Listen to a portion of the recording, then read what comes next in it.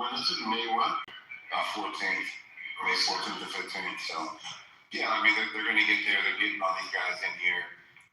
For me, I don't know what they can possibly do to change, like, what the situation is on the ground. Like, obviously, what they were able to demonstrate yesterday, like he was describing it, like 15,000, whatever, 100, like, air assets, like the security blanket that they were able to have over it, or even these fast boats weren't able to really do anything about it. Just kind of shows you, like, even with a fraction of what we have out there right now, it's super effective. So I don't know what other countries can do, for Iran. Yeah, I'll tell you what's going on, because earlier we had Benjamin Netanyahu's cousin here, but I'm actually Xi Jinping's cousin. And what China is telling Iran right now is just calm down, settle down, don't start a ruckus, and Trump will slowly just forget about this. I think that's what's going on. So you don't think China's getting Iran to sign a deal? Well, whether they sign a deal or not, they're gonna tell them to chill out. They're not trying to fucking fan the fucking flame. Automatically. They're trying to get some insurances. I think this is Iran's way of going out to the superpowers to get other insurances outside while entering into this agreement. So if America does double cross them, they got some sort of plan B or plan C, right? Oh, and the other thing, Simone, because we got to go hands and feet on Finley about this. So are you seeing the data that's coming out about black votes and how it's changing? Oh yeah, especially with us. Did you see that? Oh, we got to go hands. We got to go hands because him and Coco. I was going to talk about this 2 days ago, but the data is fascinating, particularly black men. But as a whole, black people as a whole, they're moving away from the Democrat Party. And what I'm going to argue to Philly, because we talked about say it again? Trump is losing support among black voters. That is not true. So I can tell you you're not paying attention. So and you can't say this is Fox News because it was CNN that put it out a couple days ago. So Trump's support among black voters is growing. It's not shrinking. It's actually again, this was CNN. This was I'll show you concrete. This was CNN that came out with this. Because remember, some of I said it. More and more black people are realizing that Democrats have sold that out to other groups. And so essentially what you have is a race against the clock of either more black people waking up or Democrats being able to replace them quick enough to dampen their political clout. And I think the Dems are going to lose against this clock. Because we were talking about this a couple months ago, and now we're starting to see the data. Again, this is CNN, this is not Fox News. So people can't say, oh, this was CNN that put out the main storyline on this, and then I think Washington Post also picked it up also. So these are not conservative outlets. These are the middle of the ground or leaning left kind of outlets that are reporting this. But yes, black vote is no longer being, particularly the men, but it's also just general. Black vote is no longer being a shoe-in for the Democrats. I mean, if you May I ask a question after someone? Yeah, of course. If you see the last election, right, and they say, hey, 10 million people just didn't show up. Yeah. What have the Democrats done in the last year to make them show up? Yeah, that's all they do is talk about Trump every single day. That might have worked during COVID when everybody was locked down, and that might have worked during the little these are racist or both sides or inject yourself with bleed. We're at a different time and people are sitting out here different temperature. I mean, in fact, the thing I posted one of the links, you can see that they broke the news from Axios. Now I'll show you the CNN report that also that was the first one. Axios put out something that confirmed it, but it was really CNN that did the initial report a couple of days ago. And again,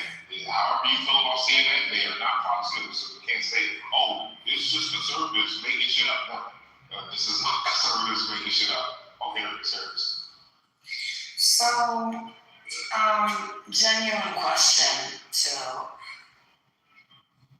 I want to read this out.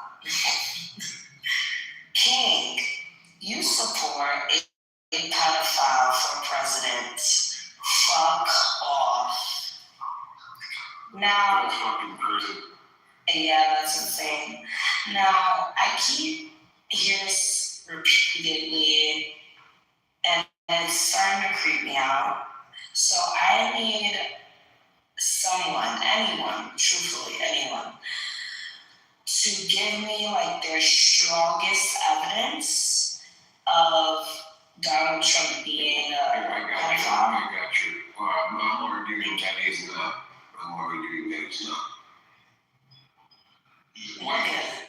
Shasha, you don't know that these fucking freaks like Necro, look at him, he's a fucking. I genuinely want Here's arguing someone to present it to. 10 seconds on what Trump's not a pedophile. Billionaires hang around together. Here, check out the photo I have on my PTR. That's fine. If there was any evidence that Trump was an actual pedophile, the Biden administration would have released it and fucked them over. Why? Because they went after him for nonsense financial crimes. Oh, look, Jessica. Okay, so he's not a pedophile? Jessica. The only other No, I'm asking because it's always, The only other option is everyone is involved. Everyone is complicit. and I just want to be fair. So I'm asking for evidence from those who call him that to see what they have. What if I thought you were saying. their evidence is substantial? You know? I mean, Necro should be. So like, what is Necro the reasoning? Right, exactly. What is the reasoning behind Necro calling Trump a pedophile? Reasoning behind Necro? Is it because he's actually a pedophile? He's a faggot. Necro's a faggot. Guys, be nice to Necro. Oh my fuck. No, the bad part here, Shasta, is that we know the evidence against Trump better than these people do.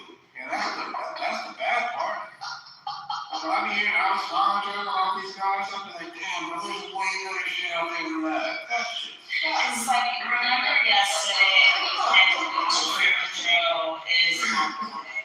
remember yesterday how, like, Alessandro said that he's a rapist and then switched it down to, like, sexual assault. Like, I need something like, So I just want to see if anybody is going to contest that Trump is innocent. Innocent of what? You're innocent until proven guilty, faggot. Innocent of what? But do you think, so does anyone believe that Trump is completely innocent? You're innocent until proven guilty. This is Okay, so you not your fucking, not your fucking, Meridian, utopia. You fucking faggot. Oh my God, also, is going to chat and scroll up those others from CNN and the others that are reporting on the Black Boat moving away from that. This is also just posted because it's like the office of some of the stuff around it. So yeah, I'm gonna ignore it. So anyways, Yo, Necro, shut the fuck up. hey, I have a question. Okay. yeah, so basically there was that it's no one is contesting that Trump has done anything that is anything wrong. So I'm going to point out things. So for example, Trump said that he wished Ghislaine Maxwell well. Would anyone in this room ever wish anybody who had trafficked young children wish them well? Yeah, that's weak sauce for him. This is So do you think you would this is No, I personally wouldn't. Wait, hold on. So, like when you're the president of the United States of America, and a reporter asks you a question about a person that's like in a trial, the professional thing to do is not opine to poison the well or to jury tamper by offering like what Joe Biden did with the George Floyd case. That's totally inappropriate. You're the commander-in-chief. You need to be presidential. So you allow the justice system to do its thing without you leaning on the scale. Never. The smart thing to do is say, I hope the person well, hope the jury goes the way it goes. Listen, even if he genuinely meant her well, that doesn't make him a pedophile. Wait, Sasha, can I ask you a question? Well, people say that. Sasha, can I ask you a question? Yeah. What would you say if you found out, like, someone's, like, uncle gave their underage kid porno? Do you think that's a good thing or a bad thing? If he can go to jail, I would say go to jail. So, Necro, remember when you were saying there's no big deal when your uncle gave you porn as a kid, when you were a kid? We're talking. Wait, what? Remember that? Remember that? Porno. You fucking Necro. What's Necro short for? Your name, you bone dead body, bro. Yes, you were talking a long time ago. You got into it. You said, what's the big deal? My fucking uncle gave me fucking porn when I was like 16. No? I have no idea. You're a fuck. Is it true? Is that what happened? Is that true? I have no idea what you're talking about. Let me ask you this. Is that claim true? Did your uncle or family give you porn at underage? You sound like you're cracked up. Yeah, I am. But tell me if I can find it. Is it true or not? You see, he's not answering the question. Because they go, what the fuck are you talking about? I never said that. And my uncle never did that. But he's not saying that. See what I mean? He's not doing that. You're a fucking necro. You're a necro. You're a necro. That's what the fuck you are. You're a necro. You're the white Asian racist. You got caught before being racist too, and then you left. What? That's what he is. I was saying something, and then he's like, oh, well, why you letting me black people? I go, why would you think that I'm doing that, bro? Oh, I didn't tell. And then I'm like, listen, Negro, I'm keeping score on you, bro. I'm keeping score. You lost. Fucking Negro. You're a fucking white singing, fucking pro-porno, fucking weirdo. Just because you like, hey, just say fuck Trump, he's a weirdo. Don't try to go all this and that because you might not be a PED. I'm not gonna say that, but you're a fucking weirdo. Okay? Look at your fucking name. No fucking fucking around. Yo, Necro. Oh, I'm so vindicated. Yo, Mike, you don't know. This kid is a fucking weird. Yo, it's so crazy that he had a similar conversation with you, bro. This kid is a fucking weirdo. Who names himself that? Exactly. Fuck. I mean, we don't tell it now. Guys. No shots, like, trust me, this is not 100%.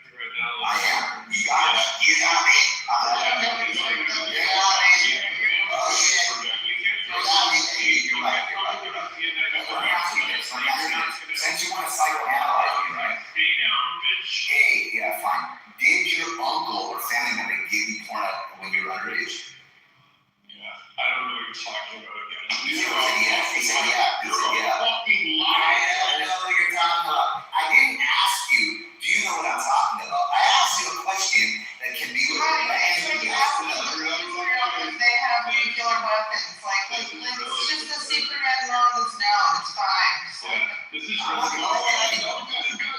Yeah. Necro deserves that just because. Well, that's like, you know. Yeah, I agree. You're right. So you don't have to fucking Not really, it's a horrible person, yeah. You're a weirdo. You're a weirdo. You're a weirdo. Yes, I am. I'm probably. Yeah. Yeah, we know you're getting deported. You're weirder. I think you're weirder than Bruce Wayne. You're weirder than Bruce Wayne. Yeah, I'm weird. In Bruce Wayne. Let me ask you this: like, what motivated you? What motivated the name Necro? Why do you want people to know you as somebody that sees your dead bodies? Can I ask you that? What motivated that? Because one day you have to think, Because Necro, that's a good one. Like, what brought that to your mind to think that was a good idea? Was it sarcasm? Was it projecting? Was it a little bit of truth? Some joke, most joke? Like, why that name? Why that? Yeah, so the thing is, Why that name? I figured that since the world party pretty much would rather pretend that I don't exist, I'd rather just haunt them. So, Oh, really? Oh my God!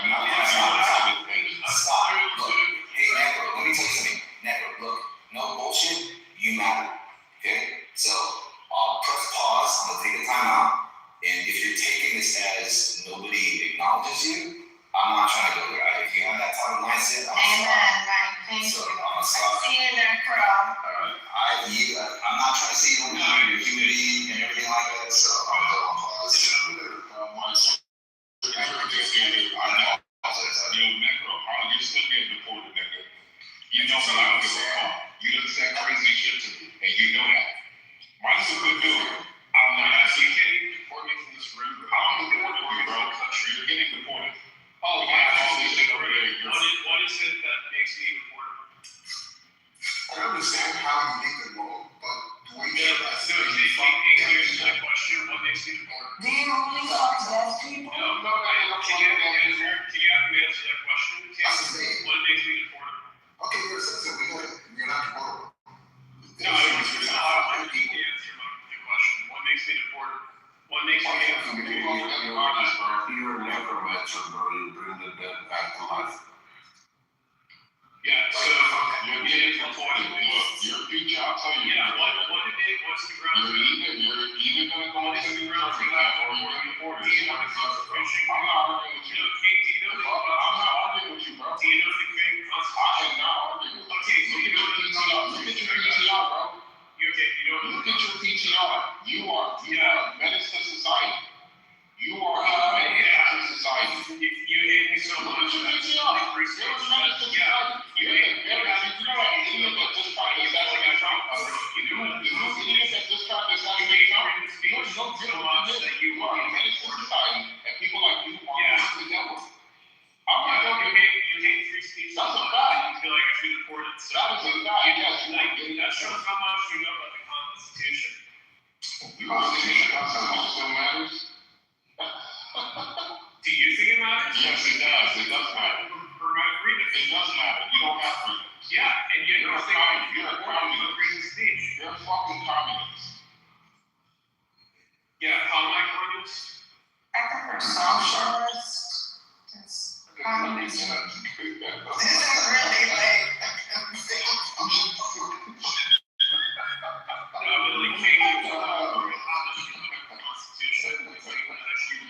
Shut up, man. I what you think you know or not, bro. I remember the I know you don't know the Constitution. That's you're not a good person. I mean, look at your PTR. You're not a good person.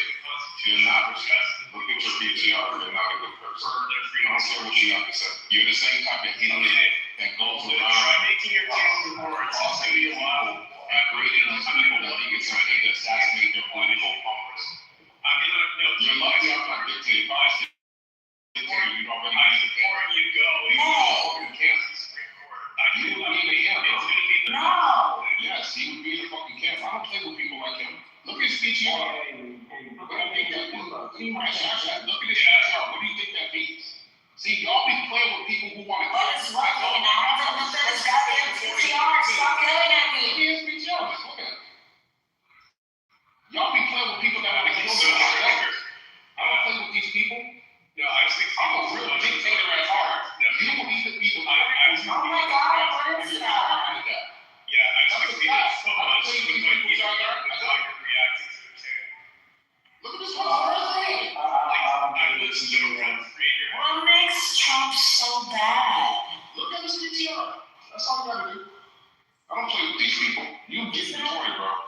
telling you, Trump is not that Or you're bad. gonna be in an internment camp. That's your future, buddy. Yeah. So yeah, That's your future. I'm a real dictator. I don't play. If they ever gave me power, Necro, you the first thing I'm coming to look for. Necro, are you autistic? yes, I am. That'll stop people from being none. See, y'all be letting these little labels get y'all. I don't give a fuck about none of that shit. You can be autistic across the sea, nigga. That's you can be autistic at you. None of that shit. You think I'm gonna fuck about none of that? What's up, man? What's up, buddy? Yeah. You think you're strong? Y'all are menaces to society. Necro will be public enemy number one. Number fucking one. You better hope they never give me power, nigga. You the first thing I come to look for, and you the first one to get deported. Hey, Kay, I have a question. Yeah, what's up, Cha-Cha?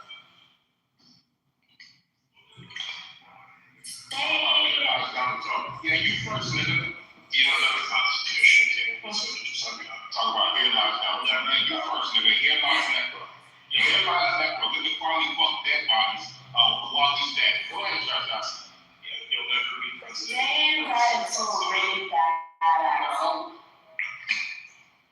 You'll never be president. You better hope. Go ahead. I know for sure. You better hope. You know, it's in the Constitution. You fucking better hope. You better hope. Because you never get power in America. Because if they do, a lot of people want to get in one. President, you That or you're going to be starving a lot of people. you gotta become president. That's right. I heard that. You got it. You'll never be able to do it once if you become president. I'm sure you believe Hey, but that.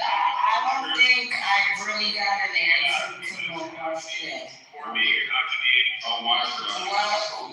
What is the strongest evidence that anyone could provide me of Trump? Yeah, that's what I'm trying to say. To me, there isn't any conclusive anything. We're all innocent until proven guilty. Like, even if it were true that you genuinely, meant good towards whoever the fuck you mentioned, was it Maxwell? It's like one of those questions that when you Even start if being it your was, wife. but it's just, even if he genuinely meant, well for her, that doesn't make him a pedophile. That's why, You know? when you start beating your Well, wife, there is a like, rumor you that have a to finish it, 13-year-old was shot. Rumors don't make you a I'm pedophile. saying that that's where they're getting it from. Nothing is definitive, but, What 13-year-old? There was a 13-year-old that was had sex with them and supposedly got pregnant, and then, they killed the baby. Yep, that's. Here's the thing. I don't think the thing is. It's dangerous to accuse people of being a pedophile off of baseless rumors. You know? That's insane. I'm not saying that he's a pedophile for sure, but I definitely wouldn't trust him alone with my children. I wouldn't trust any one of you alone with my children. Yeah. The president. But that doesn't make you a pedo, right? Most There should be some higher standard of even rumors, behave in a way that is presidential. I don't know. Just. Yeah, children are precious. I don't know. Who set that standard? If I'm being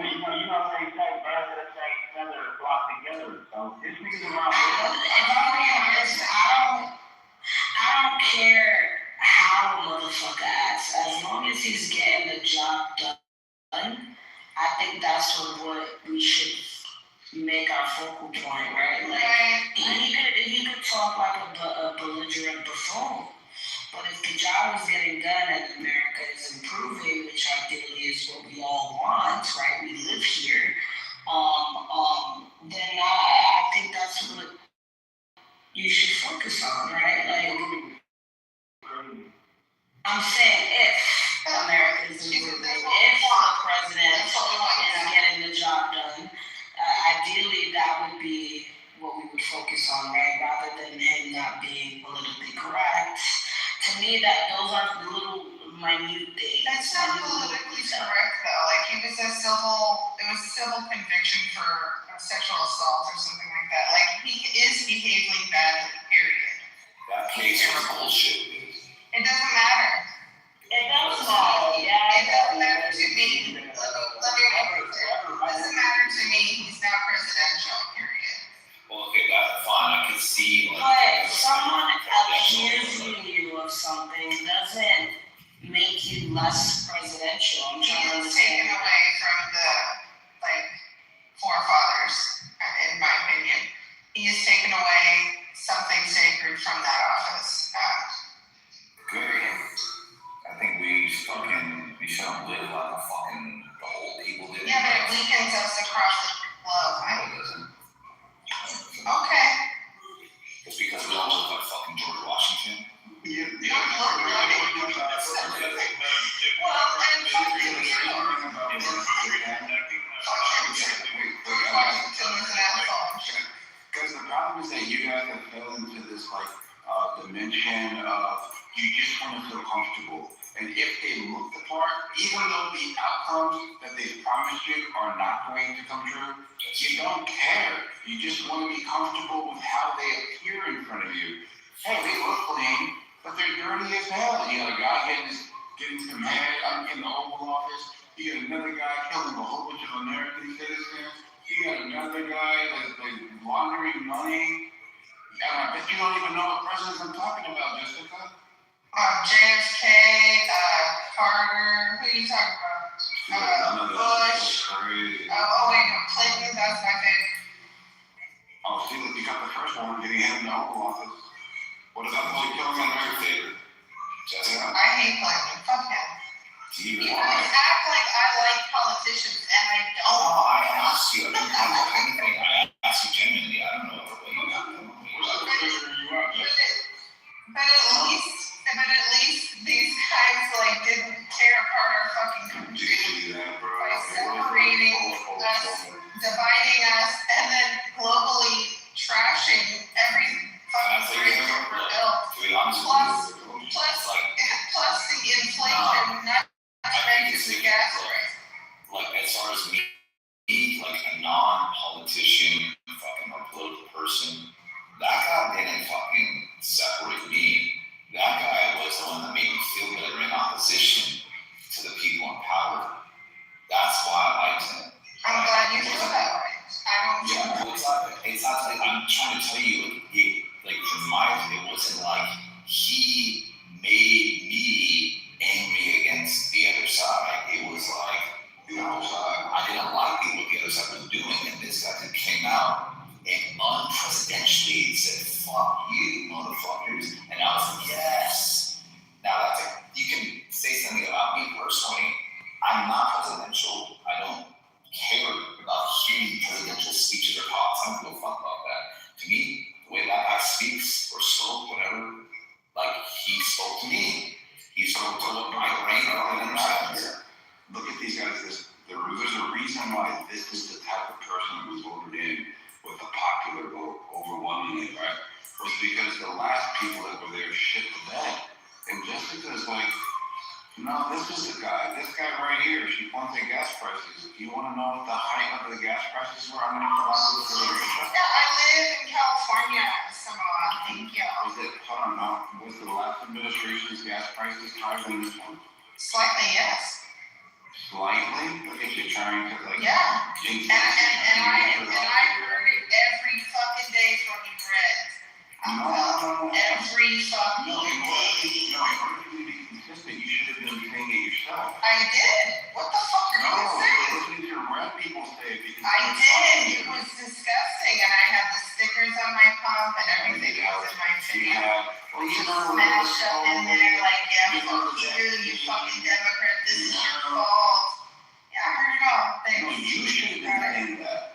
I did. I was complaining about gas prices. Why were the red people getting on your nerves for saying Because it was disgusting. But shouldn't both of you guys have been on the same line? We were, but I didn't have to act like an asshole. That's between me and the animals. See? You got it now, right? Look, the world here is a hell of a lot better than it was there. Just be fucking nice and we'll be fine. You know, you'll find fucking similarities in every person instead of the differences. You'll live longer, I promise. Yeah, but he ended a war in 8 weeks. He didn't end shit. Wait, what? The epic fury is War is over. You're so delusionized, you didn't even know. Delusionized is hilarious. Oh, man, I love it.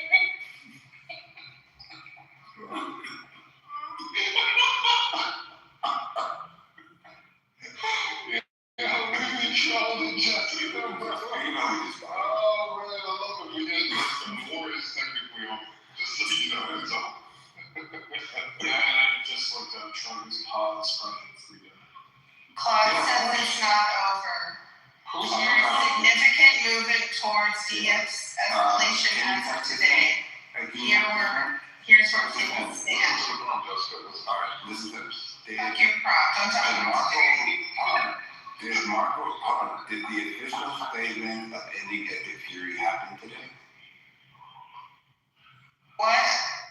I'm still feeling emotional from our previous conversation. Fuck you! You think we're trolling? No, I know you're trolling. We're talking fuck or addressing period. Publicly stated that Operation Epic Fury is over. Including the U.S. had achieved objectives. That operation, multiple major outlets reported the statement from us and correct it. There you go. So this whole thing about he said never ending, he said there's never gonna be these wars, and he said, well, it's over. He said, Yeah, but he didn't accomplish his goal. The nukes still exist. Iran has not agreed to end its nuclear program. The strait remains closed, and Iran's North appear to believe that they have the upper hand. See, this is the problem, just because you're allowing the media to create new objectives that are outside of the reach of our president. If you just go and look up what epic fury is without listening to the media or people like Epic fury hits my motherfucking house. Because the fucking shit is not accomplished, Samoa. They still have nukes. The fucking nuclear orbits are still closed. Like, what the fuck are you talking about? epic fury cannot Stop badgering me. Stop. Epic fury cannot be changed. You can go back to when it was first presented and look for yourself. And that's what we said we were going to do. We were just going to go blow shit up. We weren't going to reveal anything. I understand what you're saying. I'm not a fucking moron. Thank you so much. We're still not accomplished the goals that I heard come out of that motherfucking orange ass piece of shit. Which ones? That they were gonna end the nuclear program, and they haven't done that. You don't think the nuclear program's over? Just They blew up the centrifuges. who's there to still? They're still going to move forward. Is my Who's there to still run this program that you think is still moving forward? And where are the centrifuges? Why would I ask me questions that I don't know the answers to? God, What the hell? Hey, Jessica, where you can't do I came on from some light listening, evening listening, and I get fucking grilled, man. I need to shove that shit on our ass. We'll move on to it. We're just joking. I'm sorry. Hey, Michael, real close. Oh, shit, never mind.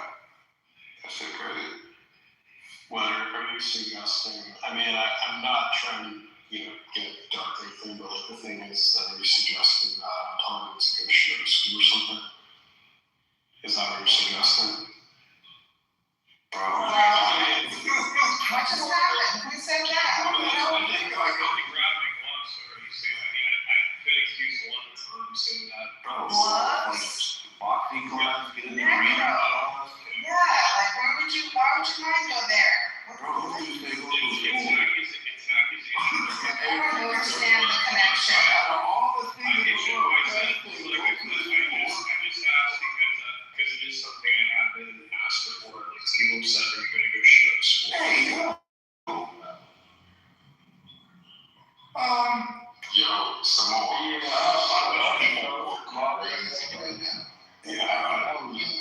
It's insane. yeah. Oh no, it is. It's Why do you keep repeating this? Because it is monument. You don't understand. No, I don't understand. It's supposed to be Just make it sound similar. I don't understand. How so? yeah, so like it's a temperature like what he was saying earlier. Like this right here is showing you that what everybody's being told isn't actually what's happening on the ground. What are they being told? I don't know. Wait. Mag is this, mag is that. But what about like from Snow? So like he is saying that the outcome of the election is like Yes. horrible for the Dems, right? Yes, because there's certain And you're things. saying that AFX to say that? Yeah, so like the people that are being frustrated towards the Republicans right now to pass this legislation right now. Yeah. You got a couple of these rhinos that are there that are kind of like putting. Oh, that's what you're talking about, Leader King. Right, and this is what he's talking about. So that they're getting a wake-up call right now that all of the quote-unquote rhinos that existed in this area, Yeah. supposed to like walk away with the bag.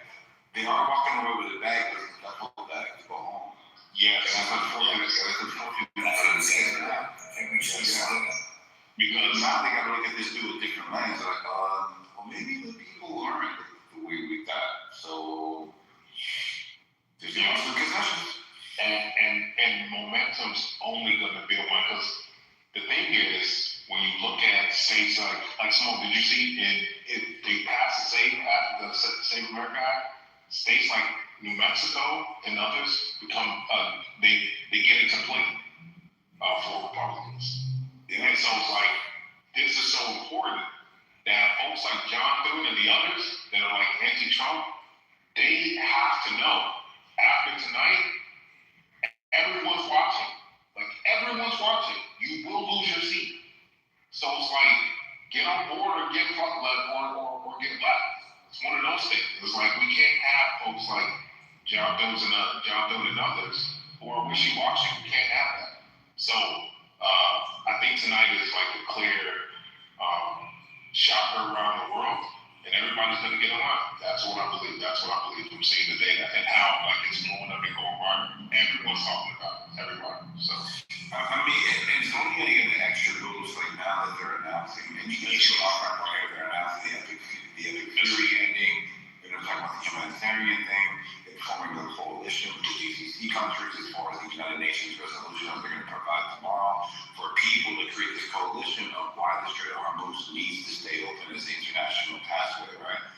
And what they're doing is they're saying, all right, cool, we're done with the whole military thing. Now the rest of the world needs to get these guys to fall in line, which Donald Trump's going to be able to put into the category of win, and then set everybody's eyes a little towards Cuba. Yeah, right? So like, you know, it's not like consciously they're like, we don't really know why they're leaving the Iran, but it seems like we won, guys.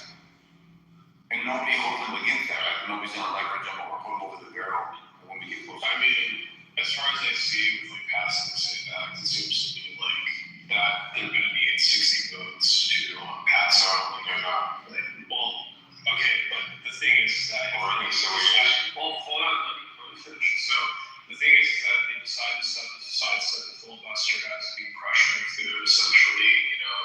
I'm not saying it's impossible, but I don't think that it's likely to do that. But if they do, essentially, to me, it seems to be their funeral because essentially what that means is that when the Democrats do, if they don't take power again, then they are going to, you know, do it themselves. Yeah, but there's a workaround that Q just told you. It's the reconciliation bill. Reconciliation.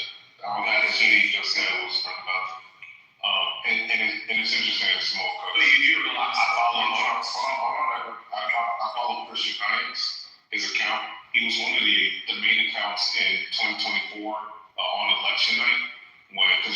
Because if you notice on election night, like that night was the first time I believe where everyone on Twitter was getting like putting the formulas together before the national media. They were already calling states, you know, races way before everybody else. It was lit on Twitter. Christian was one of those accounts, so I just posted what he said. He said, Donald Trump could not have asked for a better primary night than this, with but one exception so far. His endorsed candidates have swept every single race by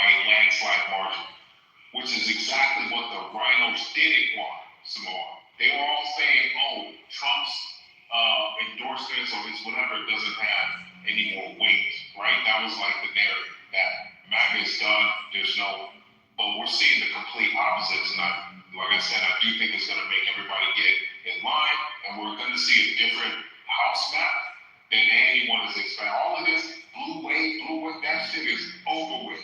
That blue wave shit is fucking over. That's how I'm seeing it. I It's don't over. always wave the gay flag. I don't always do that. Just want the same You shit. don't know what it You know? I'm just saying. Okay, all right. You have to smash people's faces like that. You can't be red hot over it. Now you are not just you are like you're not saying you're an Orange County type of California. Are you? Well, what kind You're of? an Orange County No, I'm LA County. Okay, okay. I'm northern LA County even.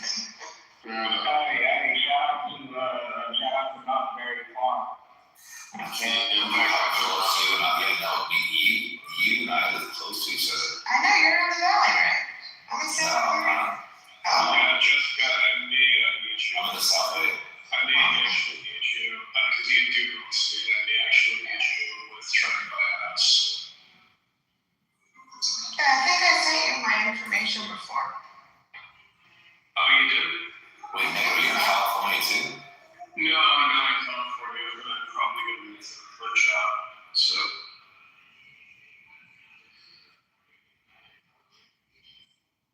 Unless if my job is remote. Yeah, tonight was a good night, man. Tonight was a great night.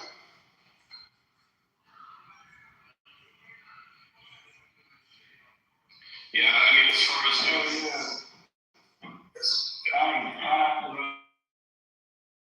Everybody having Rico Mayo, you know? Yeah. I almost did Mexican food, but then I ended up being Asian. Oh, man. That's big respect. I know, I thought the same. Well, California is like Mexican food is almost everything. Yeah, I'm not gonna lie to you, 24/7. You know how I used to get the California burrito. Instead of the asada, I say chicken. No pico de gallo. With extra guac, fire. I think. Hello, Friday. Hello. Hello. Some more. Final thing, now that the war is over, thank God, we got an army around us. We have a fucking army around us. So that's the point of now. That's the point of that. And you know, they said, yo, he never allowed Israel through that bitch. Ever. Come on, man. Israel is flying out through that motherfucker, bro. No, it's not You didn't even have a Air Force. You didn't see the announcement between the Emirates, cooperative defense cooperation with ideas? Yeah, so the idea got the Iron Dome out there in the Emirates right now. So these guys are part of the Abraham Accord. Yeah, so that's all. They're in cooperation, and the crazy part is how a lot of people didn't link this up, but Israel a little while ago stopped all types of interaction with France, and then at the same time, the United Arab Emirates pulled out of their fifth generation, I guess, jet or whatever contract that they had. I saw that too. Smoley, I caught that a couple weeks ago. I did catch that. I didn't pay too much attention to it because I don't know how it fits into it, but I did catch that news that they pulled out of it. Yeah, I didn't link the two together if I just seen the story because I thought that it'd be a little bit too like over the line, kind of like if Iran were to find out that the IDF was wrong right across the water, right? So I didn't think that that's how the relationship would develop a little. Yeah. Well, yeah, the UAE were, because I told you so the UAE, them Muslim niggas, they get it. Like, man, nigga, we about this motherfucker. I'm literally, that's what they said, bro. Because they got the brunt. The thing is, from the Caliphate era, the last Caliphate era, they got a lot of the brunt of that, where a lot of people tried to overthrow their kingdom. And so I get their sentiment, like, because they had to live through, like,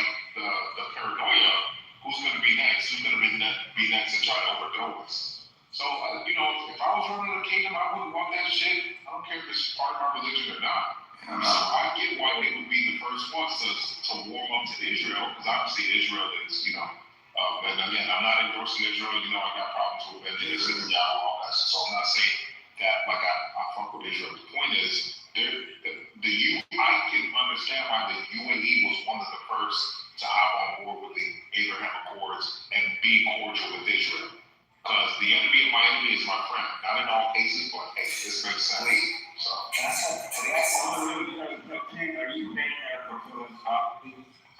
no, I hate eschatology. So eschatology is one of my pet peeves. I don't like eschatology, so I don't get into like all the. I used to a long time ago, but I don't get into all that. How does it fit into like end time stuff? So, wait, can I ask a question? Today I saw someone, yes, sir. like, is there like an internal, like, fight between, like, white Jews and non-white Jews? Like, the white Jews? Yeah. So you're talking about like the Mizrahi, like yeah, that's the name. I heard something like talking about that today. Yeah, there is. So they're not uniform. Like if just say like what Lonnie says all the time, like it's like that just with Mizrahis and I saw I worked for 2 Jewish lawyers for like 2.5 years. Yeah. One of them was a Polish Ashkenazi, and the other one was a Persian Mizrahi. And they are so different.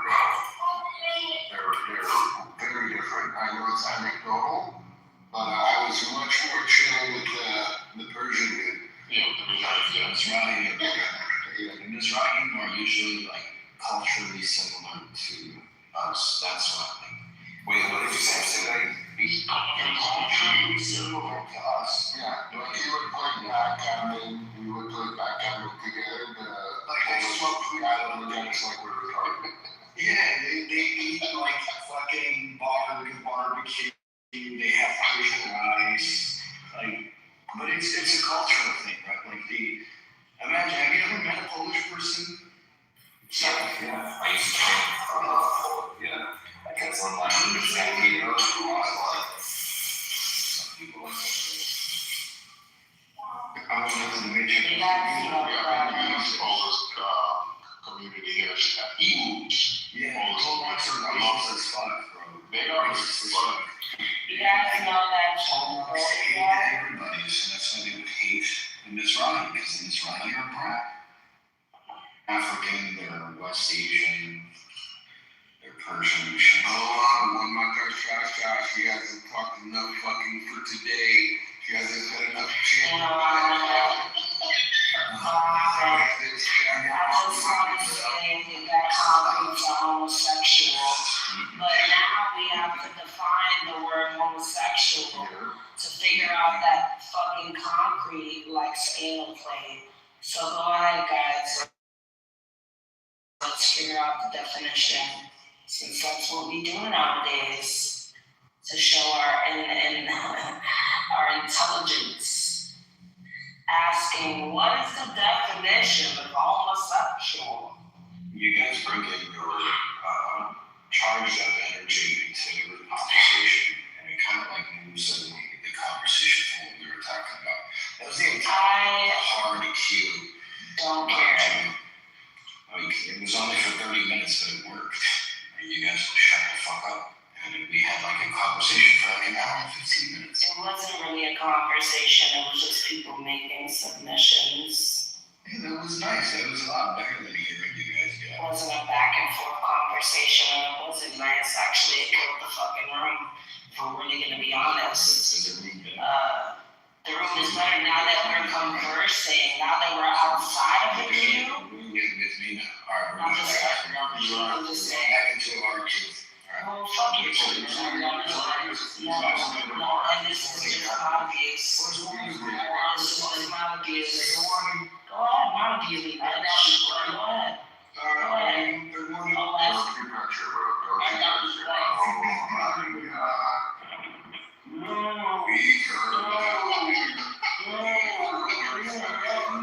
You bastard.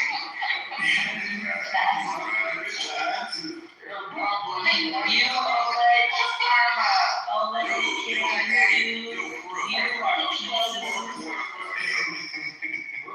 are pieces.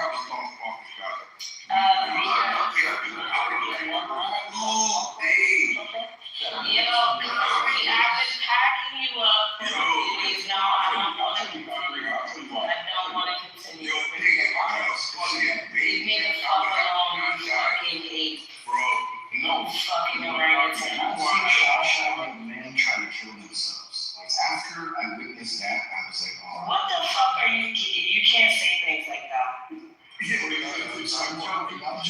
You were just in the room when it happened. But no, Shasha for 5 years, man. She knows a lot about my personal life, so I have to be nice to her. What? No, I don't. Fucking Epstein. No, don't say that.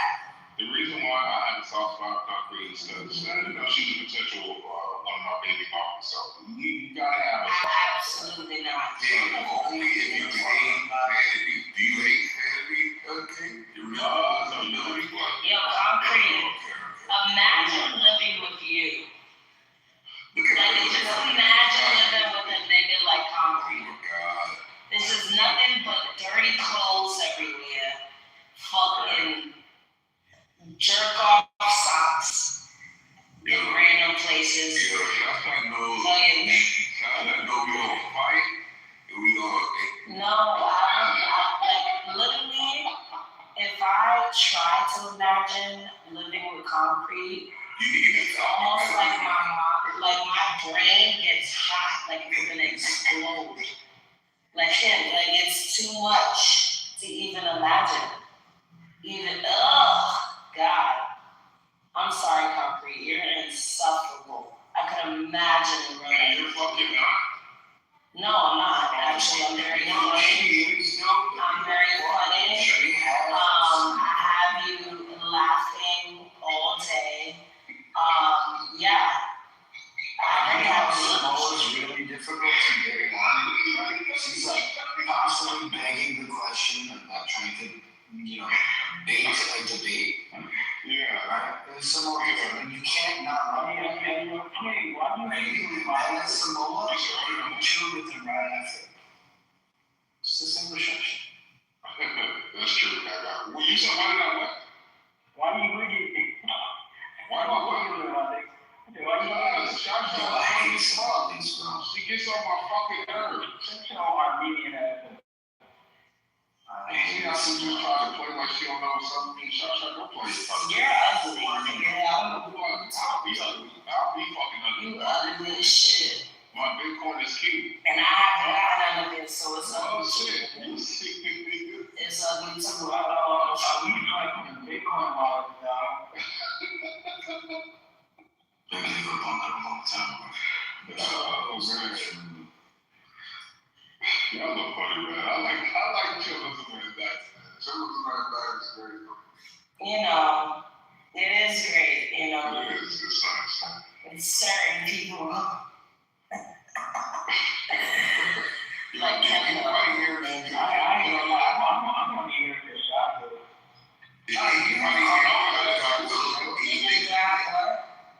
Cardano's Instagram. I wish. Fuck, bro. I remember Group had it. I want Cardano being man. I feel like Cardano. I fucking wish. I used to pack up Cardano like it was nothing tomorrow. I used to give Cardano hell, bro. But he was like my best friend. At the same time. You remember when I found those pictures of him with Andrew? And this motherfucker tried to call me fat. I said, you ice cream body, bitch.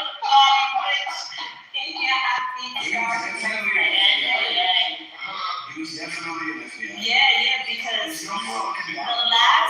the last I remember, Cardano turned into he called himself the meat maker.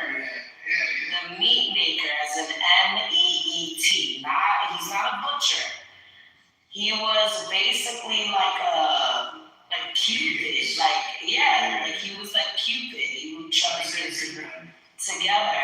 And how you go from like an extreme white supremacist, like straight up KKK, probably even worse than the KKK. How you go from that to like a matchmaker is like, yeah, you're a fucking fat. And first of all, before that, Go into a room with all black women and just flirt with them. He would constantly he loved Jackson. He loved black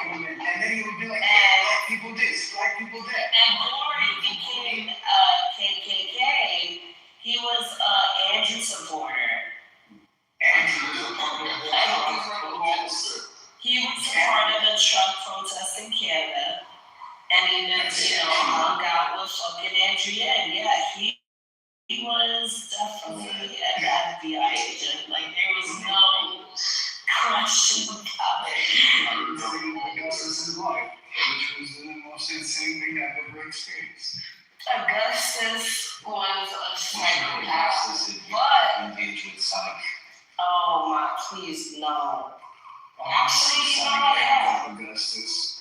Yeah, no, because Augustus. Well, actually, I heard he's doing well for himself. Now he's a kid now. Already has a kid now. Okay. After he was chocolate, his last name was Glow. Oh, shit. That's what I thought of too, Justin. Oh shit, The fuck? Yo, who can I pay to make the outside shut up? Who can I pay? No, for real. Who can I pay? Why are you obsessed with me, fat monkey? She's You right. fat hereditary bitch. You fucking lousy fat built ass nigga. Stop talking to me, fat bitch. Fat Marty bitch. Shut up, nigga. Go eat a fucking stick of butter.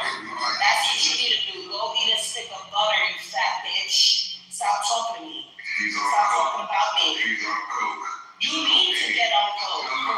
You need cocaine to stop that motherfucking appetite so you can lose some motherfucking pounds, bitch. You need crack and some cocaine, bitch. Have you guys ever met Fernet? What is it? No, but you know what? What's that? You know what? No, I'm not gonna keep going. Fuck for that nigga. You need to recommend Ozempic. You need to recommend the LLGLP 1, 2, 3, 4, 5 for that nigga.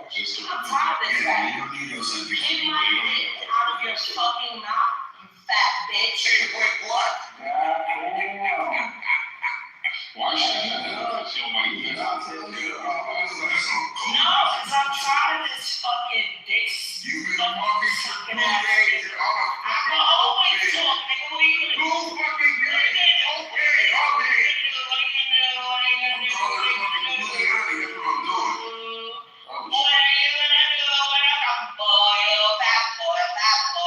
Fuck out of here.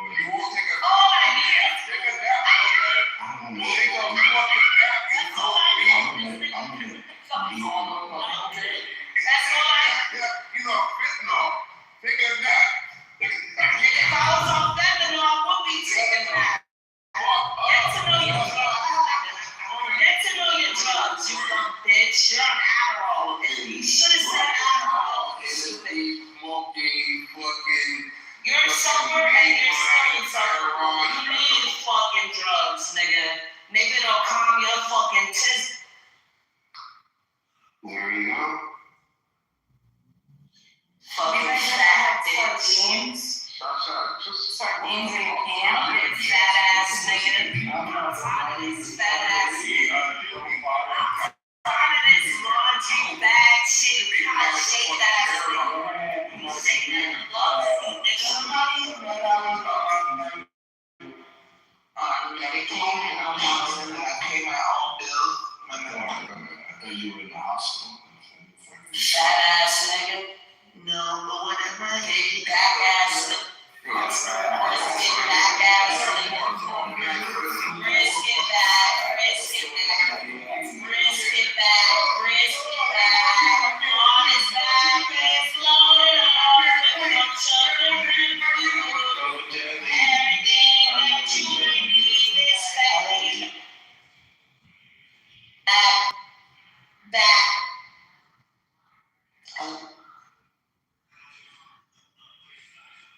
Love. I need a black baby. Give me a black baby. I'm on that shit.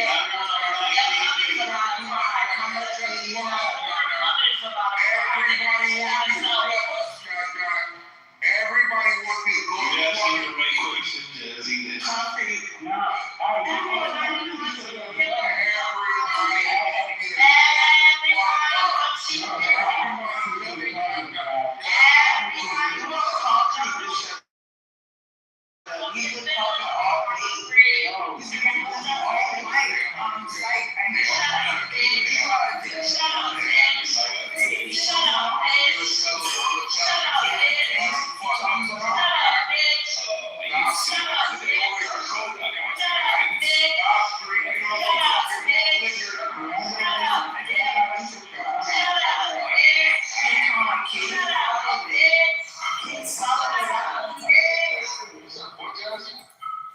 I said, hey, good night. What's up, Jazz? Who was the king who did that? You were he said, I'm gonna let both of you up. I'll let both of you up in 10 seconds. Just hear me out. Hear me out before I let both of you up. Please. I'm begging both of you. I love y'all. Stop fighting. Let's have a conversation. Stop trolling each other. It's already selfish. She gets it. I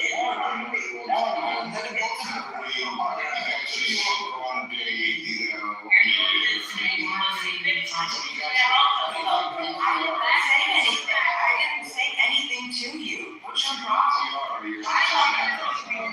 I don't know. Why? I didn't say anything to you. Oh my God. This is breaking news. It's Jewish American Heritage Month. Motherfucker, yeah.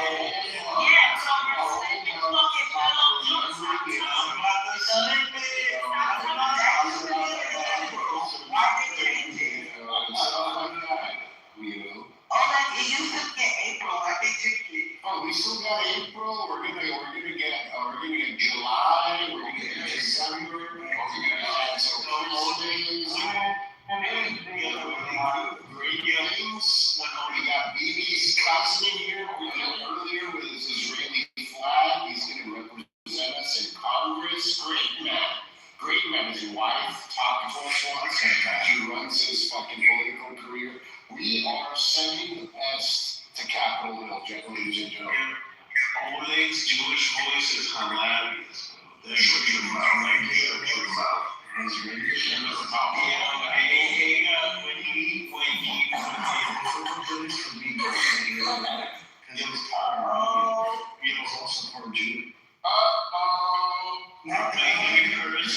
he impersonates fucking this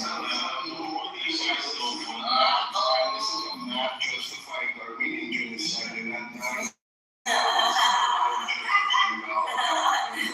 wait, Matt? Hey, Sean?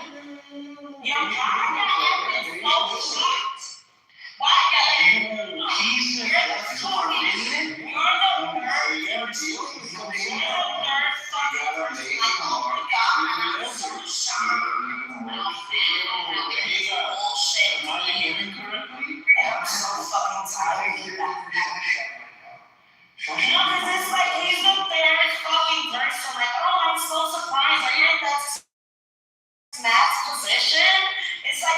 you stupid bitch. Why do you think so highly of that? I don't understand. Oh, she cursing me out? Yo, you're not kidding, girl. I'll take you in I'm like not talking to you guys, and you both know what. I'm gonna leave it alone. It's the PTR, bro. No, because I'm not gonna be nice. That's a fact. Tell him to watch that fucking toe. You said something else. I'm gonna be nice. I was gonna say it. Tell the kid. She know I don't play that. She know what's up. King, I wanna take shots at a Disney World and them kids so bad. I want to tell you, don't hang in your life after this. You got much more to look forward to. Concrete, shut up. You got that. Shut up, bitch. Shut up, fat bitch. Fatty, hamburgers, hot dogs, french fries, bonbons, favorite. Do you realize if you leave a crumb, Cochran's gonna take it right now? Can we not do this? I know, because he's a fat ass. I'm talking to Abby. My bad. I did not realize. But can we go back to Matt on his position? Why? I don't believe this, bro. No, let's not go. He's not here. I'm disappointed in He's that. not here. Let's not do that. He said that to our media, King Solomon. That's not what he said. That's not what he said. Shut up. Yo, can I say? Did y'all say anything to him? Can I tell No, it would be me who would say that. It's fine.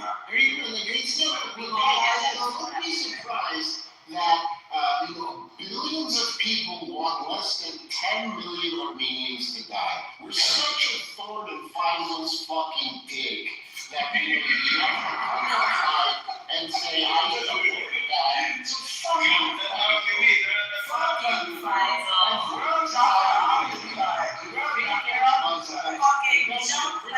you fucking piece of shit.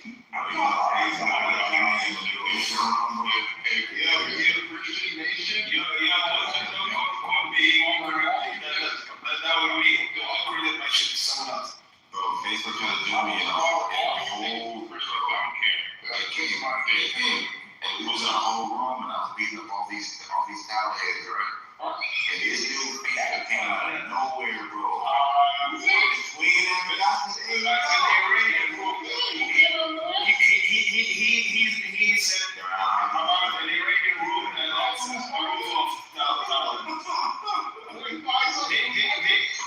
they had a rule discussing the ongoing things that are going on in Iran. And you know, Samoa jumps in and he's like, typical Samoa, yo, talk to me, acknowledge me, address me, no, address me. I was telling him, shut the fuck up. I wouldn't say. And he got so angry, he was like, I'll remember that for you.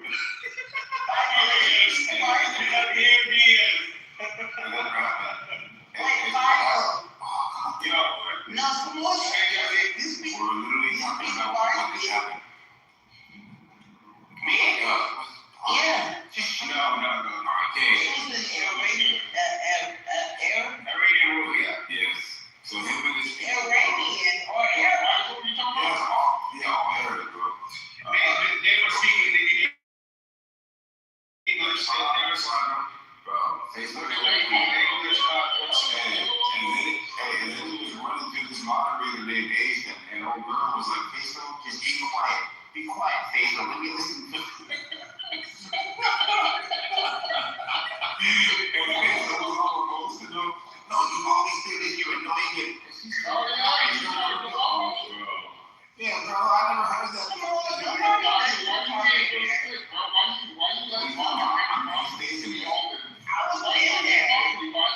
So why do you think Facebook is because I was Because as you were listening, he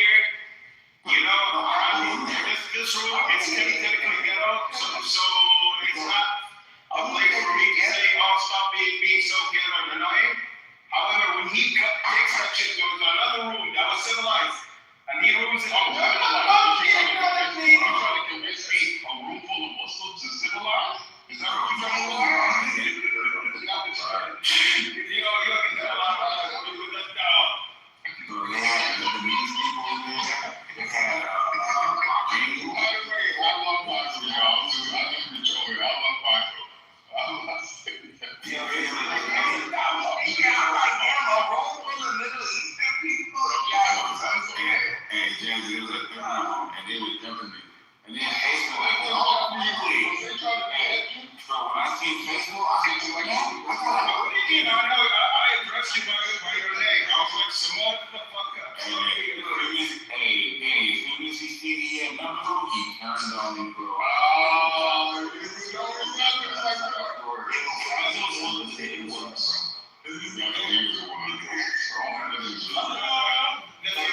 I was down in the audience. I was just listening to the other conversation until someone came. I was fortunately centering himself. Of course, Fonzo, how the fuck you end up in this room, bro? You're from fucking Fonzo's black. Yeah, he's you're like every song you ever do that. it's a day ahead of us on the fucking so how the fuck he end up in chillism, bro? And that it's convenient. I'm heading to work now. Yo, why are you with us? Is the cokehead fleet? Yeah, of course. Yeah, are you fleet? Yeah, I'm not gonna say that, right? Right, I'm from outside of Tulsa, right? From the government.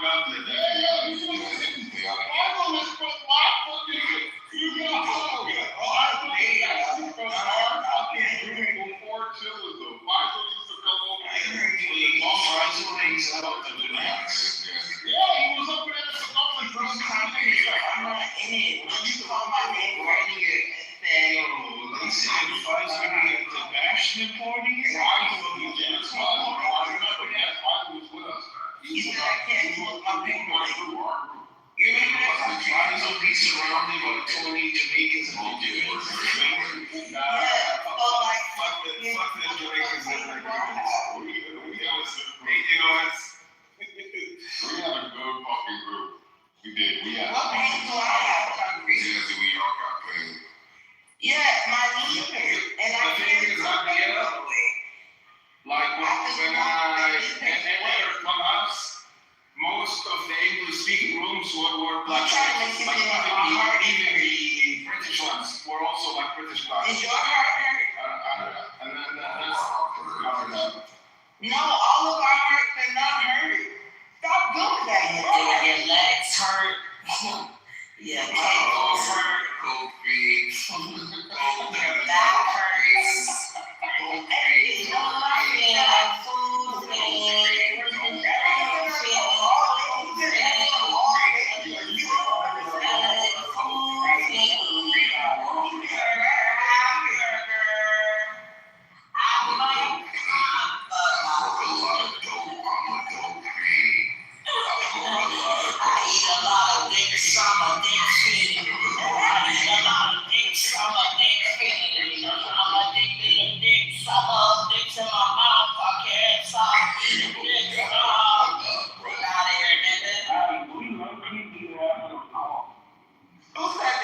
you actually put the Fucking Somali bastard.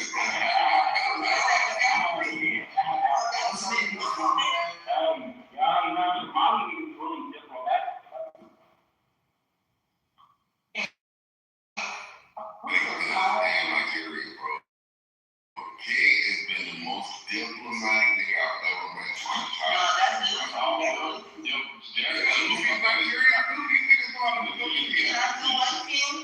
Luffy's Yoruba too. He's literally my tribe. So. That's why they hate the Negroes.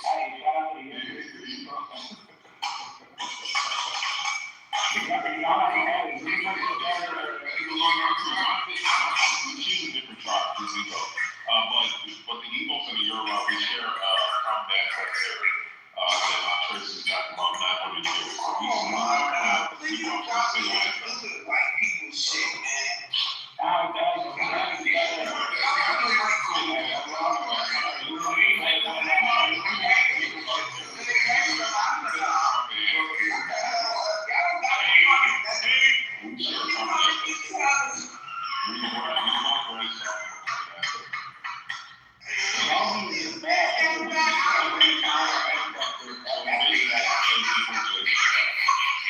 my car.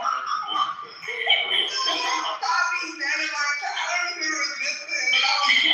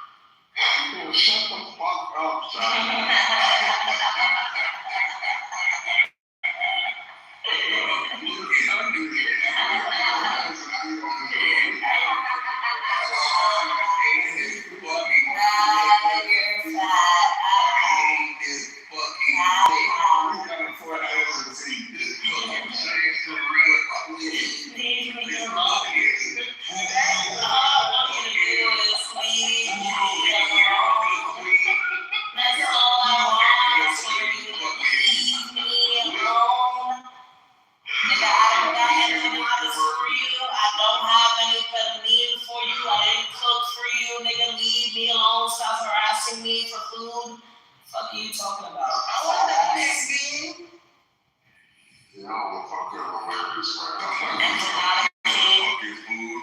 The fucking. don't eat everything. You would eat everything. You would eat everything. You would eat every fucking thing everybody gives you, because you're fat, nigga. You're a fat bitch. You go into the fucking lunch. You go into the fucking break room. You go into the break room and ask niggas for leftovers, nigga. That's the type of fucking coworker you are, nigga. You ask, oh, are you gonna finish that? Are you gonna finish that? I'll take it, bro. I'll take it. Fuck out of here, you fat bitch. You the type of nigga who was food out the fucking fridge in the break room, fat bitch. They put cameras in the break room just for your fat ass.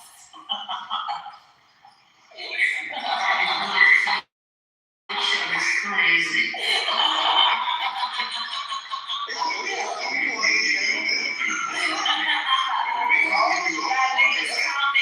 That niggas counting all the rice in their plate and they so confident that's still great.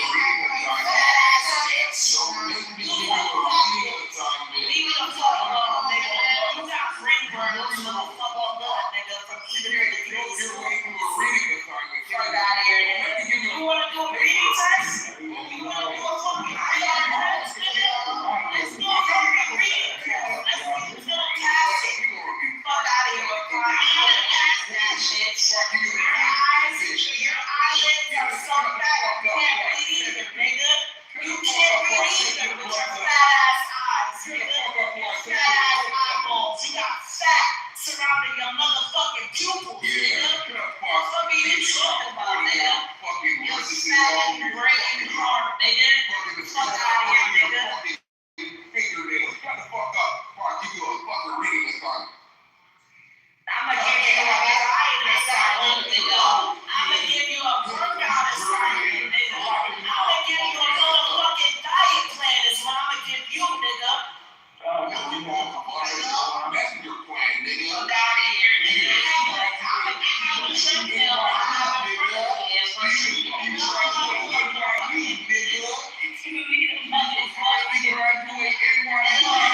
You know what I'ma do? I'm gonna give you a waist trainer, nigga. You need a waist trainer, nigga. You need a corset, nigga. Fuck out of here, nigga. Fat bitch. Fucking instant phone. Hey, what's up, dude? Nigga, you put your insecurities into food, nigga. That's how you deal with your insecurities, you fucking lard. Okay. You wanna talk about how it hurt you feeling? I have a test for you guys. You wanna talk It can never fucking hurt my feelings. That fucking Mercy soundtrack sounding ass nigga. And you, with your fat back ass, can never hurt my feelings either, bitch. Hey, yo, man, you know more, Jeffy. And I don't fuck with I know, I be trying to find you. Nah, Oh, man. late at night, I gotta get up at 6:50 in the morning. Man, you know I should have cracked, but look though, I feel like ever since you seen me, you don't fuck with me no more. Like, I don't look Dumb? Are you I'm just dumb? trying to prove it. I know how you look the whole time. What the fuck? You sound retarded. I'm just letting you know that you hurt my feelings. That's. Anyway, don't do this in front of me. Yeah. That's what You know, I don't usually have feelings, bro.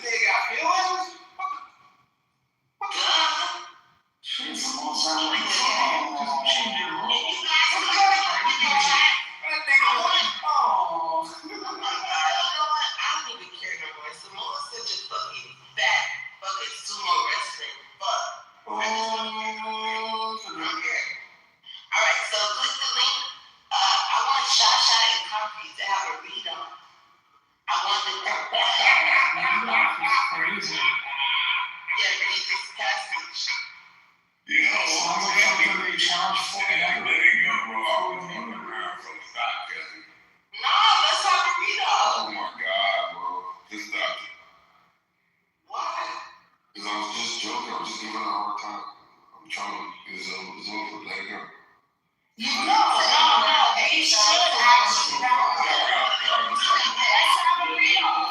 You weren't joking. Just give you please. Yeah, you sounded pretty serious. Listen. If I was shy, Ladies, you know I love y'all. You did. Please. I think we should. That's how you know I love you. Please forgive me. I think we should. I'm just saying. I love you. Please stop. Why are you scared? take me off, friend. You sound like Samoa earlier when Caroline challenged him to a debate.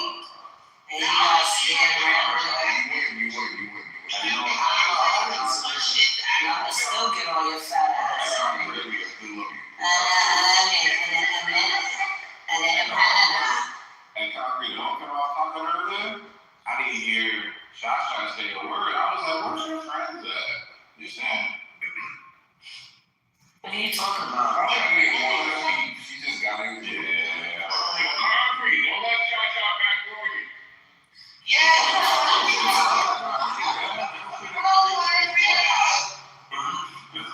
Concrete, let's go to Rito. Tap it off. You got it. Hey, Red Because you can't read. You And lost. there's also some comprehension questions at the end of the passage. Did you think You that? realize the answer key is at the bottom, right? You think that? Yeah, but I trusted y'all would have been ready. And you would have just been. You know this nigga's gonna read the answer fucking. Alright, so, did you think Benjamin Netanyahu wanted Donald Trump to end the war today? No. But he didn't. What happened? God bless the USA. Well, y'all would have started watching.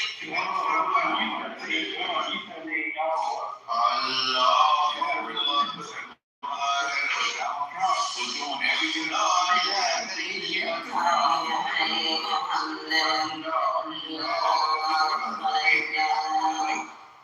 Create the whole Zionist movement thingamajig if there's not one, right? So, just saying, it doesn't really seem like it's consistent with the greater Zion project.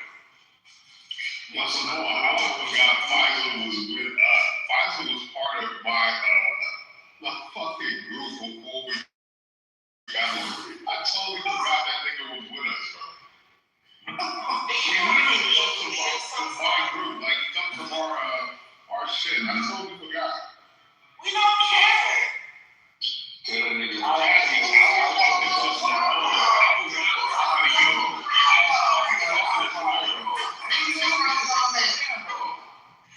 I'm sorry. I'm so sorry. It's all right. I forget who you I think I have to rest. Bro, there was like 26 people on And that. some more, you know what the real question is, right? Why you change your vote? That's Say crazy. that again, bro? So the real question is Family why you man. change your vote? There's no question there. Yeah, because I had to debate somebody, so I had to look, man. What happens what happens when you go into these spaces, right? Because they can't deal with your argument, they look at your profile and see what type of polls that you've done, and then they try to use that shit as like ammunition against me. Shit. Come on. I'm serious. So why did you need the poll? I did, what do you mean? You did What about? No, there was a certain poll that you said something like, I don't want to put that shit. Yeah, it was this one. And then You know, it's a poll. yeah, it was this one. Like, I don't know what talking about. Yeah, but what was your rationale for that? Though? Why because the reason why I didn't like it, the reason why I originally didn't want to vote was because if you click on the question is like you can't write a full-on sentence, like there's a character limit. So the question doesn't like you're shortening words if it looks weird, like to a reader. That's why I was like, it's not good to appear on my profile. Like, it's not even a normal ass question, and then I was like, you know what? Since everybody voted, fuck it. So, yeah, I remember you go to these other spaces, bro. That's how they're trying to argue with people. People talk about they think they They also trying to kill us the other day, though, bro. Because we voted red. Why would they like trying to kill us, bro? no, I would save you, King. That's That not. was the sentiment. The sentiment was burn the wreck at the state. That was No, I heard. that was something that I'm trying to say,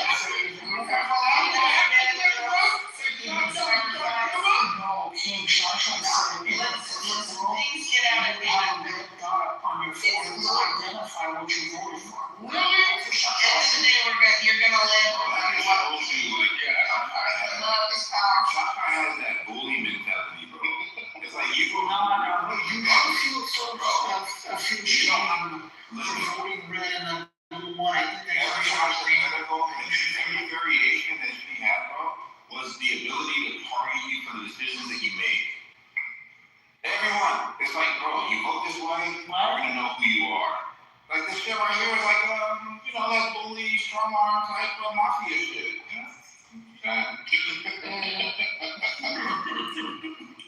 No, don't you think you should feel type of shame if you voted red and blue wins? Like, shit, right? Like, you should have like something where it identifies you voted red and blue. Come on, like, that goes down. Fuck it. I know you might be targeted to some crazy blue voters. Some crazy blue voters will not come after you. No, they should have like 70% reform self. 70% of the people, 70% of the people vote red. 30% of the people that voted blue are all pedophiles, criminals, and murderers. Are you missing any seconds of sleep? No, if they're all bad people, of course not. There you go. So that's what you want to say, bad people. What? That's not listen. I wouldn't say I see what we did too. You want to say, I said they wouldn't be like, you want pedophiles, rapists, and murderers to be alive. So then why don't you start killing right now? I'm not saying like fuck. I'm God. If you want to say, is that not bad? Why don't you go for the You want every person to live, even those that God doesn't want to live. If he didn't want them to live, then kill If them. you want them to live, you wouldn't make them. Yeah, free. But that's not the suffering when you push the button, right, God? No. When you push the button, that doesn't mean like everybody lives forever. Like you're just at that moment. Everybody lives. That means that if God wanted this person to pay the favor price for molesting a woman or whatever, right? I was going to say child, that's a little inappropriate. Yes, you will. You're fucking the blue? No, that's what you're saying. You kill more people. You're telling us that you're in control of ourselves. That doesn't mean ours doesn't continue. That If doesn't you mean had crossed red, you know what's wrong with that? you know That wasn't their problem then. you know what it is a pedophile? God gives us free will. Listen, let's say it's a focus right now. Absolutely, that's why God said red button for sure. No, let's listen. If the vote was right now, and let's just say for our Would be alive. Coming from the fucking Michael, You know, it's just he already talking. Go ahead. Yeah, that's Go ahead, Reverend. what do you call me? nothing. Yeah, Reverend. it's listen, Go ahead, Ali. bro, so you got the wrong country, but I told you already. Already in love. Yeah, that's crazy. Look at me. Yeah, I was saying, listen, you pressing blue doesn't mean you save people and that's it, like, life continues, so the next day that person could die. No, this is how I don't care. I'm like, the guy fucking voted red, same shit, I'm curious. And hours later, when the vote's complete, they can still die if I don't All know. y'all niggas is gay. Doesn't matter what button you push. All y'all niggas is gay. Are the majority of people, like the reason, look, the majority the majority of people You like that angry press blue, games. the majority of people that press blue said that they pressed blue because they didn't want any type of like responsibility or accountability or any of that or something like that, right? Yeah, And I'm saying that what God does in His great design is He places pivotal people in tough situations to take the shot, right? and that's crazy, man, you don't take a shot. You don't take a shot to kill someone. That's crazy. Right, Tom, you gotta go. This we're talking about God sending you to places so you take the shot. No, I'm saying I can't even focus on what he's saying, like music lyrics just start coming. no, What are you talking about? God works through the most toughest situations that humans can ever experience. Oh, Lord. And the people that He has laid His hand upon have made the toughest decisions. They're going to kill your son, going to wipe out a whole nation, Okay, but I have a question.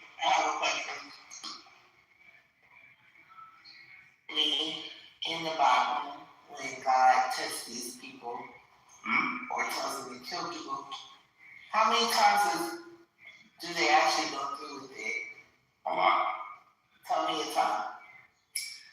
When they wiped out a whole population of people, the Egyptians.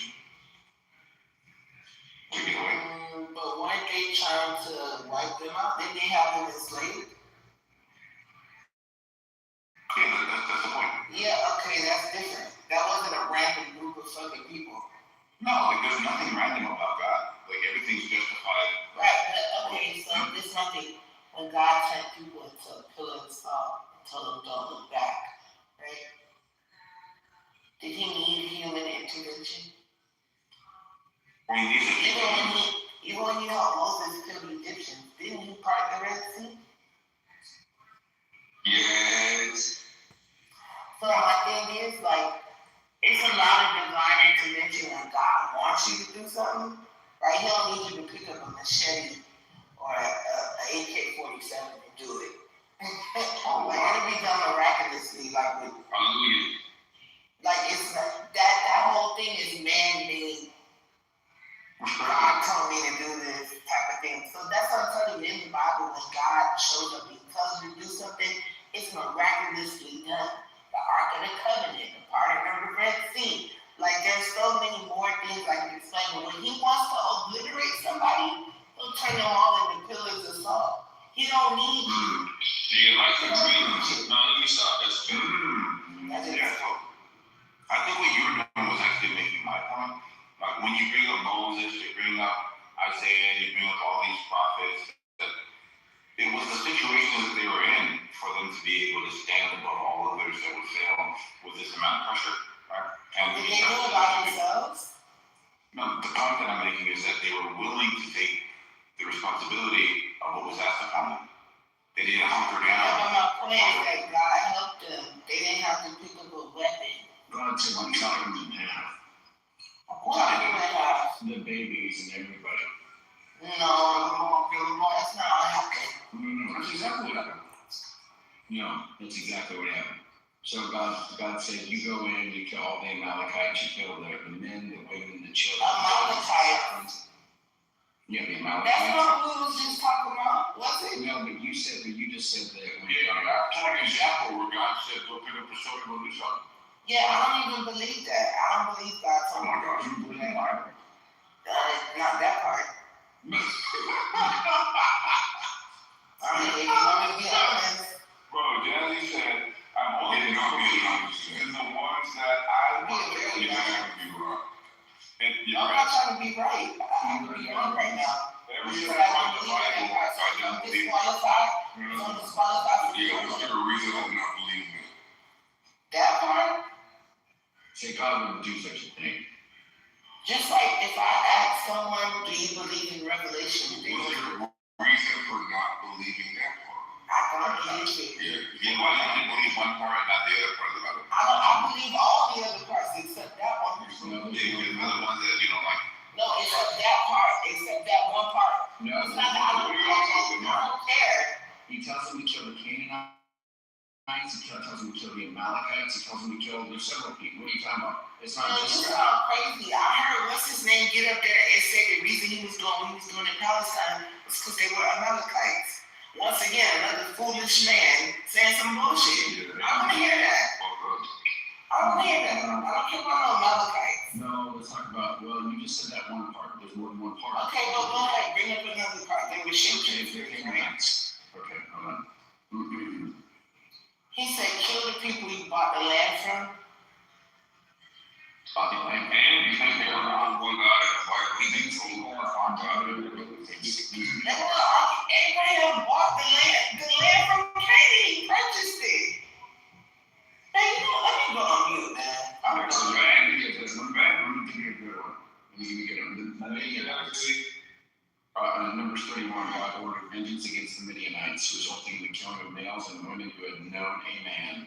It was the Midianites, Numbers 31. In Exodus 32:27, following the incident with the golden calf, Moses instructs the Levites to other fellow Israelites, stating that the command came from God. Idolaters and Whoa. To kill their fellow Israelites? yeah, cut them up. Hey, tell the part when God told white people to kill niggas. You know, what about that? Hey, you why that comes later. Well, actually, that's actually, 1 second, that's in the Talmud. That's not in the Bible. What I just gave you is in the Bible, yes. No, I'm talking about the part, you said that comes later. That doesn't come in. That's just you want being raised later. But those idolaters and blasphemers, Deuteronomy 13:6, Israelites were commanded to execute anyone, including family members, who entice others to worship other gods. Praise Who God. told them that? God. No, God told Moses that. No. So God didn't even talk to them. What scripture did you read it from? He was talking to people.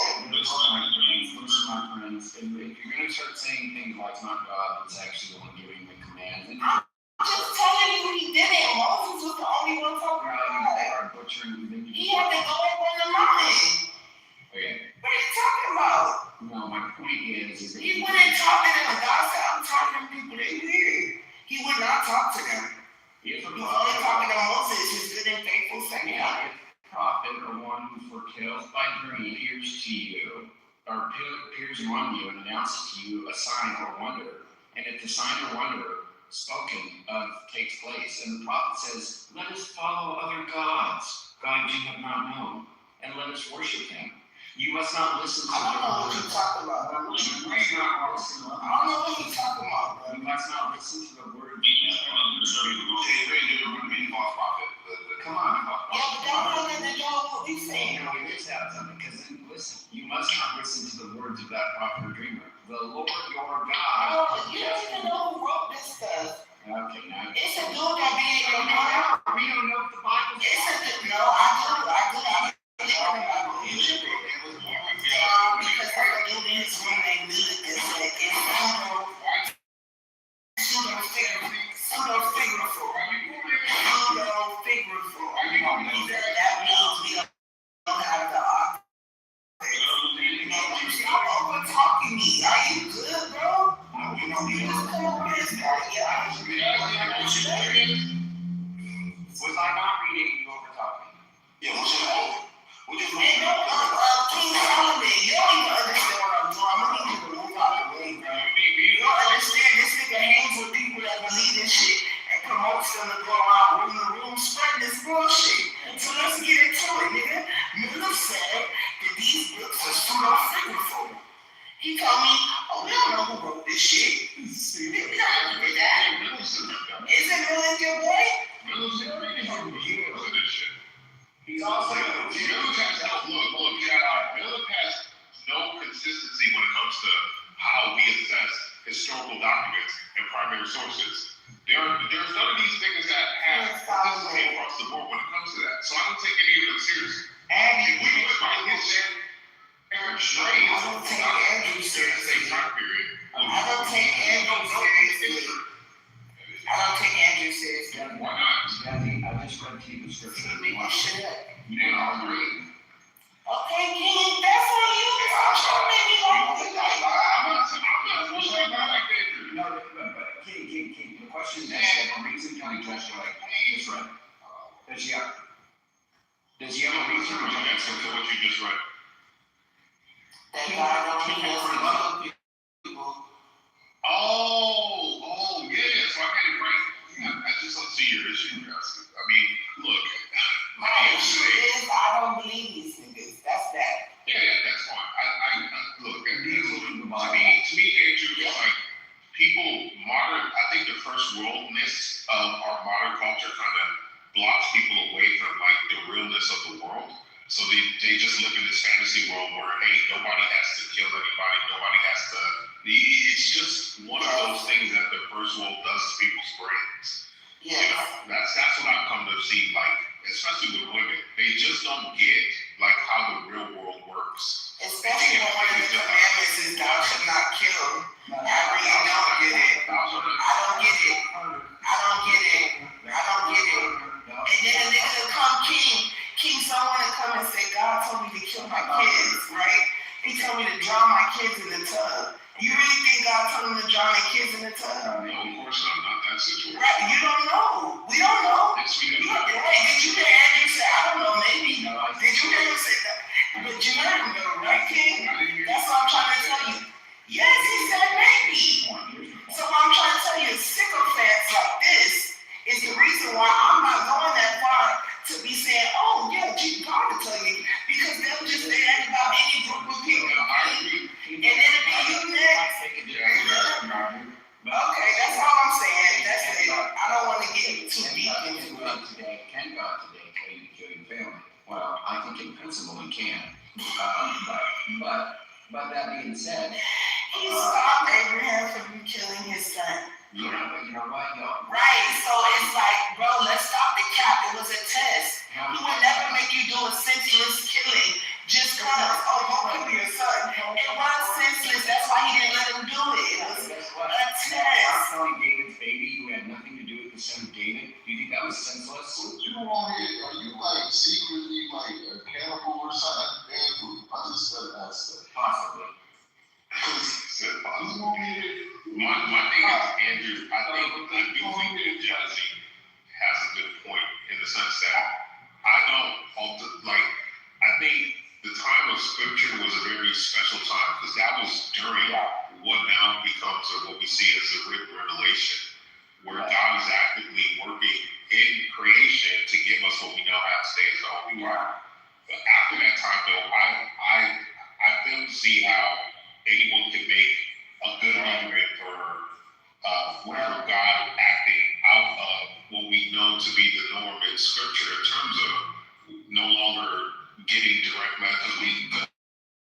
I told you, I come from a tradition where we speak to God directly still, but we don't get divine revelation that adds to scripture, but we get other revelations that have to do with people's daily lives and navigating the world.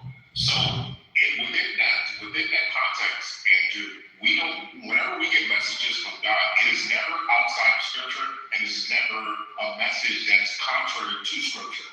Not once in my 38 years of living and being in that faith where we talk to God and we get messages, not one time has there ever been anything contrary to scripture. No, I agree with that. But God told Abraham to kill his son, that's right, he stopped him. But he told them to go and kill all the Amalekites, including the babies, the Canaanites, the Midianites, all kinds of. Yeah, right. I'm fine with all that. Yeah. Right, but we have Jesus that came and kind of softened God's heart. Yeah. Oh, yeah. He said, I got a baby. No, I can't be doing all that stuff anymore. So I'm not in these streets no more like that. I can't He's do like, that. my wild days are over. Yeah, no more killing, y'all. Yeah, no more killing. But here, listen, the last days when people have dreams, right, and then God's going to be revealing things to them towards the end. In the last days, your older people will be dreaming dreams. Yeah, Acts 17, right? Yeah, I think Acts 17. God could show. I'm saying in principle, if we're coming to the end times, and God's like, look, this family, this group, this city is evil. They need to be wiped out. No. They're not the dreams you're going to be having. I would not be shocked that God did. You see what I'm saying, King? That God did something. The dreams. I'm sorry to break the news, but if you get dreams like that with a guy claiming he's God, he's actually the devil. That's what I'm trying to do. Okay, he might not be the devil, but he's not. Alright, King, don't kill people. Some people get dreams of Mother Mary, but they can't get dreams of God. Is that what That's you're not what he said. I'm asking you a shot. Hello? Yeah. Let me repeat what I said very slowly for King. If you're getting a dream and the guy that's telling you to commit genocide is claiming he's God, chances are he's the devil. I'm not doubting that God can possibly come into people's dreams and give them messages, right? What I'm doubting is that God is going to come into your dream and tell you to rape a baby. Or kill a city of people. Right. Like I understand that was his thing, way back when. But chances of God sure it is. The chances of God coming into fucking King talking about, oh yeah, King, I want you to wipe out all the Jews.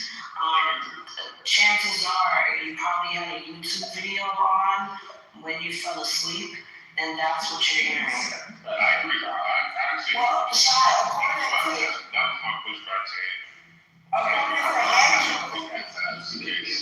Wait, no, hold on, Andrew. According to Andrew, I had asked Shai if a woman kills her kids. You know, we have those crazy women that's like, God told me to drown my kids in a bathtub to save their souls. And I was like, you know, how likely is that? Did God tell him that? This nigga said maybe. Didn't say maybe. Now, My thing is, just because God did something in the past doesn't necessarily mean that He's going to do it again. Right? He flooded the earth and said that He wouldn't do it again. So that's that. All right. So then, like, what? Like, just because He told Abraham, "Hey, go kill your son," as a test, doesn't mean that He's going to do the same test on the person. You understand what I'm saying? Yeah, all I'm saying is, My bad, go ahead. well, the problem is this, okay, so he told him to kill the Malachites, Midianites, blah, blah, blah, kill babies, he drowned babies, he saw them more, babies, blood everywhere, okay, got it, yep. Now, in the New Testament, if you want to... Wait, what's wrong with that? I don't think there's anything wrong with it. My point is that if God wants to kill people, it's up to Him. He has the authority to do so. Yeah, He can. He giveth life, He take it away. That's right. And He says, hey, King, hey, brother, I need you to go do a little something for me. Yeah, my point was, you don't need King. I'm saying God has the authority and it's His prerogative to do that. And I do not limit God in that way. Now, am I saying that anybody who hears something should just go and act on it? No. But I am saying that you do need to be open to the idea. Okay. Shasha, my point was God is powerful. Man thinks that God needs them to carry out His plan. And I brought up Sodom and Gomorrah for a reason. He turned people to pillars of salt. That's something that don't make He still does that.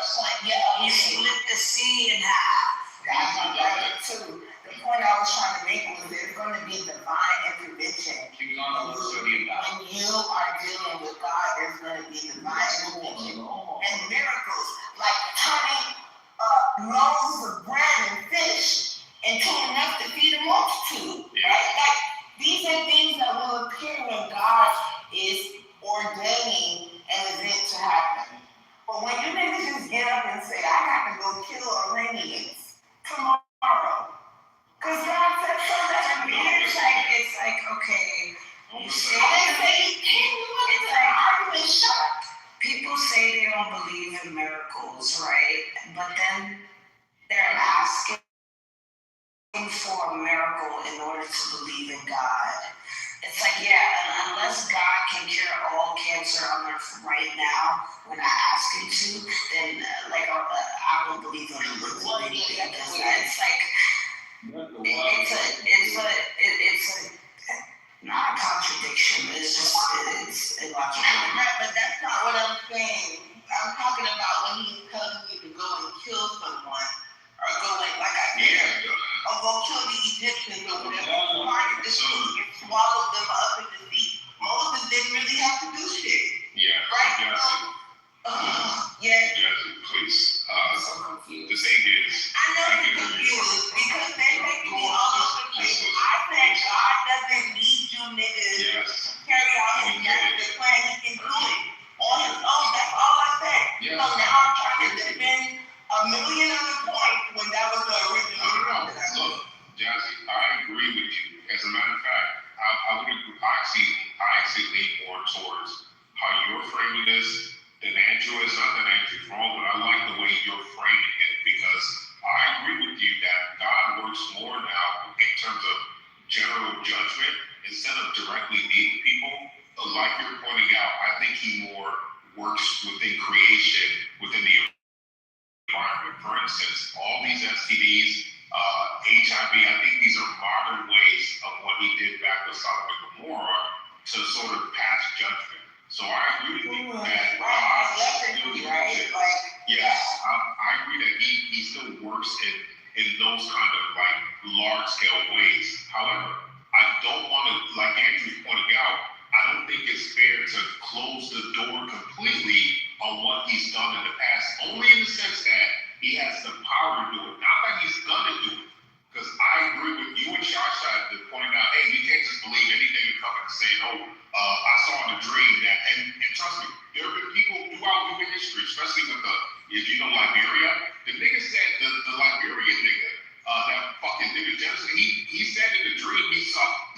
God something, told him to kill everybody. So That's all I'm shit trying like to that. say, bro. That's it. Like I'm not gonna. That man is fucking retarded. He's not. That's not God speaking to him. I'm sorry, especially because he was a cannibal. Don't like most schizophrenics say shit like that. Like there was actually a dude from my old hood that went crazy not too long ago and stabbed a few people in the subway and ended up getting shot down by police. And oh no, he did the opposite. He said he was Lucifer. Never mind. Never mind. Yeah, he yelled at the cops that he was Lucifer and they shot his stupid ass. Okay, so question, because this is a guy that I personally knew. He was just known as the hood schizo, like concrete. And the nigga went into the subway, like I just said, and he had a machete, so not regular life, but a machete. And he stabbed 3 random old people. And like my timeline was flooded with R.I.P. Fox, that's fucked up, this and that. And like, I wasn't close to the guy, to be fair, so I didn't really know him like that, but it's like, dude.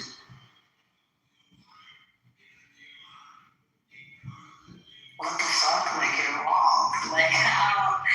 Like, he kind of did deserve it. Like, it's almost like people were moving like they didn't have, like, a grandma or grandpa that they cared about or something. I don't know.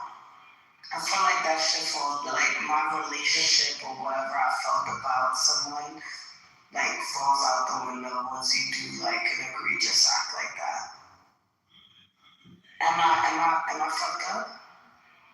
To say, like, he deserved it? No, why would you be fucked up? That's Satan fucking speaking through that. But to be fair, he was off. Like, he was a fucking schizophrenic. Yeah, you know? So that, if you remember. But it's like. You loved yesterday. That's love. It was loving to put him down like you would put down a rapping dog. I hate to put it that way, but I'm serious. But hold on, too, right? Because it's like people always. There was another thing I want to point out. People always point out like if they're schizophrenic or before they were diagnosed with a mental illness, then that like automatically cuts them loose from like responsibility for their actions. When it's like you think it's a coincidence that he decided to attack a bunch of old people? I don't think it's a coincidence. I think he went after those specific people because he knew they were an easier target, right? Like that's how. Mental illness doesn't mean you're not aware of what you're doing. Exactly. Like for instance, remember that guy that stabbed that white girl on the train? Immediately after he stabbed her, he told everybody on the train that she called him the N-word when she didn't say anything like that at all. So it's like, to me, he had enough wherewithal to come up with some sort of like, that's not an alibi, but some sort of like reasoning behind him attacking somebody for no reason. Right, but then schizophrenic people have multiple personalities, so the original them, like I don't know what that looks like, but you know, one of them can do something that the other one is not aware of or gonna remember. It's weird, girl, but that's the only thing I can say. But other than that, that personality still knows what it's like, but you're not done. They know what the fuck they're doing. Yeah, like for instance, there was a video. It was one of those schizos, one of those fucking crazy people that talk to themselves in the street and shit. This nigga was going in front of people's cars, but it looked like he had a nut pulled or something like that. And he went in front of a red Prius, and like this big Samoan dude hops out the fucking Prius. It's like the least person you would expect to hop out that type of car, but it's this big fucking giant Samoan dude hops out the car, and then all of a sudden the schizophrenia goes away. The nigga nigga walks away from the car. Cause it's like, he's not really fucking crazy. If he was really crazy, he would've tried the big Samoan dude, you get what I mean? But like, they know what the fuck they're doing sometimes. Not saying all, not all. But like, they be know what the fuck they doing sometimes. Unless they're in some form of psychosis or mania. Yeah, I hate those arguments, Josh. That's why earlier, that fucking necro kid, like, I hate when people use their, like, y'all are being mean to him. dude, he talked about fucking dead bodies. That is fucking I didn't hear him say that. Yes, that's why he has that in his name.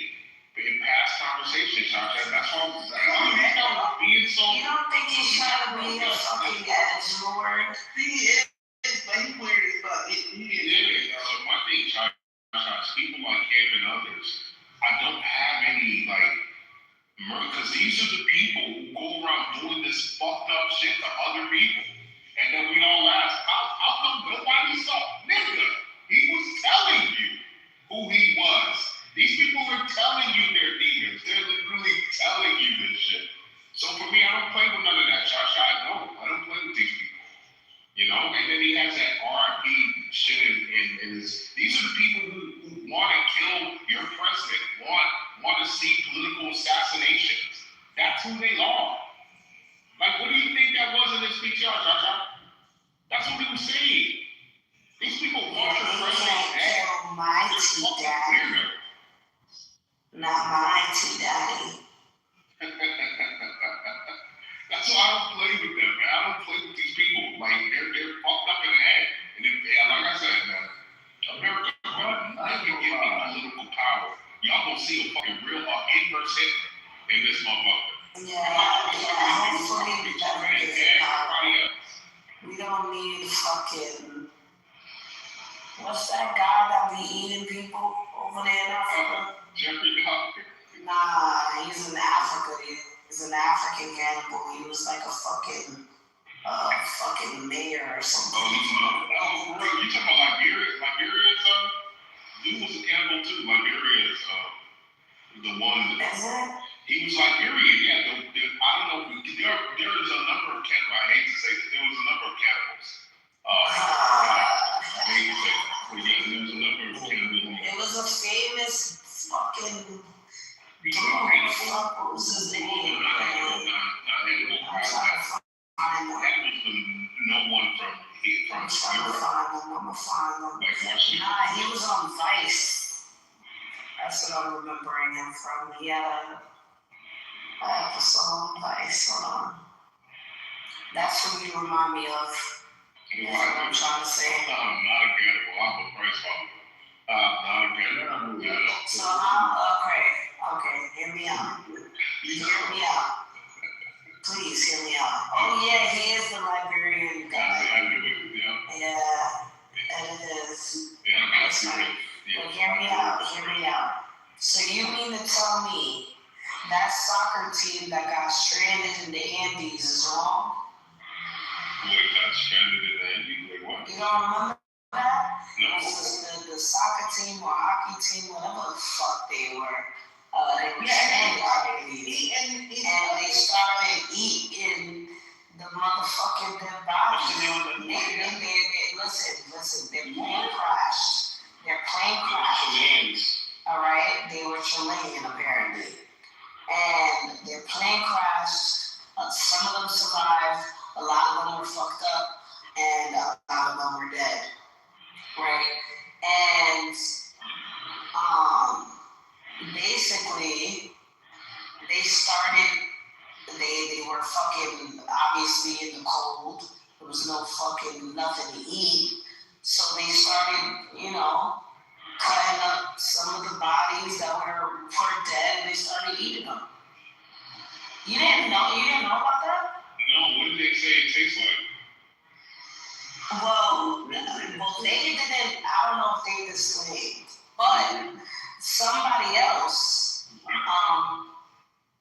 some Chinese dude that was a cannibal, he got caught eating somebody, and I think he did time, but then he got out a short time after, and they did an interview with him, and he said that basically humans taste like pork, veal, and fuck, what was the other Are you one? talking about the Japanese guy? Yes, the Japanese dude. Yeah, Tastes like pork. What he and what? said that people taste like pork, a mix of pork, veal, and it was another, fuck, I don't remember, It's so but delicious. I'm not gonna lie, when he said that does sound delicious. What? Some guy made us delicious. He said we taste like pork and what? Pork and veal. He said we taste like a mix of pork, veal, and it was another type of meat he compared. Oh, smack this shit out of me, but they want to eat it. Okay. I know black people taste like that. I know. We taste like glory. Bell pepper, you fucking bell pepper, nappy headed niggas. I don't know if niggas taste like Taste like That's fucking your thing. people. You know That's what? your people, man. Those are your cousins and shit. There's your fucking people too. Fuck out of here. Your ancestors people. Your ancestors ain't people. The Oh, fuck? they did. Yes, they fucking did. You think we didn't have That's that? what I did. Are you fucking serious? You think the time was fucking eating people?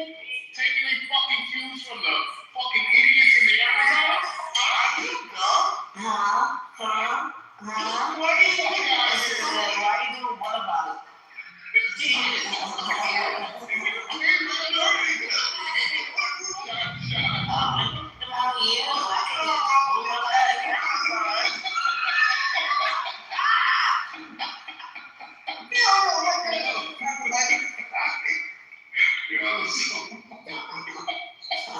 Look, man, that's just fucking sick. Fuck the niggas. All animals must die. Along with all pedophiles, just fucking throw them all in the Wait, so you mean to tell me those guys were wrong now? No, They weren't fucking trying to survive. it's weird. It's such a weird. Look, So not all cannibals are wrong. not all instances of cannibalism are wrong. I would say. Yeah, buddy. But I wouldn't consider them cannibals in the If I'm not mistaken, they went through a lot of flack for that. How is any form of cannibalism you justified? said what? And Starvation. yeah. I'm saying, Listen, all I'm saying is, if we were stuck in a room and you died before me and there was no food, you eating my ass. I'm eating. I'm not gonna lie. We are the boss meat, nigga. I wonder that too, nah, that's gonna sound racist, never mind. And like, you know,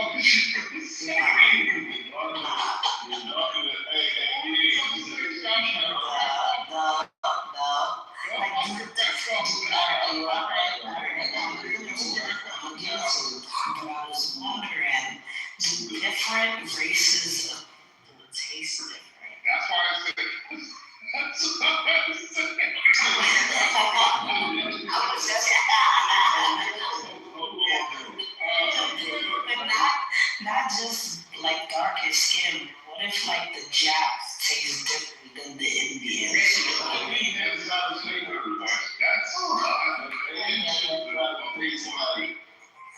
Okay, I would never eat the Indian. I would never eat the Nigerian. I would never eat the Ghanaian. Why?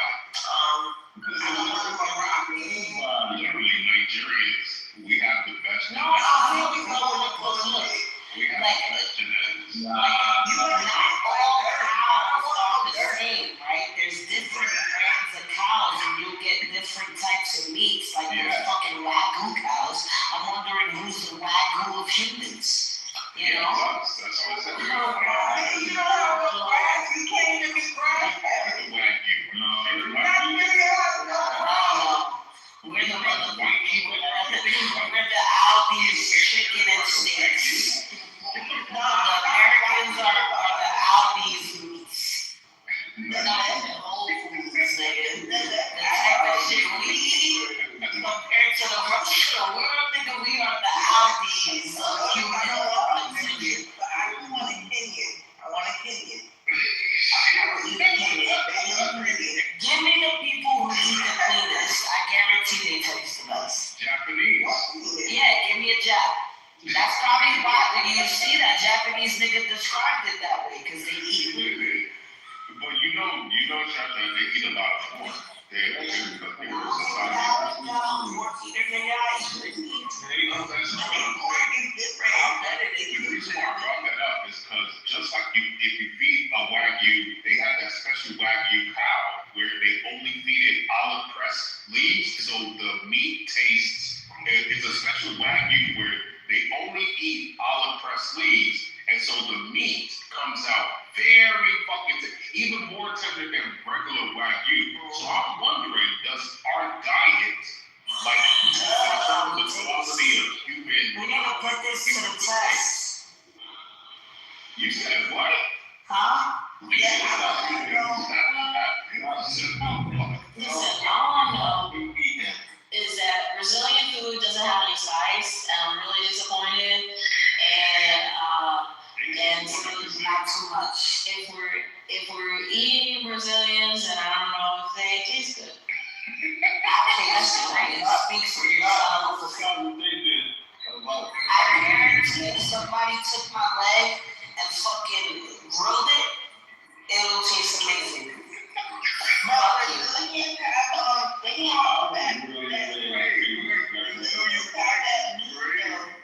You know they have that meat good. Their meat is good.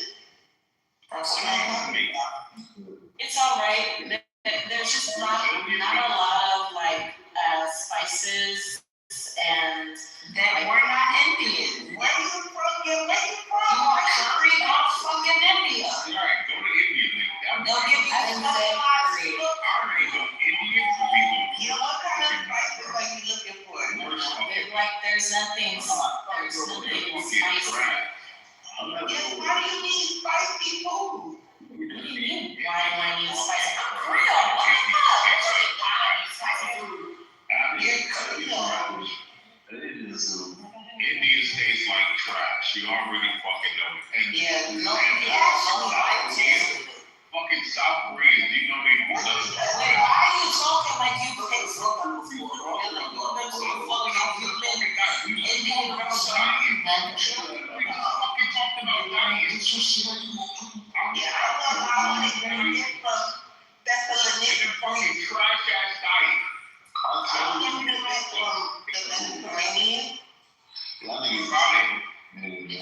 South Korea would be nothing but goddamn plastic. That's the fuck? Okay, what Out there, the plastic surgery, it is crazy. Now, for some reason, they're obsessed with like pale white ghost skin Yes. and like fucking doll eyes. It's very like kid-like. It's very off-putting to me. I'm describing the Japs. Whichever one, the Asians are strange. Not the Japanese, it's the South Koreans. What's strange, what's even stranger is how the fuck you get nuked and like you come up that fast. Cause these guys we nuked them, we had to pay them. we knew that. What the fuck is the point of that? We did it Literally, do you not know the kamikaze emperor? He was insane. Oh shit. Yes, his name is Emperor Hirohito. That was his name. He was And they were on insane. heroin. Emperor Hito Was it heroin or meth? No, that was in Japan. Japan didn't have anything to do with the drug trade. The point is, the No, I'm talking emperor about was the looked at as a god. niggas that drove the fucking planes into fucking Pearl Harbor. The Pearl Harbor. No, everyone looked at the emperor as a god. That was the issue. Japan is a god. Yo, King, stop talking to me, bro. You fucking stop talking to me. Get the fuck out of here. Smart Brazilians taste like trash. Imagine what Africans taste like. Yeah, like fucking Wagyu. Y'all taste like monkeys. We taste like Cause that's what y'all eat, We nigga. got the best. You taste like monkeys and You food. literally go to anywhere in Africa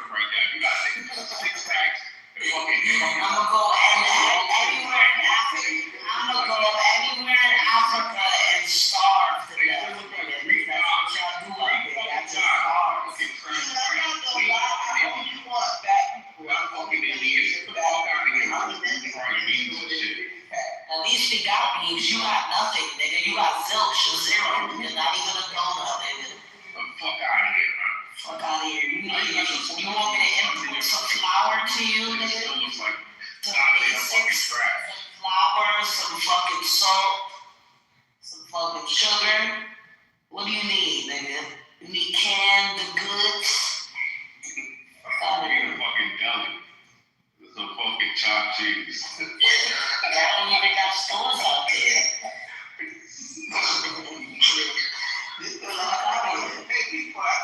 Oh, I know. We're trying to get some tacos in Oakland, and it's hard right now. It's hard to get tacos. What the fuck are you talking? Do you just like? Yo, can y'all like be nice? What's wrong with y'all? I'm trying to Carla. All she do is come in here and talk shit. Nigga, that's all you do, nigga. That's all you do.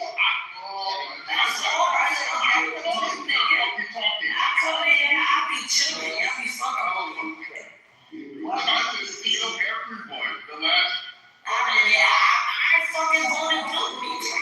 Yeah, That's your favorite taco. fucking right. That's your favorite taco. There she goes. Birria tacos. Go ahead, girl. Birria tacos is my favorite taco. And I know how to make them really, really good. Carla, your boyfriend. Yeah, you want to see the birria tacos? We're both Yeah, you made some of them. Oh, yeah, nigga. I mean, yo, I'm not gonna lie, after I made them, like every restaurant I've been to after the fact, that I get birria tacos at, like they just don't compare, dude. What race is he? It's who? Rainbow Grill. In the big yards. I know what races are they, and he said we're both Creole, like that's a fucking race. Who's Creole? Carla. Carla is Creole. I remember Carla was telling me she Creole, some dumb shit like that. Yeah, what's up with y'all, man? Who's that? Can we talk about tacos, though? Yeah, go ahead. Yeah, I'm gonna show you my tacos. Look at the pile. I'm gonna show you my tacos. Yeah. Is it? Oh, it is the fifth. But the fifth is almost over, right? Yeah, the fifth is over. Depends on It's where 4:46 on the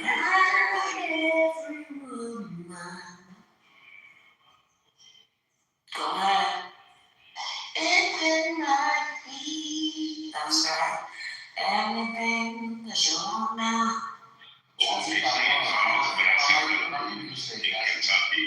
That's crazy. Keep party. I don't want to argue. You want to argue?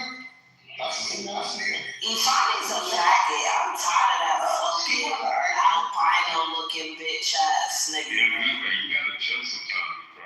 That ass, like, you just be on dicks, bro.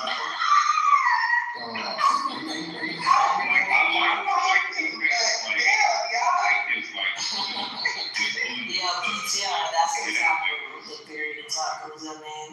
I like his willingness to get at niggas sometimes, but sometimes he's good. Oh, I'm doing a job. That's another time, you know. Shot could really be a private shot, bro. I feel glazing right now, bro. Like, what was She lit up cooking and bro, you know how hard it is. It's not even that probably hard. It's tedious to make shit like that, bro. Yeah, man. Did you not just see what happened to Stephon Diggs? Did you not just see what happened to Stephon Diggs? Yo, he's found not guilty, by the way. Thank God, but still. Found not guilty. That bitch started panicking on that stand. Yeah. They did not prevail her stupid ass. Well, that would have been me in court. That's why I don't do that.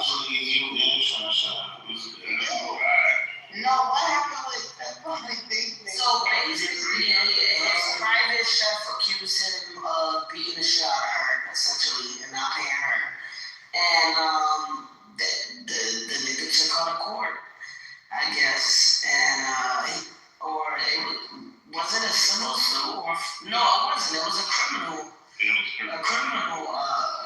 thing going on. And it was found not guilty. It was found not guilty of assault. It was found not guilty on all charges, basically. But they had her on the stand, right? And the fucking what's the person? The prosecutor, right?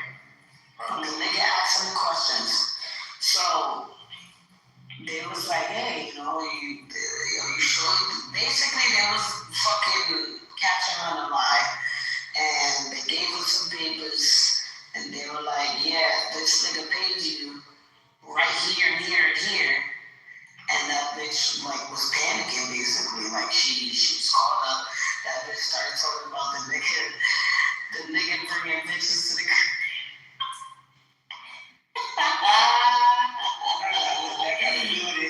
Right, like she was not like, nah, yeah, she was not prepared, bro. You made hot dogs with him one night? Yeah, I tried that fucking hot dogs. That's it. It's because she was just there to get a cheek clap, man. That's all it was. She was there to get a cheek clap. She got mad. Making the hot dogs. I really wanted to be his next baby mom. I'll make a nigga like King some hot dogs. Yeah, but they gotta That's what they deserve. They gotta be in the real thing, no hot dogs. I'll boil those shits and give them instead of straight like that. Nigga like King, a nigga like Stephon Diggs, he don't even deserve a meal. Straight up. Like, you lucky if I even cook for you, you bastard. You lucky if I even offer you water. Man. You know he's a millionaire, right? You know he's a millionaire. So what the hell is lucky? Not mine. Interesting. Right. So fuck. I'm not impressed unless I can spend it. I am not impressed until a nigga give me some. Oh no. Somebody else, I'm not impressed until it's a billionaire. For me, a billionaire. Okay, so now you act like a wife? You want me to act like a wife? So you act like a husband and pay my bills, nigga. You act like a husband and give me some money. Give me a weekly allowance. Fuck out of here, nigga. Yeah, alright. I ain't gonna suck shit, nigga. I'll bite your balls off. What the fuck is you talking about? I'll bite your balls off of your body, literally. You'll start bleeding out, nigga. Let me get my motherfucking big man. She didn't say that. No, you know, I didn't get that. You used to talk about that. Let me hear you. You're loud in here. Right. She didn't say that. Use your mouth to do it. You know what's crazy, King? I know you the type of nigga, when I bite your balls off of your body, instead of thinking strategically so you don't bleed out, you're gonna start panicking and make the blood rush out your body more. Because you're an idiot. You're just a fucking idiot. You're not gonna think, let me calm down and call 911.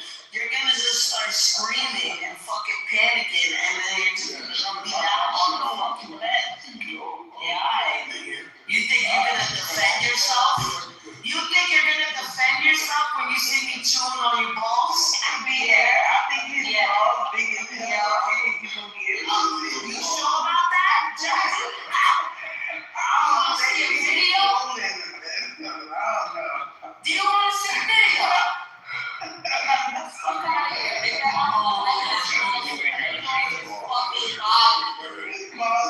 A surgical cut with my teeth. He seemed backed up, girl. I don't know. Maybe he's one person damn right about. As soon as I bite this straight fucking, it's gonna burst the fucking open.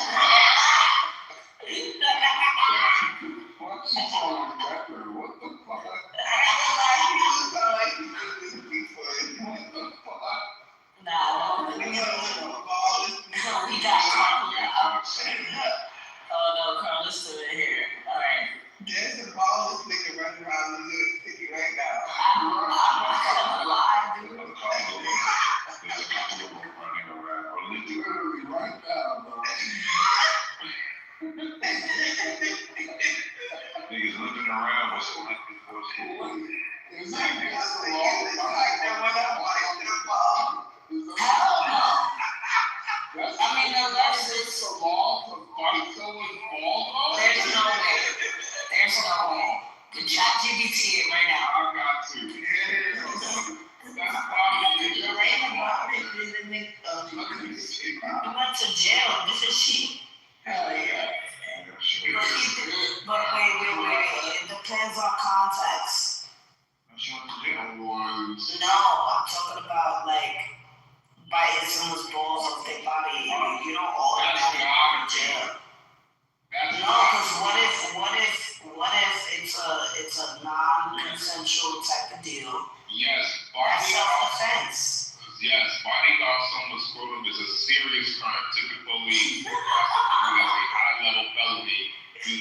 ongoing and permanent nature of the injury. Depending on the jurisdiction and circumstances, the charges may include malicious castration,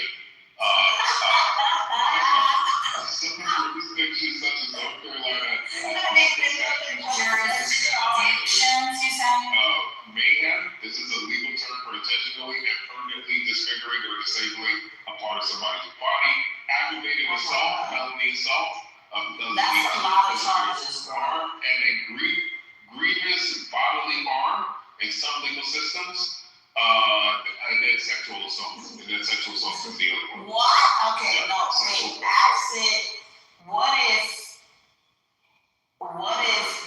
the ordeal was non-consensual and it was a self-defense tactic? First you go to jail though, and then you have to prove your case.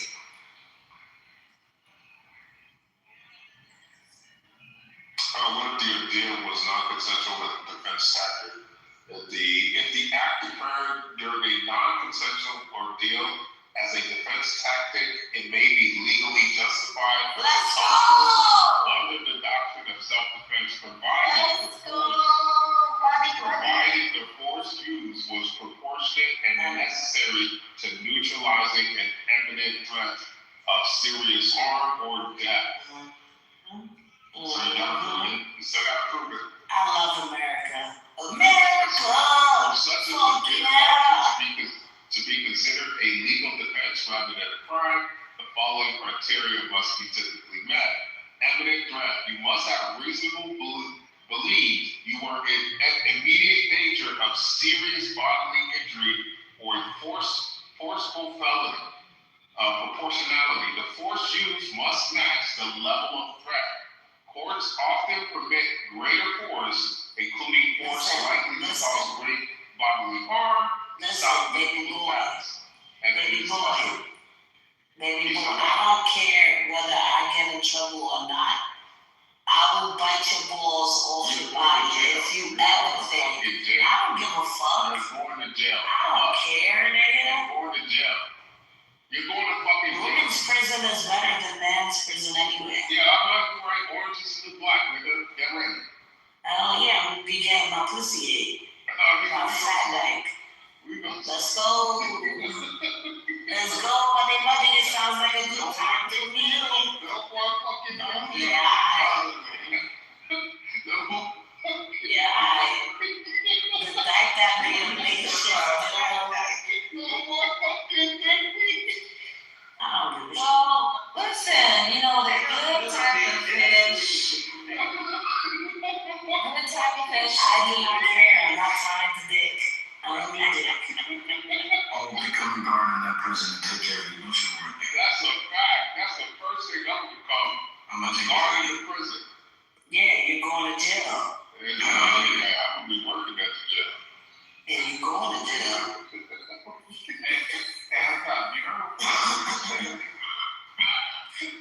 Here this nigga go. I was comparing you to Shawshank. I was saying, the love I have for Shawshank is like this. It's unexcusable, right? Because of the way she treats me sometimes, and it's like unexplainable. And I have that same love for you.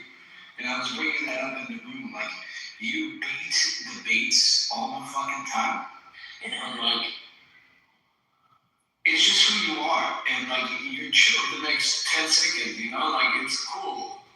It's like one of those things where you tell people, I love this guy, but I hate the fact that I love him. I feel the same way about Shasha.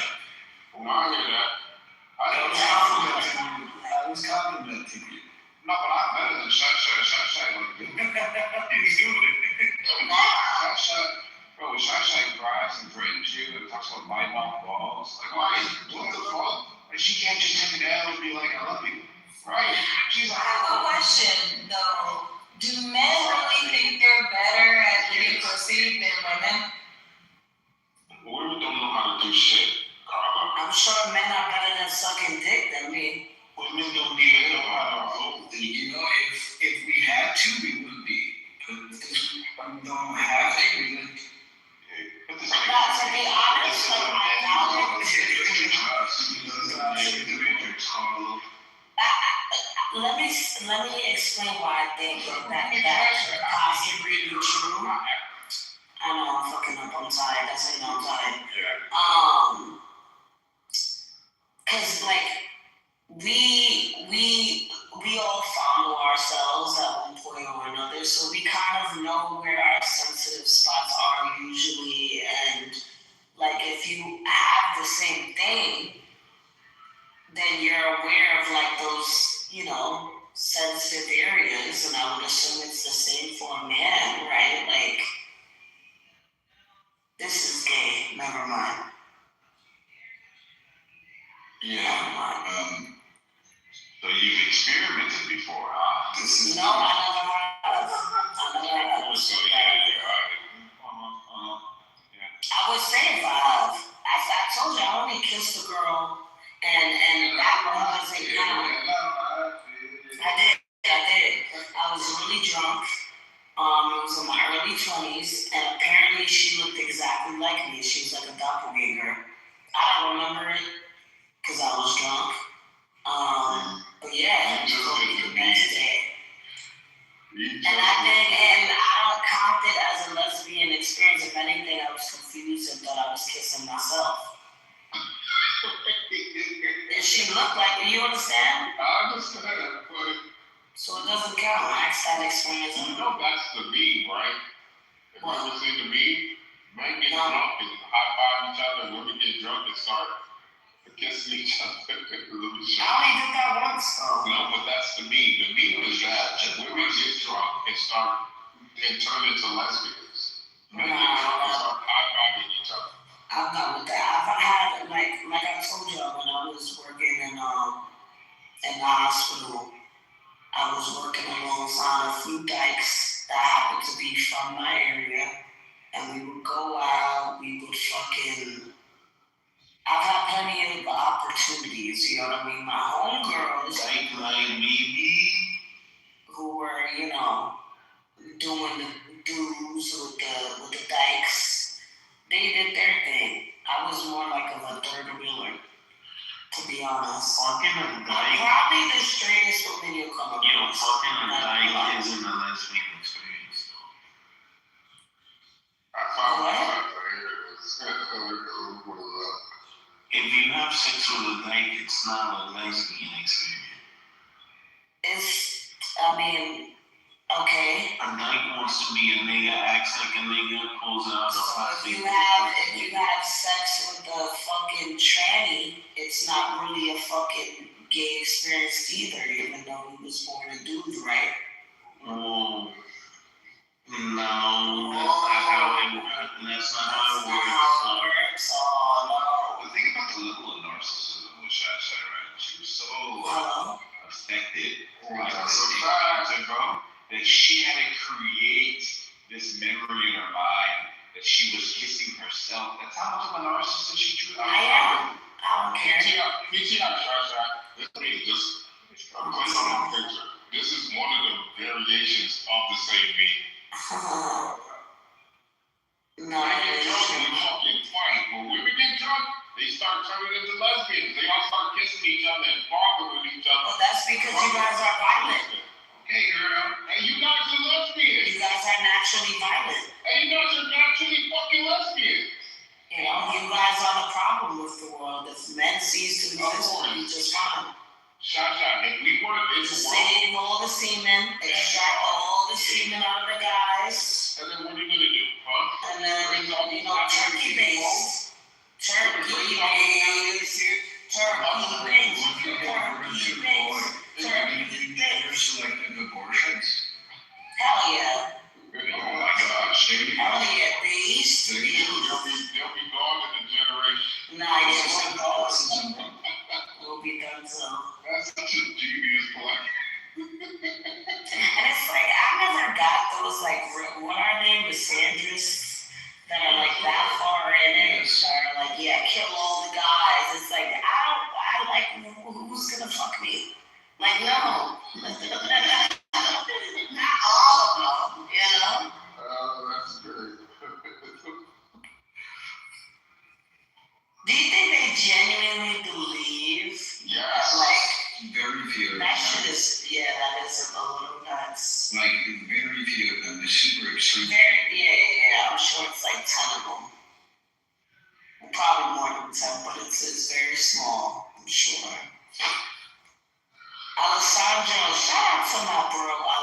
Alessandro.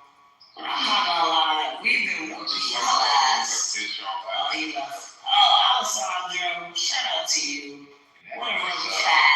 That nigga sucks. They just love You the suck. niggas who kiss their ass at shit. That's all You don't kiss my ass, what are you talking about?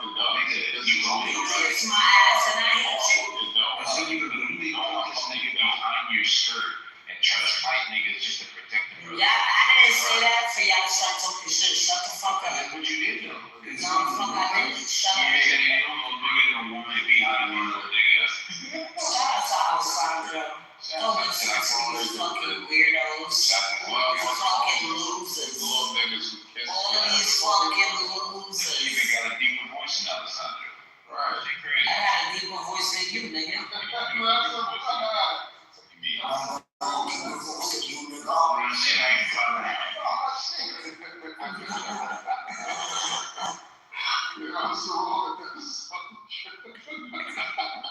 Alright, y'all don't call me.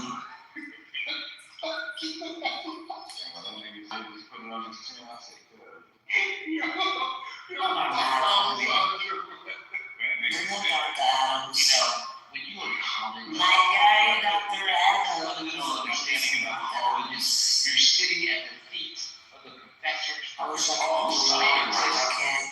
Bro, I'm in that was Alessandro. That was Alessandro. Did you hear him earlier? Was it? That was Bro, this dude was talking about college. He said, you know, you're sitting at the feet of the professors, of the scientists, of the authorities. Who are you to question them? I said, oh my gosh. Oh, yeah, bro.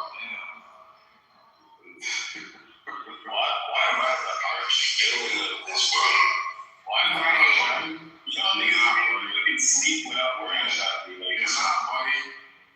that's how you It's not no. I love me some You Alessandro. literally be ass kisser. You're the ass kisser of the actual arch villains. damn, I want to keep drinking. I'm not an arch villain. What are you talking about? Should I keep drinking? You literally were calling for genocide of the Reds. No, Hey, should I keep drinking? you're delusional. Oh my God, now you want Okay, to let do me that? keep drinking. It's 2 a.m. Horrible mother. Oh, it's 1 a.m. over here. I went to 5 and 3 people today. Fuck, that's so damn, bro. That shit sucks, bro. I was telling y'all last week about the email we got about the layoffs. Some of those people were from my team, and I had to meet with them and tell them that, they already received their layoff letter, but I had to do their exit interview and basically tell them why they're getting fired. So that shit sucks. And like I had 2 of them cry. So I'm gonna drink tonight, not because of them, because I think I'm about to lose my job eventually. So Stop, don't say that. no, I'm waiting for the day that way I can just focus on the business instead of working a day job. I'm too comfortable with the guaranteed paycheck. Like I could leave and do a job and be fine. I'll hurt a little bit, but I'll be okay. But it's too comfortable, bro. Getting a paycheck that is guaranteed. It's like easy. It almost suppresses you, right? Like your potential and like your ceiling. Like a weekly check or like a bi-weekly check. In a way, yeah. There's that. The health insurance is really good, and it's easy, bro. The job's easy, man.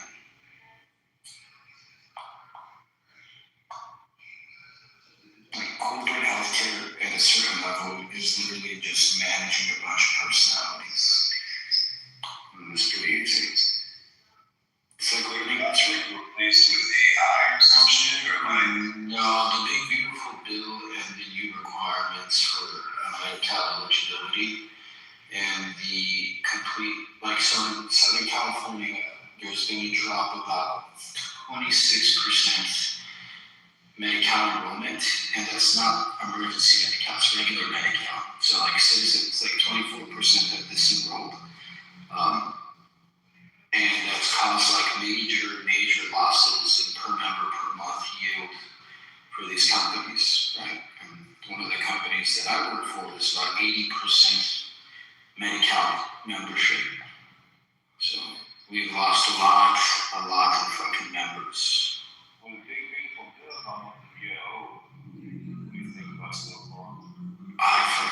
it's impacted healthcare at an unprecedented level, man. Like, not in a good way. All the other stuff, there's a lot of good shit in there, right? Like, especially for middle class people, there's a lot of great shit in there. Like blue collar workers getting their overtime and making their money and not getting that tax. That's like a huge fucking deal for a lot of people. But their health insurance is not at risk because the state can't afford to cover certain costs. I don't know, it's a mixed bag, bro. It's a mixed bag. I mean, I heard Not everything's perfect. in more rural places that are not like blue, like California, they have to close down the hospitals. Some people like drive like 3 hours to like the nearest just, physician, which is like, it's crazy, yeah, man. But when you're talking about losing 25%, that's like 1 in 4. That's pretty fucked up, bro. Like somebody's getting fired. Like it's pretty bad. Yeah, bro. 10% of our administrative team out there, bro. Their last day is the end of May. What do you think about all these investments in water for fraud? Oh, I mean, bro, Medicare fraud is the biggest governmental waste imaginable, dude. Yeah. And so there's Medicare fraud and there's Medicare waste. That's another thing where it's like just money that's unaccounted for, that just like doesn't get spent and then goes away. Where the fuck does that money go away? And it's a big fucking problem, bro. It's a big fucking problem on the federal level. It's huge. All this small fish that they've been catching, like the fucking schools and I was about to say Somalia, but like Minnesota, the hospice fraud that goes on in California with the Armenians. Like, it's a lot when you look at the numbers, but when you really do the breakdown of what's being lost on the federal level, it's small. But I think those things need to, I think if you start from the bottom up, it's a lot easier. So that's why it's being handled this way. I just think the people that are in charge are not very good at what they're doing. And that starts from like 3 administrations ago. CMS has had the same senior level staff, the Center for Medicare Studies, has had the same senior level staff for the past 15 years. And they're all fucking horrible. The directors change, but the senior level staff doesn't. And they all fucking suck. How is it we're the richest country, we have the most diverse healthcare system, yet Medicare is 10 years behind private healthcare in terms of innovation, in terms of what they cover, what they believe is medically necessary. But if you pay for private insurance, you're not on Medicare, you can get immunotherapy, right? Which has been around for 10 years for people that have had cancer. Medicare just needed a thing 2 years ago. For them to cover immunotherapy instead of chemotherapy. So they're still making the elderly suffer with chemotherapy for no fucking reason. Because they're so fucking behind and they have these backdoor deals with these companies and they were just fucking the American populace. And it doesn't matter who the president is because these faggots still keep their job. Yeah, my bad, I've been ranting.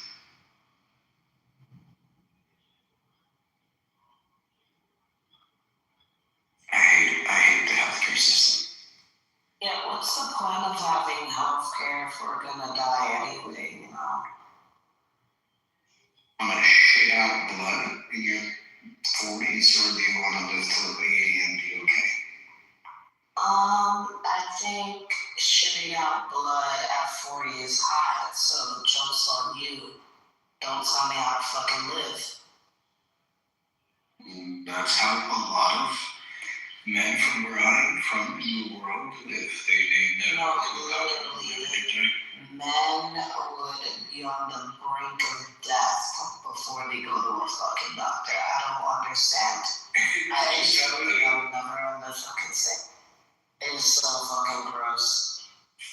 My dad gave blood because we forced him to go to get blood, and the doctor said he has diabetes and hypertension, right? So we gave him a blood sugar monitor, the machine, the glucose level monitor, and medication.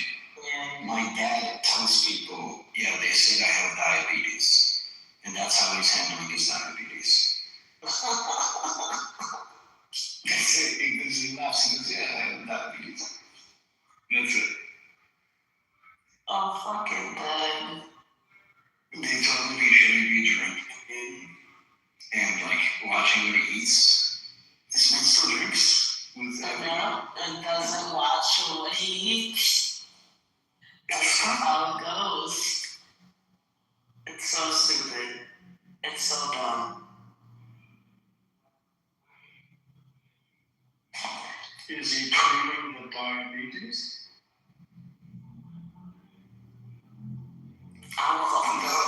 No, he doesn't take his medication. That is pretty bad. Like, that is All he's doing, like the most he's doing is like, since my sister's kids are always over, and he's like managing them while they like take him to school, picking up from school. He started walking more, and he says he feels better. So I mean, wow. it works. He showed me his phone today. He did 9,000 steps. I was like, good job, man. Oh, good for him. That's good. Is he overweight? No. Is this type 2 or type 3? Well, then why the fuck are you overweight? Type 2. I am like my uncles. I just have no. My dad's in better shape than I am. Yeah, if he's got type 2. Isn't that married? Yes, to my mother. If he's got type 2, losing weight will help.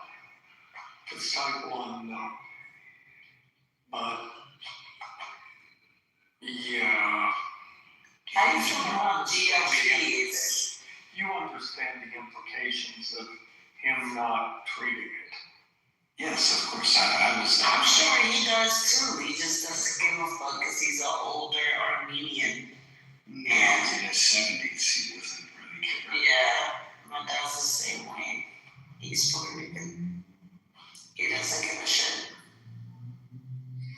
Yeah, that's sad. It's like People are stubborn. what are you gonna do? You're gonna tell me like, what am I gonna do? I'm 70 plus actually, in the 70s, like dad to take care of himself. If he doesn't want to, he's gonna fight and be stubborn about it. That's what they do. Who's stronger? Yeah, I don't know. I'm pretty sure I can take him, but beat him up. He used to kick my ass when I was a kid, so I don't know. Yeah, I know. I mean, still kick your ass right now. Shit's scary, bro. Shit's scary. You got any sisters? I have an older sister. She's 10 years older than me. Yeah, tell her to use kids. Aww. She's tried. Her kids are doing that part. That's why I started walking now. My niece is in she's in 7th grade, so she's like 11 years old. So she started pressuring her grandpa to, you have to be here when I graduate high school. Like, you gotta take care of me till then. So we'll see. Aww. Yeah, I mean, and here's the thing. It's not going to kill him. It's going to take him piece by piece. He'll go blind. He'll lose a foot. Alan, can you not? No, but that's true. That's how diabetes works. Yep. That's, and if he knows that, that's what's sad. They think, people think, oh, well, I got it, so I'll die, and that'll be the end of it. No, that isn't the way it works. Yeah, I'm sorry, Shy. It's fucking disgusting. I know. Do you think a woman is capable of biting a man's balls off of his body, Alan? a man is capable of what? Do you think a woman is capable of biting a man's balls off of his body? Well, I would have to say yes, but then I would ask in return, why would you ask that question? I'm just wondering if like our bite force is strong enough, you know? Probably. That's an interesting thing to wonder about. Thank you. Didn't we get an argument about pounds per square inch of shade and can you bite off a finger? Remember? Can you? You could bite off a finger if you attack at the joint, but it'll still be hard. But most scientists say you can't bite through the bone. Like it's not impossible. It's So not. if there's no bone there, then it's possible. Yeah, I mean a ball sack. That's There's the no problem. bones there. You just can't fit my balls in your mouth. That's the problem. Well, I would bite one off. Wait, so question. Where's Faisal? Where's Faisal? I don't know. But question, right? So like I know there's two balls, right? Well, Are there two different sacks or like, cause say I bit one of your balls off, right? Does the other ball like fall out of the like hole that I bit? Or does it stay in its pocket? You can stay in its pocket because it's like hooked up with wiring, right? They're not just like floating there with no wiring. That's unfortunate. I looked it up on Google.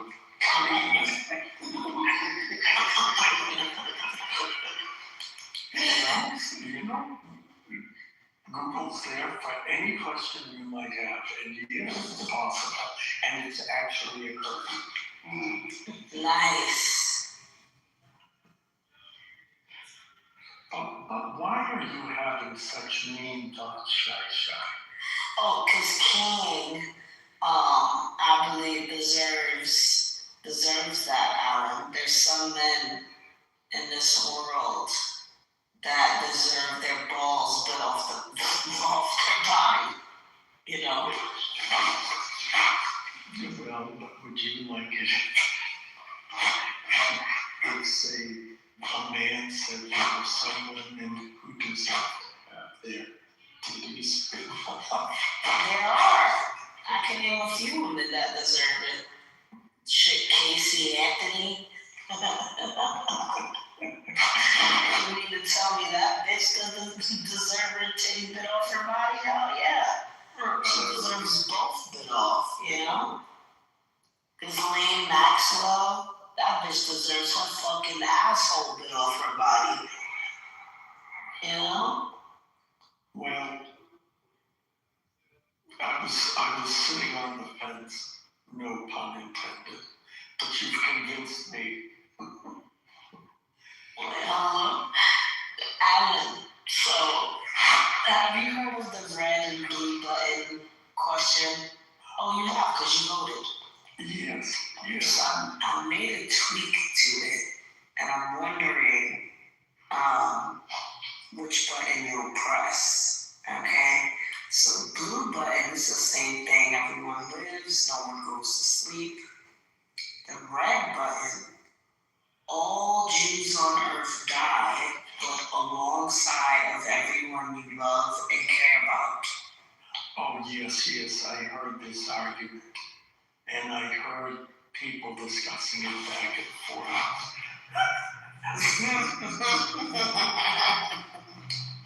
And heaven forbid I should get drawn into that philosophical debate. So, much like politicians, I will reply with no comment.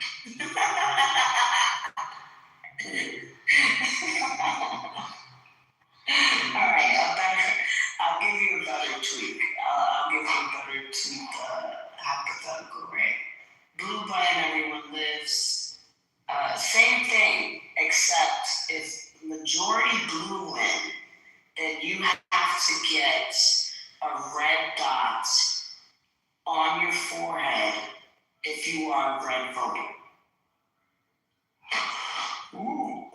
so, wait a second.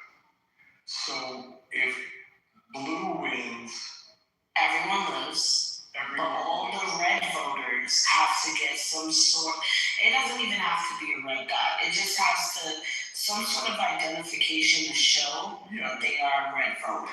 Okay, but what happens if red wins? Nothing. So, well, that's not. Well, red, it's still the same, blue dies if red wins. Oh, I'm saying, yeah, like, would you still vote red? Yeah, would I still vote? Ooh, that's a good one. Yeah, like, would you still vote red if majority blue wins and now you have to identify yourself as a red? Okay, if I was from India, I would vote red. It's on both. That's true. How about that? We don't want to take Hello, gas. Mariella? What's up? What the fuck? I'm fucking taking a whole gasoline and burn both of them fucking Pacific flags. Red and blue. Burn both of them cocksuckers up. It's buttons. And then take, the vast majority of blue and red. And then take the vast majority of the blue and red fucking voters and throw them in the meat grinder. Feed them to the lions, Well, okay. Alright. But then you'll be the only one left. The only one left. I said the vast majority. Wait, Shasha, listen. You didn't catch the part. I said the vast majority. I didn't say every last one. I said are you blue or red? Wait, hold up. I'm a motherfucking translucent motherfucker. Nigga, answer the goddamn question. I burn both blue and red down. The fuck? Motherfuckers picking the elephant and the goddamn donkey. How about this? I pick a damn dragon. Burn both y'all cocksuckers. How about that? I would vote blue. And then once it was over, then I would mobilize all the reds and then have all the reds do away with all the blues. What the hell, Alan? Now we know where all the reds are. I'm talking about that stupid ass fucking blue and red fucking all press the blue button. I'm not gonna lie, that is one of the best things to happen to the internet in the past. Some of that stupid shit. I both of them at the same time. Genuinely. How about this? I press both buttons at the same time, simultaneously. I'm gonna start asking guys that I wanna date that question. Just to grasp where the hell is at. That's not a bad question.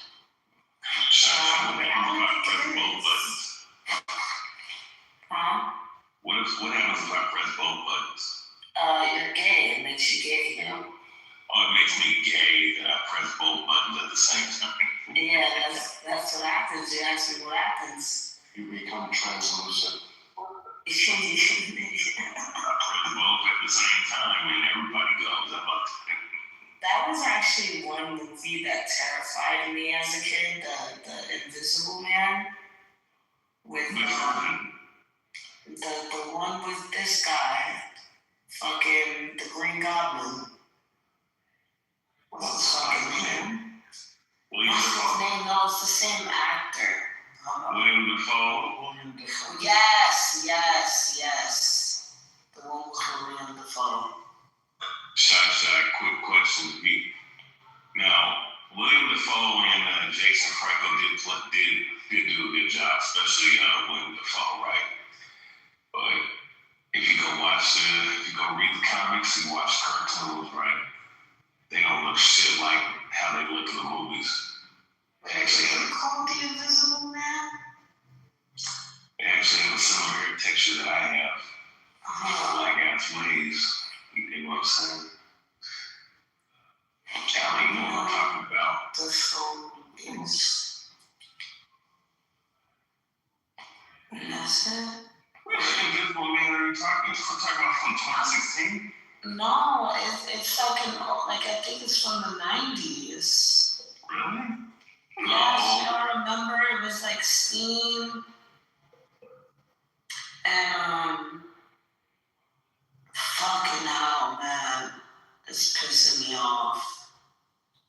Talking about the one from 2000? Is it from 2000? Yeah, because you're not talking about the 1993.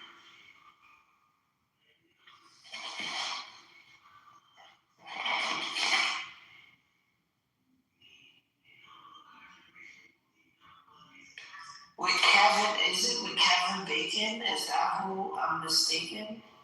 Yeah, it was Hollow Man. It's with Kevin Bacon. God damn it. Hollow Man. That movie. Oh, that movie, yeah. Fucking terrified me, dude. Terrified me. I said William Dafoe. God damn. I'm a piece of shit. No, yeah, with Kevin Bacon. I think my favorite film that he was in. I thought about it because he said translucent, so I just thought of that movie, but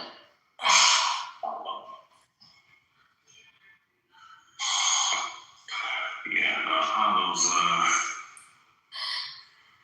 yeah, that was an interesting movie. I don't know if I got scared off of that shit, though. I got scared, dude. That shit was scary. To be fair, though, like, odd shit used to scare me as a kid. Like, fucking, you know what movie scared me as a kid? Hocus Pocus. Hocus Pocus. Like the classic Disney movie. Nah, you know what? Who was that one from the Black Cauldron? That shit's weird. Hocus Pocus. Creep me out.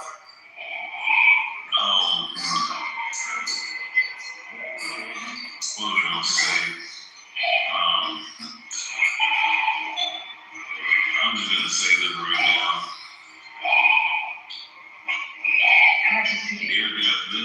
This last Daredevil season, Daredevil 1 against season 2, that'd be the best TV show I've ever seen.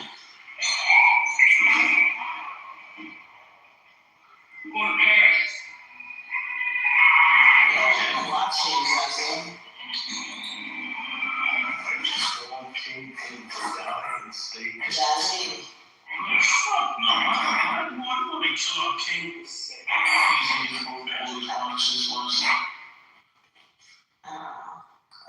Nah, after what I saw what Kingpin did in his last episode, this is the season finale. They ain't killing him off. They probably gonna save him for a Spider-Man movie. That motherfucker is a goddamn savage. Shit.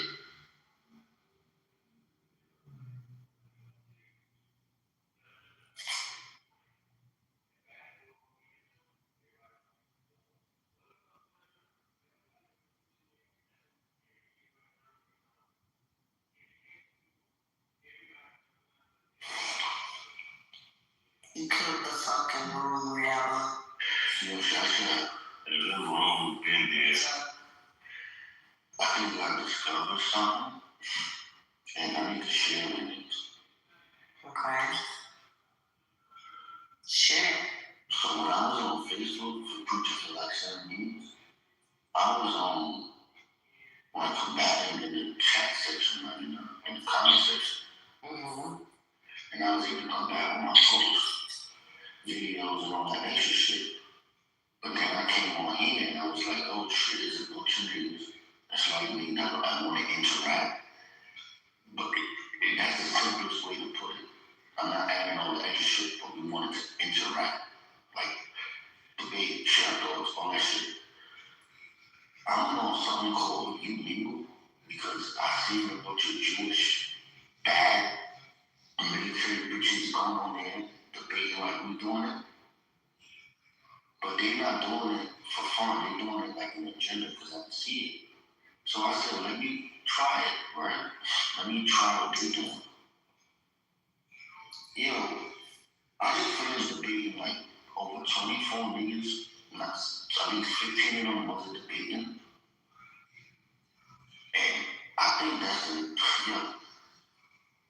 I was talking to niggas from Israel, I was talking to niggas from Sweden, niggas United States, different type of Muslim niggas. This shit is different. I'm just telling niggas, like I got 7 niggas that joined Clubhouse off of that shit. And it's like, them niggas sheep. Like them niggas is full-blooded sheep. Like these niggas is, like they talking act like hell. All I'm gonna say is, I want y'all niggas to try it, go on the mingle, and see what the fuck happens. You mingle? Yeah. Isn't that a dating site? It's not a dating site. It's like, you put the topic in your bio that you like say, I put Jews and Christians, right? So every Jew on there is thinking, I'm a Muslim coming to debate the Jews. So mad Jews came on, and I'm like, they like, yeah, what the fuck is up? To the young girl, and I said, he's Muslim. He's like, oh, shalom, brother. He's like, shalom, brother, let me, bro. I say, like, it's 24 hours. Like, you go on in, like, I smoke the blunt. I jump on in. That shit is raw. This shit is like, I don't know how to explain it, though, but that shit should be illegal. All I'm saying, look, I know this much. If one you go on in, dad bitches women, and they start debating, it's cheating. It's cheating. I'll tell you that much. It's fucking cheating, because we doing it on voice. So it's like, this shit's raw. But with that, nigga, that's the second step from doing it in person. I mean, not necessarily. I don't know. I used to go back and forth a lot. Not on Mingle, but on my Facebook. No, this is. I enjoy this a little bit better. Look, just go on there for 1 minute, run back on, you'll be like, get the fuck out of here. What the fuck is this? Like, I'm like, why the fuck is that shit not an app? You Mingle. I don't trust you. Yo, I'm telling you, you would be like, yo, Jacobus, what the fuck is this? This shit should be illegal. Like, I was talking to a nigga from Malaysia, right? And nigga, he looked like a fucking anime character.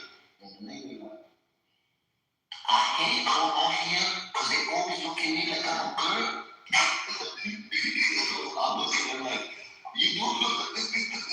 Yo, you're so annoying.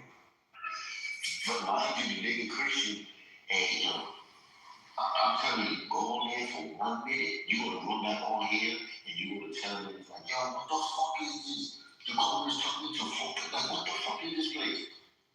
That shit is crazy, yo. I'm about to come in, nigga, whatever, I'm telling you, nigga, you go on there for 1 minute.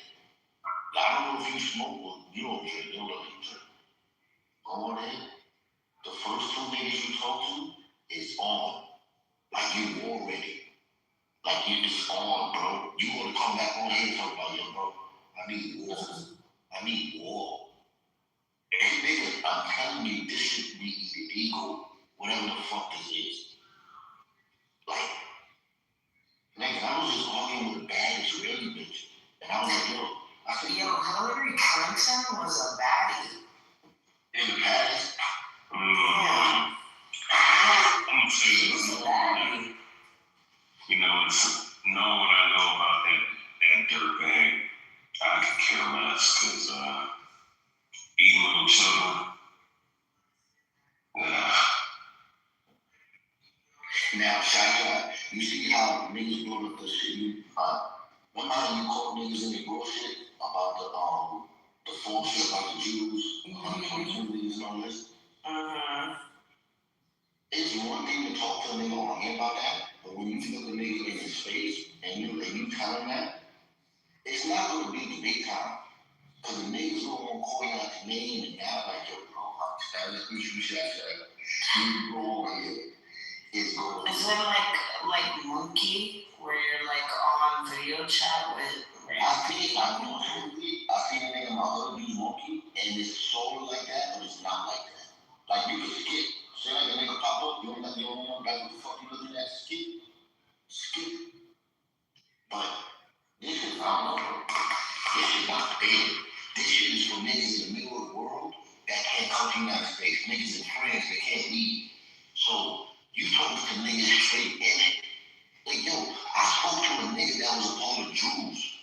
I don't know if you know what Jews is, but them niggas is just as old as the Jews, more secretive. Like, they got a religion that nobody's allowed to know about. Most niggas say they worship the devil, and they got this, like, some real factual shit behind it. Desert niggas, older than Muslims. I was just talking to this nigga, and he was on, you know, we can learn about Jews in Israel, can't learn about the Muslims. And in my head, I'm like, yo, this nigga getting paid to say this shit. Nigga getting paid. Nigga, this shit. All them Jewish niggas that are going online posting videos attacking Muslim niggas and Catholic niggas and bullshit, it's on them. It's on them. Yo, bro, I'm stuck. I'll have to go to sleep after doing that shit. I'm gonna go back on there and go to war.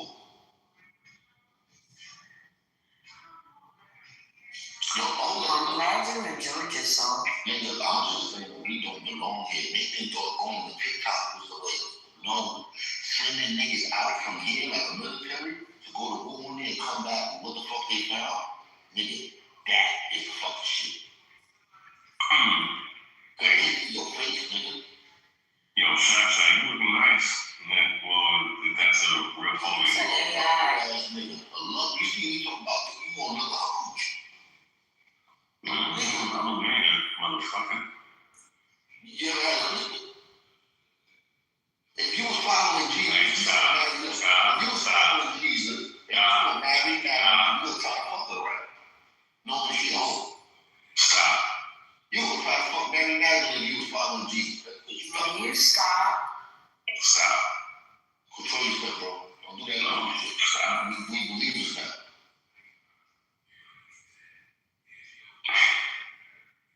Yeah. Whatever. Yeah, you know what? I would press red. You know why? I tell you right now, the Muslim niggas will fuck you up on there, because they'll look you right in your eyes and say, nigga, you ain't so tough. I spoke to a nigga from Morocco, and I remember the movie John Wick, and the nigga was in Casablanca. I said, yeah, I want to go there. And nigga said, you go there, they go kill you. John Wick was a pushover. Well, fuck you, black man, sir. Agent 47 would rock his shit, man. Niggas, you gotta go out there and just fight, man. Well, I'll be fighting in the next couple months.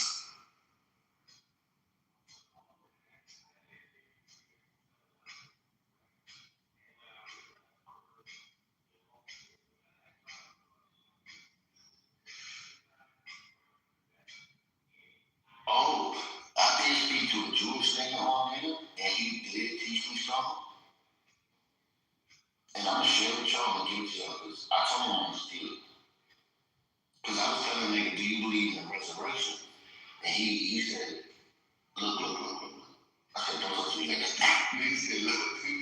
He said there was 2 babies in the womb, 2 twins. And one twin was like, it's dark in here. There's no life outside of this. There's nothing. And the other one was like, no, I'm sure there's light out of this. I can hear a voice if I'm silent and all this stuff.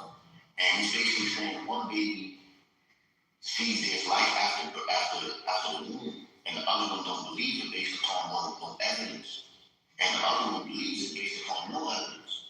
And I'm like, yo, that's crazy. I'm like, yo, bro, that's like the resurrection. He's like, yeah. So there's no point in asking him if he believes in the resurrection. I said, oh, motherfucking Jews bastard. You just told me some shit. Yo, bro, that nigga hit me with some profound shit.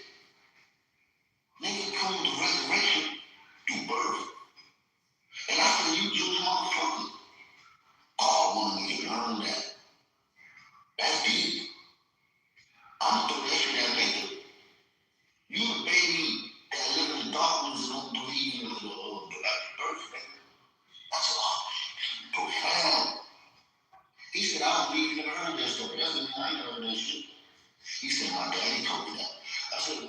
tell you what my daddy told me. Like, and we went at it for a little bit, but yo, that nigga told me some shit. Some shit I can catch niggas and children with.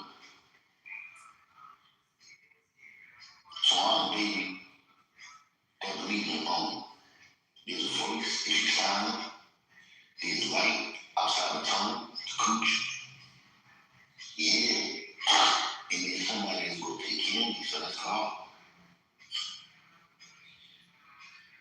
But if the Jews knew that, and wasn't telling niggas, that's deep.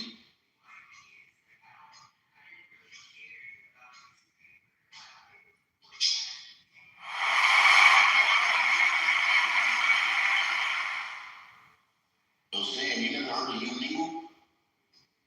Yeah, I've been listening to you preach, Jacob, since. Wait, what the fuck is this? What kind of Sam is this? Not the Jews song? No, I'm not. I've been listening to you. It's all good. What's up? I'm learning to be patient with you. I was talking to the older weird niggas around the world. Now you niggas not your voices.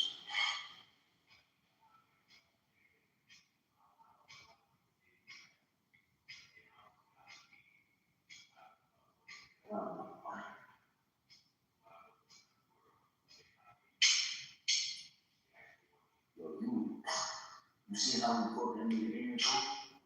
That nigga ain't want to call him rapist, but he ain't want to refuse to stop slaying on you.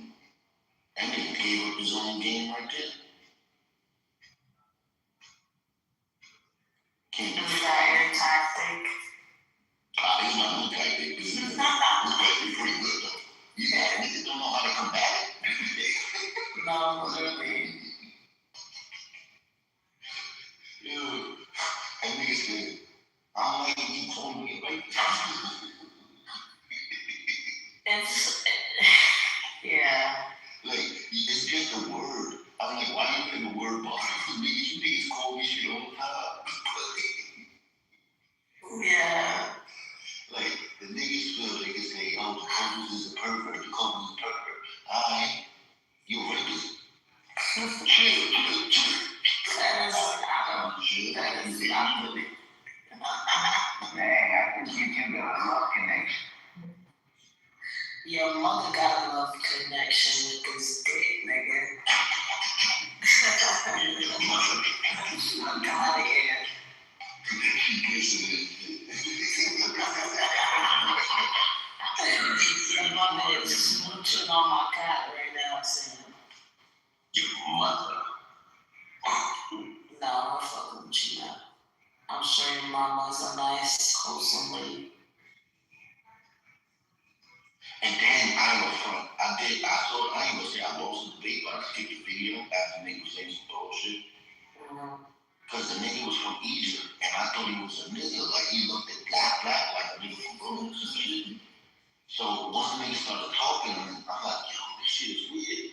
And the nigga started holding the Bible, talking about, oh, God told the Jews to take the little girls. And I'm like, I'm trying to just say, like, you know, whatever God do is right. Why these niggas said, if God asks you to wait someone, you gonna do it? I think get the fuck out of here. These niggas using all. I hate that shit. What is going on? Mind you, I'm like, yo, God prepared me for this argument for like 2 weeks. They thinking all these niggas. Now I'm stuck. I skipped the video. I said, no, I'm not doing this. I'm not doing this. These niggas been doing this for mad long. I can't remember what the fuck they was saying. I skipped the video. I said, fuck. I'm like, nah. Yeah, we gotta practice more children. Like, yeah, God, nigga, study for that. Oh, shit.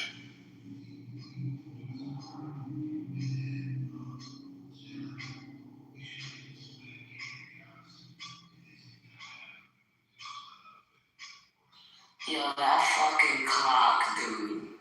No, I know, I love that shit.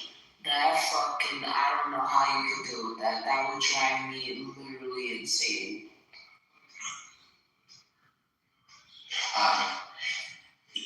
Watch this, don't judge me. I seen the video, nigga fight his girl, they was arguing, and nigga start choking her, right? And while she's getting choked, and they fighting, she's like,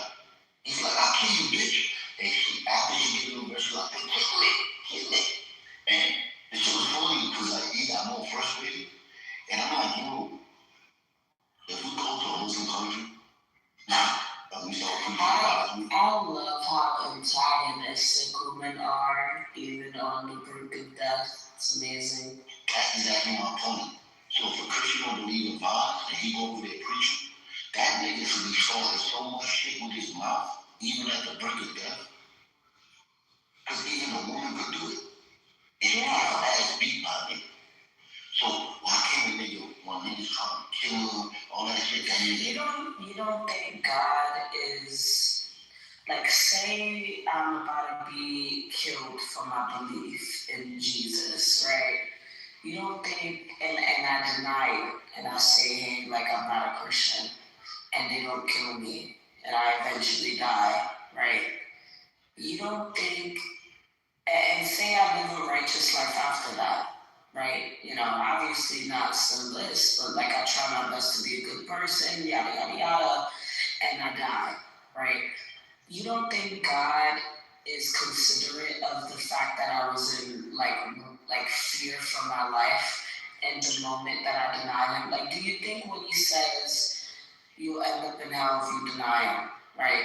Do you think that automatically means like a person that's in that predicament as well? Or do you think that just means those who like deny him willfully, not under those circumstances, like an atheist, for instance, right? Well, first and foremost, right? Because it's ambiguous to a degree. It depends on the circumstance, right? Now, if somebody puts a gun to your head, curse God, or I'm gonna blow your brains out, right? You're gonna just look. You don't think, but hold on, say you did.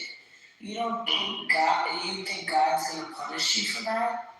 Well, you don't think he's merciful in that sense? Well, but here's the thing, though, right? There's potential repentance for that. But at the same time, let's say this, right? If someone, why do you think I got into, like, say, whether it's you deny him or curse him, either one, right? Say after you do that, you live a good life, you're a good person, you go to church, you check off all the boxes, right? You think God is going to send you to hell because of that instance where you feared for your life and you denied him or cursed him? Well, it depends. It depends, because let's say this, it says, if you deny me before men, then I'll deny you before my Father. Now it's Christ speaking. So, in a sense, when you're presented with that situation, most of the time, not all, I'm not the most high, but in that sense, for being afraid for your life, he who seeketh to save their life shall lose it. Them that's willing to get up to life shall obtain life everlasting. So just based off of that, based off of those scriptures that I'm paraphrasing, it's better to choose death than to deny the Most High.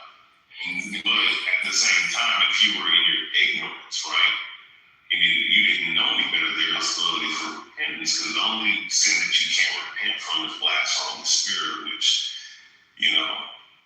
people who are in the industry, when they sell out and sign the name of blood, that's one of the things they have to do, just based off of what I've been told and things I've researched, right?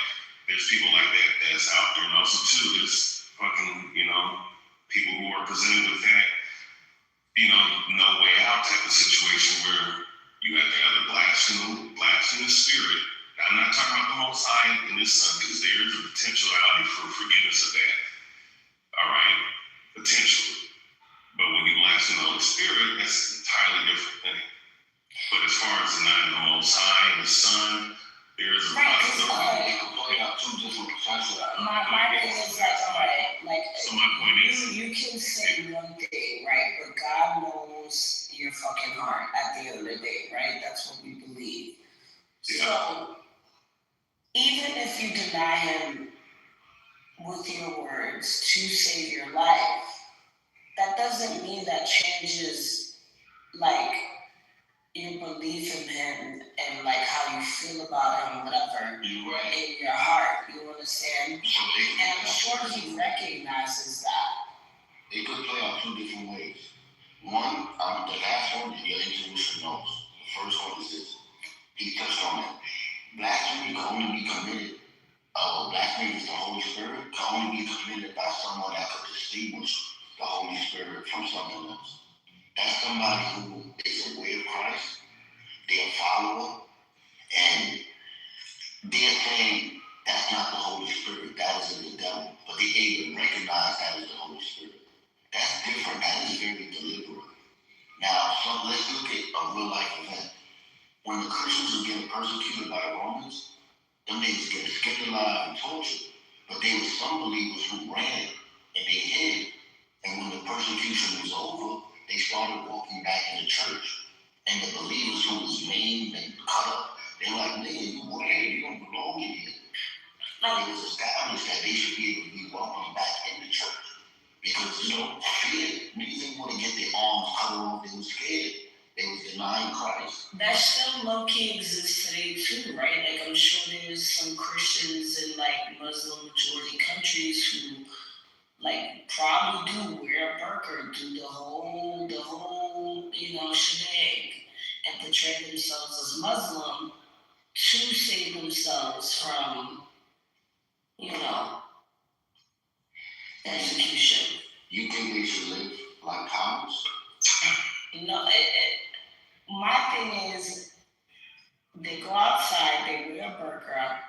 Everybody thinks they believe in Muhammad, right?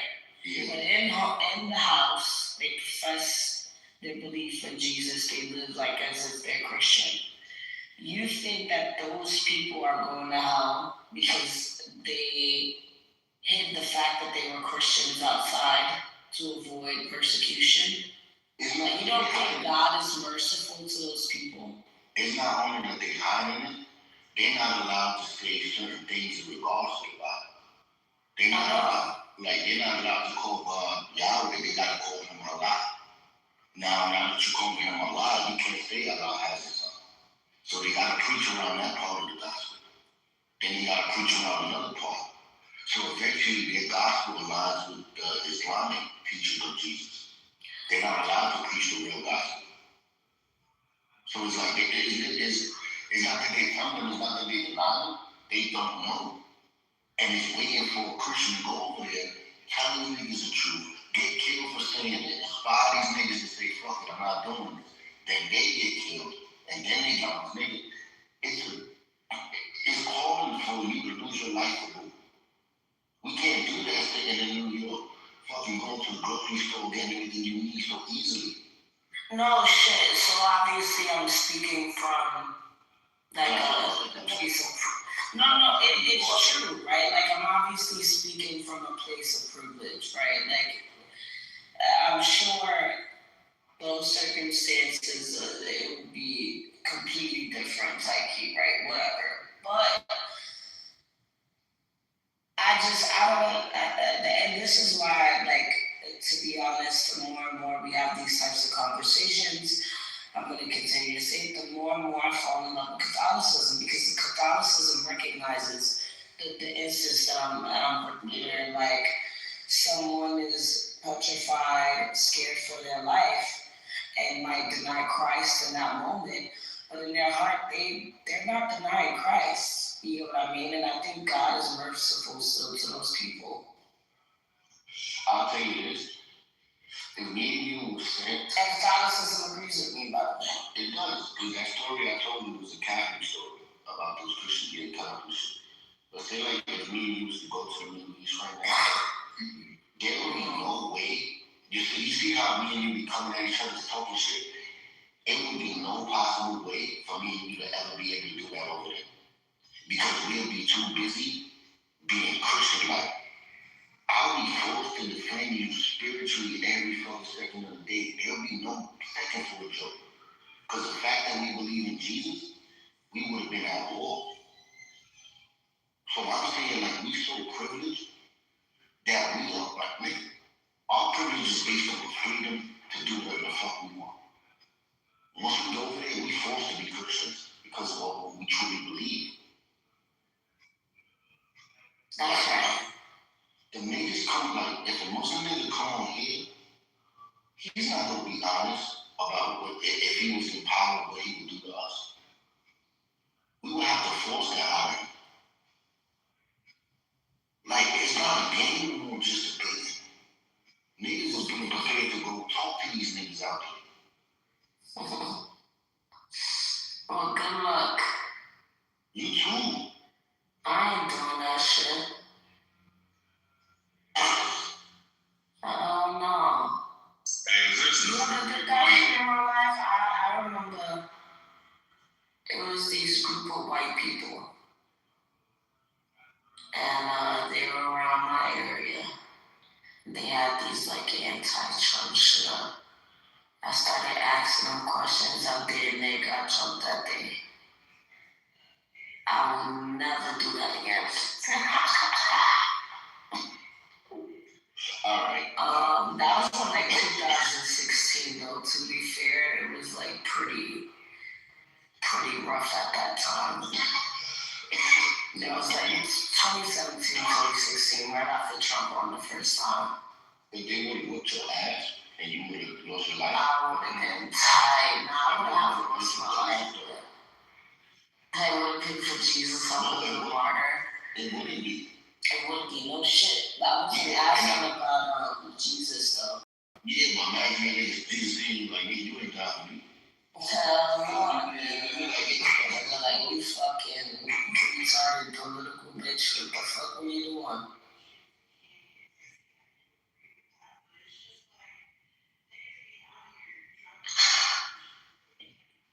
There was a No Kings protest too down the block from me. Like a month or two ago. A bunch of old white people literally. It was the same shit. I was passing by though. I was in the car passing by. Well, this is a kingdom, though.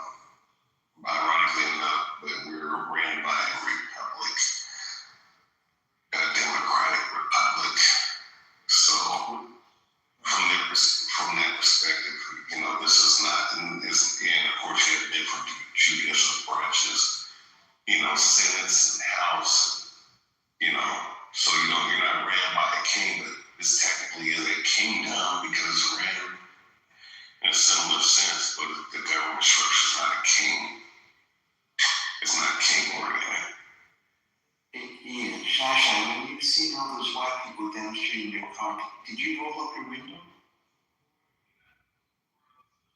It was already rolled up. Then why did you say you were going to get jumped? I thought we were going to jump. No.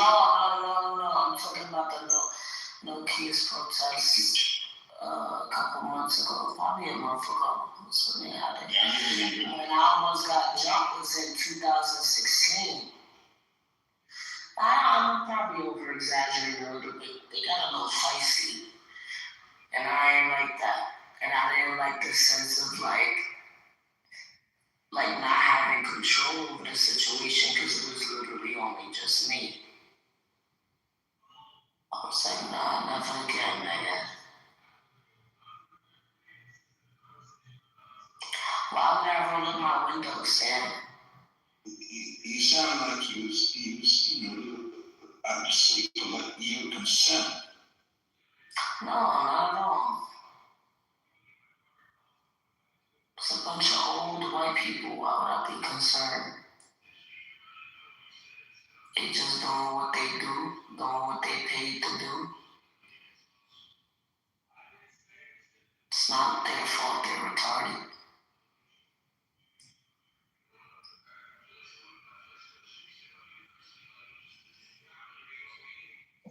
You know, Shasha, don't worry, you's going to heaven for sure. Wait, is it San Miguel? Fuck you, Sam.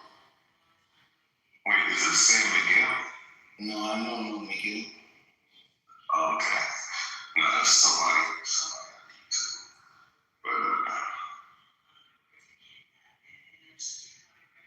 But, Carolyn's here? Yeah, I think she's sick.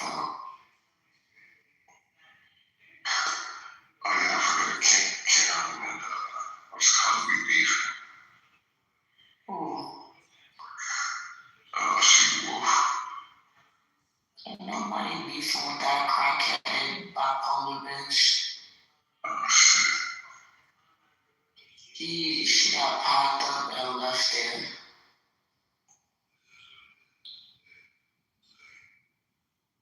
That's right.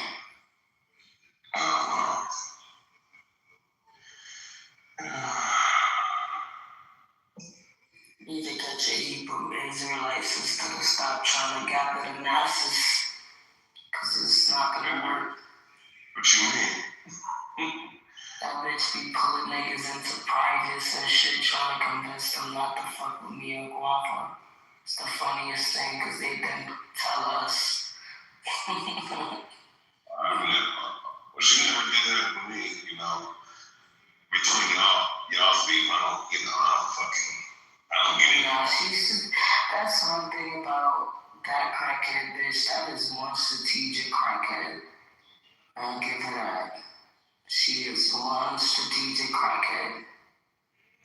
That bitch know who, like, she can pull into privates and do that too. She knows she can't do it with you. You're not easily manipulated. You know, a lot of people out here are very easy to manipulate. It's kind of sad, especially considering how grown these motherfuckers are. How would you know that? Well, I wouldn't. Well, here's the thing, though. I wouldn't, like, when it comes to females back and forth, I don't think it's manly to get involved in that shit unless you're being a mediator. And there'd be no reason for me to mediate something that y'all, you know. No, niggas, I don't. You know what it is? It's just niggas that is to answer that. Niggas be bored, bro. Niggas don't really be having nothing else better to do. Why not stir up the pot? Shit, I do it sometimes. Well, I only do it to people I despise. There's some people I despise in here. Some Israelites I just, well, actually, there is a certain complaint when I despise. There's certain. You know what's ironic? I don't despise anyone on here. I don't hate anyone on here. Like I said the other day when we were doing the whole red button, blue button thing, and I brought up the Jews one. I don't know if you heard, but I made a little tweak to it. And I was just like, yeah, like you could put everyone that I dislike in a box, right? Everyone I dislike in a home. And if you gave me the ability to blow up the fucking home, I would not do it. That is not my right to.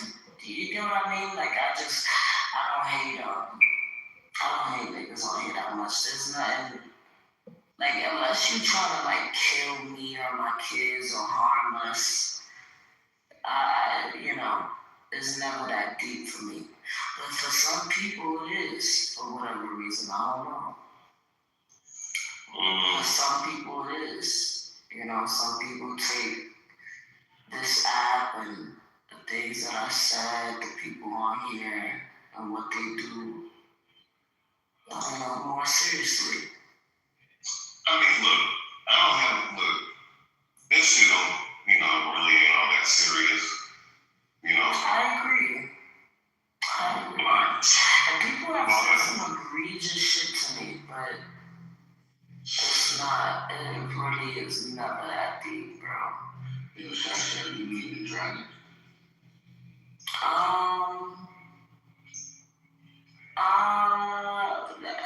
That's kind of about the island. I don't know. I wouldn't be surprised though if they did exist at one point. What if I told you, say like, you see how you got the sky and you got space, right? Right above space, it's a funny looking dragon flying around, right? And what if I told you right after that, Eden was in heaven and we was up there and we got kicked out again to fall down here. And Satan got kicked out with us. Bro, you're saying a lot of silly shit, bro. Yeah, Now, look at what I'm saying. Pay attention. If I was to ask both of you, where's the true life, you say that's in the Garden of Eden. So why the fuck is it in heaven right now? God moved the shit. I would have, the Bible tells you exactly where the Garden of Eden is.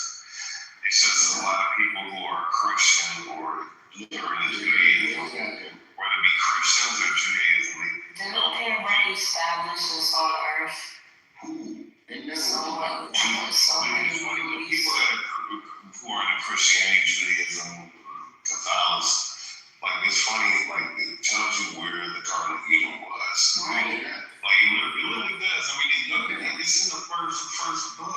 Like it's not hard to the first half, right? It's on the east. No. Garden in Eden is on the east of somewhere, I forgot. Now, pay attention to what I'm about. Remember in the Bible it says God created a firmament and he separated the waters above and the waters below, right? So the waters above, they move in the same patterns that the water below does before the separation. So if I wanted to tell you where a location was in heaven, it could be in the same spot where I tell you on earth where these rivers are. Because the waters are connected from below and above. They only separated from firmament, something invisible. Remember when the flood happened? How do you know the firmament is something invisible? Because in the Hebrew, it means something beaten and shrinking. So it's something that separates. And the only thing that separates that from below and above is that which you can't see. Oh, air, maybe? Huh? Air? Wake your loud. I don't want to say air. What the ancient niggas probably would say is an ether. Like fancy words like that for things that God created. But like it's ether. Something invisible and like dark matter that keep the things together. Like shit like that. Remember, when you read your Bible, it's written for a fucking 7-year-old to understand it.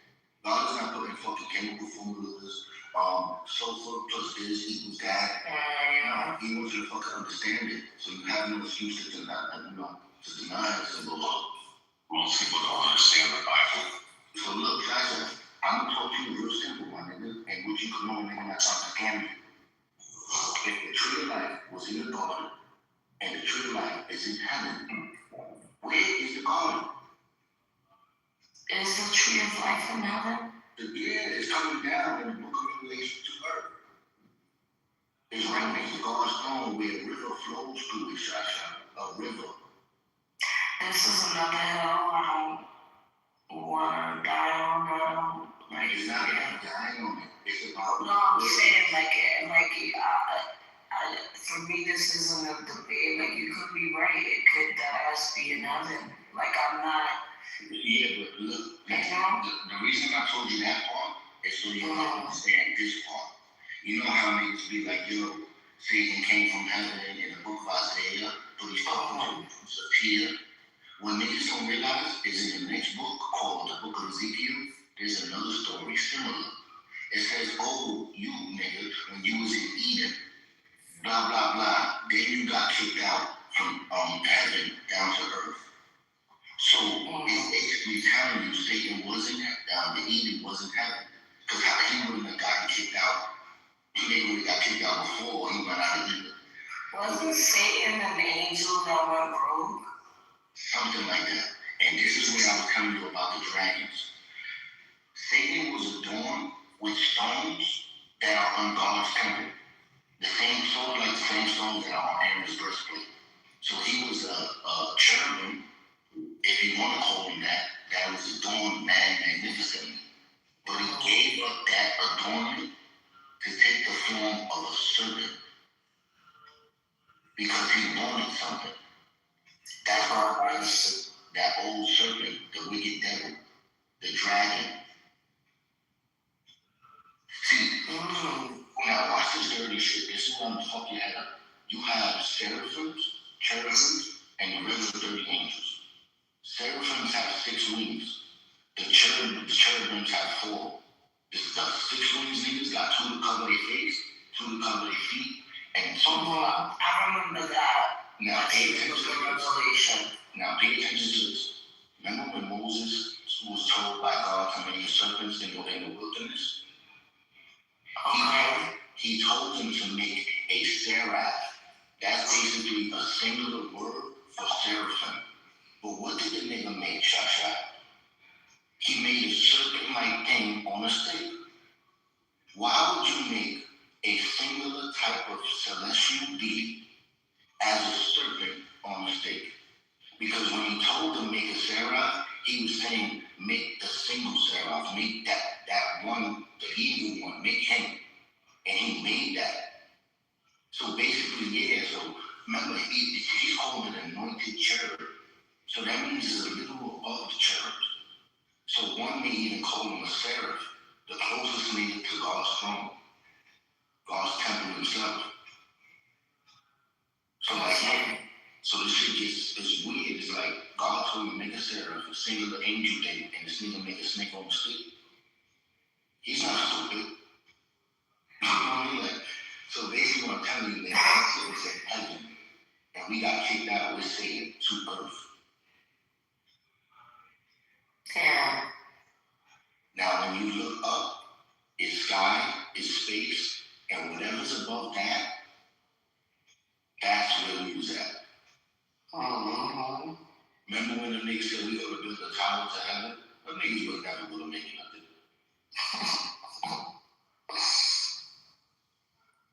They can't get past the firmament. They can't get past the first heaven. Remember this niggas, Paul said he was more nigga, I went to the third heaven. What's the first? What's the second? What's the third? What's the fifth? The most. Yo, Rihanna, I know the fuck you ain't snoring, nigga. That's what he's doing? Shit. It's recorded. Shit.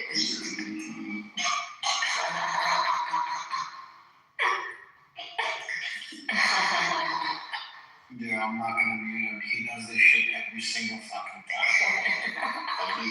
Nigga got sleep apnea. Oh. Pumping deep though. Nah, my ex, dude, yo, I used to be ready to fucking duff him. The way he snored was so fucking bad, dude. I used to think this nigga's about to die in his sleep. Nigga, what about the niggas that be scratching their throat when they sleep? What? Ew, that is one of, like, my pet peeves right there. Like, that right there is a pet peeve of mine. I don't really used to do that all the time. That shit used to piss me off. Every single time. It's fucking disgusting. How do niggas scratch their throat like that, like a real animal? Right, like, what the fuck? Why is your throat itchy, nigga? Cause you know what niggas be doing in real life? They be swallowing when they spit. They swallow. You supposed to spit it out, that's why it's called spit. Pause.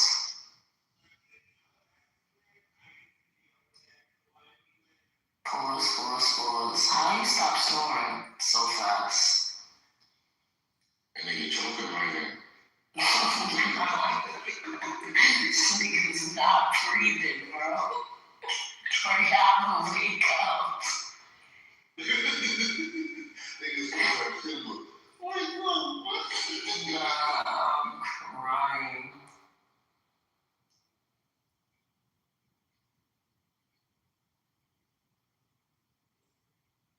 It's funny because that deal and Haggard were up and they did not bring up the fucking Kendo. Thank God. That nigga was probably drunk as hell right now. I can't hear when people raise their hand. I was away from my phone. Like, I was on my desk and my phone was on my bed. Well, I'm not gonna tell him that. Whenever I wanna fuck with him, I'm gonna tell him that I did that purposely. No, I don't wanna deal with his drunk ass. You're evil. He's gonna see your reaction to me. And it was after he wrote.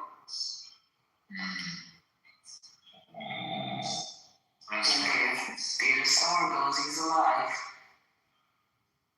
He's alive, ladies and gents.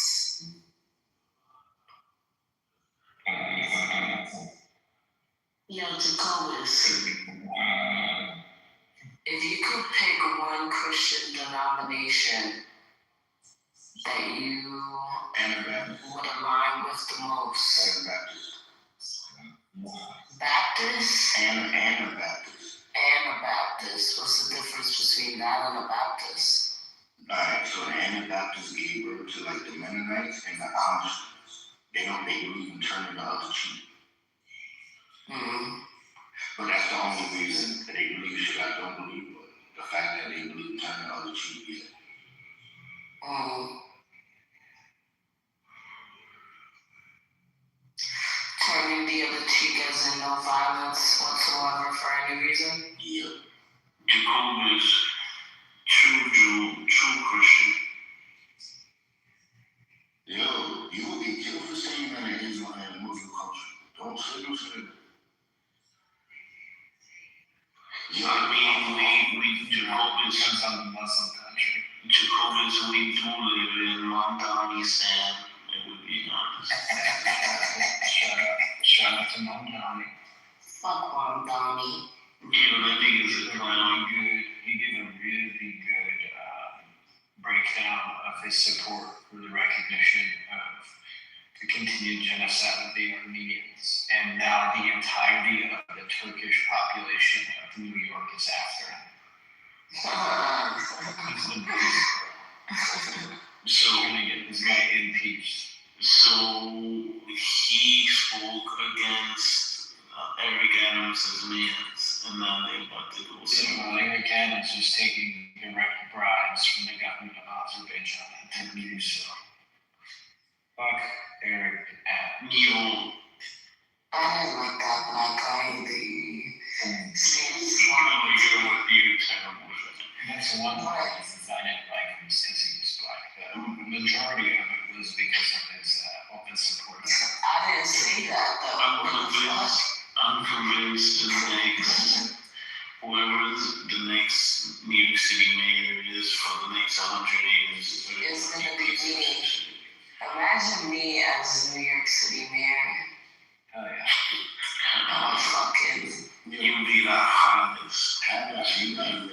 hotter than AOC, that's for sure. That bitch is a fucking more space. Nah, come on, Sean. I don't know what y'all see. She's annoying. She's ugly. She's annoying, but she's not She bad. is ugly. Her teeth are too long. I don't like her. You know, she got a nice brush. No, she probably do. Yeah, She got them heavies, bro. but She probably do. I don't like how she curses white people and then leaves with one at night. It's the dumbest shit ever. She calling that nigga a cracker in the bed. I'll change your life. I'm sure you would. If we're talking politics, she's one of the better looking ones, to be honest. What? She has a great politics too. I mean, out of the bedrooms, yeah. A lot of Democratic bitches are ugly as shit. No offense, Haga. It's okay, my fiance's a Republican, so it's true. God bless her, right? I'm a Democrat. So, I have a question for you, Haga. Yo, is this fucking real? Is it fucking really happening? Yo, do I need to get my big mic, bro? This shit can't be fucking. I gotta get my big mic, bro. I'll get my big mic. It's on. I mean, Get my big mic. He's just gonna fuck it up. Y'all can't put people on. bitch crazy. You know exactly what the fuck I'm talking Yo, about. please don't instigate a fight, man. That's it, man. All I know is Please, dude. you know I got to, just forgive me. But it's gonna happen. It is gonna happen. It's not. She's been up for 3 days. Yeah, I've slept. She's been up for 3 days. They threatened by you, Josh. Yes, it's okay. These niggas don't know how to act. They don't know what character to be no more. They can't be I the bad guy. They can't be the good guy. They lost. You know what it is? Concrete's ass face right now. This is fucking fake Jew, she's a fake Jew, so they're clicking up. Okay. I'm not even Jewish. Yeah, but you were kind of Jewish, you fucking weirdo.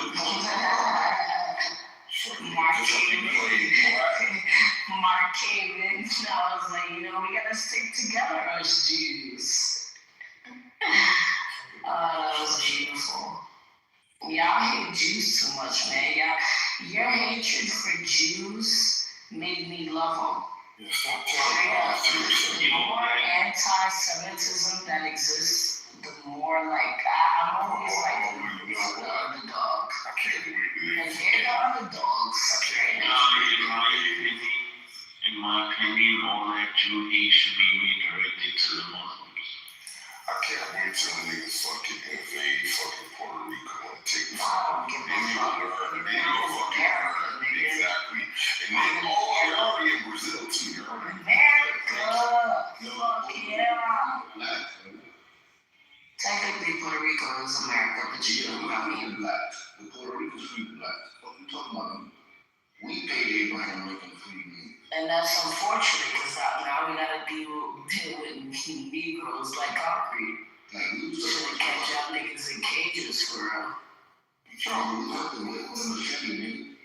This fucking second class citizen. I don't even feel second. You're a fucking fourth class citizen if I'm second class. Fucking Spanish woman. Wow. How fucking useless can you get? A Spanish fucking woman. What the fuck?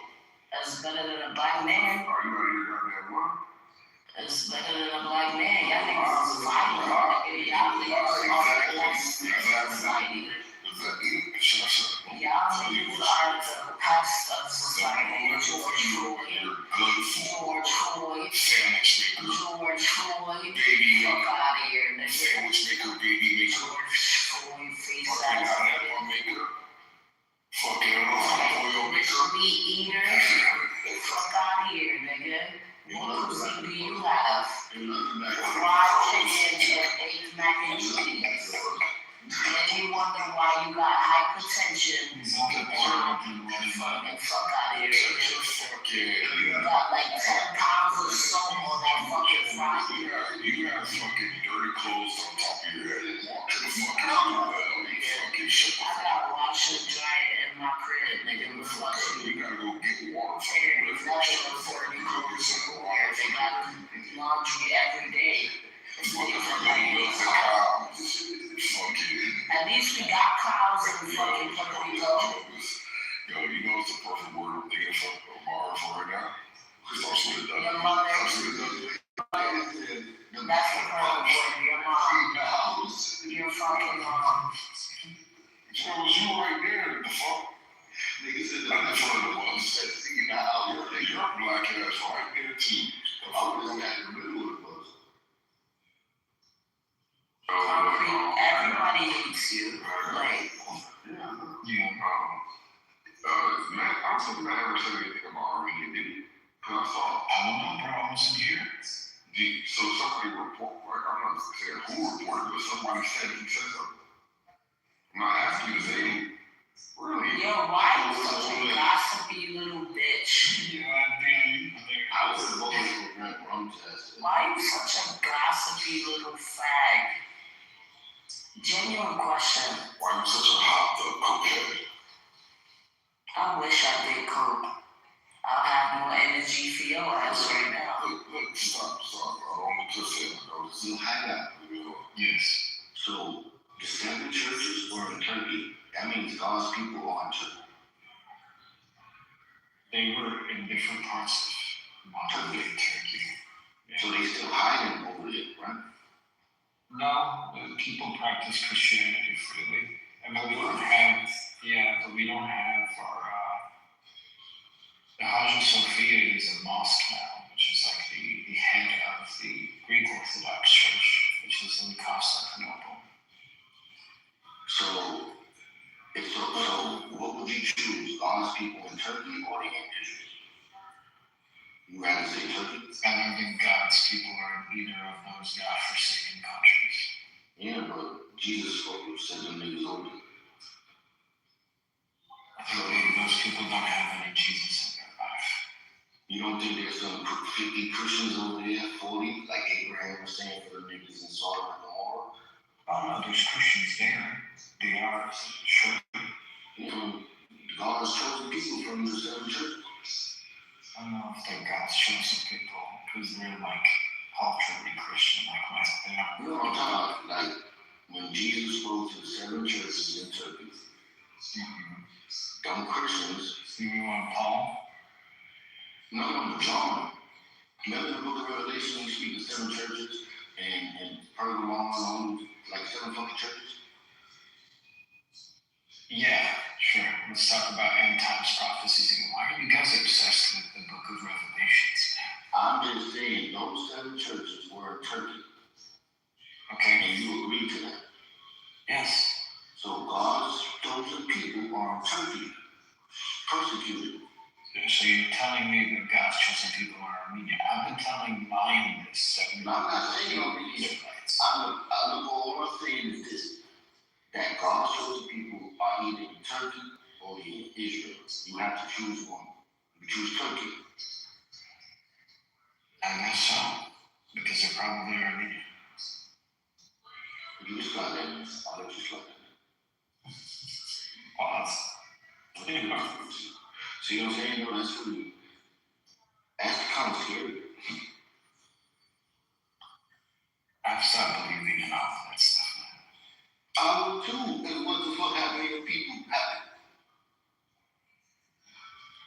Nigga, that's crazy as fuck. It hasn't stopped. It's happening everywhere else in the world. So it's happening to the Palestinians, bro. No, it's not. Yeah, it is. Hell no. Cause just like they were seven churches, They treat Jehovah's like shit. They marginalize them. They want to do it to the Palestinians. They fucking chemically castrate Jehovah's to do where to go. Like, he needs to feel that himself. Like, he needs to go there and see how he's treated. You know what? I know I saved this video just for y'all niggas. Let me see if this is all they fucking niggas. Niggas. So I saved the video just for y'all niggas showing a fucking black Jew beating on the police, doing whatever the fuck you want in Israel. You gonna tell niggas they can't do their work with it? Look, I got a bunch of these.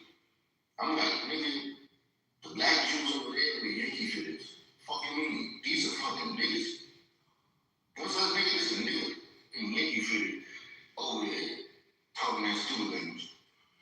On these niggas. Can't sit around a whole little period about black Jews. Nigga, look at this shit. It's in jail.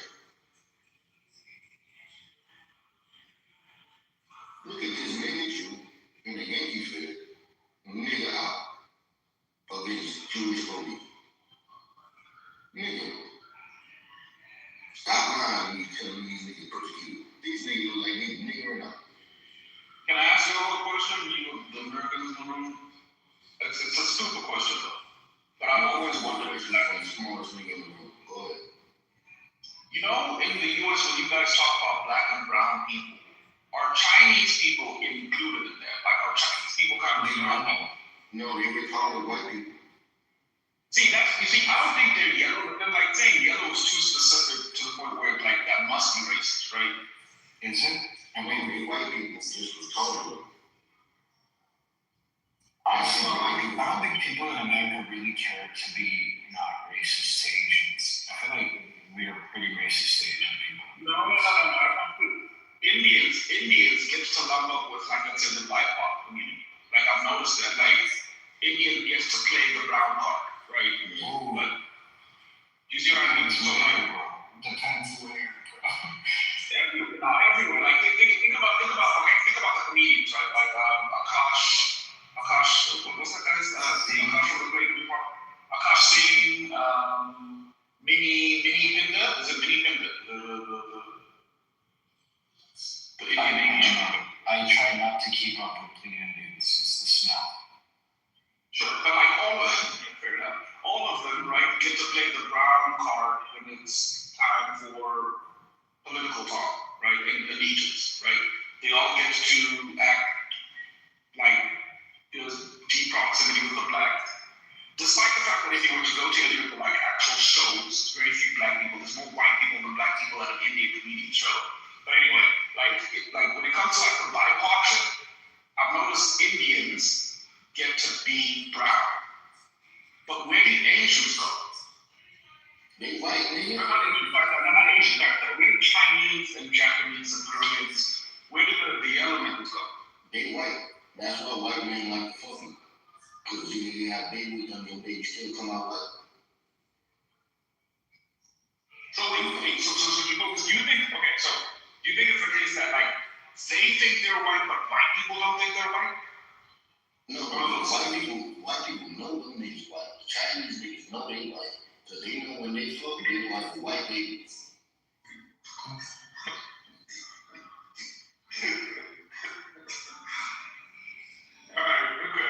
Look, a white nigga will bring a Chinese bitch home. And the mama not gonna be mad because they know that baby will come out white with a couple little pretty features. Little monkey looking features. Like the nigga features without the color. Now you bring a black bitch home, they like, get that shit out of here. They know they baby not gonna come out. What do you mean monkey features? Nigga, look at Harry coming. Look at your PTR. I mean, but look, that's neither here nor there. If you look in the chat, right, it's a video of a black man in Israel, in the Yankee City, doing his nigga shit. And he's a Jew, a nigga Jew. He talk just like a fucking African, whatever. But he look at this shit.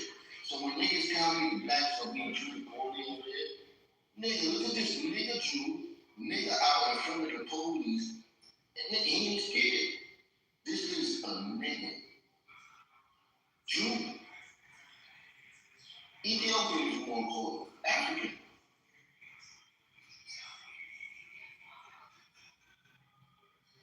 The black African to be president. I'm half black, so I'm light skinned with black features. I remember a girl thought I was once white. When we hopped in the bed, found out I had the BBC. She said, "Oh shit, Why am I? you're thick black." Pause. With all due respect, pause. But she was confused because it's like I got a big broad nose, I got fat ass lips, my hair is nappy. But I just got light skin. Nigga, if you had a big dick, your asshole goes down. You said my asshole did? No, nigga, you got a big dick, your asshole goes down. To me. Nigga, if you have a big dick, you will know. Your asshole goes down if you got a big dick.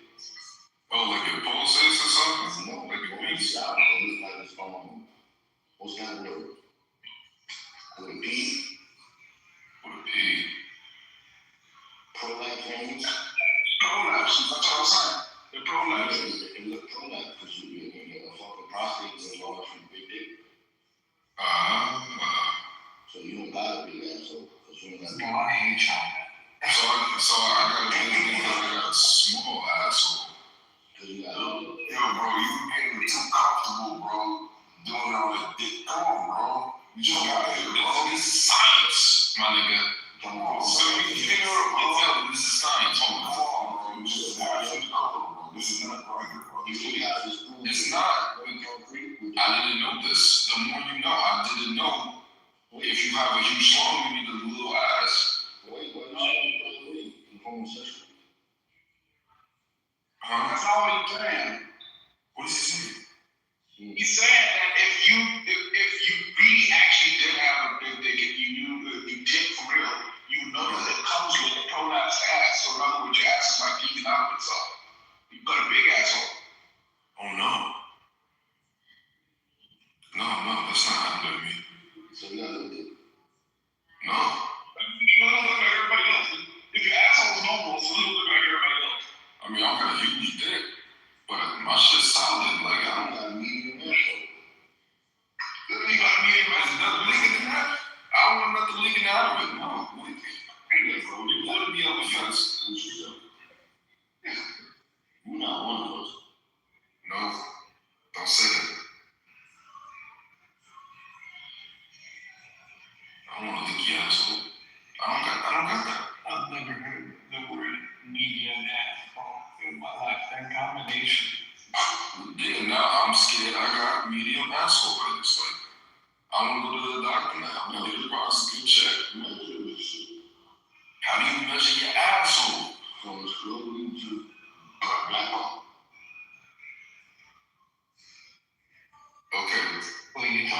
haven't measured it? No, I have measured it. I haven't measured my own house. So now you don't know the answer. You don't know the diameter or the circumference of the vessel. I just basically, am I supposed to? No one told me this. Did I miss something? I don't feel like everybody up here did it but me. Since the data should have, each one of our dads told us about this shit. I didn't know you're supposed to be measuring up. Nigga, you know what happens in my family if you want to know this? What? You get sent to an orphanage, nigga. You will not carry your family name. You serious? Nigga, you lucky. I don't feel like I got something now. You got a little asshole. See, I don't know if I'm supposed to. I don't know if that's a good thing. When the concrete on that video and that destroys his whole argument. As soon as I say that, I saved that shit just in case this nigga said the Jews are racist in Israel. Anyway, I got a whole nigga tripping out in a Yankee field. You can't get more nigga than that. How you gonna debate this? Once niggas see a nigga in Yankee field accosting the police, nigga, that's a full-fledged nigga. Why he not getting beat? Why they not George Floyd in that? Because he's a black Jew. Too much problems come with that. Now you got to do with racism and anti-Semitism. Nigga, these niggas the chosen niggas in this shit.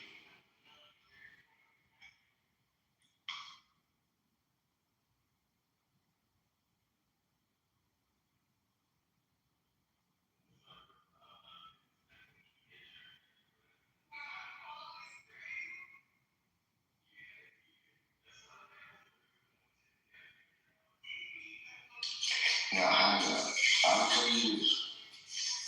When the time comes, we could do a round robin. We could go to Armenia, stop at Spain, and go to Israel. That's a trip.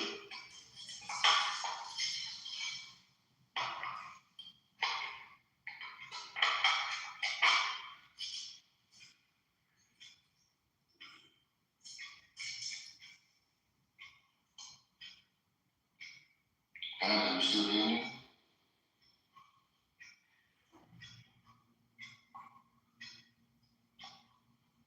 I hate when I fucking want to go to sleep or wake up and go almost. Even like 10 wake up at 2 in the morning.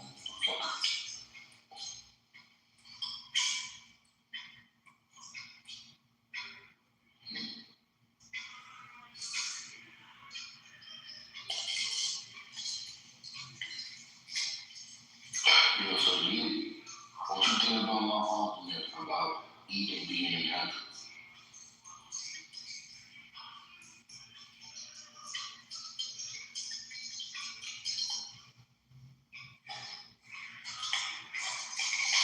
I think my shit's solid.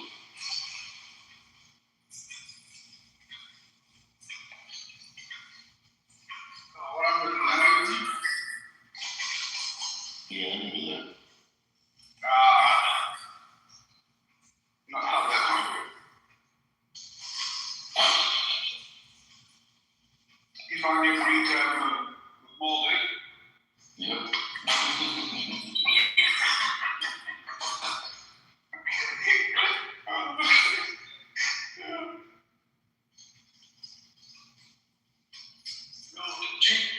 Do you ever wonder how certain languages dies?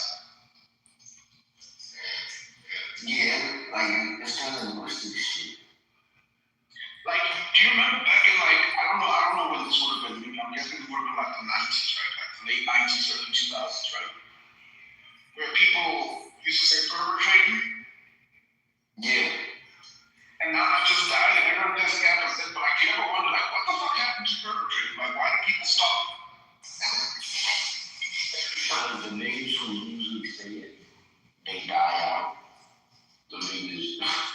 get married. This is the regular shit we see is his effects. Niggas died out. If something is still here from back in the day, it's usually on purpose. But isn't it crazy? Like, don't you wonder, like, how, let's say, I don't know what you would call it, like the ether decides what stays and what stays and what dies?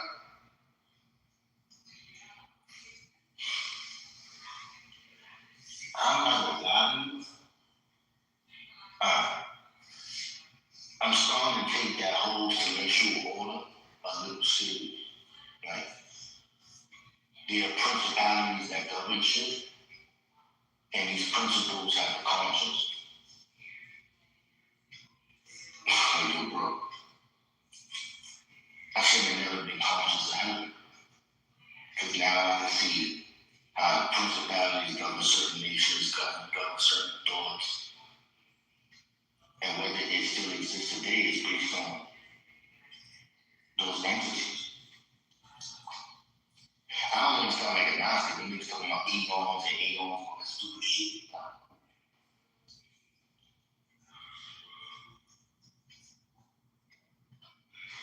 Like, yo, what you think about my argument like that? I'm going to eat it. What's the argument? So, in the book of Revelation, it says the tree of life, which was in the Garden of Eden, is coming down from heaven. So, I'm like, if the tree of life was in the garden, that means it should be in heaven. Now, everyone is arguing, but what about when it says it's by the rivers? It's by the rivers. I'm like, that's simple. God says there's a river that comes from his throne. And back in the day, the firmament separated the waters from below and above. So eventually, like the niggas was connected.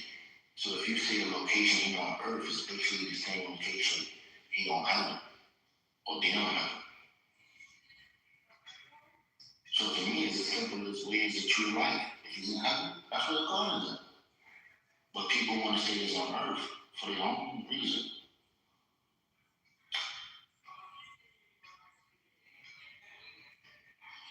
Now, Would that mean that the fall of man or whatever would be mind on earth? is that the punishment would have been to come to earth. And when Satan fell, that's when they fell. You know, I'm not gonna lie, crazy about what I'm saying. Doesn't it sound kind of like what the Mormons have been saying about like the origin or whatever, and that's why, and the black people who were neutral in the Satan versus God beef. Have you heard the Mormons whole? I heard a little bit of it, how like the Indian niggas got dark because they disobeyed God and shit. It's all black people, that's a suit. Yeah, oh damn. Niggas are special. Now, here's the kicker. Look at this. You know how they be like, oh, when the Bible said, in the book of Isaiah, it talks about a king of Tyre, a prince of Tyre, and they speak of him as if he's Satan, calling him a cherub. And people are like, no, it's about the king of Tyre. No, yeah, it is about the king of Tyre. But the same way a prophet speaks and God is behind him, he's speaking to that thing behind that name. And in that story, it's saying you was once in Eden, and then you got kicked out of heaven. I'm looking at it like, when that serpent got cursed to eat the dust of the earth, that was his curse, to come to the earth and eat the dust of the earth. And he had like a dragon form. Yeah, I was scared. It's like, I'm not going to say I see these dragons flying in the sky, no. Not in space, but something above that. If you want to call them dragons, angels, whatever it is, celestial beings. That makes sense to me, seeing Jesus ascend all the way up there. Like, I don't know, bro. That story take a time when Satan he kicked out with us, and we up there.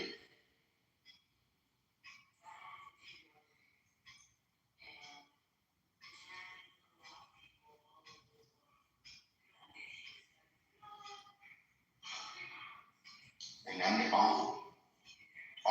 you ever heard the story where they say that Cain was the son of Satan? I mean, the son of the serpent.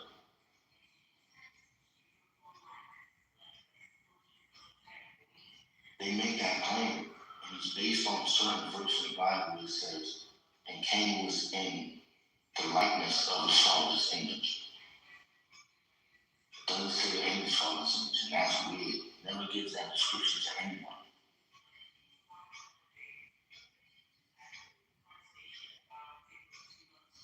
I was going to just to demonstrate that Cain was the older child, right? Cain was the what? Older child. Because I think they were twins. They say it was twins. Him and Abel. Even in that case, it's still an older one, right? Yeah, the one that comes out. I've always took that description of him being this father essentially he came first. Because I guess it's an old wives' tale, but like the idea is that like the firstborn is always the child that looks the most like the father.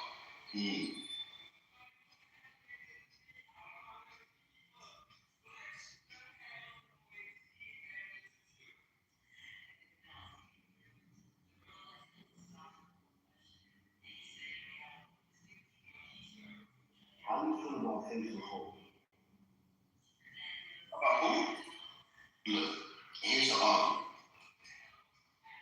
If you say you believe in God, it's because somebody told you. You agree?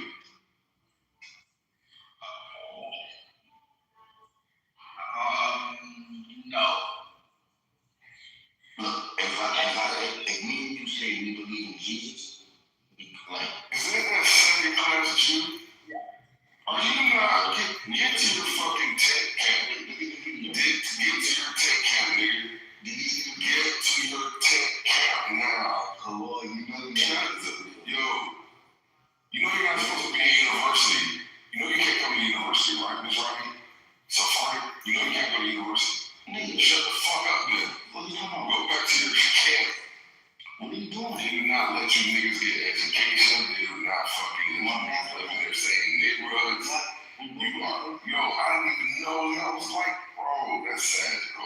We got to fuck for them. Nah, this is what you don't understand, bro. I honestly don't like you. No, fuck that shit. I got that nigga in my blood too. Look, you heard of the Obadiah, that all the Hebrew Israelites love and shit? Sounds familiar. That's what it is. One of the Old Testament books. It says basically the Jews of Sepharad is going to go to the Nagab. That's the Sephardic Jews. So the Nagab is where the black Jews are at from Chicago, where their fucking nuclear bases at, their facility, and there's a bunch of Sephardic Jews over there. But that's the same place the Edomites used to live. So God was saying, I'm going to give you the places of the Edomites, which is like the Nagab. So yeah, nigga, God said the Sephardic niggas going to get that shit. Listen, so what you want to do is you want to try like, do I see God's hand in this or do I see man's hand in this? We know that there was an instance where man went to go help God and God struck him down. You remember that instance? Which one you talking about? Uzzah in the Ark of the Covenant. Uzzah went to go help the Ark of the Covenant. That was holy. Yes. Yeah. So that was a man trying to do something for God, right? The intentions they All right. So is Israel supposed to be brought about through the hands of men or God through God? Which one is it? Through God's command. Okay. Through God? Do you think that Theodore Herzl was God? No, through God's command. Do you think that the British mandate is God? No, Do you think the Balfour Declaration was God? Well, I think that's Do you think the UN partition plan was God? well, I think that's Do you think the Nakba was God? Wait, what do you think the Do you Nakba? think the Yom Kippur War was God? I just want to know which maneuver as a part of the state of Israel was God. Go ahead. Well, the people, yeah, go ahead. So when God tells us all nations will come against Israel, No, we're not talking about the prophecies and what was written. We're talking about what in the establishment of the state of Israel is God. And did God like states? When did God establish states? God established Israel. When did God establish states? When He called us on the mountain of Mount Sinai. That is a group. When did He establish a state, brother? When He said With the order and declaration of He allowed the land to the children of Israel. That's a state. Yeah, when He So allowed that means that. So does that institute the Jewish laws where the Palestinians can't work the land? What do you mean can't work the land? Did God ever institute Jewish labor laws where the Palestinians cannot work the land? We have labor laws. Yes, so Jewish labor. I don't know if you still have Jewish labor laws, but you have No, they're not applying. They're not applying that at all. Oh, is that from God? Is that from God? It's prohibition. Treat you like a second class citizen in 10 counties. Did you see the video? I just put in the chat of a I still treat you like second class citizen. citizen. Did that. Still treat you like second class citizen. Look at the video and how we can honestly have this today. Just look at the video. It's right there. It's the I've been looking at the history of this authority of Israel. Bro, you see the video the whole time? No, I'm not looking at the stupid ass video. I saved the video just for you. Okay. Look, I'm telling you, you want me to, let's do some times of Israel racism headlines. I'll do it, but look at Headlines. the video. I'm just telling you if I'm wrong. I mean, that's a black Jew beating on the police. How can a black Jew be disproportionately, treated fucked up when they beating on the police? In Yankee footage. That's the real move. Based on the Times of Israel reporting, instances of anti-Israeli racism in Israel have You can't have an honest debate. One second, brother. One second, brother. No, look at the video. One second, brother. You gonna look at it? Just calm down, second class citizen. Tell me what to do. Leaked. No, I'm not. Leaked. Derogatory. Hold on, brother. Anti-Israeli racism in Israel have included leaked derogatory comments by senior officials, discriminatory, discriminatory practices in education and cultural stereotypes, often highlighting tensions between the Israeli Jews and the predominantly Ashkenazi establishment. Israel's an Ashkenazi establishment, brother. You are an afterthought. You are a, unfortunate consequence of the program. They're not about you, brother. So look at the video. How can they be trying to be treated badly when they're doing that? That's gangster. This is black people in Yankee footage. They have more freedom than the blacks in the United States. If a black person did what this nigga did, you would have been George Floyd. You can't honestly have a genuine debate until you see that video. You see the opposite of George Floyd. And once you see that, you would say, no, Israel is the promised land.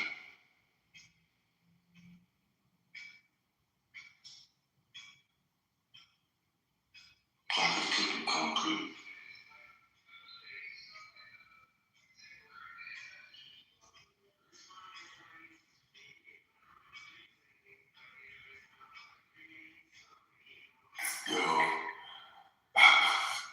According to the Times, according to the reports from the Times of Israel and other outlets, Ziv Akman slurs. He reportedly remarked, "It's not good that Morocco was open for Israeli tourism. Now we know where our Moroccans came from, Africa. A baboon is a monkey." He specifically targeted the Kurd members of Mizrahi descent, calling MK Islam Baturi a baboon, and MK Eliyahu Revivo a retarded Moroccan. He also dismissed MK Eli Dalal as a clown and a nobody. That's how they talk about you, bro. That's how they talk about you, nigga Jew. Yo, who you calling nigga Jew, bro? Your brother Jacobus. Yo, are you Mizrahi, Sephardi, or Ashkenazi? Sephardi. Oh, you're another nigga Jew. Second class Jews. Where are the first class Jews? Where's the normal? Somebody get the first class Jews. I don't want to talk to these He's gonna tell you that I'm official. He's gonna co-sign me, bro. He's so used to sitting on the back of the bus, he didn't get no bed to the head. Our niggas in the back of the bus with me. Yo, he's gonna co-sign me. Yo, I guarantee our normal comes in here, he's gonna co-sign me, bro. Guarantee it. Mark, did you know that they treat the Sephardics and the Mizrahis different than the Ashkenazi? You know what Ashkenazi is? Tell me what an Ashkenazi is. The European Jew that migrated during the first, second Aliyah. They were part of the Israeli conference and so on and so forth. Theater rehearsal, so on and so forth. Yeah, anyway, you know that they treat you different. So now the reason, let me explain to you. One second, brother. I actually, you said that wrong, bro. I answered that. 1 second, brother. You said that 1 second, brother. I asked you a question, then you asked me a Let question. me explain. And I answered. Hold on. As soon as I'm done, because I asked you a question, you asked me a question, I answered your question. I answered your question, and then now I'm going to ask you to please answer my question.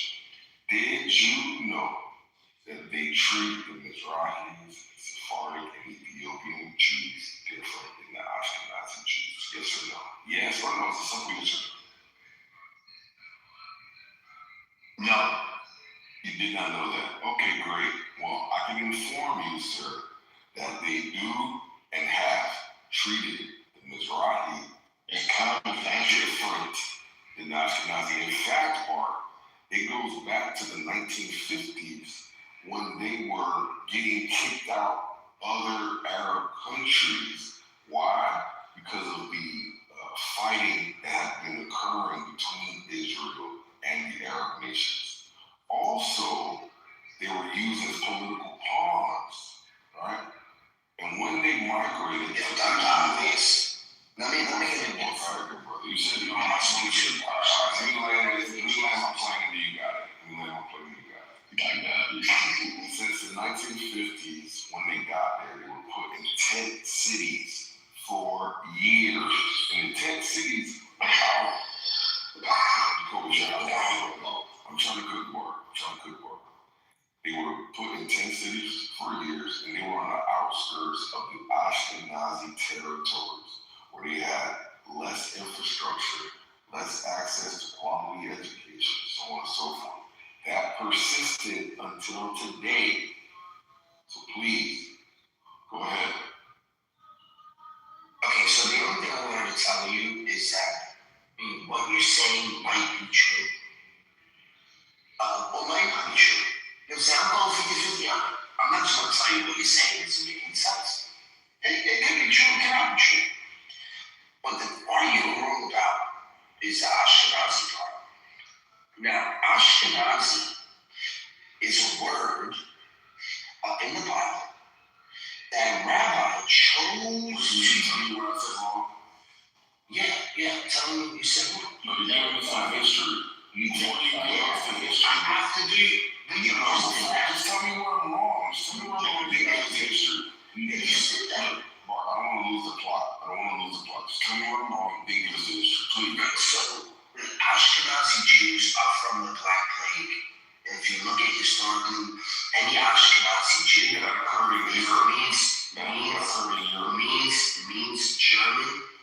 Jew, but that was a Jewish scholar who decided to use that name.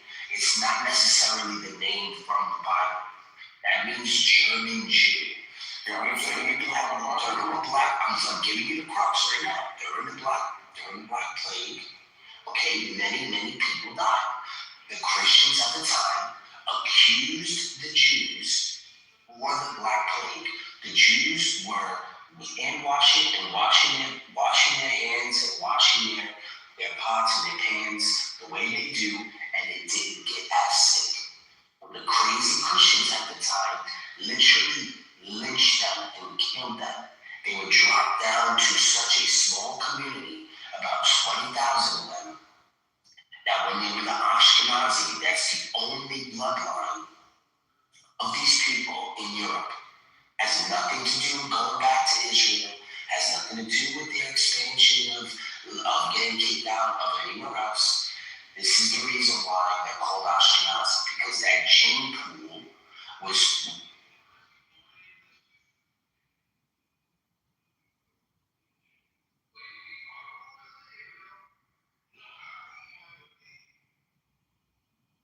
the homeland. Doesn't say that it goes back to all the way to the 7th century. You cannot prove that historically. That's why it has Ashkenazi. And it was a Jewish rabbi who decided to take a name and call those German Jews. That's it. So all the extra conspiracy shit that you heard makes me think that when you're talking about them being in the West Bank in tents, you just, I don't know, it just kind of seems like, I'm not going to say you're lying, but I mean, if you didn't know who the Ashkenazis were, I'm going to automatically think you don't know who the Mizrahis So are. there were European Jews that migrated since the first of the which was 1886. I said that. And all you said was that I was wrong, and then you told us where the origin of the name came from. So they are. And I'm telling you the history. Yeah, so but you said I was wrong. So you just added that for rhetorical effect, and it wasn't like. you asked me who was the Ashkenazi, who was that? No, I never asked you who the Ashkenazi were. I never asked you who the Ashkenazi were. You asked me who the Ashkenazi were. I asked you, did you know that Ashkenazis treat Israelis as far as different? Wait, yeah, that just sounds like you didn't know it. You did not. So you don't really know that Ashkenazi. That's not true. You don't lie, Mark. Don't lie, bro. I'm not lying. I just fact check you. Don't lie. It's not lying. It's great. You're lying about the Ashkenazi. You're better than that, bro. I just want to know if I was lying. You did lie.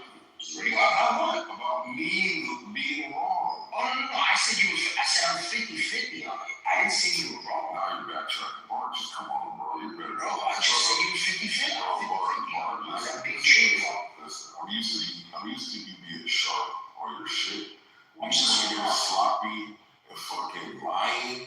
And like, I'm not wondering what's happening. I didn't say you were totally wrong. You did say I was wrong. That's the About first the thing you said. Ashkenazi part. About the Ashkenazi. And what did I say that was wrong about Ashkenazi part? You're historically wrong about it. About what did I say? Because that bloodline started with the Black Plague. That's I how it said shows. they were European Jews. German Jews. Germany is Jews. Germany is in Europe. We're not in Poland yet. Germany. They are European Jews, sir. Come on, bro. You're better than this, bro. Hey, listen. I need to educate you on this, bro. No, I don't fucking sure.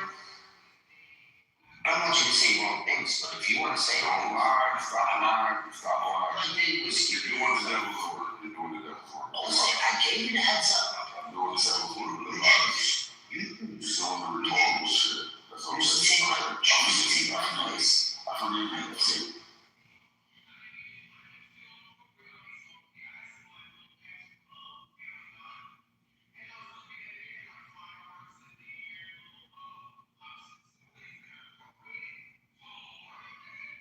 Yo, I bought my wife a car. Yo, it's not black. With tan interior. Beautiful car. Kia. It's a Kia though. Kia. That's the one she wanted. Why would she want it?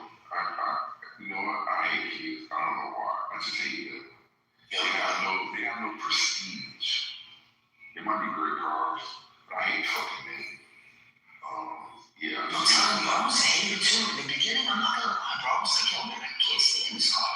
And I had bought her the Sorrento 8. Cause like, yo, I still got my Cadillac. At 160,000 miles. But my daughter is going to med school. So when she comes home this summer, she's gonna be doing night shift. Yo, thank you so much, bro. Thank you so much. I'm still in shock. So I gotta get her a car. Wait, so she already graduated undergrad? She's in med school? Or about to go? Oh, okay. No, she's in med school for the next 8 years. Okay, yeah. Yeah, so right now, she needs a car to do her little, needs to do certain kind of hours. But when she comes home, so my wife is stressing. So I'm like, because I have the minivan, and the minivan started having those, you know when the battery starts to drain out of nowhere? What is it called again? There's like a shortage in it. And there's a shortage in the battery. I forget what it was, but I couldn't find the leak.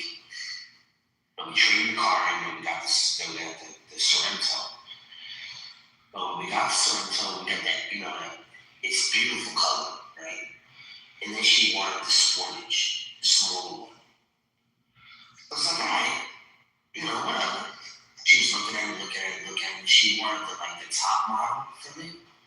So she was stalking it. And, you know, this car was on the lot for not even a day. 2 days, I had 5 miles on it. And every time this, because it's called the Prestige, like the top model of it. And she was looking for this car, and it came in that beautiful color. I was like, oh man.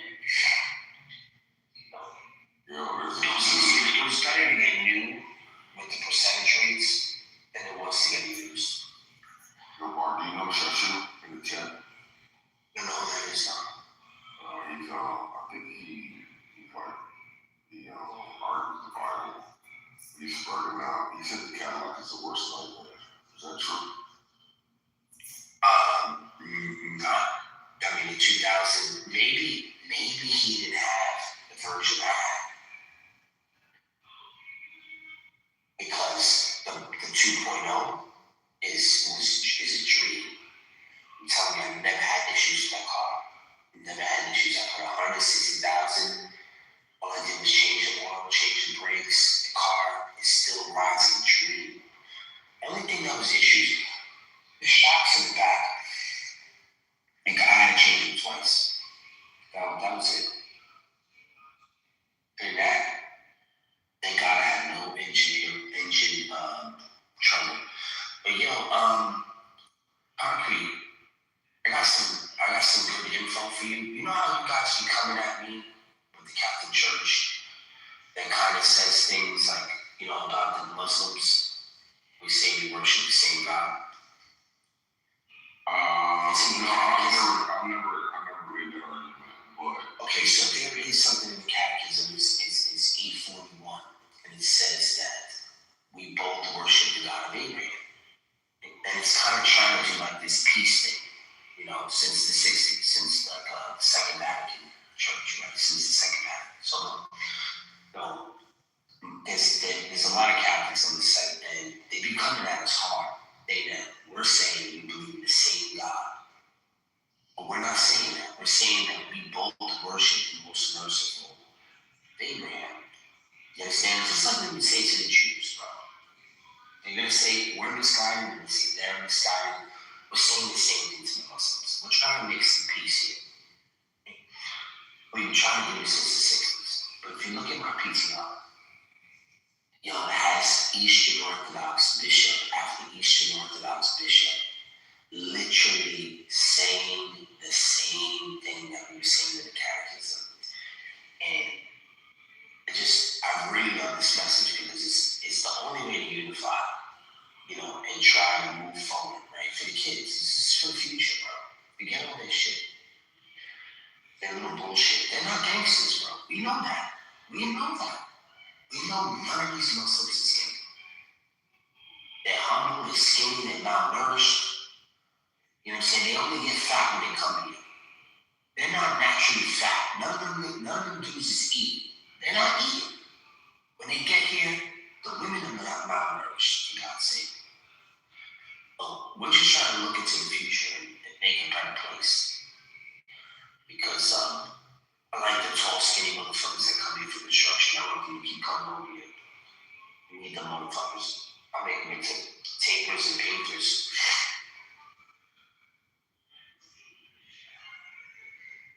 What projects you been working on?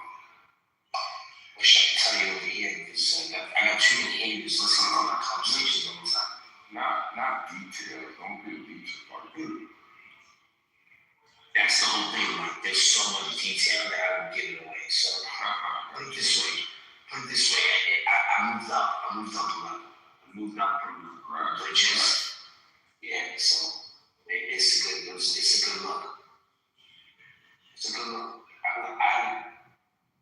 like it. I've done it before.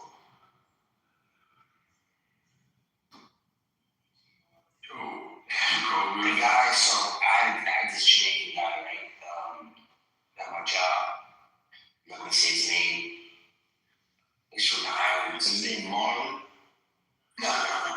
And he recently lost his wife, so he has one kid with his first wife, and then he has two girls, so he has three girls. But he's the primary guy.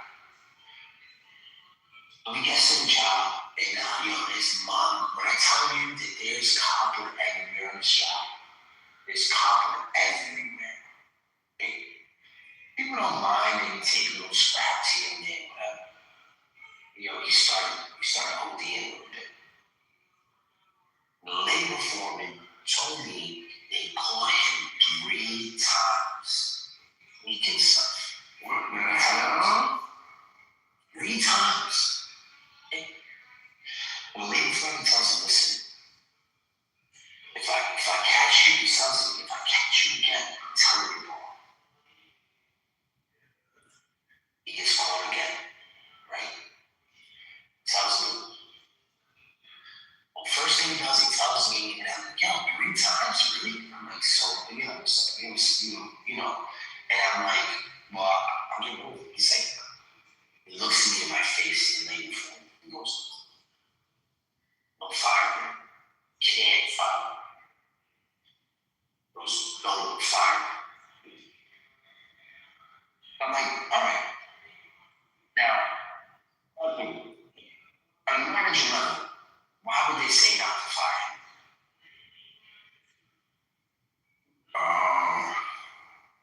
The only reason, is it a tight labor pool? Like you can't get it. The only reason why laborers got upset because the laborers are there for the first and they're there in the last. So they always get blamed for shit. So, you know what I'm saying? Like if you see somebody doing something, they're not gonna blame them for the trade, they're gonna blame them because they're there first and they're the last. Who else are you gonna blame? That's the reason why he got with 10 guy. But why don't you think he told me don't fire him? It's just legal liability most likely. No. Liability? No. Because when you go into the office, right, and you're like, oh, I'm firing this guy, why are you firing him? You let him go. He admits, right? He admits that he knew he was stealing. Many other things is he not telling him that's going on. Now, the fact that because he's trying to look out. Because the laborers, when they demo stuff, they take them on low too. But they do it openly because they're demoing this shit and they're going out. The reason why you can't do that is then they'll be watching him. Then he looks like pretty fuck. Get what I'm trying to say? You can't just be like, if you catch somebody doing something, you understand what I'm trying to say? So you gotta be careful that you don't wrap yourself to be cool guy. You know what I'm saying? And sometimes in situations like this that happen. Now my man was getting there at 4:30, like cutting off of like a huge school,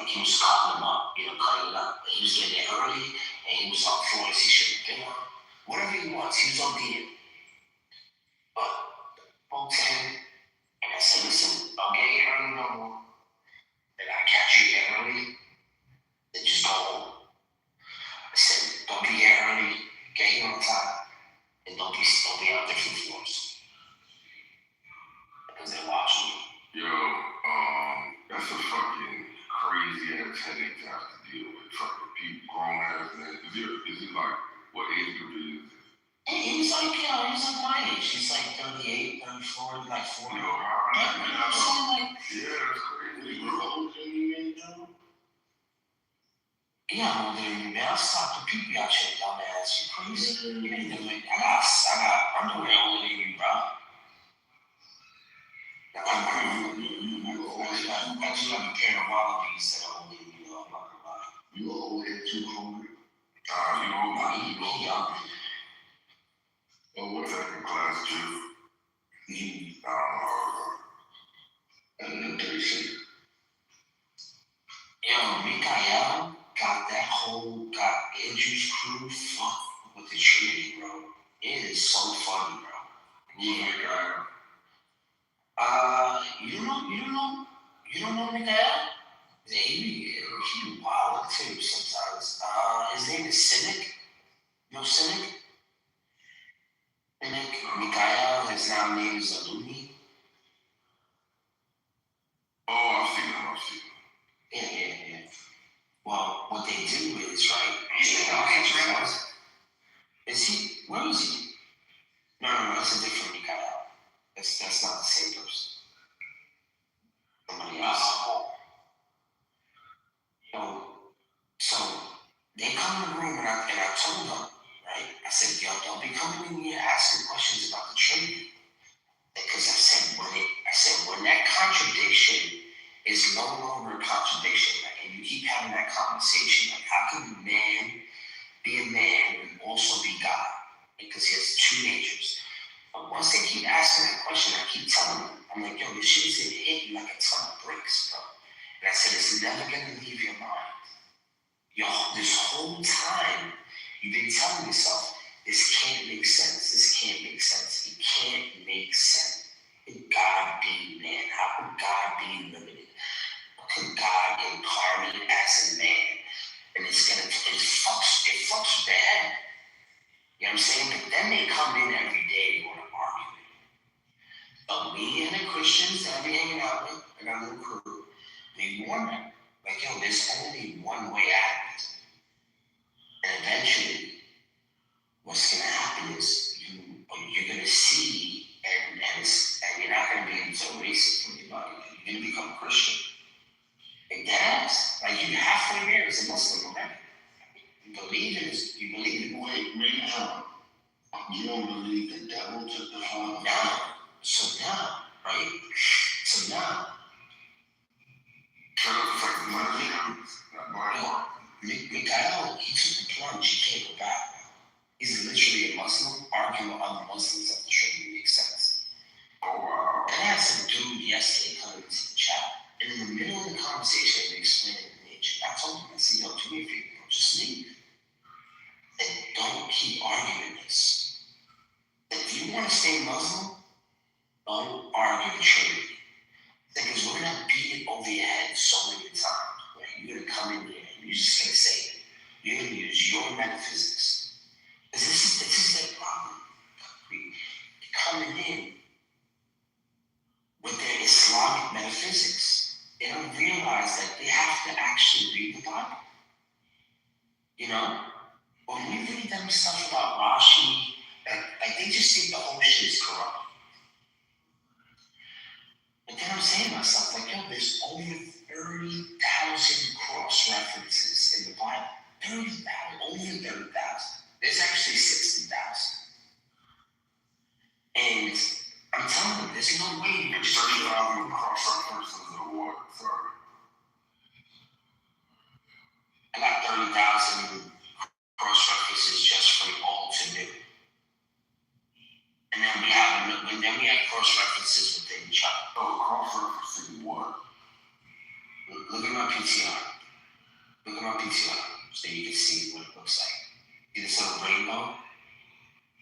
You see the red? Yeah. The red is the New Testament. But the Old Testament references stuff from the future. For example, we have Solomon and David that are going to mention stuff that, you know, you get what I'm trying to say? Yes. So it's not like just changing one verse. What do you think? What is this project, Mark? I knew that the project originally was No more than John.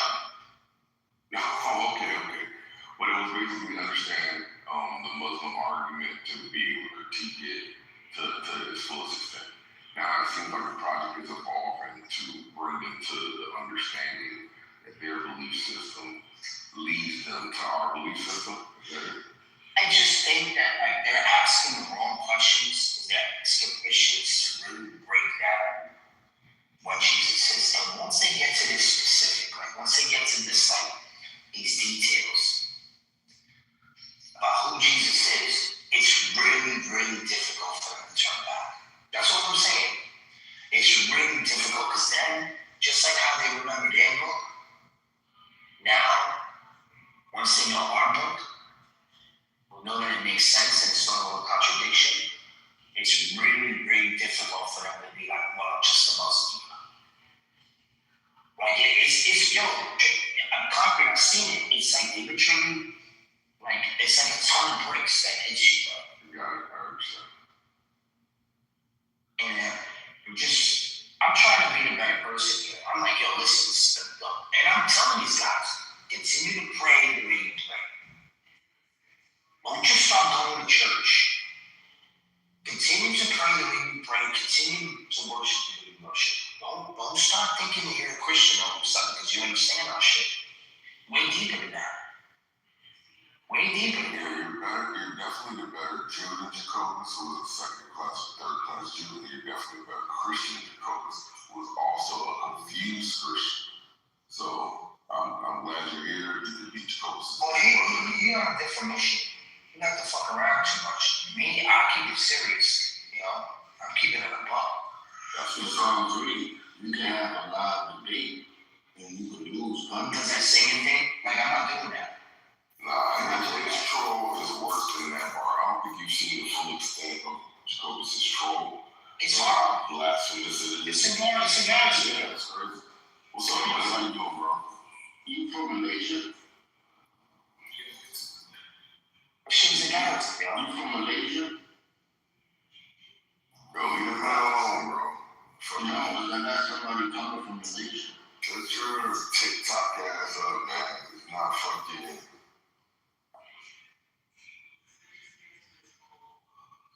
Anyway. But you don't think the devil could take the form of a man? Of course he can. But why can't God? But maybe can you answer that? Why can't God? Who did it first? Fuck you asking me for? How the fuck I would know that? In the Bible, you asking who did it first? My guy, he came as a snake. He comes as the Leviathan. You don't think he can come as a limited man? Come on, bro. Let me ask you a question. Don't me once where the devil killed somebody in the Bible. Don't me once. Don't me once where the devil killed somebody in the Bible. Bro, what's your argument? What are you trying to argue for? Because I can easily, this is an easy defeated one. Go ahead. What are you arguing? And the devil's not telling you. I'm never killed anybody. It was always God. Alright, so it was always God who did it. Remember, the devil never did any of these things. I don't know why he's mad at the devil. The devil never did anything. We believe in one God. Brother, you're panicking. You're ignoring Job and what Job went through. What happened to Job? Tell me what the devil did. What happened to Job? The devil caused the calamity, but it was the house who crushed his family, not the devil. What did God tell the devil? He caused. I just answered the question. No. His family died. His family died. Hold on, brother. Listen. If you want to say that the devil did not kill his family, you still have a defeater. You know what a defeater is? What? You cannot kill him. Yes. No, you can't go like keep range. Why did God tell the devil he can't kill Job? Thank you, brother. Because it's too easy. You're welcome. What that means that the devil killed people in this. Show me where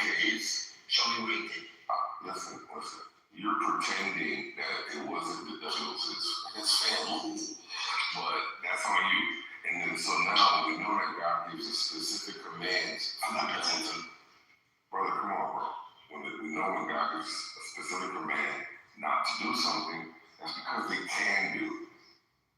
Thank you, have a nice day. Yeah, but can and never did are two different. Yes, you made that up in your head and never did. The can is Well, they show the me. can is ingrained in the body. Just go to the subject. Job's family. Job's Didn't cause them family. to die. He didn't cause them to die. Yeah, bro. He caused an avalanche or some kind of storm that then the house landed. He had nothing to do with the house. You had nothing to do with the house. This is crazy. He had nothing to do with it. Ask ChatGPT. No, I don't Job. But I already know. Why are they going anecdotal? Why can't we go It's to not that? anecdote. Anecdote is a personal statement. That's your personal statement, bro. No. It's something that you know. Not good, man. You're swimming. Listen, obviously you're swimming in murky waters. You're not used to these type of like waves. You know. You don't want to do the drama every day now. You don't want to name out.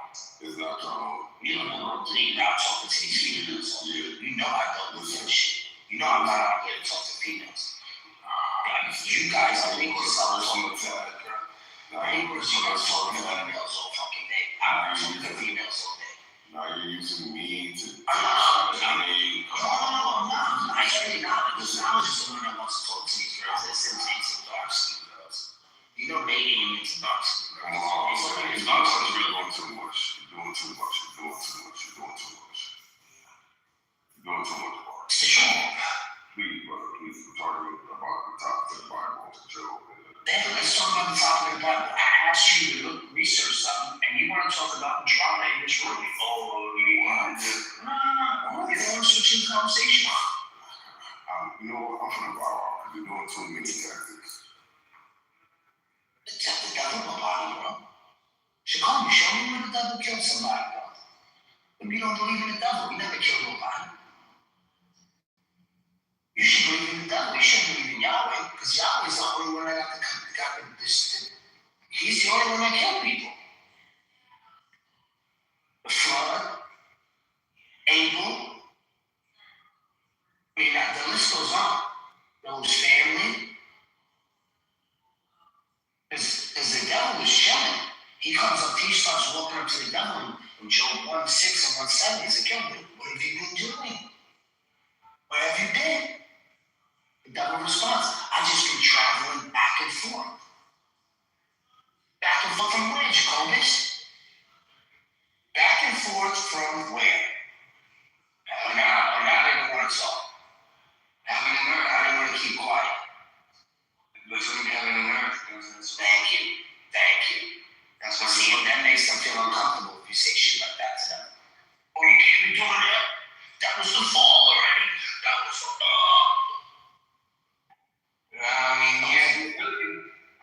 ability to ascend right then and there. Job 1:6, Job 2:1. So, yeah. Cashew, are you gonna kill nobody? Cashew, are you of the belief that they'll never kill anyone and it does not happen? Yeah. Not the belief, it's the truth. I'm Mute up. Cashew, do you have that belief?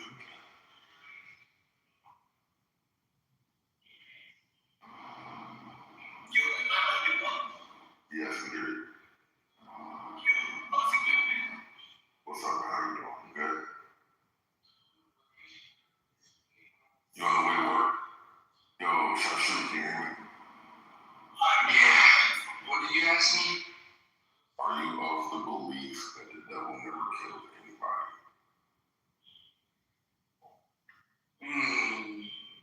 I'm not sure. Like directly, I'm not sure. Who do you think is responsible for killing Job's family? Job's family? You said Job's family? Yes. Well, I mean, he could have sent a tempest. I think a tempest did kill some of his people or cattle, right? A tempest, right? But I mean, Satan could cause a tempest, right? But if you want to see an explicit an explicit, where an angel kills somebody, I would go to Revelations. I would go to chapter 9, verse 11, where Abaddon is called the angel, the king over the bottomless pit. The one who ascends out of the bottomless pit is the one who kills the two witnesses in Revelation chapter 11, verse 5 through 7. Because if any man tries to kill the two witnesses, fire and every plague that they so will, as often as they so will, is going to come out of heaven and destroy whoever tries to kill them of mankind. But there's this one who ascends out of the bottomless pit, and he's going to kill them. In Revelation chapter 11, verse 5 through 7. So there an angel can kill somebody. Not only that, and that's a good point. Not only that. He said, hold on. He's got to kill them. Damn, bro. I'm glad you said that because Jesus also talked about the legions that he had access to, and what they would do. Legions of angels. Anyway, besides that, we're going to read Job 1, 11 through 13. But put forth thine hand now and touch all that he hath, and he will curse. Who gave him that permission? Thy faith. Is he giving permission? Is that God giving him permission? 1 second, bro. And the Lord said unto Satan, behold, all that he hath is in thy power. Only upon himself put not forth thine hand. So Satan went forth from the presence of the Lord. And there was a day when his sons and his daughters were eating and drinking wine in their eldest brother's house. Right? Oh, we find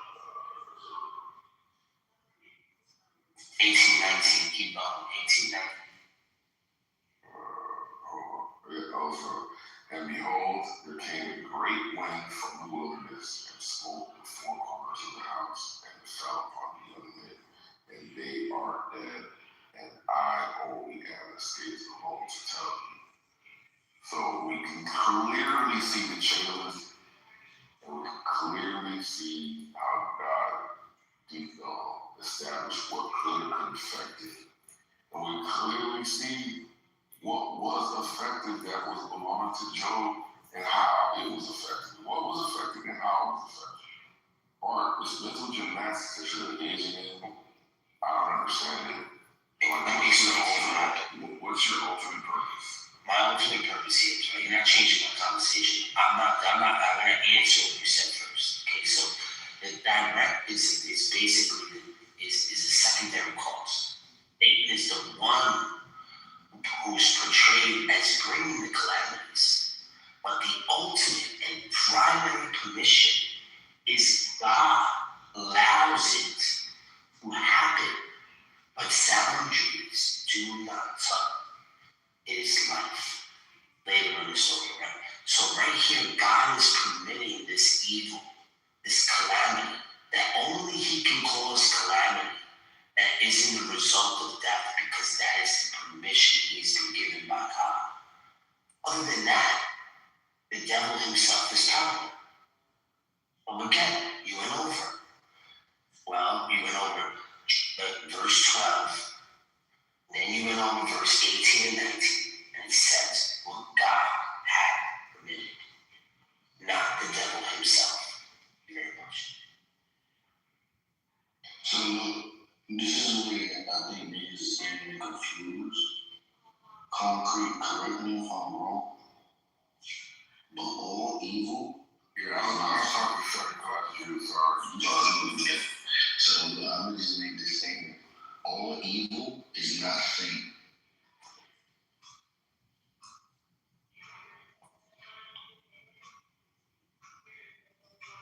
I know that's hard for y'all niggas to understand because y'all sinful. Bro, you put on your damn kitchen, some calamity. You crazy? You cheat on your girl, you cheat on your kids, bro. The anguish your wife goes through, your kids see that. Your kids do that, like if they see it. So it's not, it doesn't just, it passes down. The same shit through it out. And who had to do the sacrificial lamb? To atone Adam's sin.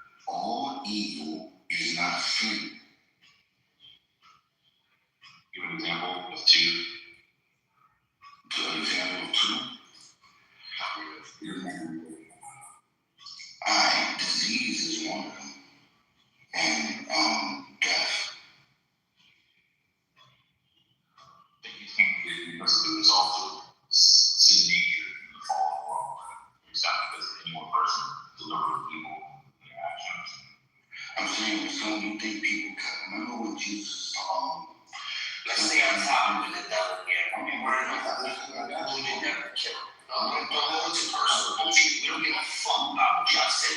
We're talking about the Bible. I don't care what y'all say.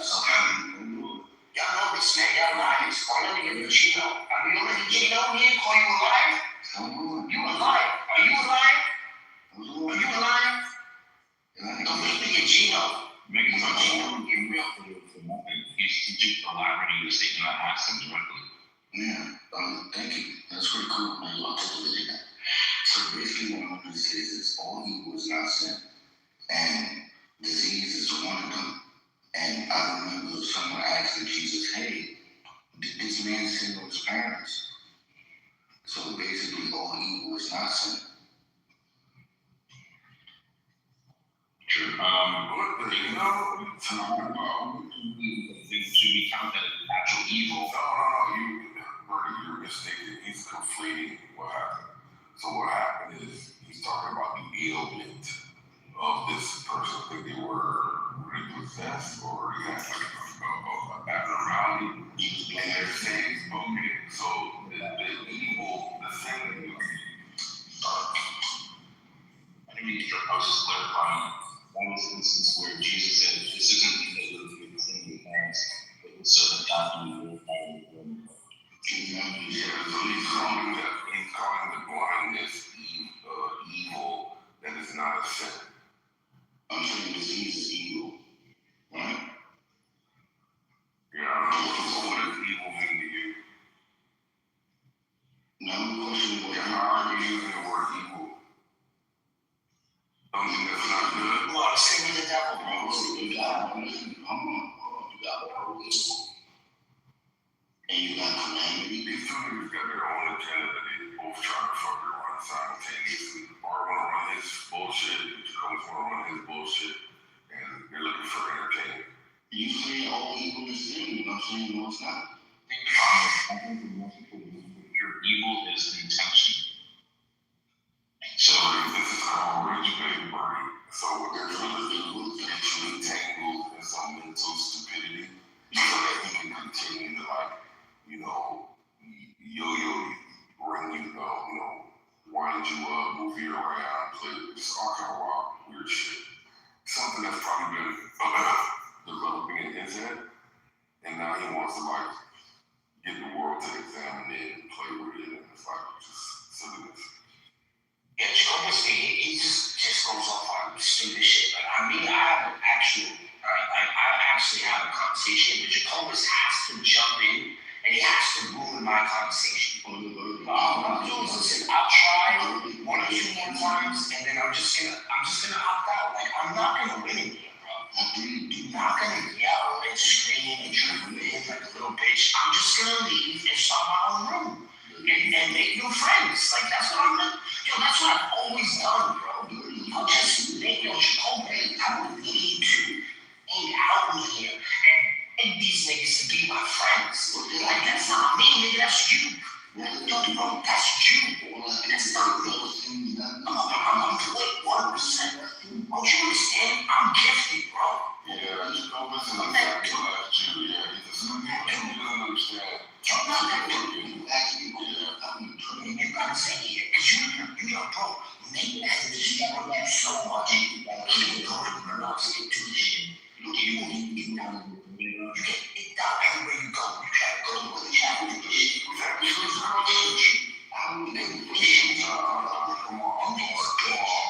Come on. Dude, you're his fucking bitch. He's conditioned you so much, nigga. You can't sit in another room. Yo, prove to me that you can sit in another room. Prove to me. You can't.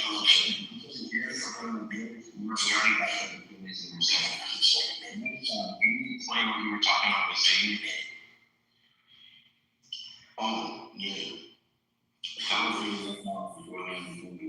I mean, that was really complicated about that. Say it again. More clearly, put on my phone.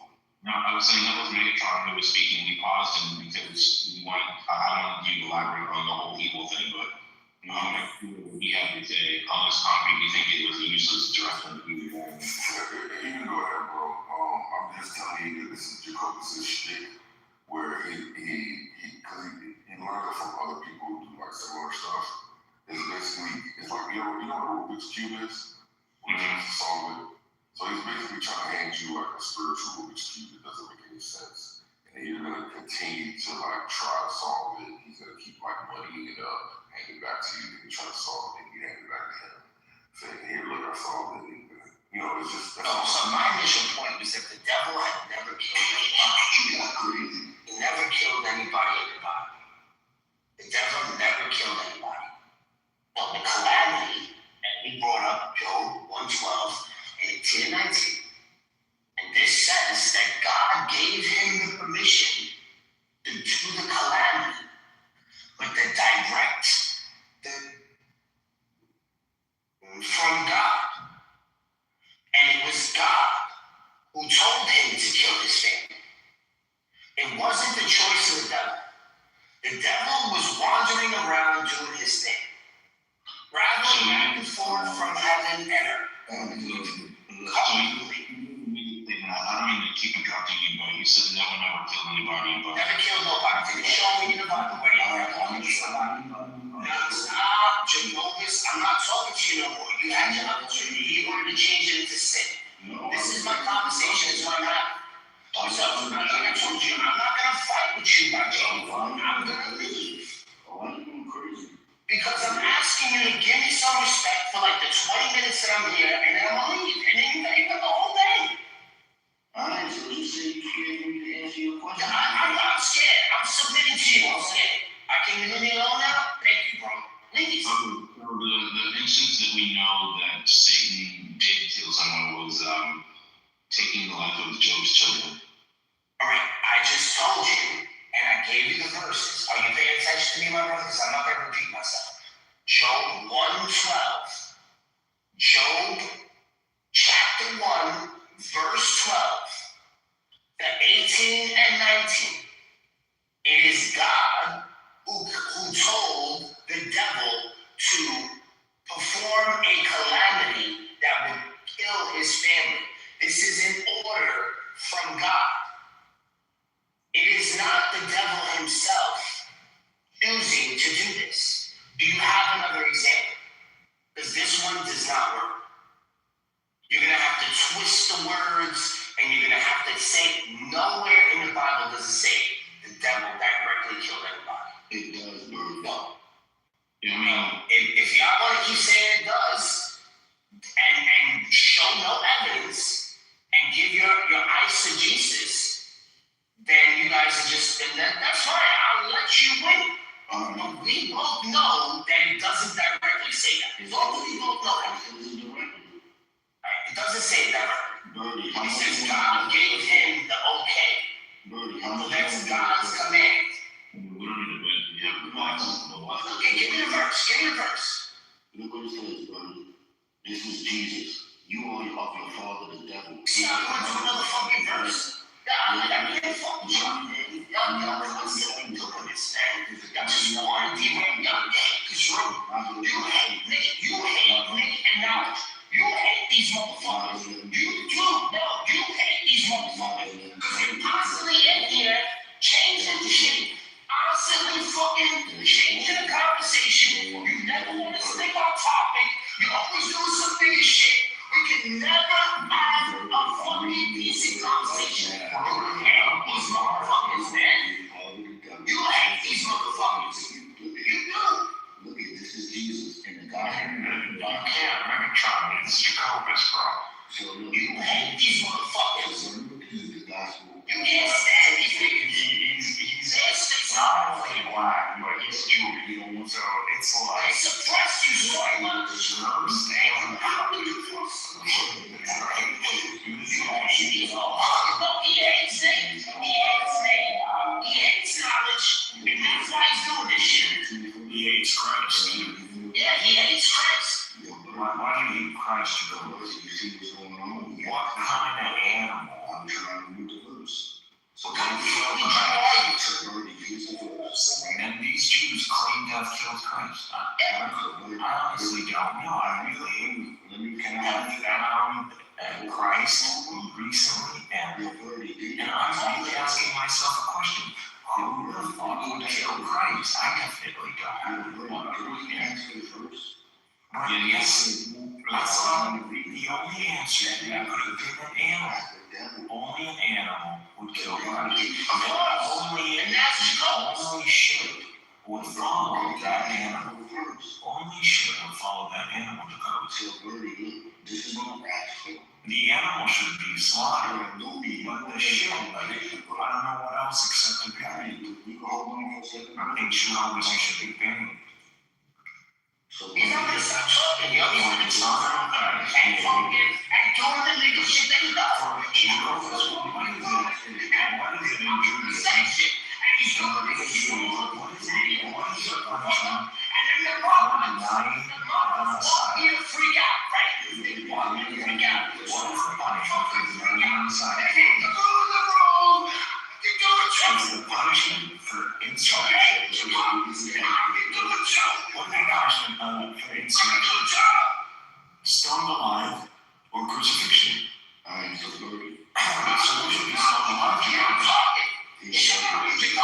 You, by a law of Moses, should be stoned alive. Let me tell you. And dishonoring. And then from the synagogue of Satan that proclaims to have killed him. You fucking homo! You don't enter your house. You can't even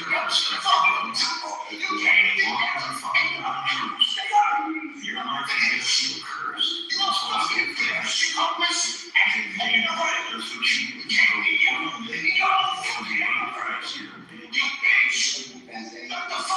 That's all the Jews deserve. It's honor and disrespect.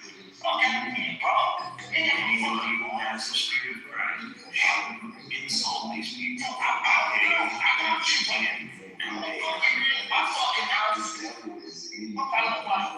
These people are cursed. Jesus. The Jews cursed. He asked for the verse. He denies the Messiah. Who might belong to us. That was the power of Christ.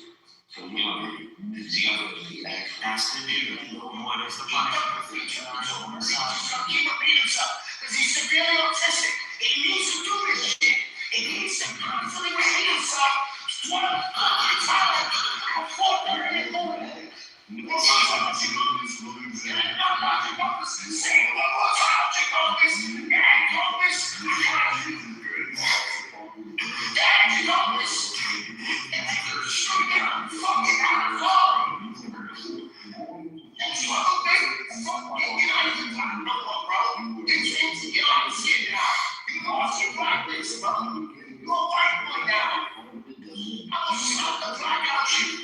You stupid motherfucker!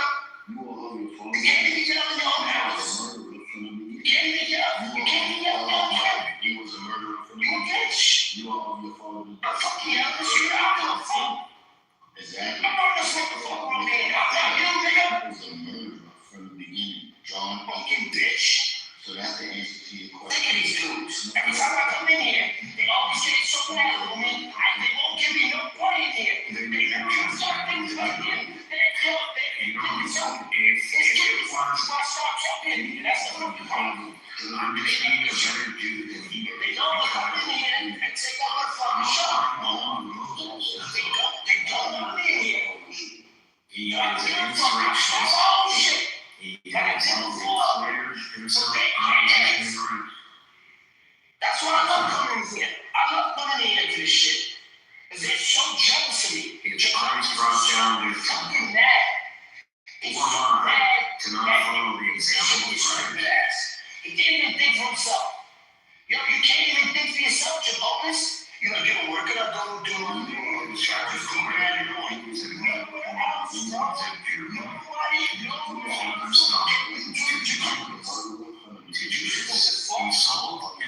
to Jews. They got one, she's on one trial. He's not even talented like that. And he tries to go out here and go shit out. He's gonna drown the fuck out every single time. He's gonna get drowned out. This is why I should make a fucking move. He's not a soft one.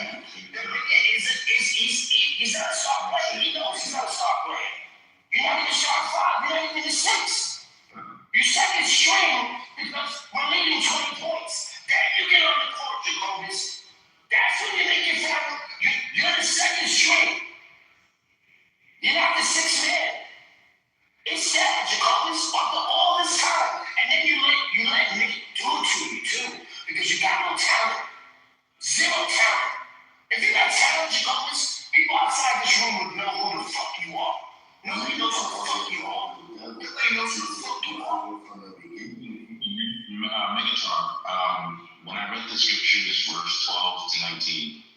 I didn't see any clear explanation that it was Satan who did the killing.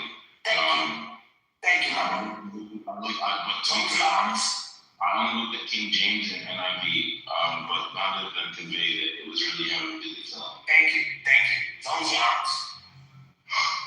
So if you can continue from So if we have any other verses, you want to go to Kings, you want to interrupt like Jacobus, and just can't, like his jealousy is so bad. Like these guys in here, they're so jealous.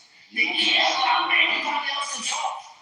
They gotta do the nigga shit every time. Let's go back to the nigga shit. Let's go back at Jacobus. Yeah, one mic on you, Jacobus. John 8:44. And what does it say?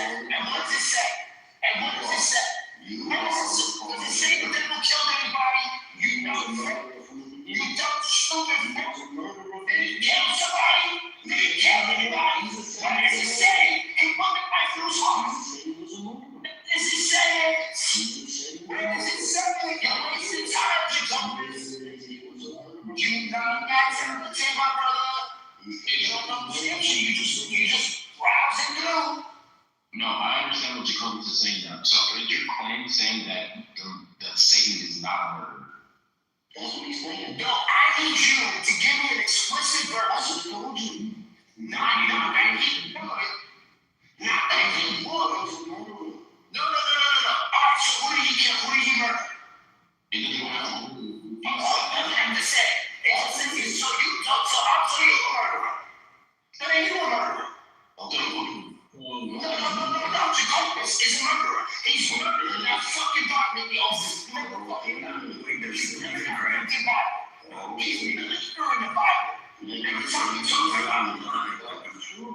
So maybe where is the devil came from? What did he murder? The Bible isn't tracking my Who did he murder? One comments he killed that man. You don't you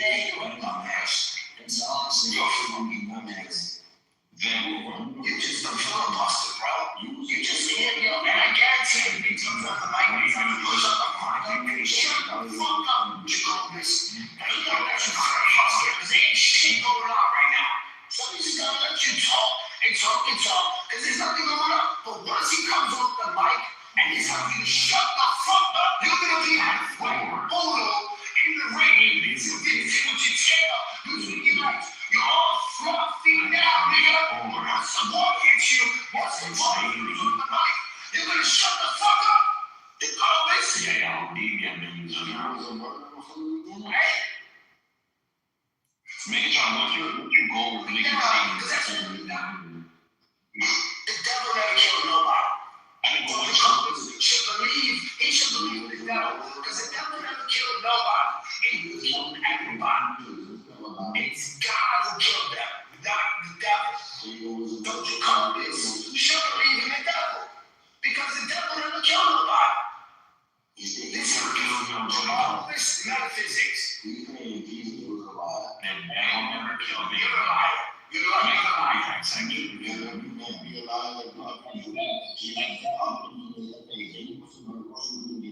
Right? But you could also make this, this is throwing you a bone. You could also say, Jesus said if you have hate in your heart, you've also committed murder. So you could argue and say, yes, okay, Jesus did say that he was a murderer, but it was never actually the physical killing of an individual. It was more of the hatred for mankind. Is that something you're willing to at least concede on? I'm saying Jesus said he was a murderer, so he's a murderer. He's saying he was a murderer. You said even hatred in your heart can be counted as murder. Yeah. And you could say you're a murderer. So you're a murderer. Yeah, we're murderers. Right. That's it. So what was your endeavor in that? My endeavor is that Jacobus, because the devil never killed nobody, he believes in the devil more than he does in God. I'm confused. I'm missing that beat. Jacobus is a Satanist. He believes in a God that kills people. And he doesn't want to believe in a God that kills people, so he should believe in the devil. And I'm telling him he's a devil worshiper.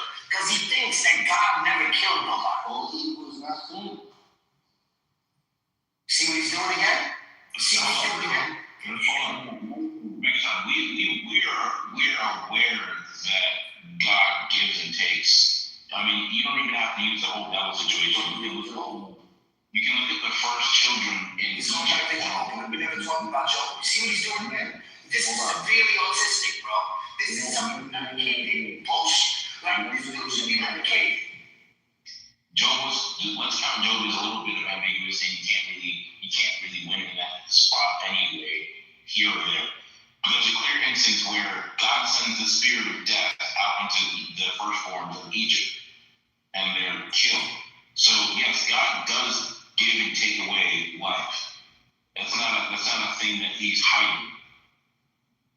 So with that, are you saying? First Kings chapter 22. Let's go. 1 Kings chapter 22. With Moab. I'm arguing that statement.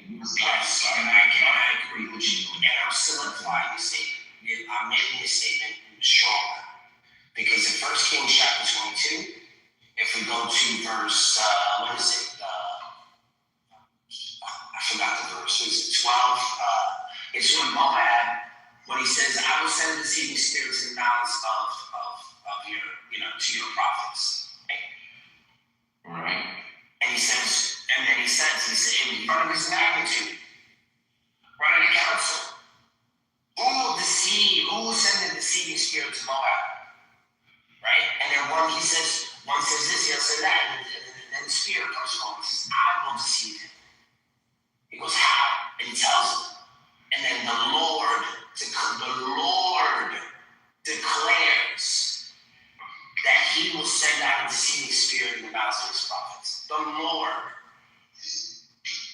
Not the one that stepped forward. He said, go out and do it. So who sent them to do it? Allah deceives the deceiver and their wicked deeds, man. That's all. I believe in one God. I believe in the only God that Jacobus believes in. He believes in some Talmudic God. Like he's really Christ. He doesn't. Yeah, he does. He don't believe in none of that shit. I don't give a fuck. What? Every Hebrew Israelite quotes John. Well, Jacobus doesn't believe he's a living king. And I'm not a Hebrew Israelite. Are you sure about that? I'm not a Hebrew, but I'm not a Hebrew Yeah. Israelite. I'm a Jew. Yeah. Yeah, true. Take your shit away from is someone committed to the Holy Land. They're there to maintain the progress and salvation of God. Why are you such a side You bitch? can't be an Israelite. Why you can never be a bottom bitch? Why is that? Why is it you can never be a bottom bitch? Why are you always a side bitch? I'm asking you, yes. I bleed blue. Yeah, brother, yeah. You know, I'm wilding over this guy for a while. Jacobus. Okay. Every time I come in here, you're trying to draw me out. I barely come in here, and he gotta do it every time. So then he wants the business. I'll give him the business. You want the business, motherfucker? I'll give you the business. I got you. I'm gonna give you the business. You didn't want me to give him the verse. I'm sorry I gave you the verse. okay, Aluni, you said that you can't be a Jew in exile, but literally Israelite. You can't be an Israelite in exile. That's literally what happens when they went into exile. I'm interested in that. Those are the tribes of Israel. What you're talking about is Judah, the kingdom of the Babylonian exile. We don't know that the people who returned are actually the tribe of Judah or people from the tribe of Judah. We don't know. They could have been converts. They could have been. We don't know. All we know is that they were clients of Cyrus who returned, and they wrote these texts. Clearly, they were influenced by a tradition, which is the Israelite tradition that was in the land.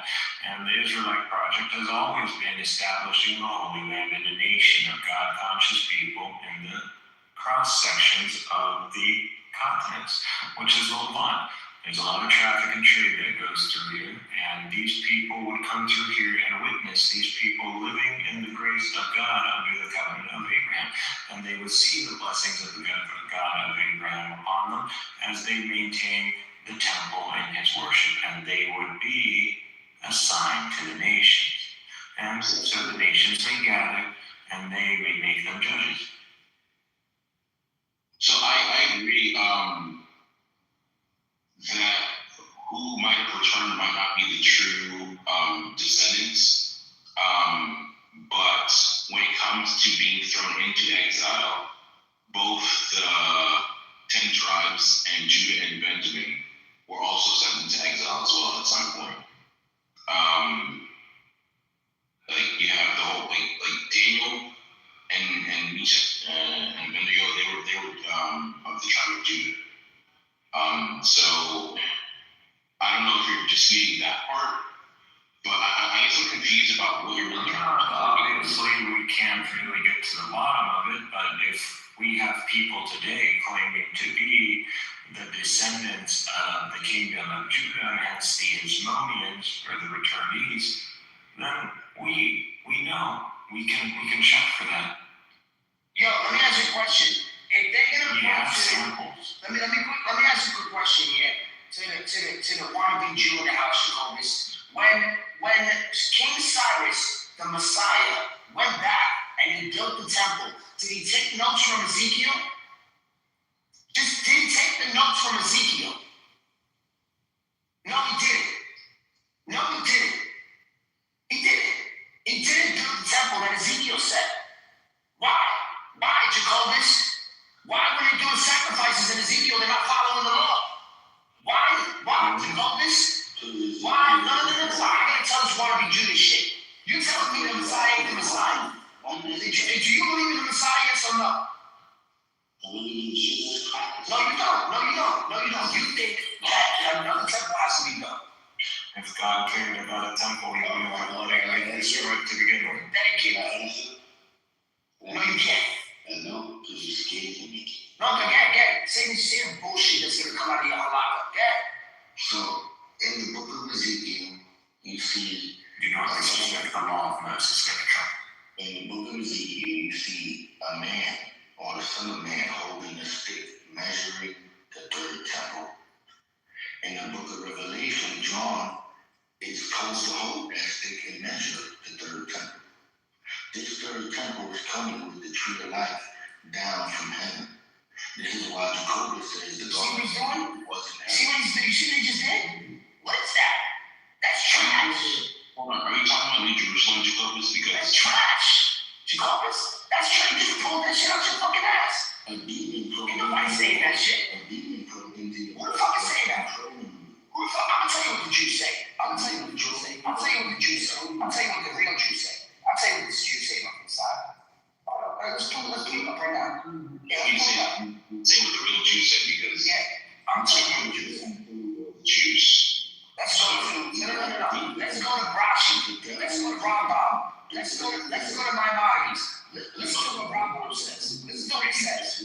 He says the Messiah to be given all of the kingdoms of the world. In this instance, right here, and it's got it in Hebrew for me. You want to be Hebrew Israelite, and I saw in the visions of the night, behold, with clouds of heaven, one like the Son of Man, was coming in the clouds. I'm proofreading here. The clouds of heaven, one like the Son of Man, and he was up through the Ancient of Days, and he was brought before him and gave him dominion, glory, and kingdom to all peoples, all nations, all tongues that serve him. His dominion is an eternal dominion that will not be removed, and his kingdom is one which will not be destroyed. This is Daniel 7. Well, and no. And listen, I didn't get to Rashi's part yet. I just read the verse. Let's go to Rashi. Rashi states that this is the one who came up to the Ancient of Days, and above passage, all nations, all tongues will serve the King Mashiach. Rashi also says, one like a son of man. One man is coming, that is the King Mashiach, and up to the Ancient of Days, who was sitting in judgment and judge all nations. Again, you want to go? Let's go to the bottom one. Rambam also identifies the one like the Son of Man in Daniel 13 and above as the Mashiach, whom all peoples, nations, tongues shall serve. Furthermore, he states Mashiach would exceed all men in his knowledge of the Almighty. And the wisdom will come and his elevation up in the side, and is the nearest to God.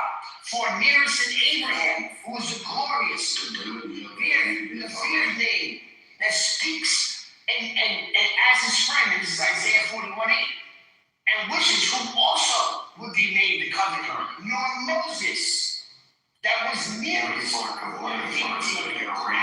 amen. Some people come He's saying that the angels, that was standing around the throne, even closer to God than all the angels around the throne. He's Jack. He's on Jack, bro.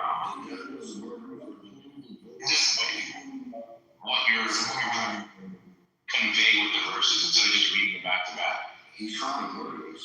He's a murderer from the beginning. Oh, I think he would at this point murder huge purpose. He's a murderer. I think I murdered him with the word of God.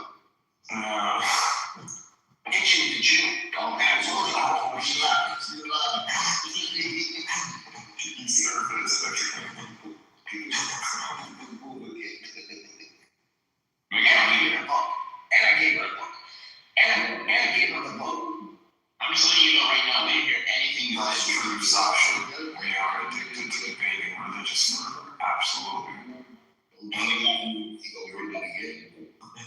Well, good prize for them. Elaborate on what you're trying to convey with the verses you were sharing, because you didn't really give context before reading all of this. In one of the cycles, or the verses. One of the verses what I was saying was in the book of Ezekiel, God told him, you see the Son of Man measure the temple. In the book of Revelation, you see John being told to measure the temple. So it's pretty cool. And in that same temple, the tree of life is coming down from heaven. And the tree of life is known to be the garden, so therefore the garden of Eden was in heaven. Right, I can see that the Garden of Eden was no longer on earth. You know, it was always in heaven. Oh, you think okay. I don't agree with that, but I don't disagree with that. Because I'm not landing on any perspective, I'm just looking through it.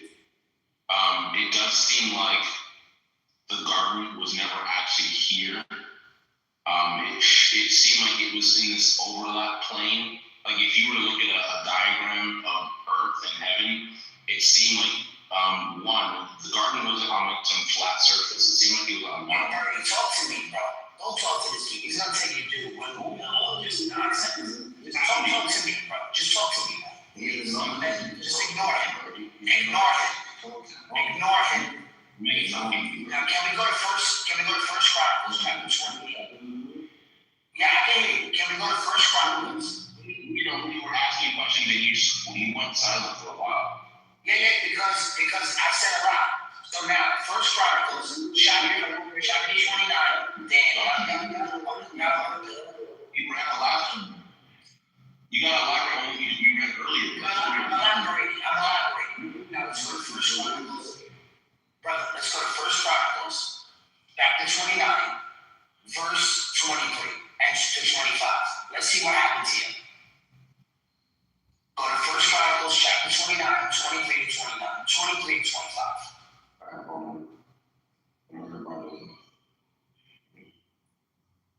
First Chronicles? Yeah, First Chronicles, chapter 29, verse 23 to 25. Any version. Read the Masoretic for all I can. The same shit.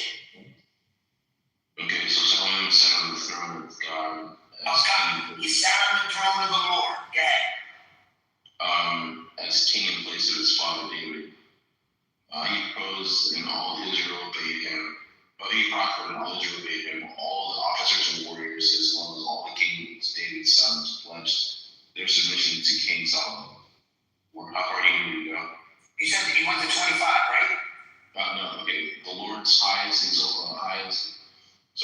highly exalted Solomon in the sight of all of Israel and bestowed on him his royal splendor, such as no king over Israel ever had before. Okay, so no king has ever had before. Now let's just go to verse 28, because before he took on this, in 28, 4 through 7, you see that Solomon didn't fulfill this. So it's yet to be fulfilled. Go to verse 28, go to 1 Chronicles 28, 4 through 7. What wasn't said in 29? Read 28, 4 through 7. Now you gotta read the whole Bible. No. Calm down. Yeah, read it. It said, "Yet the Lord, the God of Israel, chose me from my whole family to be king over Israel forever. He chose Judah as leader, and from the tribe of Judah he chose my family. And from my father's sons he was pleased to make me king over all Israel, of all my sons, and the Lord had given me many. He has chosen my son Solomon to sit on the throne of the kingdom of the Lord over Israel. He said to me, Solomon, your son is the one who will build my house." Not exactly. Your son is the one who will build my churches and my courts. For I have chosen What's that last verse? For I have chosen him his son, and I will be his father. I will establish his kingdom forever, and he is unwavering in care of my commandments and laws. Exactly. Exactly. So did Solomon, did he do all his laws? Did he fulfill all his, when God gave him dominion, was it over all nations, all tongues? People shut down. He given it to just Israel. You know why? Because Solomon was a degenerate. He was a loser. He couldn't do it. He's not his son. This is yet to be fulfilled. We're talking about all the things.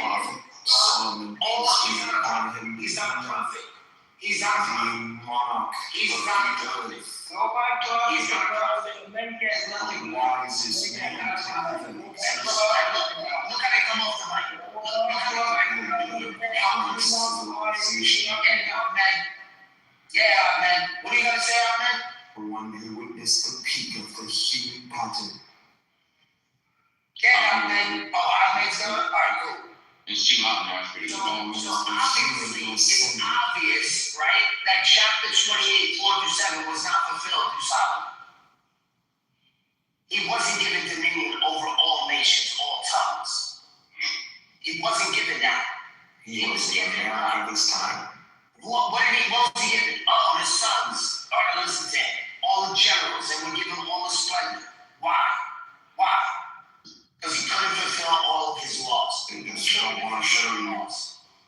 It's all they have shown you. That's his kingdom was.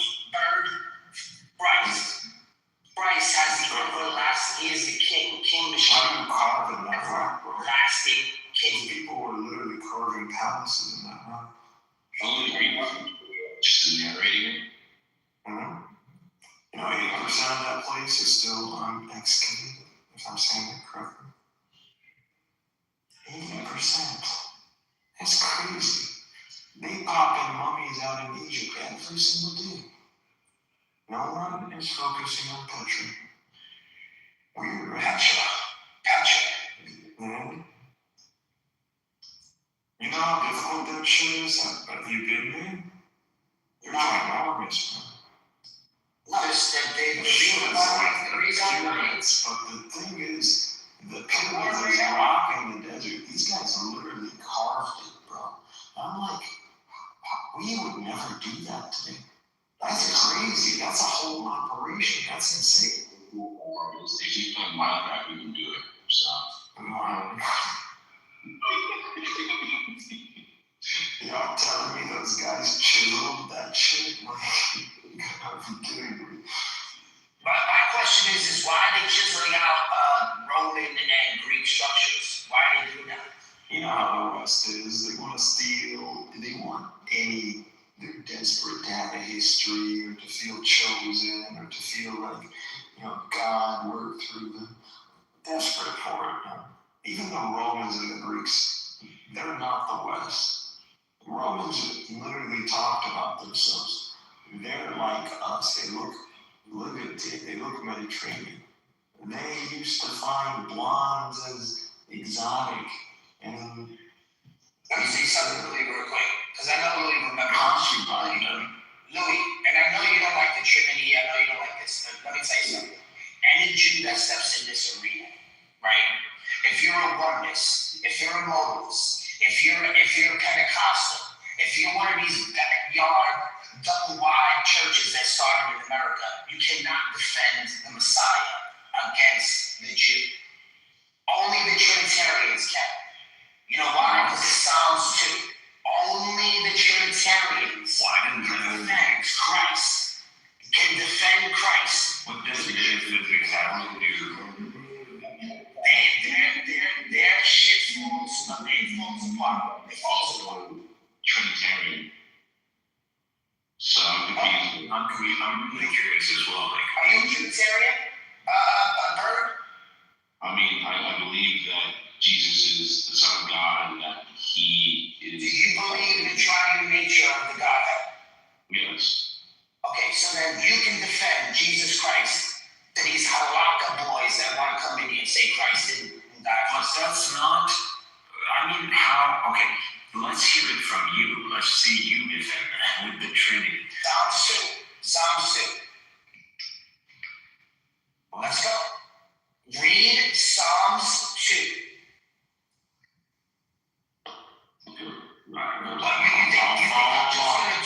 You think I'm just gonna do something? You know what? I'm pretty sure. I'm gonna hit them with their own book. Why do the nations conspire and the peoples plot in vain?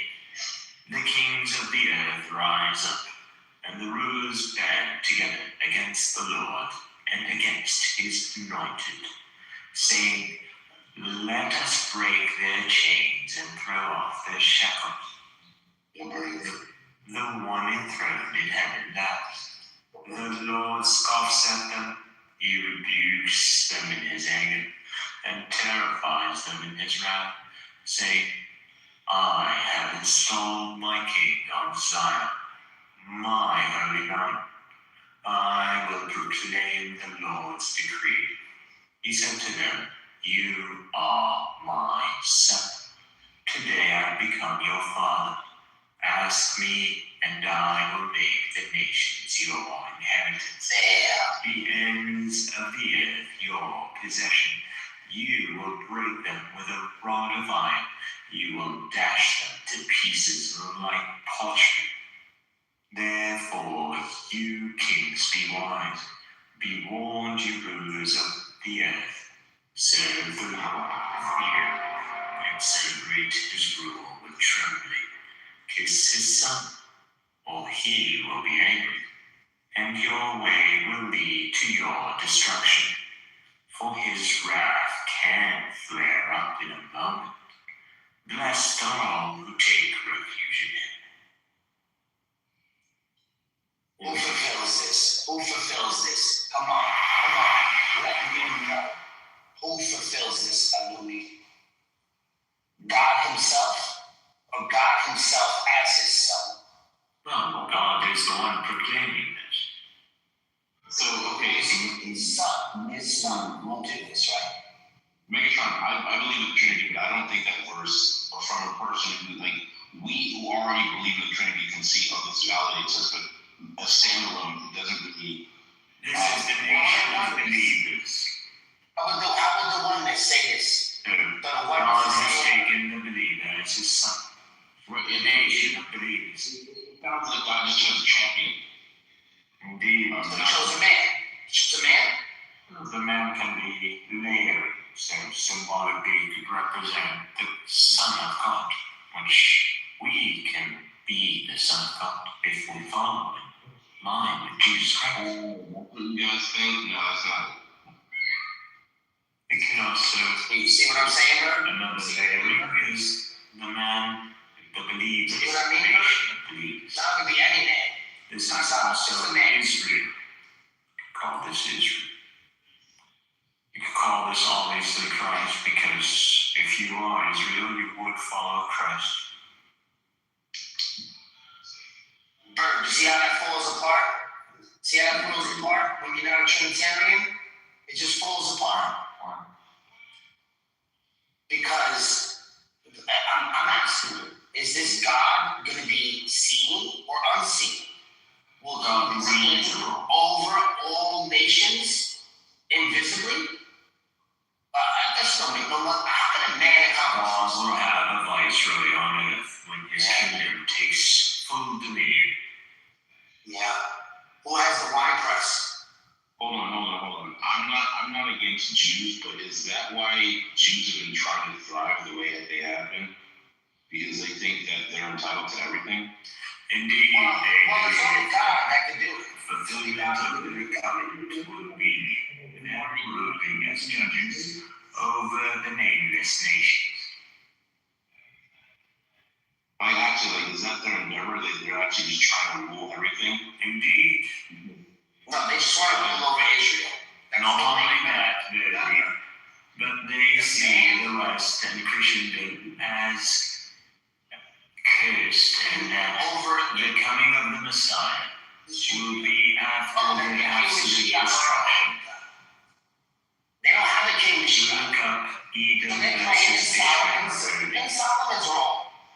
They give him the wisdom, rabbinic but they don't have, knowledge. but they cannot fulfill all of his laws. Listen to Louis and heed my warning, as in Psalms 2. If the enemy professes, why not believe him? So, my honest opinion is Jesus Christ was the Messiah. But if Jews really think that's what God is telling them, I mean, God ultimately is going to fulfill what He's already promised. But I think right now, if that's really what Israel thinks this what's going on, I think they're in the wrong. The Jews are not in Israel. Do not believe this. Never really disagree with what the Jews are doing, but if that's their back channel mindset, then yeah, now I'm just kind of like, that's sus. Why is it sus? Do you not believe that the believer will crush the transgressor? Because they're trying to fulfill something that their ancestors time and time again failed to do, and God His murderers. Oh my God. He was making a point to show that someone who is just man cannot fulfill it because Do not understand that these are the curse of God upon those who claim Christ and do not follow him, and those who defame Christ. To believe in Jew is the synagogue of Satan. Can you put your voice back to normal? I don't know why. I believe you are jealous, maybe, because I can speak better eloquent English than you. It's just really like not I have received many compliments of this. I'm Louis. No. I'm manifesting the Son of God. Alright, I'll Son stop of God. here. It literally hurts to the. It seems like all you can do is complain, Frenchie. Yeah. Do you have any intellect in Why them? are you using the voice changer though? This is simply me speaking That's not eloquently. lying. And tell me why you're doing it. I will take this as a compliment. Thank you very much. Why would you? I'm so happy that you continue to persist that this is artificial. This is such a compliment. I'm sorry. It's the same person. This is his calm voice. No, he's using a voice changer. He sounds like a fucking robot. It's not a voice. It's not a voice. So why the compliment? It's not true. Thank I've heard this guy speak before and he doesn't sound like this. You can speak in accents and you can speak in different ways. I can speak Arabic Well, too. then he's just a crazy person. Crazy, what's crazy?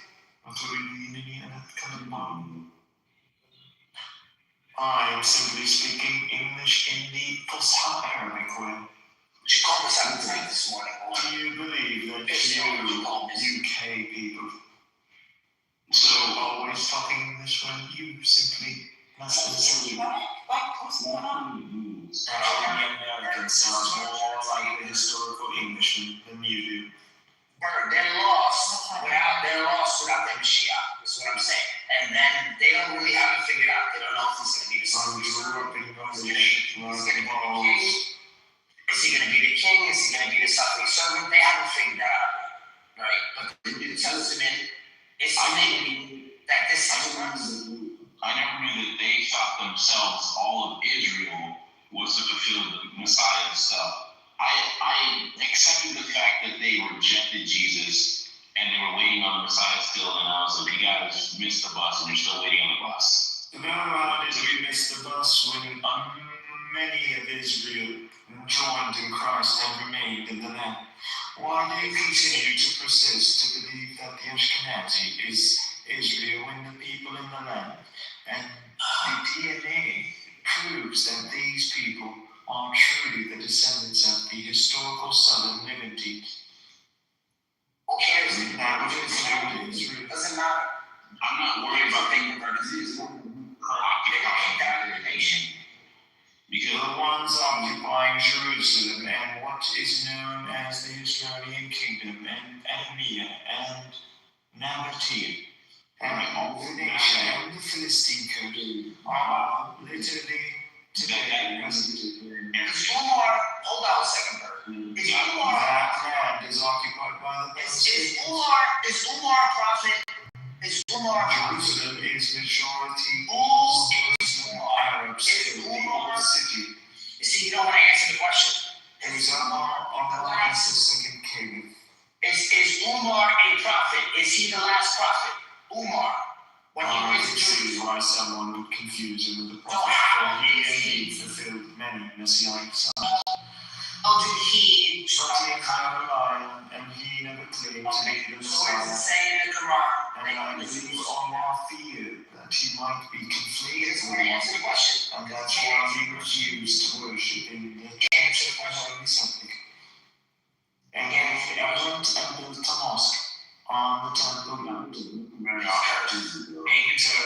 people do not consider him the actual Last Christ. 100 years, the Christians never built anything on the Temple Mount. Never built nothing on that Temple Mount. But Umar comes in, fresh out the gate. The religion's not even 100 years old, and he's building on the Temple Mount. Well, he fulfills Daniel. He fulfills Daniel. So you're saying Umar is the last prophet? Thank you. So Umar is a prophet. You shall know Christ, you shall know Christ by the Spirit and the mind. You shall not know him by the flesh anymore. This is what Paul tells you. Christ, flesh of Christ, you shall forget about it. Otherwise, you are not following the writings of Paul. Paul tells you to forget about the flesh. All that concerns you is the mind and spirit of Christ. However, the mind and spirit of Christ works through the Son of Man and the Holy Spirit. That is what you are witnessing through Omar. Okay, give me 1 second here, please. Let me just speak for 1 second here. They go and they say that Umar, when he got to the Temple Mount, right, and it was desolate, he was the one who called for 12 families, or 72, I don't know, whatever, to come back to Jerusalem because the Christians kept kicking about, no, this is for everybody, right? Speaking with authority. Then he goes and says, he completes the German 31. Eliminated road. He said, Umar That is the side of it to Jerusalem for the Sabbath. said that he would complete the Jerusalem has been under control of Semites for over 7 centuries. And Omar fulfilled this, coming on a donkey in ragged clothes, in a peace manner that was celebrated. The very bishop of Jerusalem welcomed his coming and delivered the key of Jerusalem to him. And he ushered peace to a city that was drenched with blood for centuries. How do you dare deny that which is holy and divine over its source? Illumi, can you please stop, because I can't, it's like my mind's not comprehending. They said this about Christ as well. Your accent. No, they didn't say anything about his accent. I'm sure they did. What is Galilean? I mean, no. Seriously, they had a funny way of speaking, actually. He's saying that Umar completes the prophecy of coming in on 2 donkeys. I'm sorry to tell you this, but when Umar pulled up, the only 2 donkeys were the 2 donkeys. Seriously, That was the 2 donkeys. It wasn't 2 donkeys. It was 1 camel, and one dude was walking the other. So I don't know why you're calling the 2 donkeys. You're calling Umar and his boy the 2 donkeys. Oh, seriously. It's 1 camel. No, it's right. You speaking in tongues? It just however it flows, but this is the angle away, right? This is how it is. Because I'm maximizing I just called Umar and his boy. You're also speaking thing like, and it kind of sounds like because that's just how the flow is. It's not me. no, you got the cadence of a groomer. Bro, it's not me. That's just how it goes. See, Let's not focus on that. Let's not focus Because on that. I'm not speaking in tongues. Let's focus on prophets after Muhammad. And So if we're talking about these things, I prefer to speak in tongues. completing prophecy. I was completing the prophecy, Jeremiah 31. And the holy shall celebrate when they understand. I'm never gonna answer. Never gonna answer. Because the Bible says. You know why this dude Lumi is mad at me? Because that's Muhammad who's worshiping. I'm not mad at you. I simply thought that you Listen, were I'm gonna be trash about Muhammad. I'll leave because I had Megatron asserting that you were denying of Christ. So Megatron lied. It is not my fault. But yes, I apologize for coming at you as if you were a denier of Christ. Such an accusation should not be thrown lightly. There's only salvation in the Catholic Church. There's only salvation in the Catholic. Lumi, can you, in your normal voice, Lumi, in your normal voice, I just got this one. You are we can see manifesting the Son of God and speaking in tongues via Holy Spirit. Lumi, can you read my PTR, please? Chill. Can you read my PTR, please? Please read it. Ecumenical Patriarch is Bartholomew. No, whatever sounds like a Pokemon. Constantinople. We have the same Heavenly Father. Whatever we call him, God is but one, independently of the name we give him. Allah or Yahweh, etc. Source 2009, Charlie Rose interview. Patriarch Theodore II, Alexandria. Muslims and Christians could each worship their God in a different language, but they always met in the same place. That is the true God, the creator of all people. So, Orthodox Knight, Patriarch of Alexandria revealed unknown aspects of his life to students of Tosayo School. Patriarch John X. Antioch. Quote, we built the civilization of this East as Muslims and Christians. We will always remain together on a covenant of brotherhood that we have written with the ink of our nation and our love to please the highest. Source, www.prayformea.com, Patriarch John. Patriarch Theophilus III, Jerusalem. Quote, the three religions coexist with each other on the basis of the message of the prophets that is based on justice, mutual respect, and brotherly love among the sons of Abraham. Source, www.comini, I don't know what that is, or Patriarch Kirill, Moscow. Muslims and Christians are inquiring to the same God creator, and in answer to that, we are getting God's real help. Patriarch Porphyry, Serbia. Those were virtuous Albanians regardless of the fact they were Muslims, or precisely because they were Muslims, sincerely believing people who knew the power of prayer, who knew that in the Orthodox shrines prayer was being offered for them and the children as well, and that God does not choose sides. Patriarch Daniel, Romania, speaking to an interfaith council that included Muslims, he said, the primary purposes of this council are to promote faith in God and its importance in the lives of individuals and societies, as well as to express common opinions, attitudes, and positions on important societal issues. Patriarch Daniel, Bulgaria. SourceOrthodoxTimes.com met with Muslim leaders discussing physical and spiritual well-being of children and youth.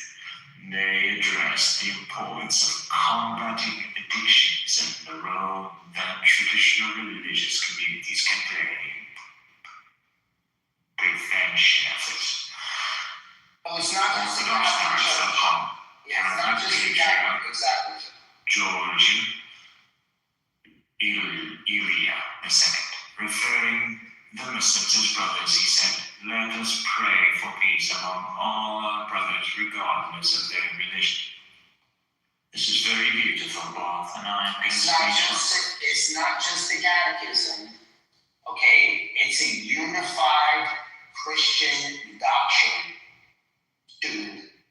It's the same that we all worship the God of Abraham. The God of Abraham, correct. And our metaphysics aligns as I have proved, and anyone who wants to test the liberty in his Son of God mode will come to common tribe in heavenly spirit. He will be squandered here like a let's see what Bird's got to say. Yeah, Bird, you got a comment? Great Catholic Megatron. 100% Catholic. Indeed, he is a Frankish cocksucker.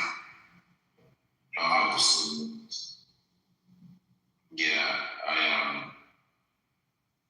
I'm not going to go too deep on it, but my own opinion is, I think, in my current state of ignorance, I'll leave it as humbly like that.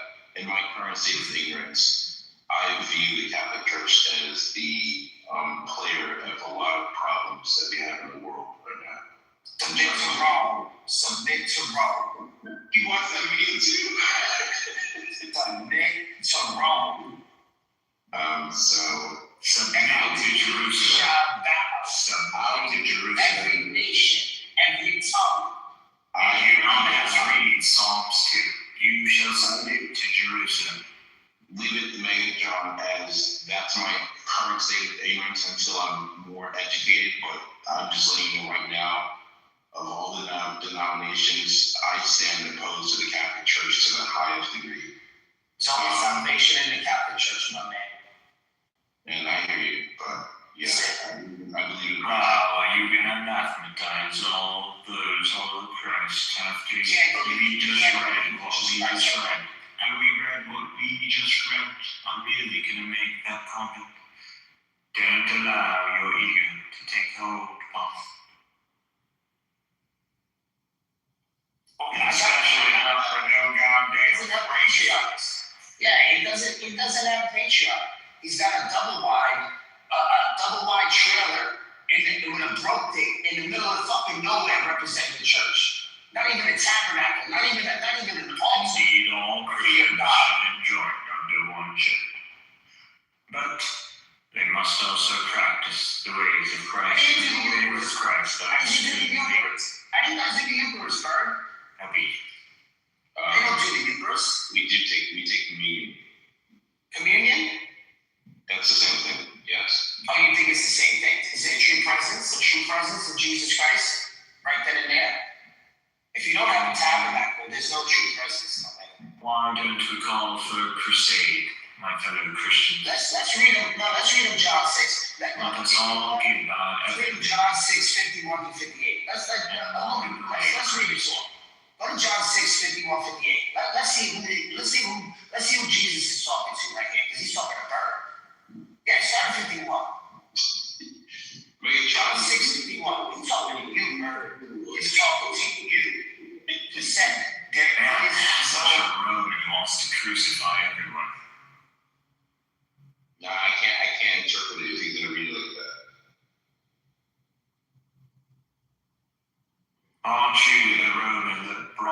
necessity for Muhammad.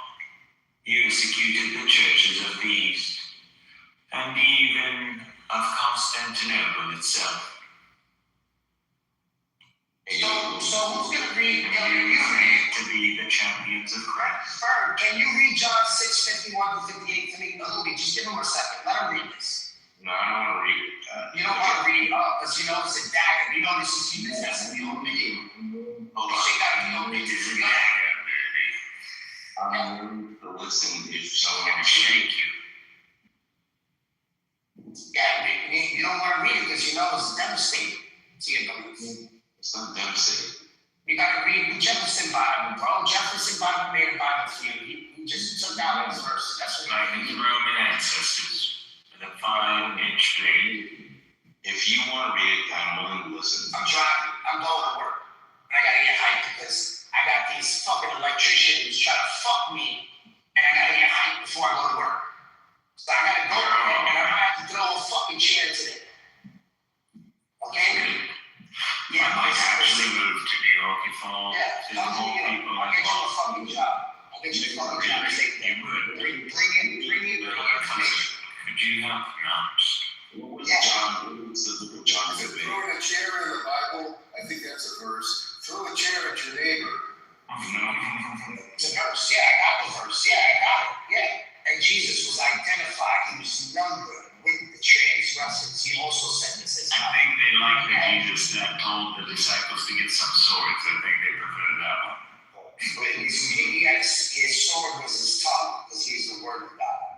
But we can keep going. Go to John 6:51-58. Let's go. John, I mean, 6. John 6. John chapter 6:51-58. Stay like this real quick. I'll give it 35. We're gonna give you the mic right now, brother. I promise you. Let me just read this verse. Megatron, why don't you just summarize John 6? You seem to know Because about I don't want to misquote it. Because it's explicit language given to you particularly, to you. This is for you, not for me. I believe from the background that came from him and gives me Thou art a believer, thou shalt throw the chairs as fast as you can. Allow for Jesus to help you throw the chairs. I'm not talking chair and tea, I'm talking chair. That's right. I'm throwing chairs The out. one without sin cast the first stone. Dad, Bird, read this because you know, verse 53 is in the country. That's why you don't want to read the verse. it. Is it John 6:1? 51-58. You should know this by heart. Hold on. Yeah, you should know your dagger by heart. Definitely. Okay, John 6:51. 51-58. Okay. I am the living bread that came down from heaven.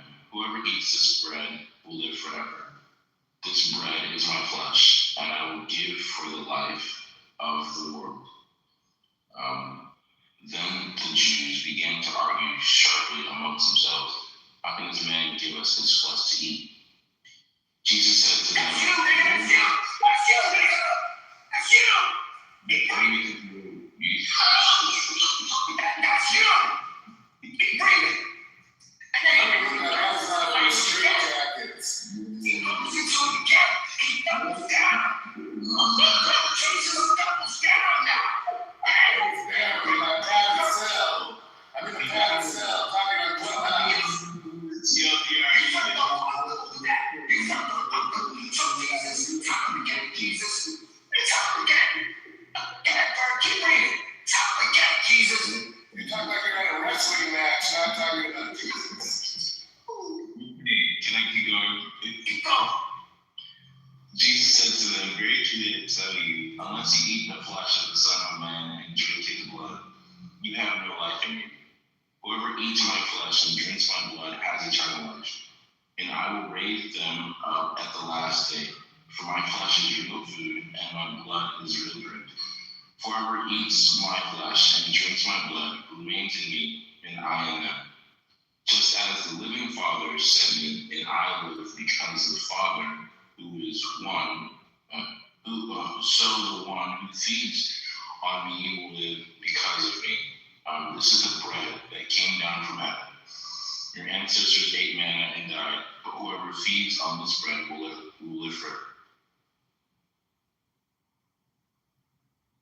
Is that cannibalism? What's that got to do? And you see what I'm saying? He's that Jew. He's that Jew. You that just said that. He's the Jew that felt uncomfortable with Jesus saying this. You're that guy. That's you. It's telling us to eat a cracker. That's you. Juice in his And that's really true. Meditate. You are the disciples that walked away. You are the disciples that walked away. Look, read 59. That's you. That's you, Louis. They felt uncomfortable with discipleship. They felt uncomfortable with discipleship. They walked away from Christ. Just like you did. Just like your boy did. Just like your boy. So right now, you do not eat his flesh and drink his blood. You have no life in you. Of works-based salvation, which is in I'm saying I don't want to be with Megatron. it's retarded. Just said you have to eat the wafer. You have to eat the cracker that the priest That was so blasphemy. and drink the fucking grapes, the Welch's grape juice. You know what I'm saying? That's to be saved. Like that's what you really believe in. That's what I really believe. You're that Jew that didn't like this language. You're that Jew. You didn't like the language of Christ. You rejected the perfect cornerstone. That's you. That's not me. You must eat the Read 59. cracker. Read 59. That's a fact. Read 59. Read 59. Christians, you run. Christians.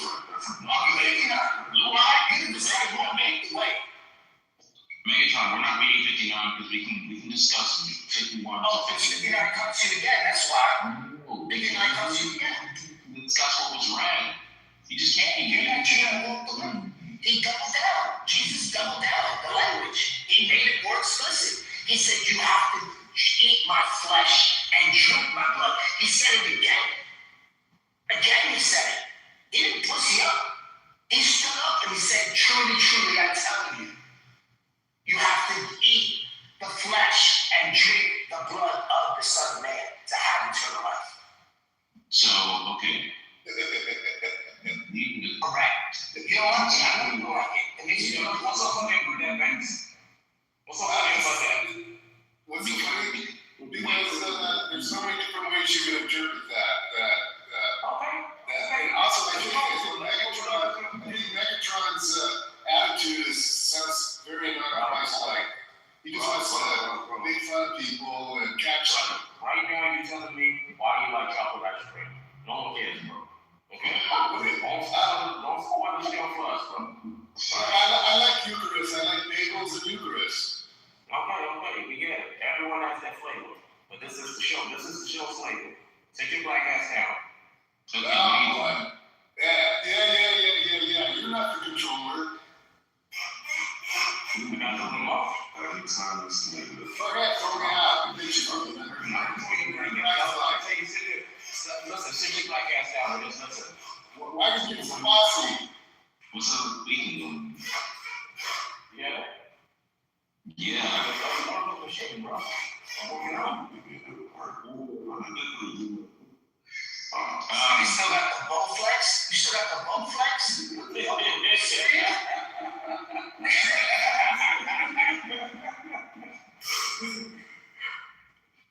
Okay, Megatron. Christ said to take that in remembrance of him. But at the same time, why do you think that is something that would lead to salvation? I understand literally you're reading it as that salvation, but the interpretation leads into a situation where it goes in contrast with other things that Jesus did state, and then how Paul stated that so that no one may boast, Christ came and died in this manner, so that no one can boast and say, I did this to save myself. Salvation is a gift, and let's let's say someone's in a third world country and they don't have access to grape juice and wafers. Like, you see what I'm saying? Like, what if they only have mud cookies and like the blood water? That's a little extreme, but That's crazy. yeah, that was weird. It was the first thing that came to my head. But I'm just saying, like, so now you're making a claim that access to salvation is based off of resource availability. And that doesn't walk in step with what God is truly doing. I'm not against taking communion. We do that often. Because Jesus says do that as often as you guys are able. But it's like, let's say you take it once. Just answer your own question, bro. Just answer your own question. Let's say a person takes it, right? But then they're in a situation where they don't take it again. So now it's a situation where it's like, okay, is continual taking of the communion a continual resubscription of my salvation? Like, it doesn't make any sense. I wouldn't re-sacrifice Christ every time you do it. It's doing it in remembrance of Him. That's why if you had someone actually doing it and you had an altar and you had tabernacle, you would have the presence of God. You do not have the presence of God. So what I'm trying to say is, yes, doing it in remembrance of Him. But there is an instance where a believer might not have taken it. They might have taken it once in their life, but they still took it, right? I'm catering to this physical aspect. I don't even think that's even relevant for salvation. I'm catering to this physical aspect. Resource availability. If a believer only was able to take communion once, then it's like, then we both acknowledge salvation is not a subscription, right? You already said why it's not, because Jesus died on the cross once and for all. Yeah, we don't sell salvation in the Catholic Church. We just said You sell salvation. How do you sell salvation? You don't sell salvation. Salvation is given to you by the grace of God. Not by the people we are, not by the people of the church. Okay, please. Yes, I heard it. You just interpreted that verse as like this is a requirement to eat the body of Christ. And I think you're interpreting that as like communion, right? That this is a requirement for salvation. It cannot be, I think you said verbatim, it cannot be saved unless you eat the body. That's what the verse said. The verse said that. You have no life in you. Interpreting that. If you don't receive the Eucharist, you have no life in you. Okay, so that's what the bottom line. You interpret that as. There's no way not to interpret that verse. You interpret that as the cracker that they did, right? He literally said it 3 times in a row. Yeah, there is a way to interpret it. It could be to eat Christ. It could be the word, right? We understand Christ is the living word, and that could just be a fucking metaphor or another way to say it. Like, you can't. I just want to ask you 24. Exodus 24. See what Moses said in the blood. Moses was literally splashing blood on people. I'm not talking about you, bro. I'm fucking baby. We're on that to this point. He literally splashed blood on people. Christ didn't cut his hand off and say, eat my finger. Not true, bitch. You dumb fuck. You retarded.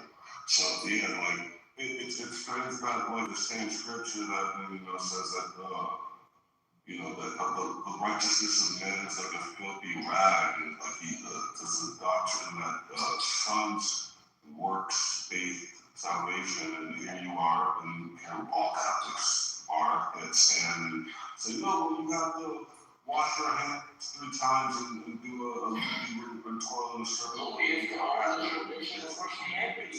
And that's anti-Semitism. No, really, it's the oldest tradition of Christianity, brother. Meaning that before you got your faith, these were the earliest Christians was practicing. And you telling me that the earliest Christians was doing something wrong because you, quote unquote, got your deceitful translation from some who try to use some church? Yeah, you're talking about the Eucharist. Exactly. I was wondering in class, actually, and that made me think, The subscription, bro. yeah. So the subscription, so you're not, so it doesn't matter that Christ died on the cross. It's basically what you do day to day that church or salvation. Exactly. Like, Christ died on the cross is one part, but then there's a cross after that as well too. Well, you think just because Christ died on the cross, you go into heaven? Yes. Are you a Christian? All you have to do is to believe. Whoever told you that? Yes, to believe, yes. All you have to do is to believe, right? To believe that I came and died for your sins. That you are a sinner, to repent of your sin. And to live life that is Christ-like. That's all that's required. Don't come on the circle, eat a fucking cracker. What do you think of me? Oh, you don't think that? You don't think? No, I don't. I just said it. Why?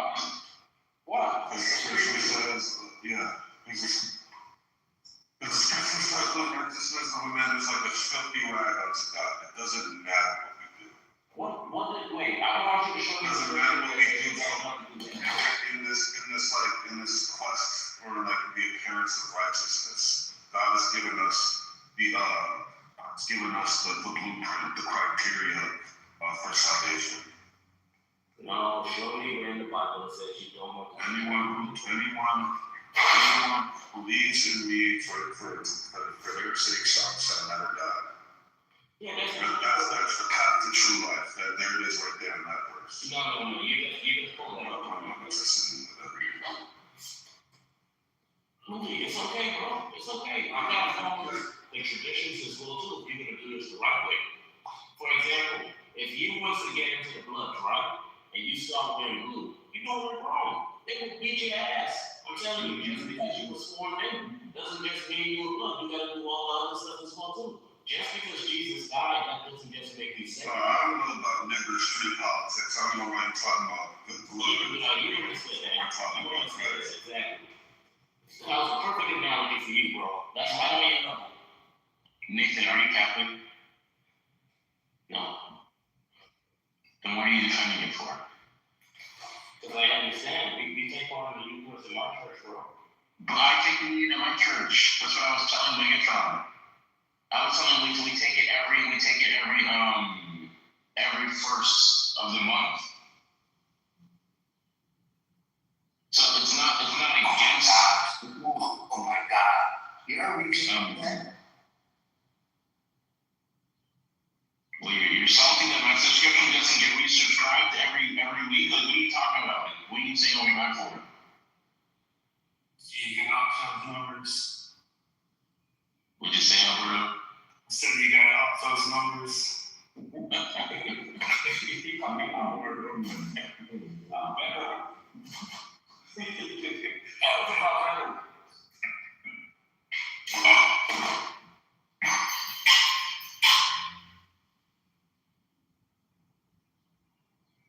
Okay, so Ephesians 2:8-9. For by grace you are saved through faith, not of works. You hear that? Not of works, lest any man should boast. What does Romans chapter 3 verse 20 say, Bertie? It says, no one will be declared righteous in God's sight by the works of the law. A person is justified by faith apart from what you're talking about. No, but it's just like, that's what I'm talking about. Like, if we're looking at God's word as him inspiring what's being conveyed, it's got to keep in step with what it's conveying. And so, reading what you wrote, what I read, Megatron, it doesn't explicitly say things in the way you're trying to take it in the context in which it's being delivered. So you have to look at the entire message that God is trying to convey to us about what it means to be saved. And so when it comes to salvation, it's not by our works. We're saved by grace through faith. That's a flat out thing for salvation. Saved by grace through faith. But then you go proceeding into that on terms looking into what it means to truly believe. And so that's when you look into explanations in the book of James about how faith without works is dead. Because if your life is without any fruit, then you have to put into question, did I truly believe to begin with?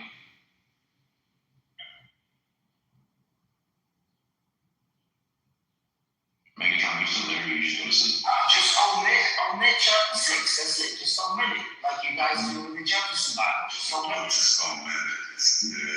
Just sit on the porch and be Romans 11 says if by grace, then it cannot be based on works. So chapter 6 is meaningless. Then grace would no longer be grace. What do you think? Chapter 6 is meaningless. What do you think about that? You know what you're doing? You're reading. You're reading out time. That's what you're doing. That's all you want to do is what we're talking about. You just want to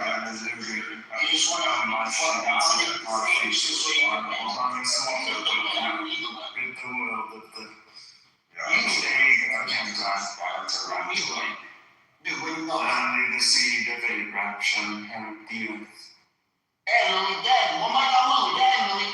Chapter 6. When I said about I'm gonna answer that question. Who was he talking to? Who was he talking to? Was he talking to the church? Who was he talking to? Who was he speaking to? Who was he speaking to? That's my answer to that. They were trying to kill me, and what was God's answer to them? Who was trying to kill me? Myself, 7,000 was not bowed, the knees are bowed. So too, in the present time, there's a remnant chosen by grace. And if by grace, it cannot be based on works. And if it were, grace would no longer be grace.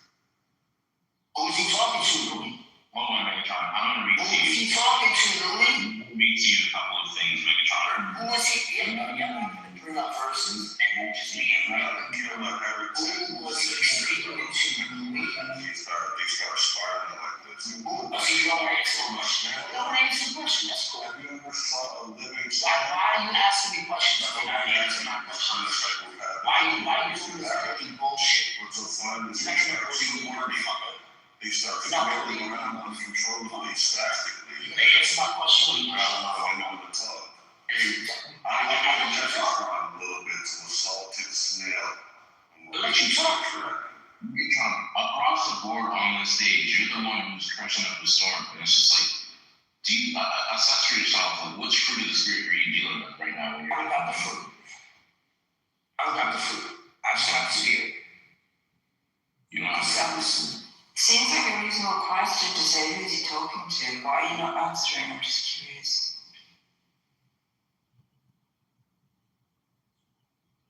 Because then that destroys this whole thing. Oh, If you realize who you're speaking to, because Megatron is not speaking and choosing. Megatron, I didn't bring up these verses. You did. all right, and we can visit them, but I read verses that you asked me to. I want to read a couple of verses. I'm not going to know that. Before we go, remember what you read. No, my brother. Remember when I read from Matthew 28. That's what we're talking about. Because I can't remember. Stop. You spoke a lot, man. Chill. You've been speaking a lot as well. So I have not. That's what we're talking about. Can I get some motivation here, bro? Please. What I was trying to say is, I just want to read a couple of verses because I took the time to actually read the verses that you asked me to. Yes. Now let me go over them and then change this. Why are you doing this? Why are you so scared, bro? Just let me give you a right. Just let me talk. That the same respect that I gave You know what happened? And we Solomon did not fulfill that. He didn't fulfill it. He wasn't given. You know why? Because he didn't do all those laws. All of his laws were not complete. Like, the way you're acting, why would anyone be? That's what I'm talking about. I have not been disrespectful to you. I've been advocating for you allowing to speak and defending certain things and making sure people gave you the space to speak. All I'm asking for is I was saying give me the space. You know what I'm saying, Nate? Give me a minute. That's all I'm saying. I didn't cut you off. You interjected me.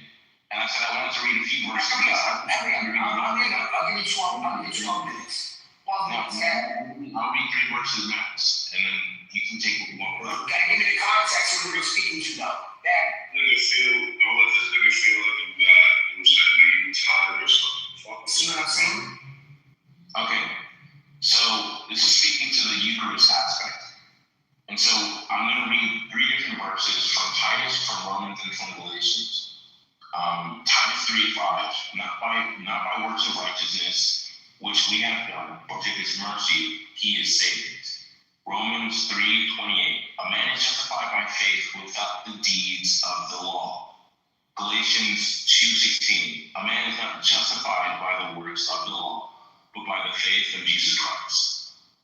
And then the one that I read before already, which was the primary one that I was addressing, is Ephesians 2:8-9. It says, "For by grace ye are saved through faith, not of works, lest any man should boast."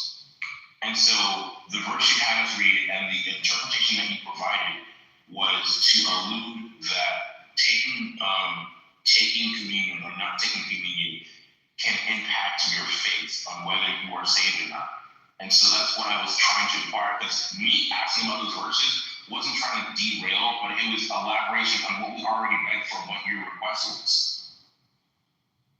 So I want to know, how do you, I'm not trying to argue, how do you personally reconcile the verse you read versus the verse that you asked me to read for you? I'm not trying to play mental gymnastics. I'm genuinely asking. No, it's anyone who's paying attention can see it's an honest, good faith question. Now it's up to Megatron to give a fucking answer. Oh, wow. You should see the new development, Megatron. Oh, I'm gonna allow him to finish because I don't want to be cut off. So now, you see how they keep talking? The moment I open my mouth, they don't keep talking. That's why I'm gonna wait. That's why I do the wrong calls. I'm gonna listen to that. No, because I started talking and they started talking. So I want to answer, but they keep over talking. I'm gonna wait another 5 minutes. I'll wait another 5 minutes. So I'll talk. That's exactly what I thought you would do. You fucking coward. They don't let me speak, and then this is how they open things. See what I mean? They won't talk until you leave. I'm gonna wait until you're done. Just say the bullshit, bro. Go ahead and not answer the question, please. Okay, so I'm gonna start speaking now, Louis. So shut the fuck up, Louis. Good boy, good boy. Right? Shut the fuck up. I'm talking right now. Speak for it. All right? Yes, sir. Yes, sir. Now, when you mentioned that first verse, he was speaking to the Jews. The laws and conditions that they were doing. Jesus is establishing a new covenant. They don't have the chains and the curse of the law. But when he's appealing to works, he's talking about the current time, not him doing this in remembrance of him, is then that would be contradicting the covenant of Jeremiah 31-34, right? He's coming in the Last Supper to establish a new covenant. The Messiah has come for the world, not just for Jerusalem. His message is for the Jews and the Gentiles. It's known that the Jews would say that if the Messiah comes, the floodgates open. It's for the world. This is what it's saying. The Messiah is here. It's for the world. He sent the apostles or the disciples to all nations to preach in his name. The Father, Son, and the Holy Spirit, and to purify them with water. Right? This is a work. Are you saying he's contradicting himself? He says not to baptize, not to do the Eucharist. What are you saying? Who are you talking to, Louis? You're not talking to me. You gotta get your shit together, bro. So you're saying that he's saying to do this in remembrance of me and then don't do works. Does that make any sense? You're a retard. You said that. Okay, he did. He didn't answer the question. No, that's not what you said. That's not argue. Because you was and you're rephrasing what you said. You said that. You said You said when you said that this is required for salvation, right? That's what I contended with. That's what I contended with. Yeah, so he's going to contradict himself. Are you going to don't do works, but do this in remembrance of me. Don't do works, but get baptized like he did. When did I say don't do works? Did I say don't do works, or did I say works are not the key or the pathway to salvation? So then how do you get baptized? Is being baptized the work? Being baptized means Is being baptized a work? Yeah, Is going to church a work? yeah. Is receiving the Eucharist a work? Yes, none of which are the key or the pathway to salvation. Okay, of course. So then that's it. So then you're not gonna lose your salvation. You good. All you gotta do is believe in Christ. Be the pedophile that you are. All you gotta do is believe in Jesus. You saved. You believe in Jesus. You saved. You saved, Louis. Stop as many teenagers as you want. You saved. Okay, Megatron, you talked about the New Covenant and the Old Law, but all those verses were not Old Testament. And when I consider Old Testament, It never said Old Testament. He's speaking to the crowd that he was talking to. That's a misrepresentative and pointing us at the Catholic Church because you hate God. You hate God. What I'm talking about is these verses were not directed towards just the Jewish audience. This was a Gentile. This was directed to the Christian church itself. These are letters from Paul. Those are the ones that I wrote. These are much later in the Christian part, after the Book of Acts. This is not before the Book of Acts. This is way after it. Paul came way after, almost about 50, 60 years after the events that happened. Sorry, about 40 years after. About 40 years after. So what was written first, the Gospels or the letters? The Gospels. The Gospels were written first. That's exactly what I said. You said the Gospels were written first.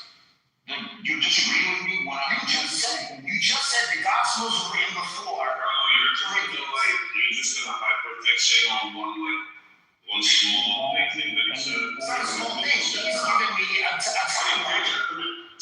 He's giving me a timeline, but his timeline is fucked. No, the Gospel came before the letters of Paul. Okay, that's it. End the conversation, bro. Yo, I'm not in this conversation. I'm not speaking to you, bro. You hate God. Stop us. Wow, what a smooth way to run away and seem like you're just cool. He gets the benefit of seeming like, this conversation is so beneath, but he also gets to run away and never contends anything. Let's give it to him. Very, very, very slick tactic, bitch. I asked you a question for each of those questions, each of those verses. You didn't really address any of them properly because I was trying to correct you and say, these are from Paul. You're talking about it for Old Testament things. I said the Gospels are technically still in my mind. If it's before Christ died, that's Old Testament. But these are talking about after the church has already been established. This is after Stephen died. This is when Paul is an adult and he's leading the spread of the gospel for the world. And so this is to the audience of the church for both the Jews and the Gentiles. And so that's what I was trying to do. That's why I told you the specific books that I was pulling from, so that you wouldn't just have one or the other. And I wanted to know your opinion, but you didn't even give me your opinion on how you reconcile it. You just went on your own tangent, disregarding the question I initially asked you, and then you thought that you were talking to Louis, and I was just like, I'm the one who even initiated the question towards you. Bernie, this is your first debate you had with Megatron? This is my first time meeting him. Oh yeah, so this is all new to you? Oh, okay. This is just his thing. This is what he does. He obfuscates when there's a clear question, a pressing I answered the question. That needs to be answered. Answered the question. I answered the question. The old covenant.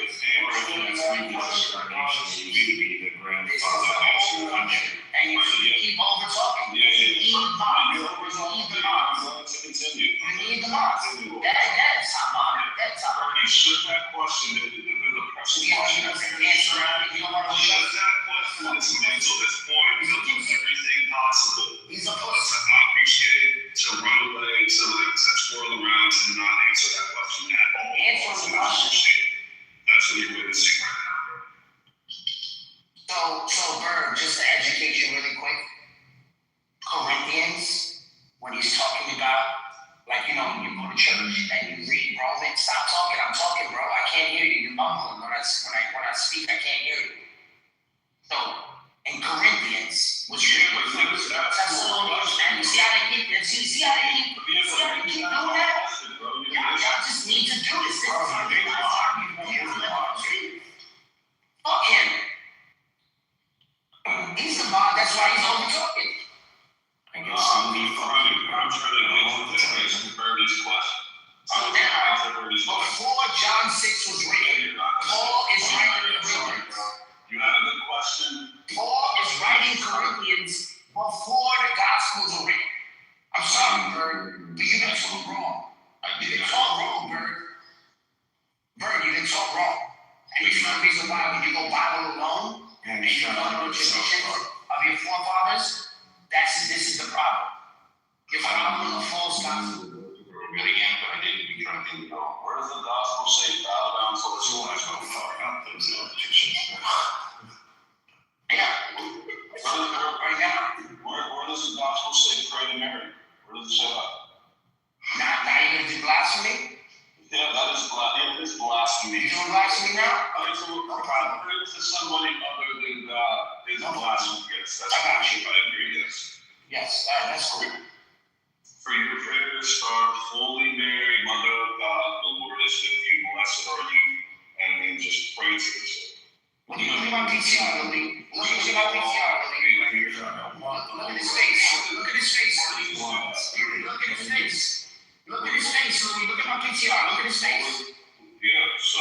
It says, how would you feel if someone insults your mother? Look at his face. I feel Look at his face. very upset. Look at his face, Lily. I don't know if this is natural. Does he do this naturally? He's on a higher plane. I don't know. Look at his face, Louis.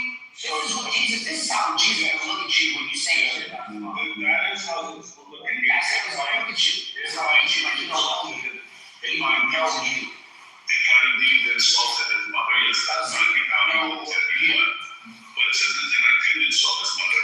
Honestly, I think the Catholic heresy are raised America. That's not an insult at all. I'm just calling He doesn't know you, Jacob.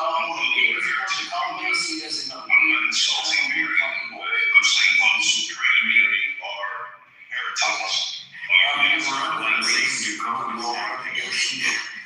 No one's praying at her. It says the Lord is with you. That's what Yeah, you're praying to her, right? It's an intercessory prayer, right? It's asking Mary to intercede on your behalf. We can't intercede now? Right. But by the mere fact that you're praying to Mary, not God, right? What does Christ say? What does Christ say? No comes through the Father. Christ say no one comes through the Father except for me. We're praying there. Does Christ say no one comes through the Father except for me? I mean, not even that. He said there was only one intercessor. Right. Yeah, right. But you can go and tell your sister to pray for you, right? You can go and do that. Is that not in your Bible as well? Maybe Actually, nothing maybe not. Maybe anywhere. Yeah, that's all right. Louis, can't you ask your family, hey guys, I'm sick, pray for me? Can you do that? Absolutely. Right, so why? I don't have to pray to my family. That's a conversation. That's crazy. That's a request. I'm not praying to my family. That is true. Right. You can say that, or you can say, well, I'm having a conversation for Mary to intercede on my behalf over the good work. Yeah, exactly. Where I'm asking my family, my uncle, my congregation, my church to put on my behalf. Right? I'm sorry. What do you mean when you die?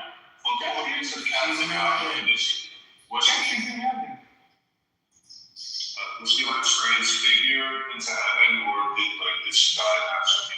No, she died. I think she sacrificed enough watching her son. She died, but she also performed miracles. That's why she was sent. You're not sent because it's like the divination and like speaking to the dead type thing. Because when we speak to Christ, like at least like the doctrine is like Christ, died and rose and was ascended full body, full spirit. So like he's a living God. That means it's right. I'm not sure what's the scripture talk about speaking to the dead and stuff like that.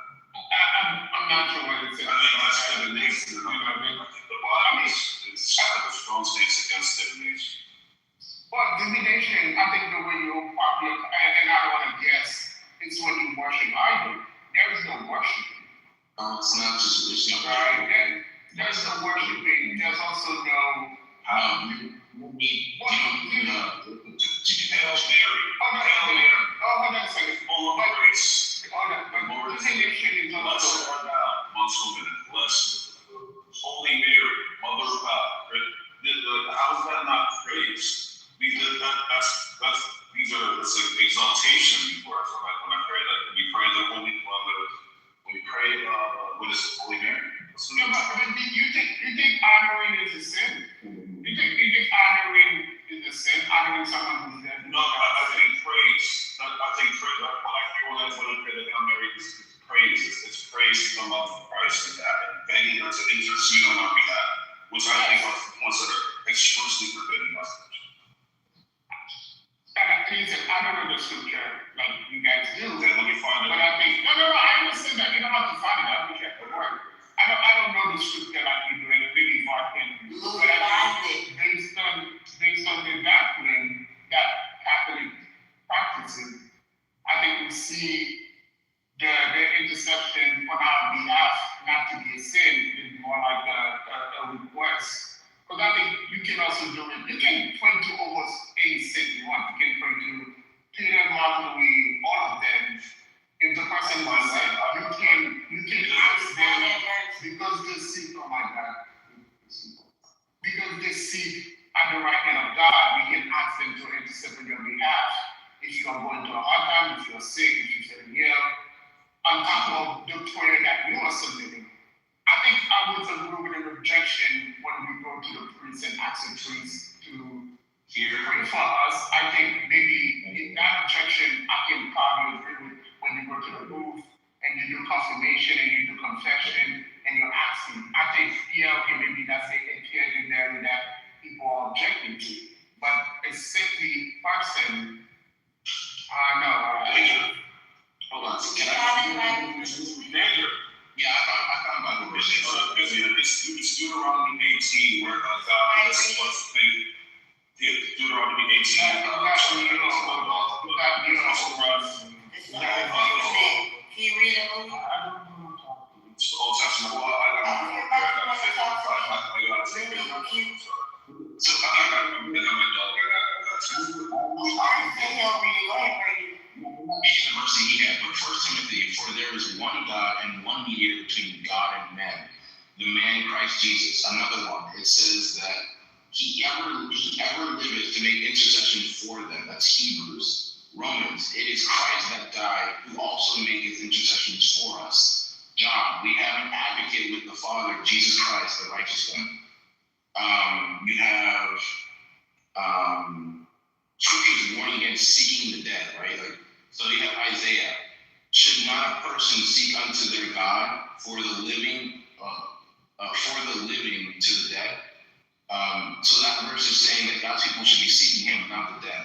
You have to. No,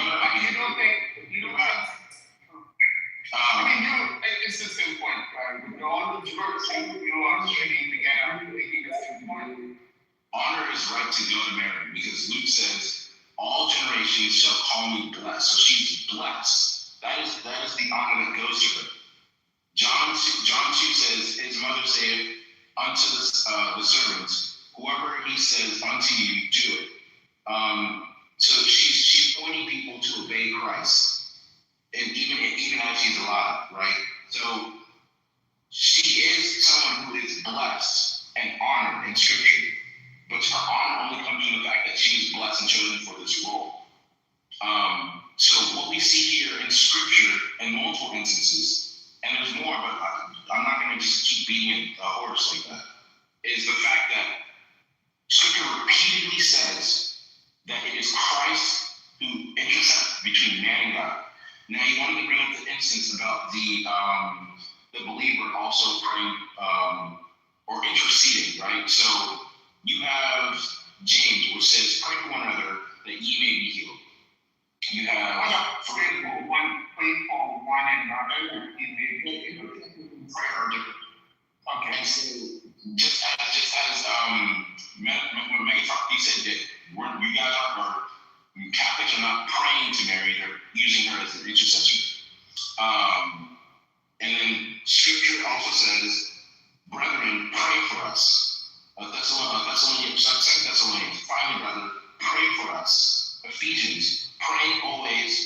the saints and for me.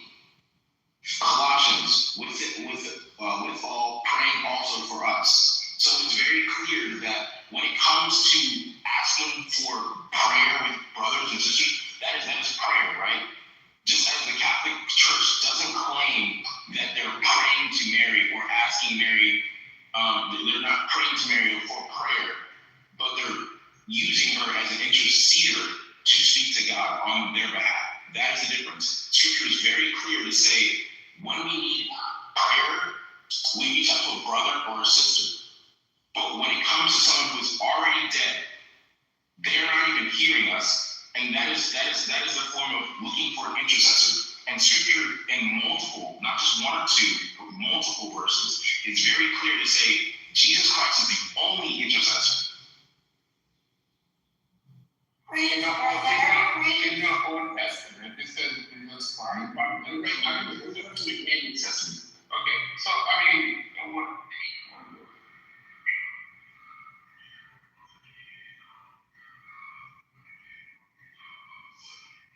And I recognize the fact that maybe it was hard to understand a lot of these things in the older times because they had so much going on in their life and they were limited with the fact that we're in the age where we have technology and we can pull up the facts real quick.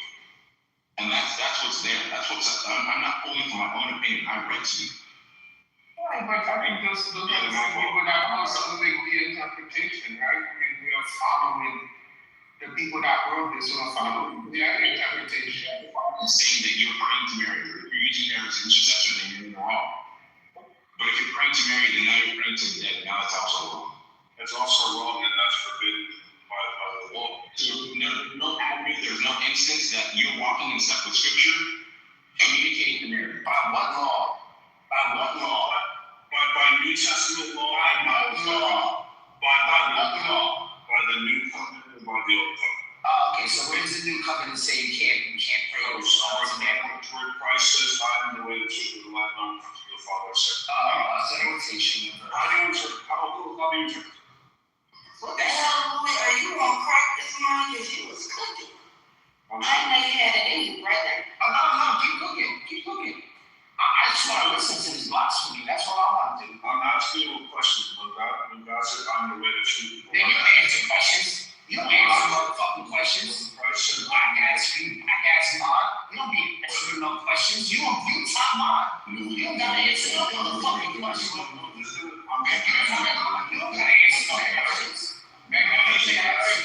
I'm just gonna have to You ain't gotta answer no fucking questions. when Christ said, You have to bully your stage. That's what you do.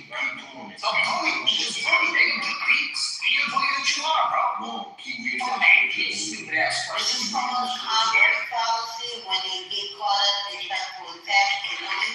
This is the Congress policy. Just attack the point and not the person. And keep reading the scripture.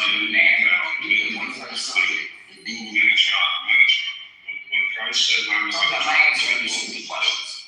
Okay, I figured. Based.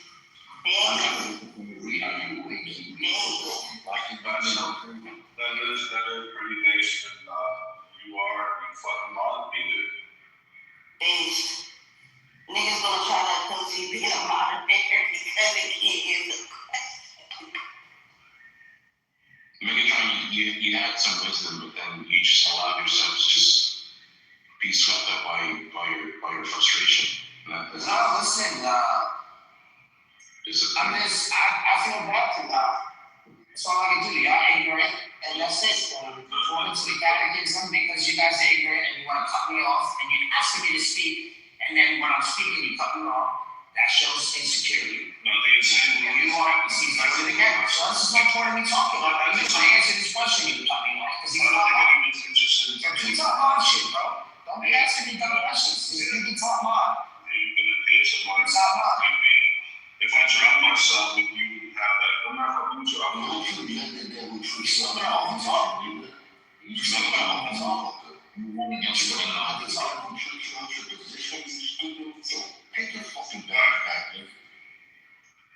No, I'm So again, the sad thing is I'm asking you a question, right? I'm willing to experiment with communication.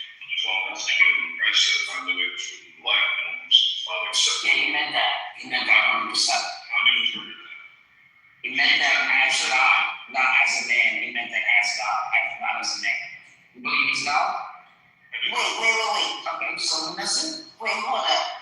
You said that Jesus said that as God? Not as a human? As God.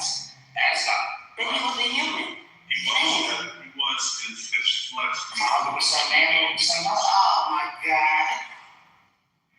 But even so, whether he says that as Jesus or God, he did say that no one comes to the Father except through me. Now, whether that means is Christ is earthly form or whatever you like to say, I think that's a nonsense.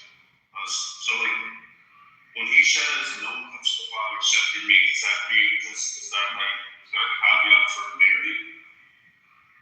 For me, and also Mary? Or is it Well, there's nothing about intercession yet. That's why you're a straw man in the position. Because there's nothing about it. That's precisely. Nothing about the message of Christ. That's intercession. So I don't know what you're talking about. It's got nothing to do with intercession. Is it not being a mediator between one party and another party? Yeah, we can pray. If your God forbid, if your mother was sick, I would pray for your mother. You don't pray with that. What's wrong? Louis, I see your mother carrying bags in the neighborhood. Jesus is God, bro. They can be for God. Get out of the way, Nathan. If I see your mother carrying packages, if I see your mother carrying packages, I'm going to take the packages from my hand. And I'm going to walk if there's 4 flights up,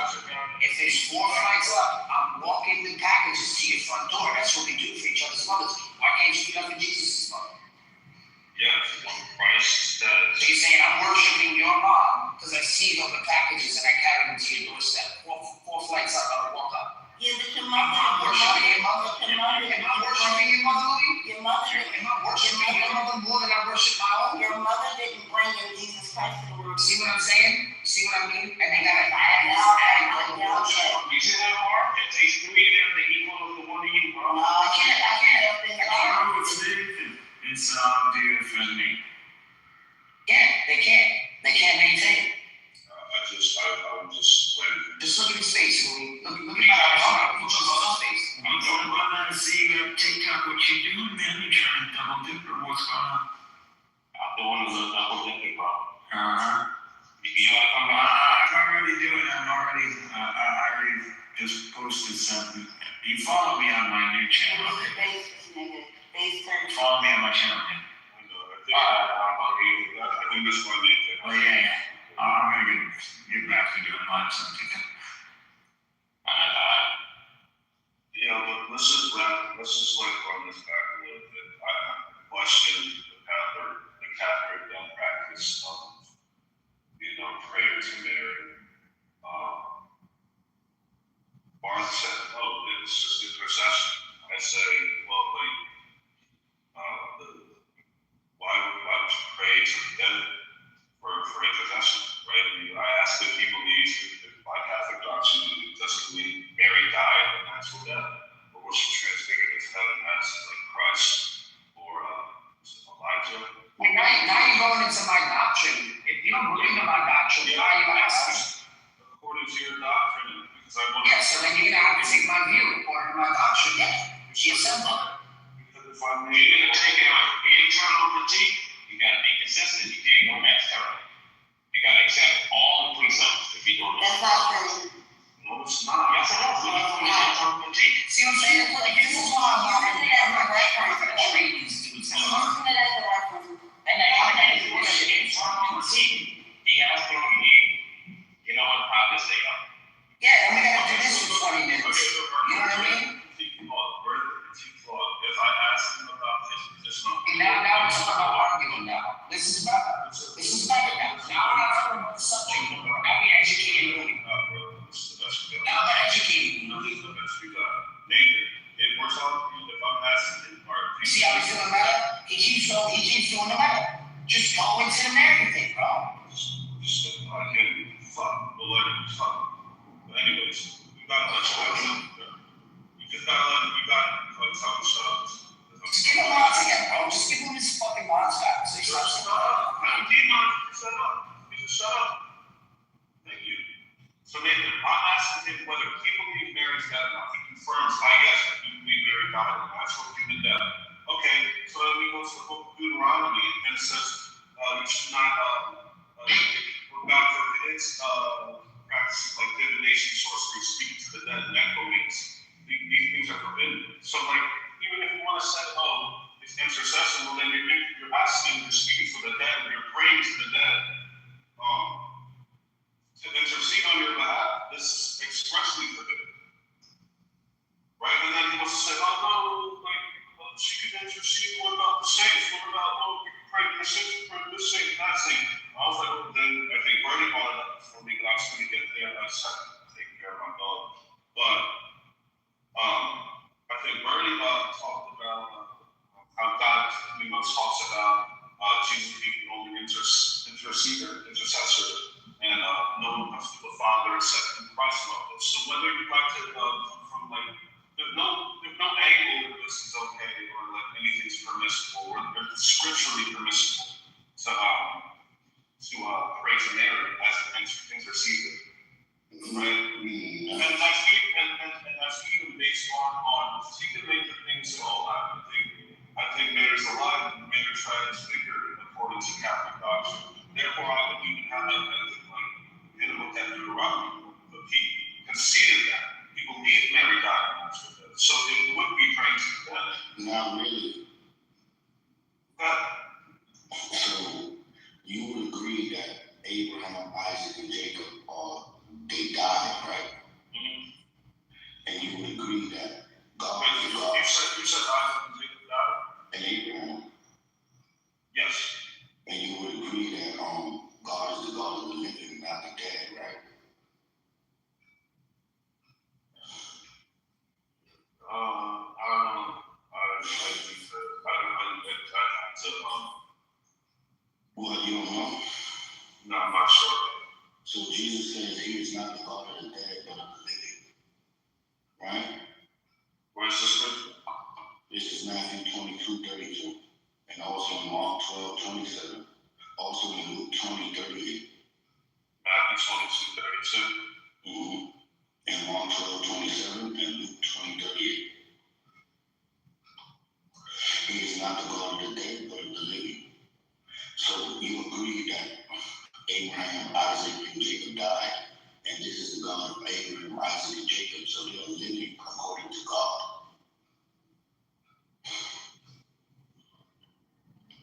Jesus replied, Lord, in Arabic, because we did not know the scripture and the power of God, who is rescuing people from neither famine nor in marriage. They will be like angels in heaven, but about the resurrection of the dead, you have not read what God says. I am the God of Abraham, the God of Isaac, the God of Jacob. He is not the God of the dead, living. So according to Christ's own words, you are ignorant of the scriptures and the power of God. So you don't know that he is the God of the living and not the dead, right? Well, I mean, according to Christ. I just, that scripture was right there. So therefore, Abraham, Isaac, and Jacob is alive to God because he is the God of them, right? Yes, because the resurrection completed, man. They will be like Abraham. So the mother of Christ is alive, right? Yeah, I guess that's a good point. That's a good point. This is why I feel like I should bring these battles. I don't know if you read. Mary is alive because as far as we understand, Mary is in the grave because the people who are with Christ right now are those who were of the Old Testament where he raised them up and took them. But those who are fucking say that we're still resting in you fucking. That's not the point. We're saying that God is but it does say that the resurrection, suppose that at the resurrection, people would they would be like angels. So is this talking about the resurrection on the final day? So they're saying that he is the God of the dead right now? I'm asking you the question. They're not ready. But Mary's sleeping. Is she asleep? Okay, so this scripture, if you're saying, if your argument is that because of this scripture, you're saying that it's saying that when people die and go to heaven, they're like angels, right? No, I'm saying that God is the God of Abraham, Isaac, and Jacob, and they are alive in Christ. Correct, because when Jesus died on the cross, they went with him. They were taken out of Sheol, right? Because they had been waiting patiently for the coming of the Christ to deliver them out of that place. And there was a separation in them. There was the bosom of Abraham, and then there was the other low place, which was considered, some people later on in the New Testament refer to that place as Tartarus, right? Because they were speaking to the Greek audience. But the other place was not, there was a distinction in the place of Sheol. And so Jesus came and took those who were in the bosom of Abraham.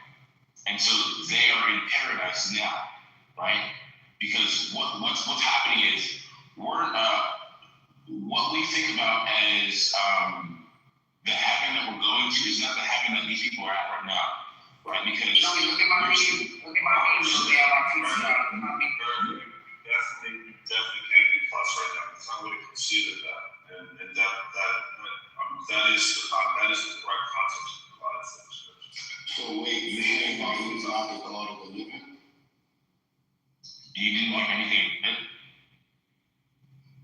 Yeah, the verse I said was he is not the God of the dead, but the living. And y'all saying y'all disagree with that? Right, but if you read a little further, this is in response to the Sadducees who are speaking about the resurrection. They're talking about, well, Moses says, if a man dies without having children, his brother was carried away with them and raised up also too.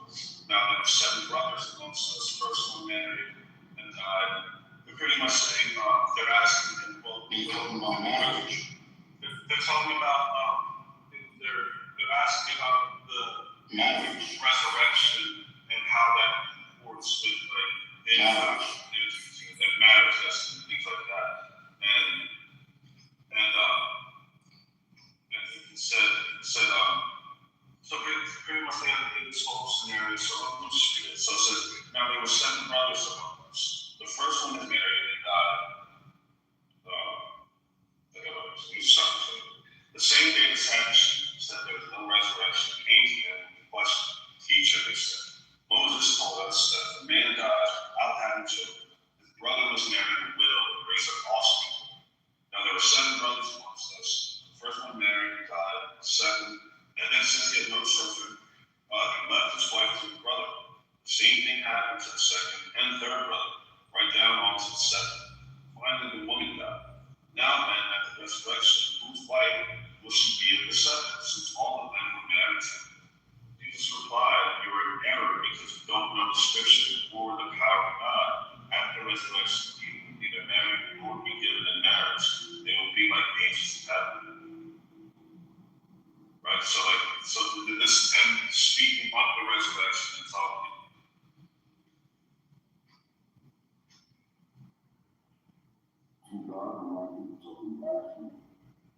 So basically what the verse says is he is not the God of the dead, but of the living. And there are people trying to say right now he is the God of the dead, and that these people are dead and their faith was for nothing. These people believed in the resurrection. These people do not know the power nor the scripture as Jesus said. Good morning. Good morning. Woke up to morning light. So now I challenge anybody to prove that he is not the God of the living. I challenge you to touch your toes. I'm gonna touch it. Thank you, Jacobus. Thank you, Jacobus. See, earlier you wanted to kill me. Now you do. I love you, brother. No, I just want you back to life. That's Yeah, there's Now, Bernie, let's bring it back to what this nigga tried to do, because now we got this. This nigga said Satan was not a murderer. I told you Jesus says Satan said, Jesus said Satan was a murderer from the beginning. So if Satan was a murderer, according to Jesus, he was a murderer. He killed Adam and Eve.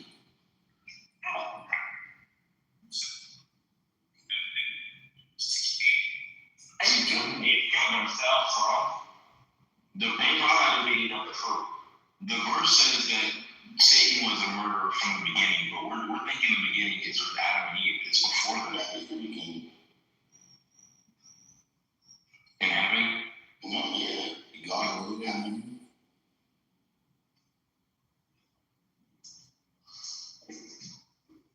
Oh, so you take the X and E low?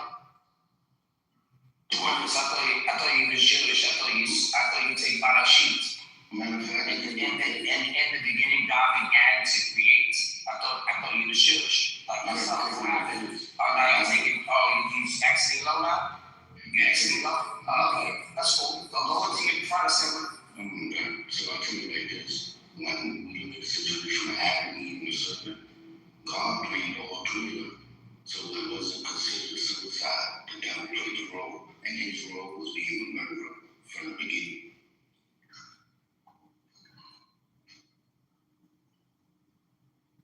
Okay, so when did he fall? When he was cursed to live on earth. When did he fall? When he was cursed to live on earth. Oh, the earth was formless and empty and deep because he held it over it. What happened there?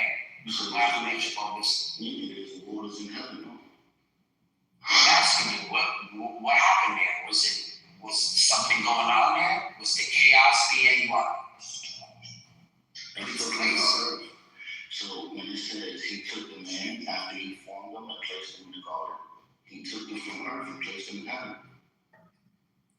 Wait, that's the Genesis 1, Genesis 2. Genesis 2 was when he Yeah, 2. All right, so read 2:4. What is Genesis 2:4 say? God created the heavens and the earth, and then he says the earth, then the heavens. So he's changing his language from cosmology, from the cosmic, universe explanation to now the earthly explanation. That's why he changes this in 2:4. He says the heavens and the earth, now the earth and the heavens. It's explaining how man was. Y'all talking about American invasion. Because you're saying X and I'm not saying it's My drones died, and then gave God breath. There's so much more fun. No, God made your phone die. You got a phone. No, God fucked your phone. That's crazy. So You heard him. This nigga been watching. He said that Jesus was the child. I heard it. What's up? you see, As being secondly, I wanna get your perspective on the current thing happening in South Africa. What kind of prompted it? Who are the antagonists? What is going on? Because like the way that the media, we can really trust them, but the way that you see things on either Twitter or IG, I guess it doesn't show it in a really good light, but I want to give you the perspective. Give a quick tea on the Arctics. I mean, as far as I was understanding, it was only America right now. It was in some deep beauty. I didn't know anything about South America.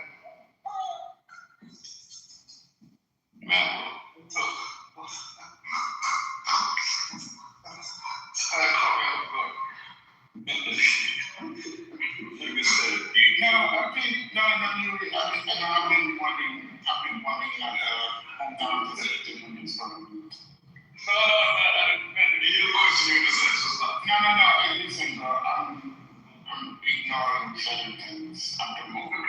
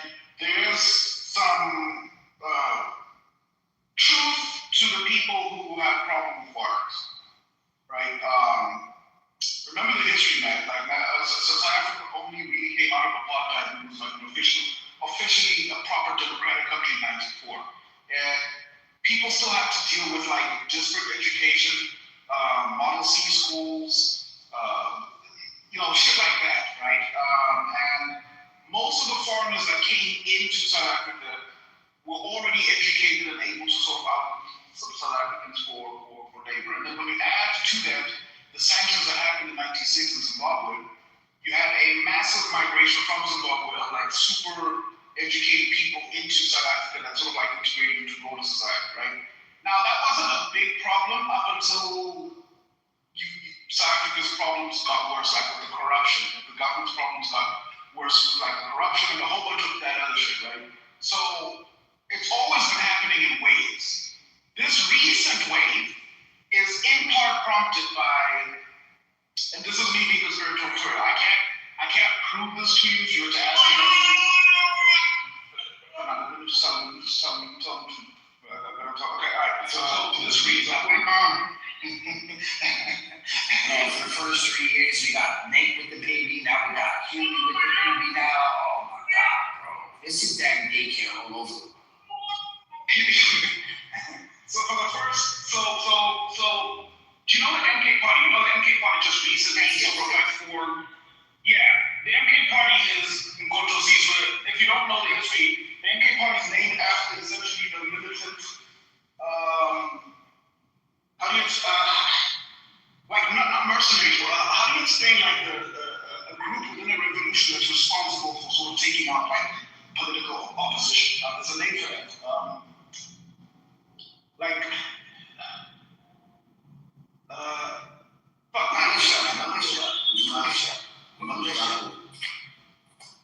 Kind of, yeah, militia is a little bit more formal. Like militia is like a little bit more like it's like a secret, it's like the CIA type thing. Do you know what I mean? Like a secret police. Like a secret police. Yeah, during apartheid, like the MK were the ones who were essentially the ones who like planned the bomb. You know when you hear stories about like how ANC bombed X, Y, and Z, it wasn't really ANC. It was the MK within the ANC. So I guess you could say like ANC never actually sanctioned any bombings of Sasol or any of these things. It was like the MK who were like trained operatives. There you go. That's what I'm looking for. They were sort of like responsible for a lot of these things. They're largely headed up by Zulus. This is where the tribal shit comes into it. But they're largely headed up by Zulus. And then later, after I guess apartheid was over, they disappeared and decided to become a political thing, but like a silent political thing. And then when Zuma was kicked out of government, Zuma disappeared for a little bit, and then he came back and started the MK, like revived the whole MK thing. The problem with the MK is that they're super militant, and they're very able to mobilize like a lot of like Zulu forces very quickly. So a lot of this time around, the xenophobia attacks started in Durban, right? Durban being KZN, the province with the Zulus, okay? The Zulu kingdom started there, and then it's just sort of like spread to where the cities with the biggest numbers of foreigners. So it moved to Pretoria next.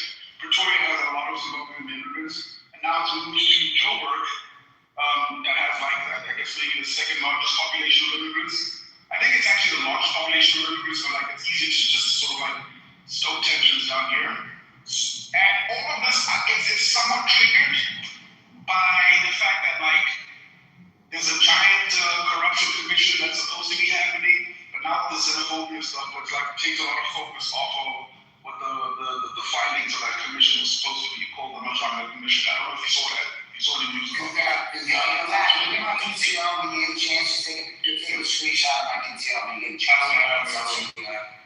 Now, is that connected to the Harper Foundation? Because I'm hearing like one bit where this could be like an example where the internal strife is manufactured in order to superimpose something on South Africa.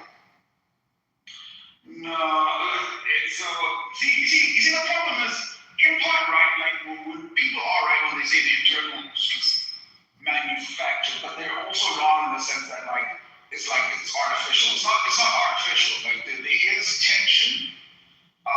There's always tension. There's always problems, but like these problems can be solved with better governance in general.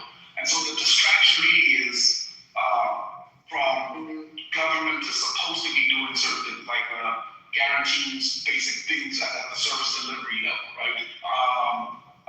I don't know how I would go for you, but I'm hoping you can just gather it from the way I say it, like you can gather it from I'm following. This is not new to me, so I'm following this. Look up something called the Matlanga Commission, right? The Matlanga Commission is happening now. We're supposed to get results, findings. There should be some kind of like answer after all this is said and done. It's been happening for the past, I want to say 8 to 12 weeks, and it's a giant investigation about some stuff that happened in 2019 during the pandemic with regards to government funding, and it's like a huge conspiracy. It's as big as South Africa, another controversy that happened in South Africa called Good Degree. It's as big as that, right? Where it involves criminal syndicates, politicians, the police, and like how all of them are in bed with each other, and how all of them were losing money from the government, especially around COVID time, and how a lot of like money that was allocated for COVID relief and a whole bunch of that type of stuff was essentially tied into criminal syndicates. And to top it off, there was a triggering event, a kidnapping and execution of a particular politician, right? And it turns out that like execution was like tied into like the execution of several, or the disappearances of other politicians. And the police are complicit, and they're working with the criminal syndicates, international criminal syndicates as well. So there's a commission that's happening that's supposed to like essentially hold the police chief, the police captains to task and find out like exactly what the fuck happened, and then how is that tied in with like the dispensing or like the reduction of like the Hawks abilities. The Hawks in South Africa is like our version of the FBI, but like their funding was cut. How did that happen? Turns out all of this stuff is related. Why? And we're supposed to get answers to all of these things. Like there's 50 different conspiracies that are roped into this, but they're all connected. Like I don't know how to explain it. It's like a web, right? There's no single point where you can exactly say who's responsible for what. It's like converging interests of just like criminality, and it's pretty fucking clear. And we're supposed to get answers as to who we start with by like prosecuting, right? But what is the government response? People will get some. Okay, so to be honest, the government's response is pretty fucking laissez-faire. Whenever these things happen, the ANC is always going to hold to its position that the issues that South Africa is facing are stuff that we need to work together with foreigners. That's their political posture, I guess. The EFF are very, very clear about we cannot attack our black brothers first. If we want to remove foreigners, we gotta get rid of the white ones first. So Julius Malema was always very fucking clear on it. I'm going to write on it the other day. Yeah, his stance is pretty much like there's no such thing as a foreigner when it comes to that, which is a bit of a problem, but that's his stance. The MK are publicly silent, but they're actually very actively like, yeah, no, we need to get rid of these motherfuckers. We'll fund the protest. So the May 4th protest is said to have been funded by a couple of MK donors.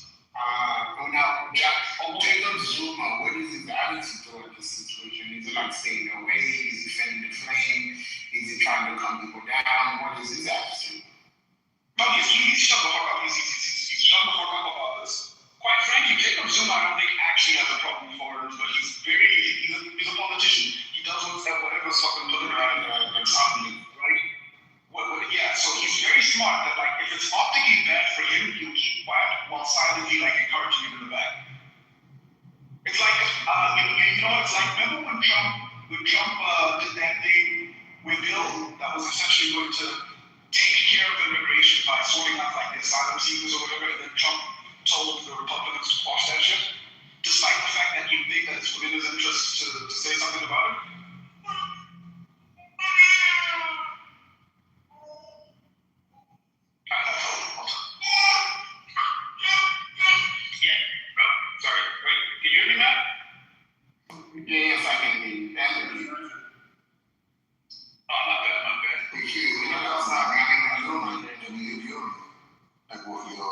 do you support the protest?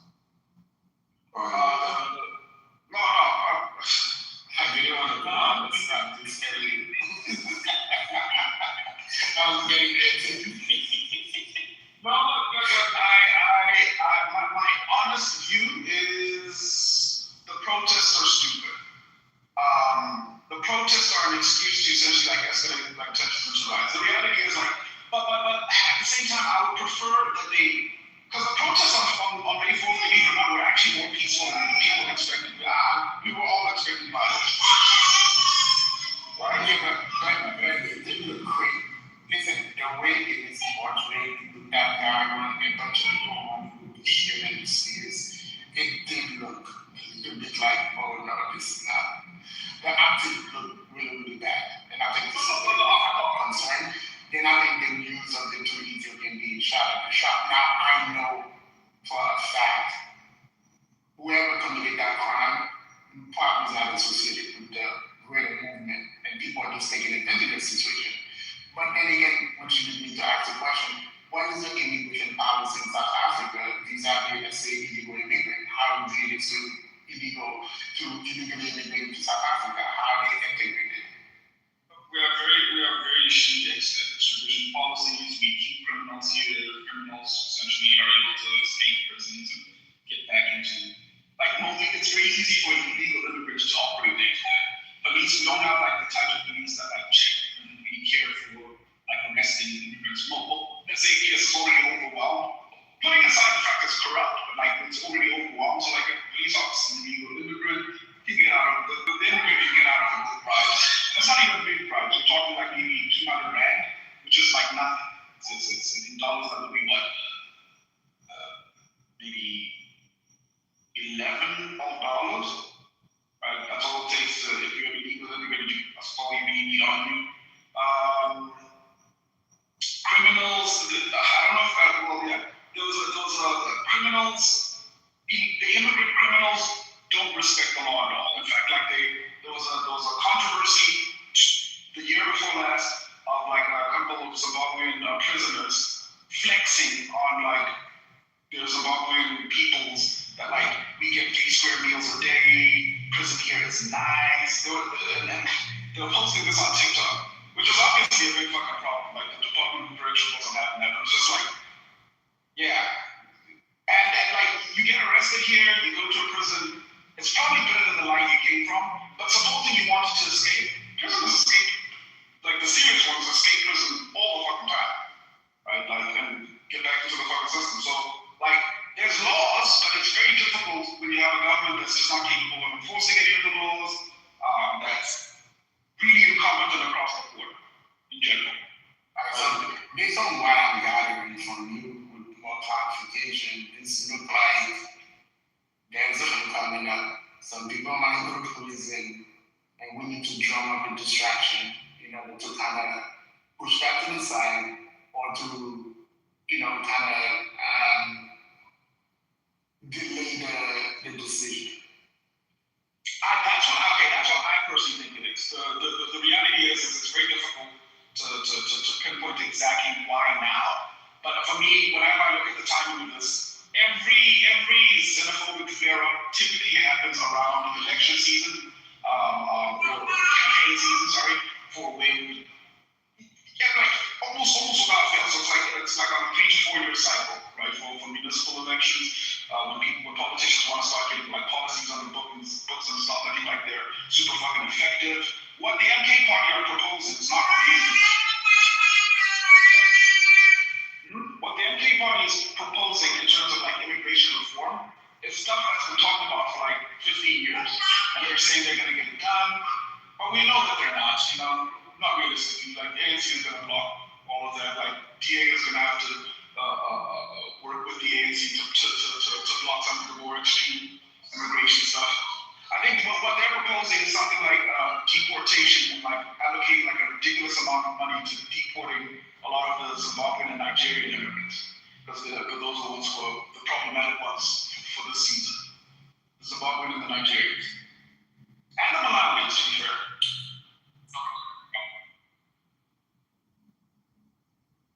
Very interesting, though. I think it's it's election season, it's what let's bring the immigrant. I mean, we see that in Hungary and, you know, Manga 1, and that's so it's the same thing all over the world. It's the exact same thing.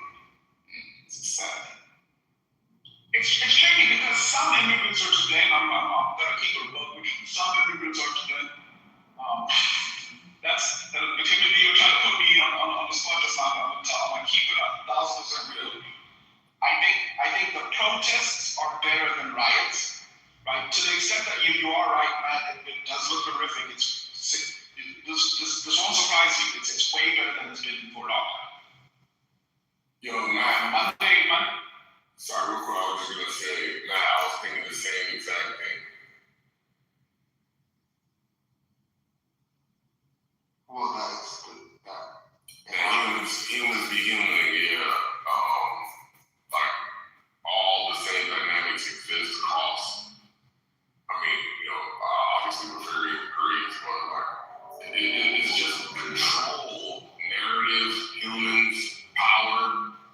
It's like you get the same fucking dynamics over periods of time over different countries. I thought like one of the best ways to combat this is to explain that, like, because like, I think you said it when we spoke yesterday, the day before, was like, okay, the direct competitor is the migrant, the African migrant, in terms of your resources. But the actual reason you're competing is because of resource hoarding and wealth inequality. That's the actual reason that you're in a situation, because even though it may not feel like it, we are actually collectively competing with the 1%. And in fact, the reason that we're feeding off scraps is because of the 1%. So there actually is an abundance of resources when you remove all of the people hoarding it. And in fact, people are educated that way. This is like government jobs. This is like somebody who's actual knowledge. They have to be right there. That's it right there. No. It's just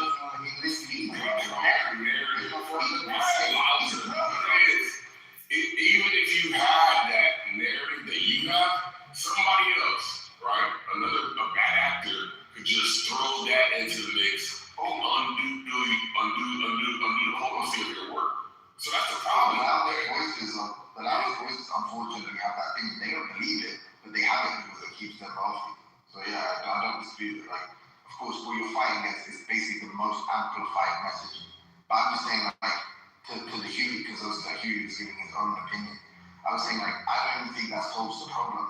I don't think all of these programs that privilege indigenous people or something, or nationals, or whatever, even ultimately do, like, actually ameliorate the issue. Because the issue is, so long as wealth inequality increases, there's always going to be a dearth of resources that we being the 99%, have access to. Just like that. They are, just because you think, oh, they're living in mansions, they're living in mansions, I just care about like a 2-bedroom apartment somewhere in the city. It's like, no, they own the building. They're the reason the rent's going up. You know what I mean? Alright, so being a man, talking about Jews. Sorry for being a landlord. My bad. I didn't mean to be a landlord. So the thing is, it's becoming repetitive where countries will undereducate their population and then import educated people from other places. That's like brain drain. And then they point the finger at the person coming in, i.e. the doctors, the lawyers, whatever they have a profession. They say, well, that's your problem. But the thing is, you want to deport a doctor when you don't have another doctor to replace that person. But then, we are not saying that the education is substandard, subpar, and we don't have the resources to do it. Like, that's like when we complain here about the H-1B visas. Well, we don't have the people to do it. So we have to go get the people. And then, like we said, put 1% of the elite turn around and point their fingers and say, that guy took your job. Well, so you will not qualify for the job anyway. Also, like, in our country, should I say one thing? In our country, I'm not super sure how like all of the social sort of safety nets and welfare programs work in the States, right? But in our country, we have an aging population. So ultimately, we need the workforce. We need to sort of artificially basically increase the workforce just to be able to pay for the pensions and all the benefits of people who are no longer able to work that are paid into the system. So actually, we don't even have a choice when it comes. Like, as in, it just is not going to be cost effective to basically even if we were able to kind of educate, let's say, the sort of indigenous population, there still wouldn't be enough people to contribute enough to pay for the aging generation, or the aging population, sorry. So like, we actually just have to do that necessarily. That's why subsequent governments, Labour and successive governments, Labour and both had to like increase immigration has increased on that much because they realized that's the only way to attempt to stabilize or to put like a patch for the economy. Yeah, right. But when you listen to Tommy Robinson, he paints a different picture and a different narrative. You know what I mean? And it's like, it's not even real. So now there's a question. This is why I asked you, Mary, who is funding this? Who's paying for this?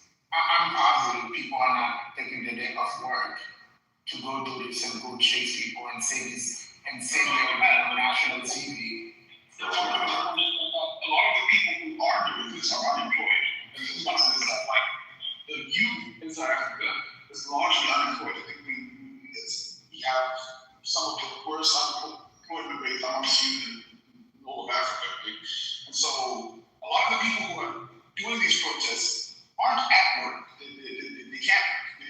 Their complaint is that they're being outcompeted for labor, for cheap labor, because the cheap labor that's available to the foreigners is even more literate, more educated, and all of these things, right? You're right. People aren't taking days off work. These are people who've been fired. These are people who the government has failed to sort of like provide jobs for with no safety nets. The systems are down, so there's no real social security. It takes forever to collect unemployment. So you can wait in that queue for 2 to 3 weeks. And by the time you'll get like last month's checks. And as this goes on, like we owe like 15 different checks. You know what I mean? So it's I would say to Tiffany's point, like I get the equality point, but like people here aren't asking for like a piece of the pie, really. They're just asking for basic needs to be met. Like most townships don't have functioning water and sewer systems. I realize though, he's a refugee. He's a refugee from, I don't know, from somewhere, some Muslim country. He comes to the United Kingdom and he feels like he's owned the world. And they have this he is, bro. He is. But we can't go to the fluctuating with you. Let me have this decision. Yeah, but I'm just saying, he's a refugee. So he's not like, oh my God, I'm a refugee. Can I get the TLDR record? Sorry. What's TLDR? Too long didn't read. Oh, the abbreviated summary. We'll go to that. Yeah, we know that purity, actually, from the messages that Bernie's out there. Hey. So, what is there any diplomatic ramification? That Zimbabwe willing to cut a diplomatic relationship with South Africa? Is there any other country making inroads? Are they making threats? And how the government is responding toward that? Whenever these things happen, all the governments touch. So Nigeria, I think they're saying we'll pull back our labor force. We're going to provide pathways for Nigerian citizens to essentially be able to like leave South Africa and I guess go back to Nigeria and find work, right? But this again, all of this stuff is said in the moment, right? Because people get angry at South Africa, but nothing really changes on the ground. Not that anything necessarily should, but I'm just pointing out that like all of these countries will say one thing, but they don't really fucking mean it. Zimbabwe and South Africa are never going to like cut off diplomatic relationships anytime soon, because Zimbabwe is, I guess, the biggest buyer of like old South African infrastructure. So, for example, there's trade deals in place to take over South Africa's railway systems, or like there's too much business that South Africa provides Zimbabwe for Zimbabwe to like take a strong stance like that. So it's posturing, it's political posturing, and because of South Africa's party system right now, what people are essentially doing is saying we don't want to work with ANC. You need to essentially get like the shit under control. You need to get back majority in parliament so that we can work with you specifically. We don't want to work with them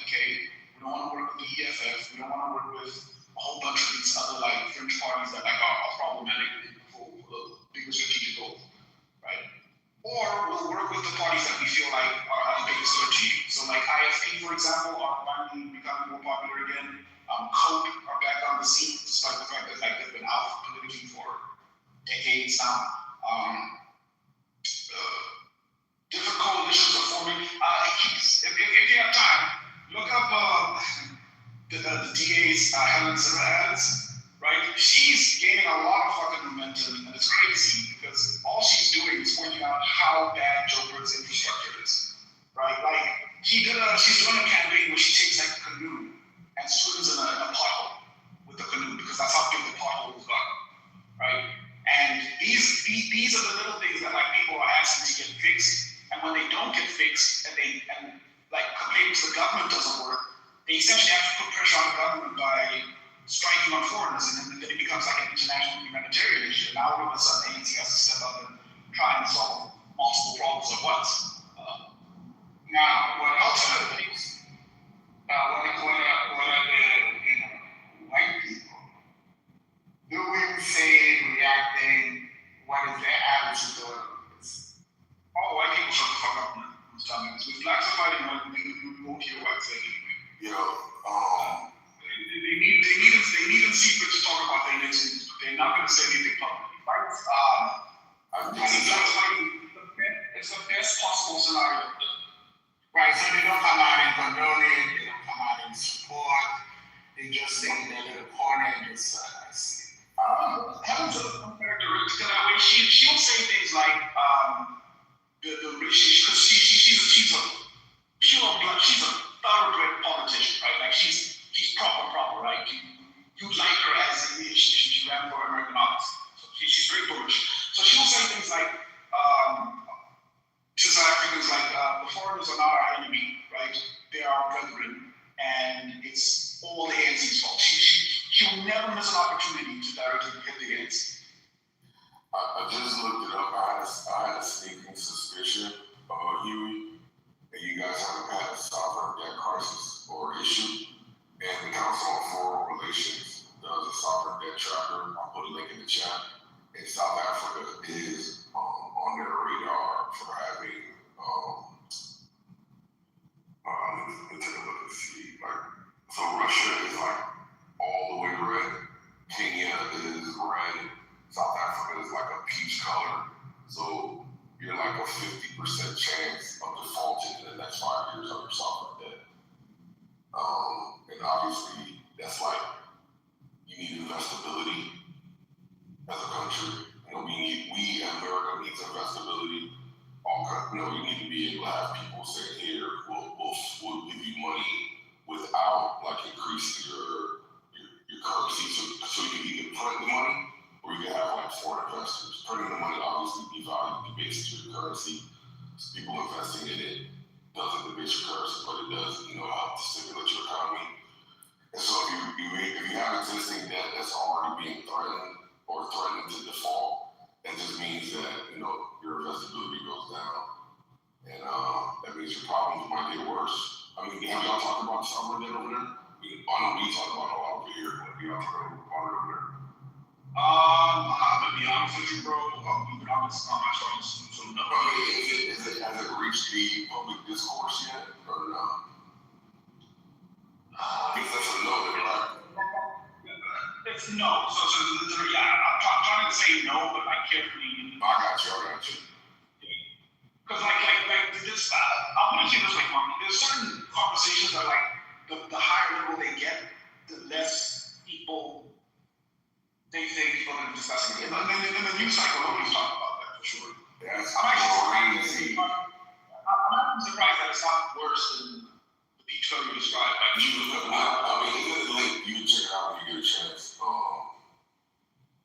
That's crazy. I would think that would be a big deal. It's my last question.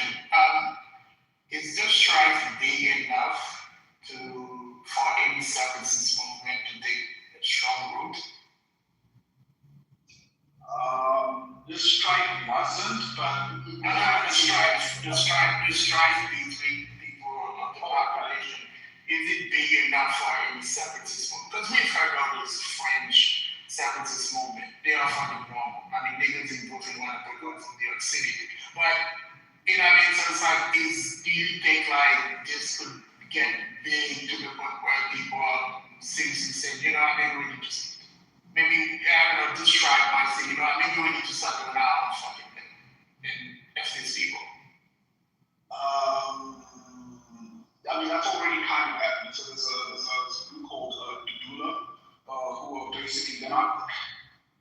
they're not formally political, but they have a political stance and everything. They're not like a registered party. But they have been going around to morning. These guys have been going around to clinics, to home affairs, to any government facilities where foreigners are allowed to get services from, and they've been kicking them out and force feeding them as well. So they'll tell you to get out, and if you give any shit, they'll start slapping you, they'll get into a fight. And you can't really call cops, because when cops get there, the cops are low-key kind of scared of these niggas too, right? You know what I mean? Because these niggas are unhinged, and so, they go to the hospitals, they're kicking out old ladies with babies and shit like that, and telling them, no, you need to go to a private clinic, you don't get to go to a government clinic, and they're beating people up, and they're getting more popular, and with the MK support, it might be a problem. We'll have to see in the coming weeks, but it might be a problem with this covert support from the MK.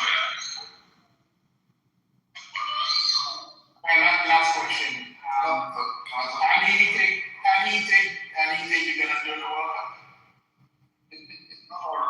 I got it.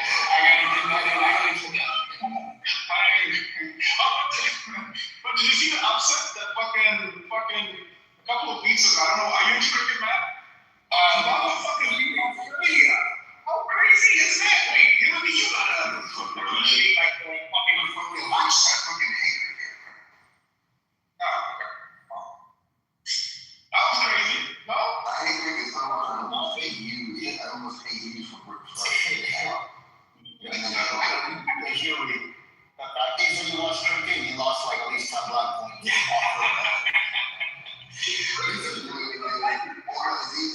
that means he's in the deficit. You're gonna have to make that argument. He's in the minus. How is cricket the blackest? How is it the blackest sport? Best cricket players are from that. Ryan Lara. Yeah, you can make an argument for. That's like a tribute. When the best hockey player would be black. The thing I hate about cricket is no matter how much it's explained to me, I don't understand. They're not making Ronaldo money. They could be better, but they still not making that Ronaldo money. It's just a shit sport. It's not the players. Baseball, Cricket was fun to play, but it's a shit sport to watch. baseball is an objectively better club and ball sport. Yeah, I just started watching baseball this year and Isn't this amazing? Like, if people say that baseball is boring and whatever, but Wait, you boring to watch on TV, not at the stadium. The stadium is very fun. It's on the TV. it's almost a full basketball. this year, what's that Japanese dude's name? The guy. Yeah. Like his highlights were comfortable. Like this is the first time I ever watched baseball. He's the GOAT. We're watching the great all time. That Japanese pitcher, the one who struck out all those Jays guys in last game of the series. Wait, so It's like a Japanese dude cold chain, his jump kick. Begins with a Y.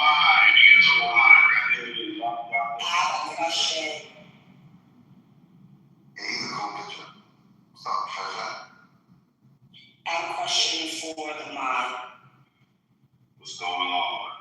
If you ignore the drama again, you press the red button or the blue button. If the blue button was the red button, would you press the red button or the blue button?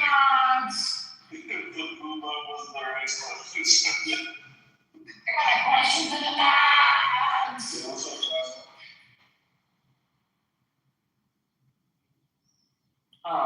Y'all can hear me? Hello?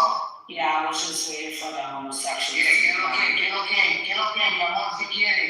Quiere joder, eso es lo que quiere hacer.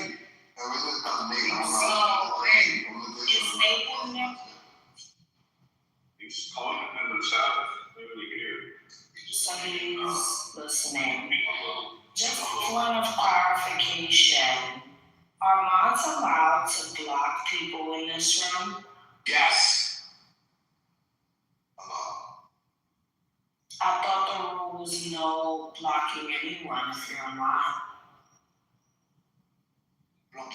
Is this going to the basement? Alright, I have to look back. So then how do we get, okay, all right. I have this trouble, no fucking. Alright. You didn't have to snitch on me. Shut.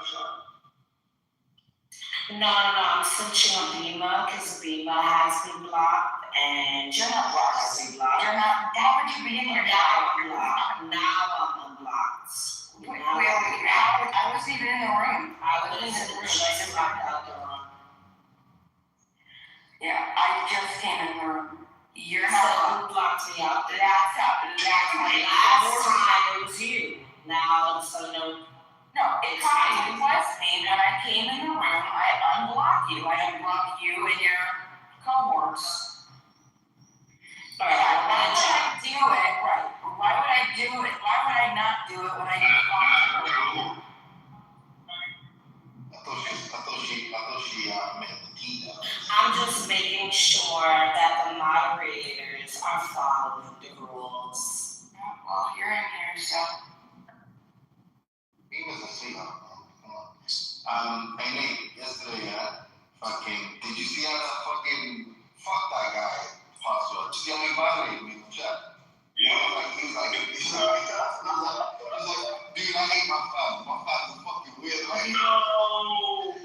this nigga humiliated me. And firstly, I was never his fan. He's kind of a nerd. But I'm like, you have to say something like, you have to give flowers to people that were part that helped build the scene that you No, I saw that piece, you know what I mean? I know I It's saw on you. it. It's on you. You shut the fuck up, bro. You fucking stupid fucking shit that mile bastard. But like, the reason, like, I guarantee you Nate wasn't a fan of this either yet. Because he wasn't like great. He participated in a battle when he got crushed by Hollow. But he still That's how you were saying that, you were like, no, but you did, what you said to him was kind of like, family don't meet your idols, even though I don't think you're an idol. right, yeah, no, but it's also like, it's like if you met like, fuck, I'm trying to think of a random sixer. Like, if you met like a random sixer that was part of like a playoffs run, he was like a bench player, and you'd still show love, right? But imagine you showed up. Like, yo! You know what I'm saying? So I had to do that. This nigga awful, like, he's like, what? Yo, I Like, fuck this guy. You met your favorite hockey player? the nigga password should be battle rap and shit. Nah, he's gonna try to troll me. Yo, He's a bad rapper. You never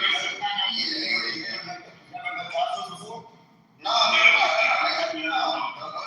see him was like one of them battles on Grindtime. Grindtime got like 2014. yeah. So we're talking about like 3 years ago.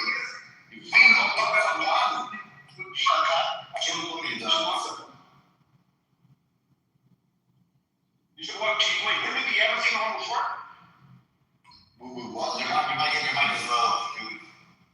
Oh, you haven't seen him with Pass and Twerk, New Jersey Twerk? Oh, is he still acting? No, I don't watch him. Yeah, he's still battles. Yeah, I don't watch him. Like, I imagine he does because it's a skill, right? And he was good. Like, so I'm not, when I say I wasn't a fan, I don't mean like I thought he was shit. I'm saying like, it wasn't like, oh, he was one of the guys I followed. It's just, he was present in the scene. And like Nate said, over there, the Grindtime was sort of as like the white Eminem fans were about, right? And aside from like him, Polo, maybe a couple other people, because he's like basically one of the only black guys. You know what I'm saying? And he was good. So like, so long, whatever. But yeah, he was straight to just being a savage, like, and then obviously he was being original concrete, so I had to kind of preface it with like, yo. Wait, did I get an answer to my question? I'm sorry, I had to leave it for a second. No, mine's not allowed to block people. Okay. I also have to stop. I just wanted to confirm. I didn't think that rule changed. Thank you. Good morning. Listen, how y'all doing? When y'all was talking about sports, right? Morning. Good morning. Y'all were just talking about sports and women. coordinate whether you Yes, see ma'am. like the crime players or if you saw something that's just kind of fair routine. Yeah. Last Friday, I went to a jazz happy hour at this hotel in Marriott. I won't say location, but anyway, it was some young Raven players. I think they may have like meetings or something. I'm like, okay, we got some big fellas, you know. I was like, yeah, we got some stuff you hands, you know. Okay, they carry on. I'm tripping, y'all. Don't leave me alone. They're going to get a fee for you in your beat, yeah? Yes, that's please, baby. See, we all know what it is. We all know what it is. What you say, Matt? We all know what it is. Wait, what is? What you say? I said we all know what it is. No. I was saying which Marriott? See one mission to another one. No, I'm talking about the Owings and Bills. Okay. That's part of Maryland. That is not DC.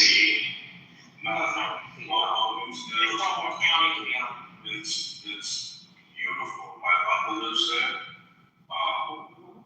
I think it seems like every Saturday I come up, I go there. I just love it. Yes, I've been in this area for 23 years. I love it. It feels to be there. I love it. Maybe for somebody.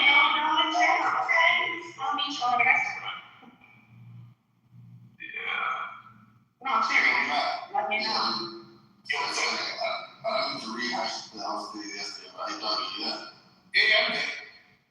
I'm saying my house still, yeah. Yeah,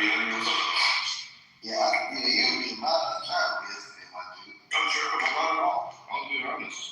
No, but you know that the thing you did at the end, yeah, the reason that logic doesn't check out is because you can obviously use the word girl to refer to, sounds horrible in the English accent, get it, but you can obviously use that to refer to like ignorant behavior. And then like, you kind of did it in a way that like implied there was some hypocrisy in using it because white people could say, oh, you have dreads, therefore you too are, you know. Isn't it a wannabe Nelson? Yeah, you just want wannabe Nelson, bro. He's a wannabe Nelson, bro. I'm keeping real, bro. He's a wannabe Nelson. Not Nelson.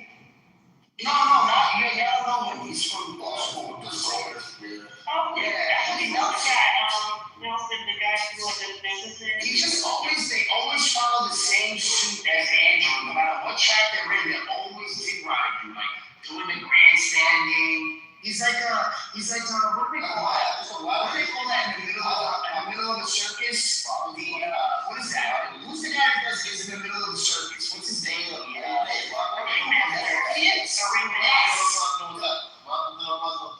Yeah, go ahead. Say what you saying about Cecilia Wilson. Yeah, like he did this thing where one of his submissions, I tried to attack you still. I said it to you when you weren't there yesterday, and I got attacked by this passport guy, so now I'm just transferring the hate to you. Just does the ringmaster stuff. It's constant ringmaster shit. He just doesn't have his own personality, bro. It has to be the stupidest truth ever. Wait, hold on. Let me see how accurate. Why else are you not know? Tell me what I said. Dude, when you guys go to the next meeting or whatever, can you guys discuss like why people do that? Like why months are allowed to just, when one makes a decision, someone just brings the person straight back. What's the point? What's the point of having months? Can I say something? I actually feel just as passionate as you about it. I've called this out several times. I feel like there's just people who did like a pass because they knew the OG cup owners or whatever, and it's like a pity thing. I don't fucking get it. It bugs me too, but we should be. No, I get that. Like when basically like someone moves someone down. Like because for instance, it happens to concrete when he's playing, and it happens to me sometimes when I get moved down once you don't like me. I think it's just because like me, Nate, and knowledgeable as well. So I get that. But this is like sometimes it's like the person is literally refusing to behave themselves on the stage, and that's down, and they immediately get involved. But I think it's because it's about Nathan and knowledge. It's because there's no clear rule that like you're not allowed to do it. Everyone does it. There was a room, bro, which is bullshit ass rules. So the rule used to be if you move somebody down and you don't want to brought back up, you write in the chat 5 minutes time out, something like that. And then you put the time that they get brought up.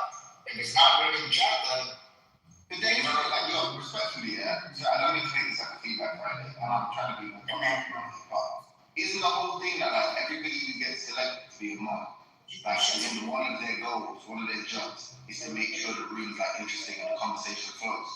Because if so, you don't need to comment in the chat for 5 minutes. If you heard what's spazzing, then it gets moved down. Why would you bring it back up? I mean, like, why would you do it? You know, I told him to chill. I said, yo, did you tell? Did you stop? I'm not gonna complain, but it's still just the thing about you is just it seemed like you were being a bit uncharitable in your framing of what he was saying to other people. Because if I say to so and so, hey, because you're like cussing and whatever else, vulgar tirade, and then also like you interrupt people, essentially you still know how to behave. You do know this type of thing. I'm not saying anyone can behave like that. And then if I say that to them, like, you're behaving in a good way. So essentially I'm believe that implication being that being ignorant like that, you saying like you should be careful using that word because you could be called ignorant too because you have dreads or whatever it was. It's like, yeah, but it's not really hypocritical because that one's a racist misuse of the term and the other is actually saying, hey, look, like, historic, if you like, use of the term applies to you, right? So I'm not being hypocritical. I'm not saying because you're black you're ghetto, and then everybody says to him, because you're black you're ghetto. They're just being racist. I think you may have forgot what I said. I was critiquing a lot of things, so you can you hear me? Yeah, no, what I was basically getting at, I think you may have probably started talking about this. Was the elitist debate mentality that by thinking that just because somebody acts ghetto, that they're uneducated. That's what I was saying, right? And what I had said was that there are people, and I gave an example. I know somebody, a triple board certified resident, right? And like I said, psychiatry, child and adult psychiatry. You know, you look at the guy, the way he speaks in a casual setting, you would think he acts ghetto, right? But the guy is way more overqualified than anybody in this room, right? Easily makes over $1 million per year. Solely based off of his profession. My point is this. When somebody says that you act ghetto and they act as if that they're above it all, they forget that that same type of talking point can be used against them. Why? Because they're with the brother songs. We know how those type of talking points act. Using certain things to like demean somebody or to like demean somebody's like form of intellect and conversation, I think it's very fucking stupid. Yeah. No, but that's I didn't say it was hypocritical. I didn't know you're lying. I'm saying I never said it was hypocritical. You're saying I said it was hypocritical. I never said that. I was I don't see the implication you were saying. So you know, I mean,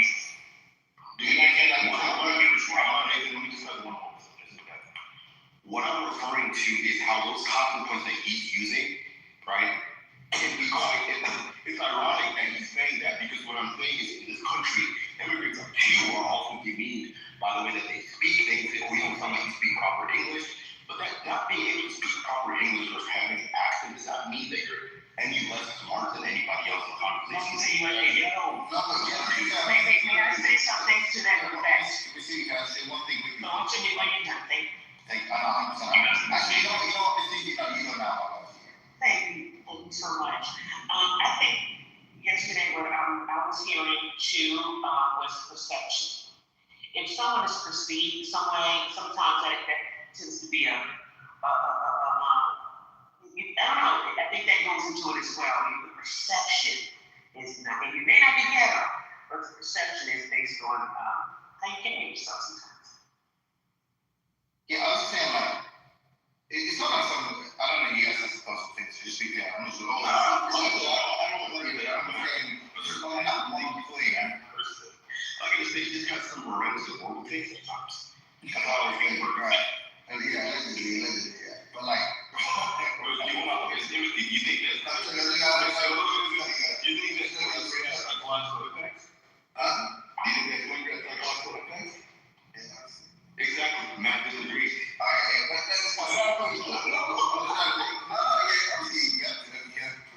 But they talking about the descendants, though.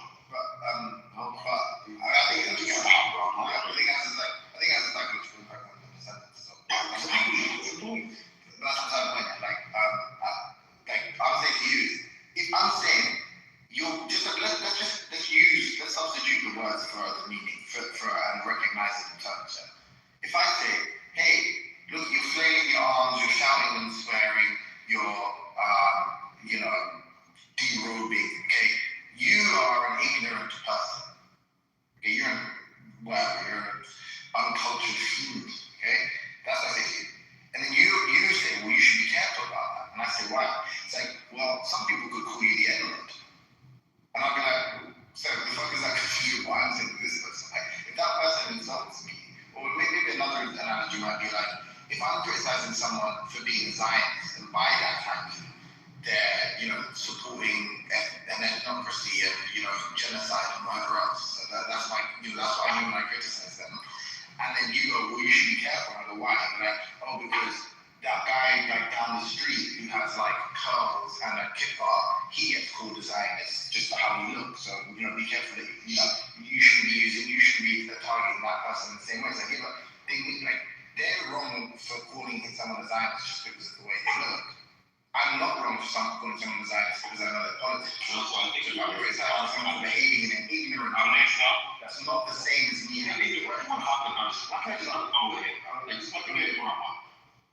But that's not, I'm saying that's not the same as me having dreads. If someone does that to Matt based on his accent and his dreads, they're being racist.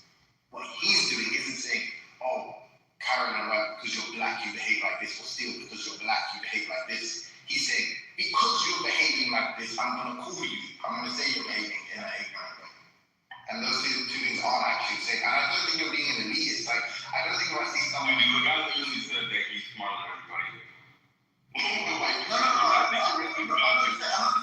defending who's smart, who's not. I'm just saying, for one specific point you made, I'm saying, if someone's being... I'm not an elitist because someone who's behaving in an ignorant way, if I call out someone behaving in an ignorant way, I could be an elitist, I'm doing that, but I'm not an elitist because I do that. And then also, I don't think it's fair for someone to point the finger back at me, but you're not allowed to call someone that. And I say, why? And they say, oh, because you have dreads and you're dark skinned and you could be the victim of racial abuse that, borrows the same term. It's like, okay, what does that mean? I'm the victim. You know what it is, Emily? No, I think I remember. Oh, my God. Oh, wow. Yeah, a lot of times, Steve likes to put on his face, and because he has his little personal beef with Matt, he just wants to go there and be a Catholic. And for this time, when he jumped in and he tried to swoop in and save, certain individuals, he wasn't really thinking. He was just throwing on anything that could land and see if it sticks. Oh, I'm being a leader. Oh, you can't. And that's all he was doing. He was just throwing on stuff to see if it like. When they got around, Mel was all shaking that shit off. The whole time. I think what Steele was getting at, and this, I was just listening to the whole time, what he was getting at is the same line, or the same strain of thought that you're using is used by those who would disparage you for, having dreads or appearing some sort of way or in some sort of way, speaking with an accent. I mean, make it make sense to me. Make it make sense to me. So he has dreads. People are going to say that, hey, you look ghetto. But he's saying this, hey, you see the way you cursing, being loud and all that other stuff? You being ghetto. Well,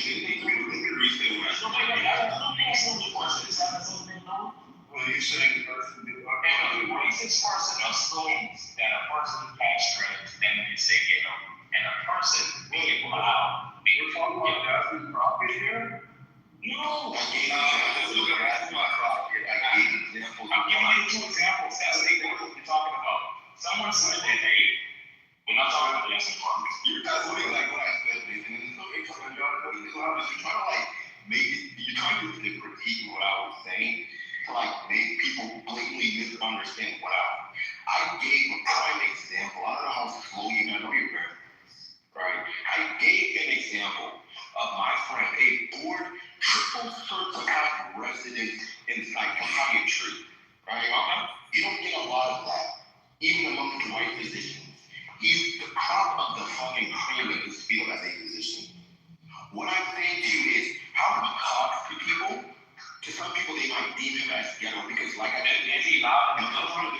I'm not done, hold on.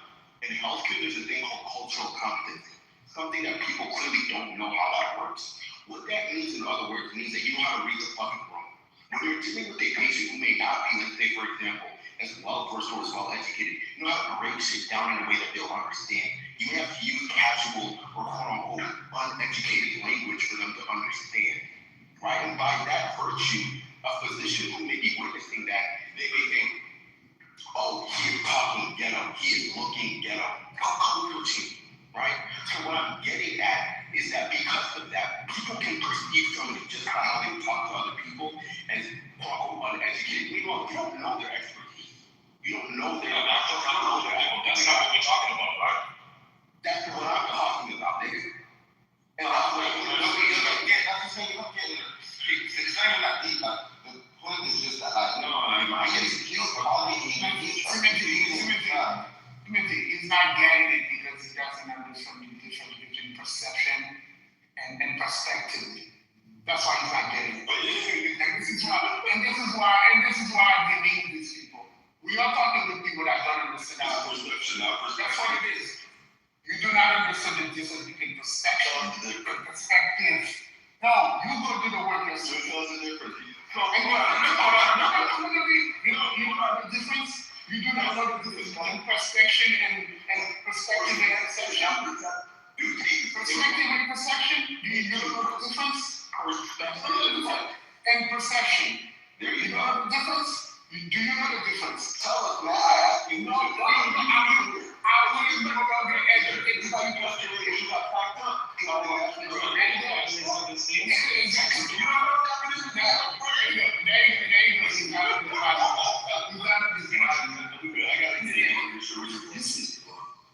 You see how easy to get them on everybody? When he's on, he's using easy on. I enjoy this. That's what you don't get. I enjoy putting in your life because I understand as this. You think I'm going to know your blood sugars are off. I know your blood sugars are off. I'm at the airport. I'm already calling to my outside. I'm going to Atlanta. The thing is, you see the world the way you see the world with your now view. And if you are using perception, you will understand that it is much bigger than you, and then you will understand that context matters. That's why you can't understand what's being said. How is your now-minded? How does context not matter in the sense that you don't understand the difference between assuming, you don't understand the judgment based on assumption and the judgment based on action. That's why you're not getting it. I'm speaking to some hot dudes, right? Get some oatmeal in it. You're on the airport. I'm next. You know why you get some jobs? Do you know why you're using those little jobs? Well, the thing that you're saying right now. Oh, your blood sugars low, get more of the blood. It's not about that. It's wrong. You know it is. That's what you find that right. That's because you can't handle the conversation. You have to create those diversions. You have to create those diversions. We're speaking about right now. It's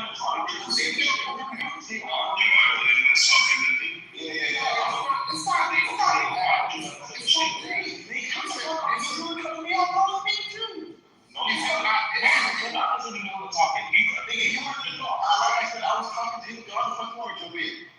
It's a whole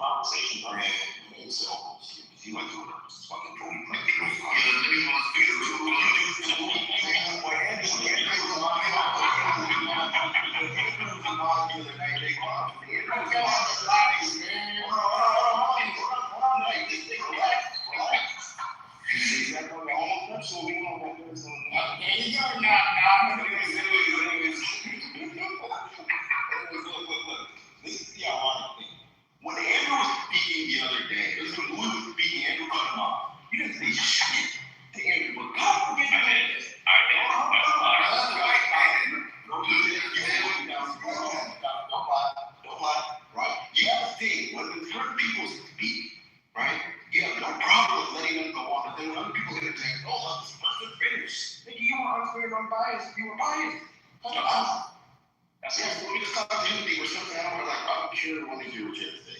I don't want to hear you predict me from you. Go ahead, Amy. I'm fundamentally, I think it's Exactly. Yeah, that's why it's very complicated. You guys can't understand, if you guys can't simply understand how certain talking points can impact how other people perceive you as well, that you use to belittle other people by trying to say, oh, I'm smarter than you, I'm this, and that, right? Meanwhile, you support fucking genocide. It's fucking insane. No, that's a misuse. That's my Hold on, stop. Wait, Nathan, you don't get a fuck. You don't even get your fucking genetics for your fucking. Please, you don't. Oh, relax. Yeah,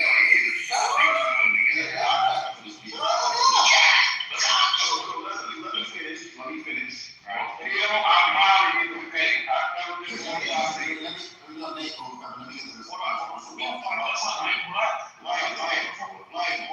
Lion. A black immigrant with a big ass accent comes to you and says, oh, I'm smarter than you. You have to get up. You're an educated. A nigga who is built like a fucking linebacker with big ass strength says that to you. Right? And you say, hey, be mindful of bellies and ass. Hold on. I'm asking Lion. Because Lion is black, right? I know you're fucking connected. Do it all. Just competition with anything. So somebody says that, a black immigrant says that to a black person. They say, hey, you act uneducated, you're ghetto, therefore I'm smarter than you because you don't know how to use force, blah, right? Then you tell the immigrant, right, hey, be mindful of how you use certain language around certain people because that same type of talking points can be used against you because you yourself also can be deemed as uneducated by the way you speak English, by the way you look, by the way you sound, and by, you know what I'm saying, by all this stuff, so you know. Well, it's a hard thing. It's a hard thing to comprehend. Like, you know, that's why that's actually a book. Wait. No, I still don't. There's a book. There was written, I think, like during the time of the Civil War. They were talking about how the North needs the South because of their actions, that they assumed that they were uneducated or loose for and things like that. And they were talking about uncultured. It's all in this book. I'll look it up when I get the opportunity to.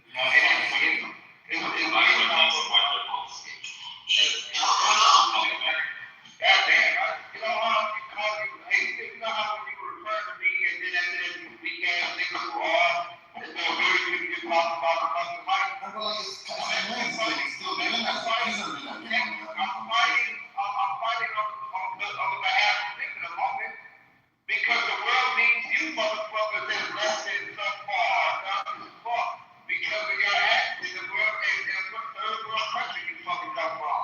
And it might not be the fucking case.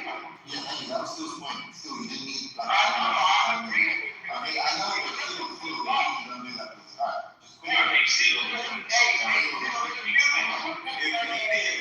They just gonna contribute to the conversation and cut you off too because he wants to get out there.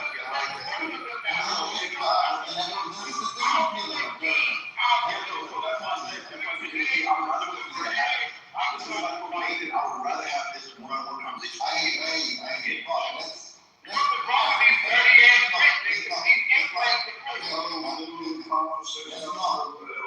the whole point was that, like,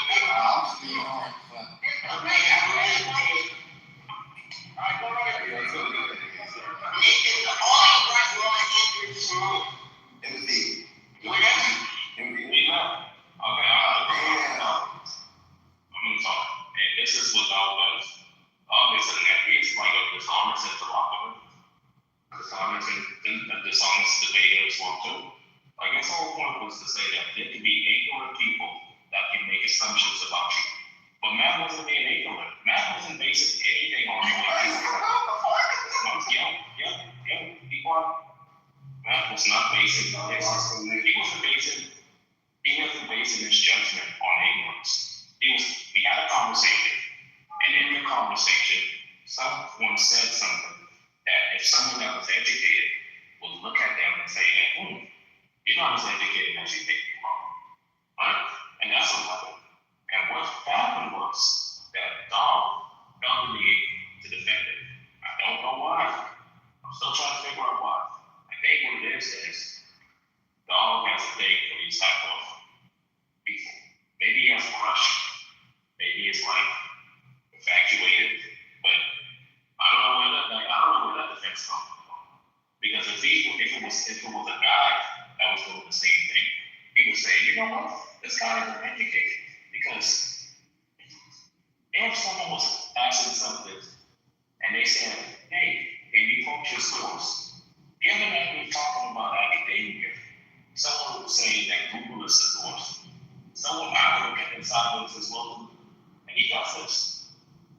When he's talking about people being uneducated about this sort of field, which is the medical field, he always talked down on them. Oh yeah, blah blah this, blah blah blah this. And now, because Matt said something that someone he was infatuated with, he feels the need to defend it. And he did it worse this on his point. He got lying.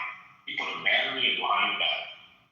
A battery in one of the longest talking. I'm talking about long-winded. You know that line was going on a 10-minute run, and it was going to ultimately get back to the Chiefs. You know what he was going to do. Never meant to think about the Jews and my I said it was going to go there. It was going to go. I said it was going to go there. I said it was going to go there. It was going to go there. But it did. It was like it was going to. I stopped it. No, you didn't.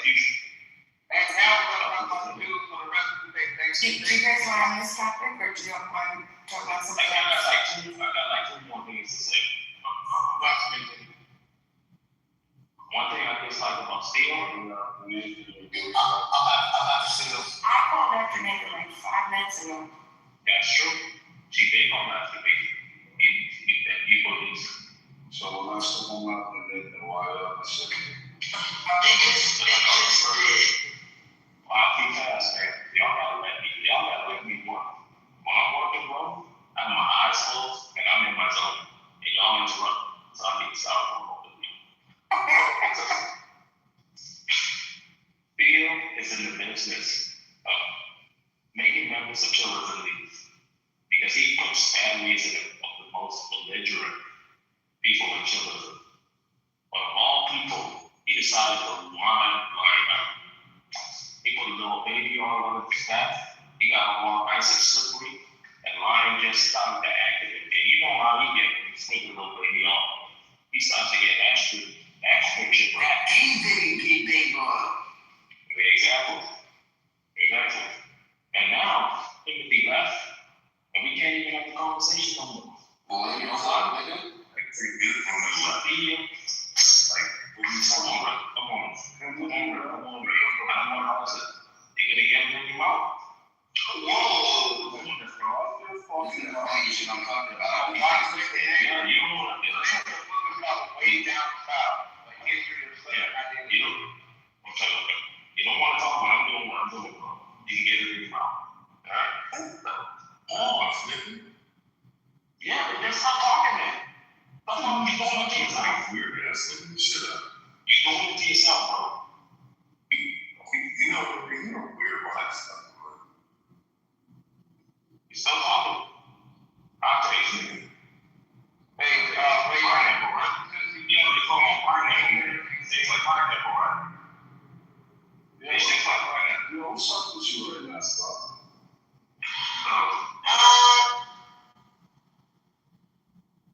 Is Nathan got it? Where you going? No, man, y'all keep cutting them off. You were going there. Just stop it. So, yeah, I got to say it now. At the end of the day, we should crucify individuals like Steel. Because what do they bring to children?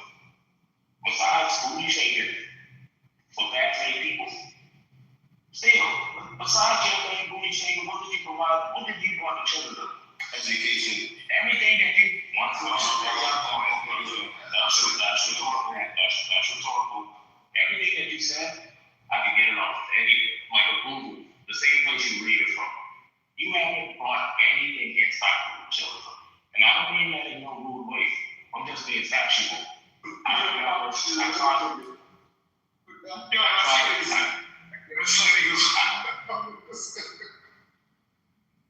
to provide you with a little bit of philosophy. You got angry at me because it went over your head, and you started calling me names and all that other stuff because I took away your Christianity. Then happened. Then afterwards, when I decided to debate you, you didn't even want to debate me. I don't get it still. I'm trying to wonder what you provide chillers for the females, right? And I say females. The females and chillers, you know what they provide. I can't be still. What do you provide? That's rhetorical.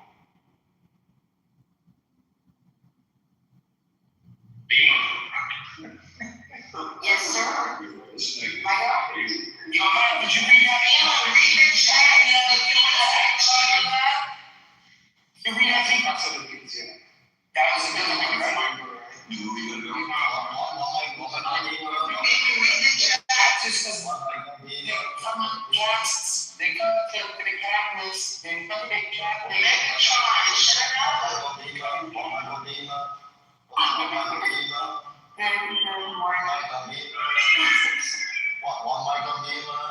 Good morning, everybody. I see everybody down that came in. There was a couple people that came in and left, but we still got some new people. So good morning. I am a little messed up about this hantavirus thing on this cruise ship. I don't think I talked about this, but what was that, Matt? No, I said that last night. I found that to be fascinating. I think we should talk about it. So basically, for those who don't know, there's this cruise ship. I think they started in Cape Verde, or they're traveling. Oh, they began in Argentina. Thank you, Matt. Appreciate it. And anyway, they're on the ship. A guy gets a patient that's not a patient. Excuse me. A person that's on board starts to feel sick, starts to get weird symptoms. Then he died. So then the guy died. He was 7 years old. So they took him off the ship at St. Helena, and his wife went with him. Oh my God, so sad. His wife went off the ship with him. But later, between transitioning flights, or what are they called, connecting flights, the wife ended up collapsing in the airport, and in one of the airports, and in Johannesburg, I think, and then she died. Okay, and so then later, a British passenger was not feeling well, and he was medically evaluated. Now, when she collapsed in Johannesburg, they didn't test her or the guy who died for hantavirus yet, but they did test the British passenger who was medically evacuated. He was tested and it came back hantavirus. So now there's like this spread of hantavirus on this cruise ship, and they're docking somewhere. I think it's, I don't know where it is now, but it's when you're done, I just saw this on the news. Yeah, I'd love to hear what Ms. Yuffie has. So basically, we have this ship. And the funny thing is, the name of the ship is MV Hondius, and we're talking about the hantavirus, so that was messing me up for a second. I thought somebody was mispronouncing something, but so anyway, I'm pretty sure they're not gonna let people off the cruise ship. And now, when they, I think it was the wife, the wife from the passenger, the old man that died, she went on these connecting flights, and now I guess I don't know. Some are, I think that particular passenger is quarantining in Switzerland. They infected folks, they got them off the ship. Now, meanwhile, passengers on the ship, they're being quarantined. It's probably going to take 4 to 6 weeks that they'll be on this particular boat in Cape Verde. But this one guy, passenger on this ship, he has, I guess he's an influencer, and he was basically sharing his phone what was going on and how they were doing. And he was like, you know, they were watching movies, they're, you know, just entertaining themselves and having packed drinks. That's what he basically said. So, yeah, these folks have stuck on his phone for a long time, and morale was in question, and, you know, they seem to be fine. Other than that, I wouldn't really know, but that's what's going on with that story. Because I love you guys, it's Kate Bird, not Kate Birthday. Even though birthday is green and his back is back. Yeah, the country is big first. Spontaneous. Exactly. But I'm just letting them know birthday is the word in Spanish. It's just the country isn't that. I love you guys, but I want you to be correct about that. When we're happy, we're black, we're speaking. We shouldn't give off the birthday. It's one of his nonsense. Just case in the 9 others. I'm sorry, Lily. I'm asking still. I was getting my hands on, I'm sorry. Can you put me down here if you was want to? Yeah, you can get behind me, but not too close. I'm sorry, No, not too far, not too far. Yeah, I'm a woman. you say that. I'm a lady. She's a lady. I know. Do you have something? It's one of those old viruses that found in this mountain. And even like when you go to like Peru, when you get wherever the Indies are, they do have like a quarantine period so that, pass it around. I don't know what happened to these people. And they didn't do the quarantine memo. But I remember when we used to travel with UNESCO, there was always like a 3-4 day quarantine whenever you come back from the mountain. But I don't know what happened there. I thought that was from the rock poop and shit.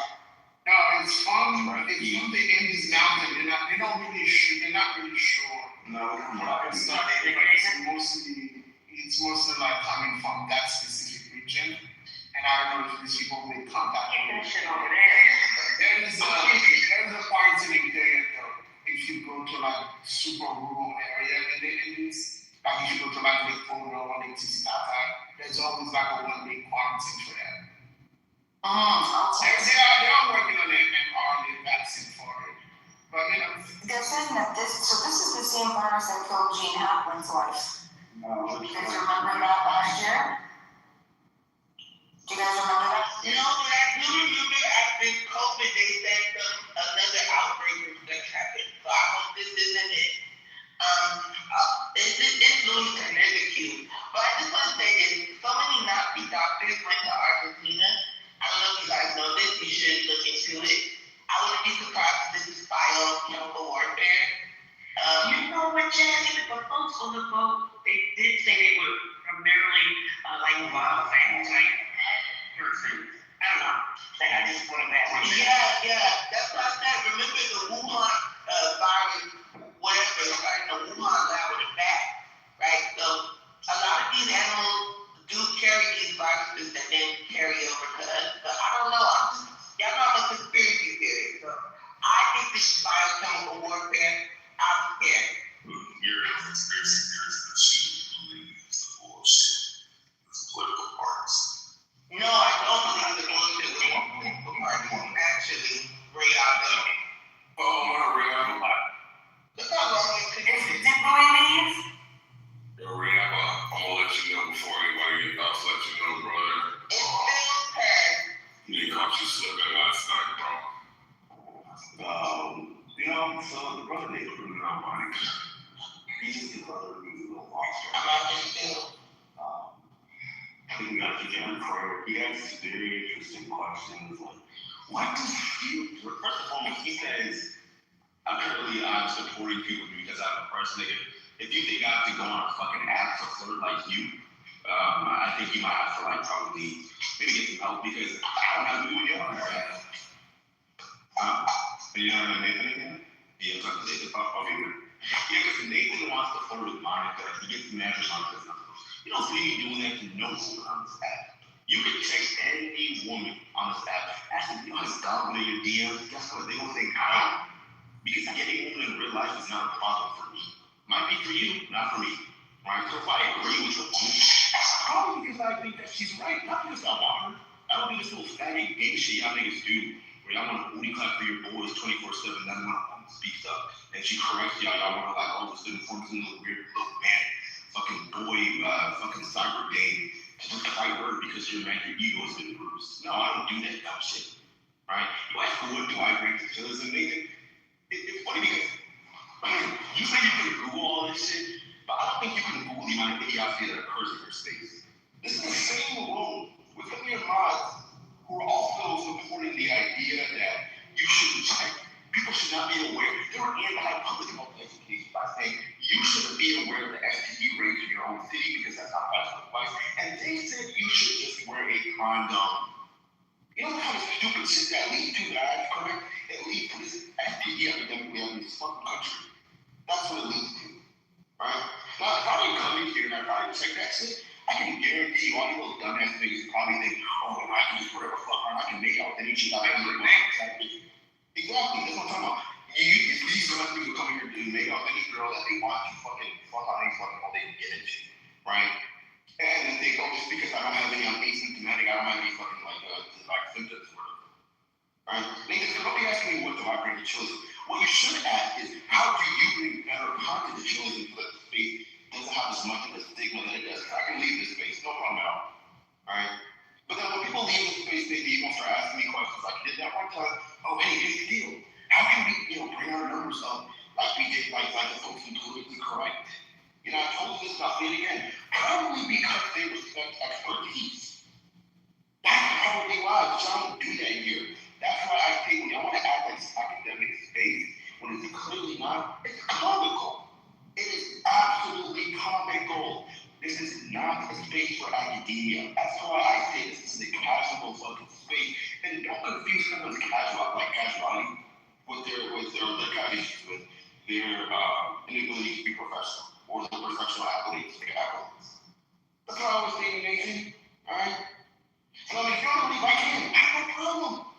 Alright? So, like I said, man, I think everything. Also, apparently, he doesn't want to leave. I know he does. It's about the idea that room's gonna be boring. Start crying, oh, we need to deal back, right?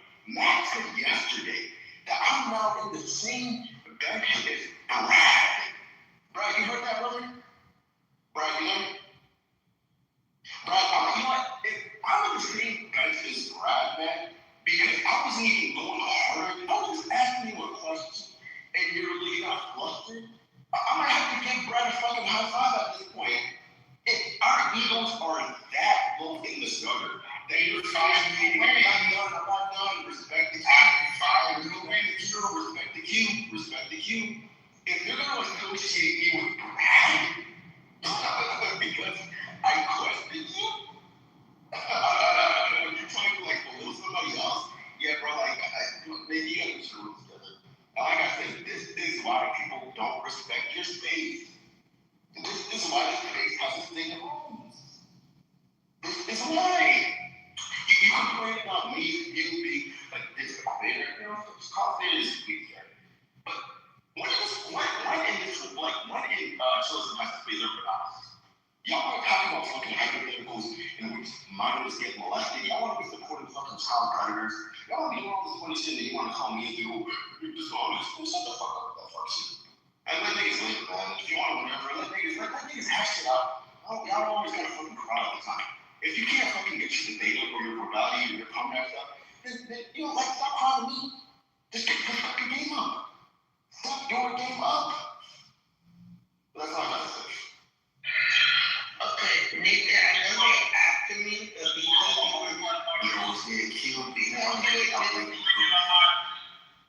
because you were just mentioning Nathan, would you like to go in front of me and I go after you, or would you like me to go now? If you don't mind. Yeah, I would like to break up the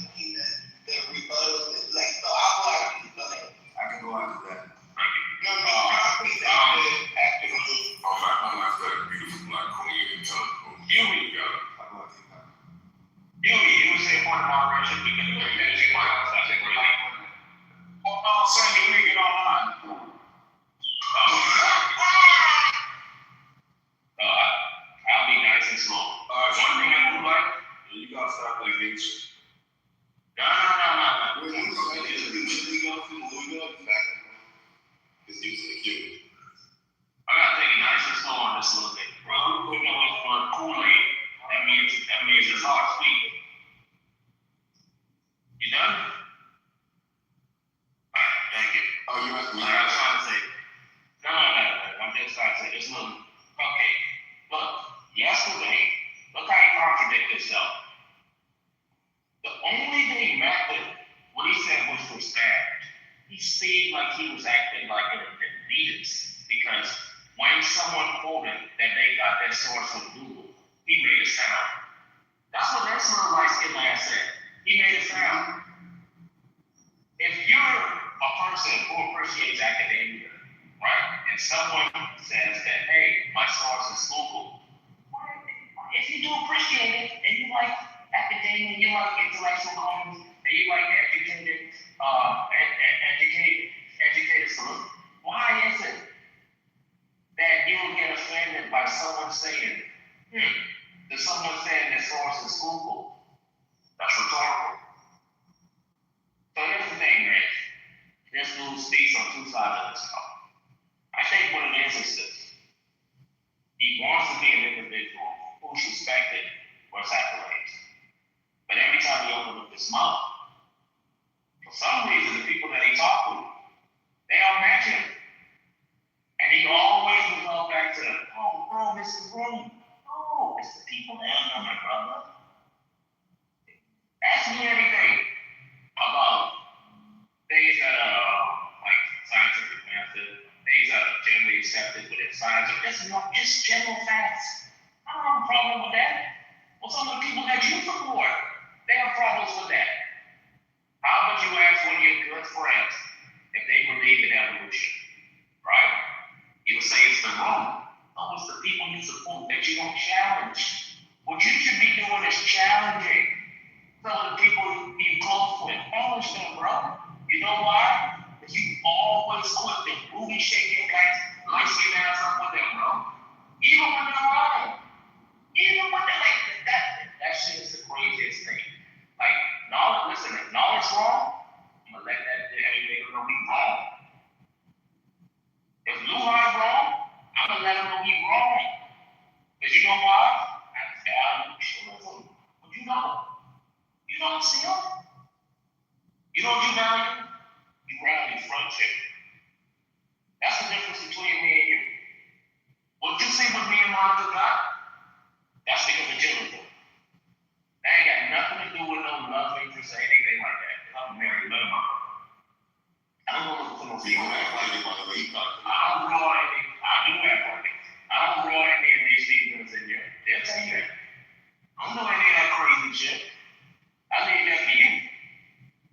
Nathan, you know what Nathan does? Nathan sells his soul to tourism. What I do is to better this community. Something I think gay black skin ass Nathan ain't worried about. The betterment for this community. Now yesterday, when you was up here supporting all that ghetto ass shit, right? Talking about, and then here's your critique. Oh, he said she has ghetto. But someone that's dumb and ignorant to call you gay. Like, how is that much more than him talking about someone's ghetto ass actions? Make it make sense to me. That's rhetorical, bro. How is it that a white racist dumbass or a black ignorant person can just listen to someone and just say, hey, they sound ghetto? Not listening to the content, but just hearing their voice. That's just stupid. And I can't believe you, saying that you want to talk to your classes, came up with that response. It seems like you just did the work, my brother. There was no comprehension. There was no understanding. There was just someone who regurgitated them. You know what we call that? We call that a T-zone. Or we call that an FTC. You just input the data, and they just spit it right back out of you. Apologies for that, my brother. Apologies to you for the manipulate the information you get, bro, to be creative for it. But you didn't do that. All you did was get to work. So you don't get no credit for that. And lastly, I just want to say this. Shout out to Jazzy for giving me that spot. And shout out to Eric as well too. Eric is another brother that's out there. He isn't good at debating, but he's definitely shout out to Knowledge. That's my dog for a long time. You know how it is. Shout out to Huey being back. But you're talking about someone that's smart, bro. That's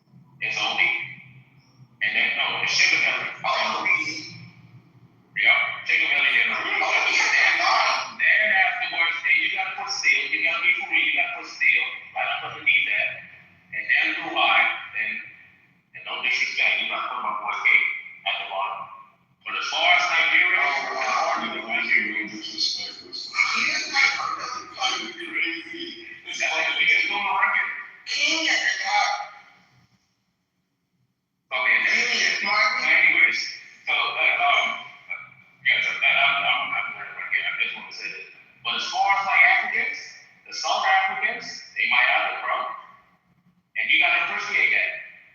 We all gotta appreciate that.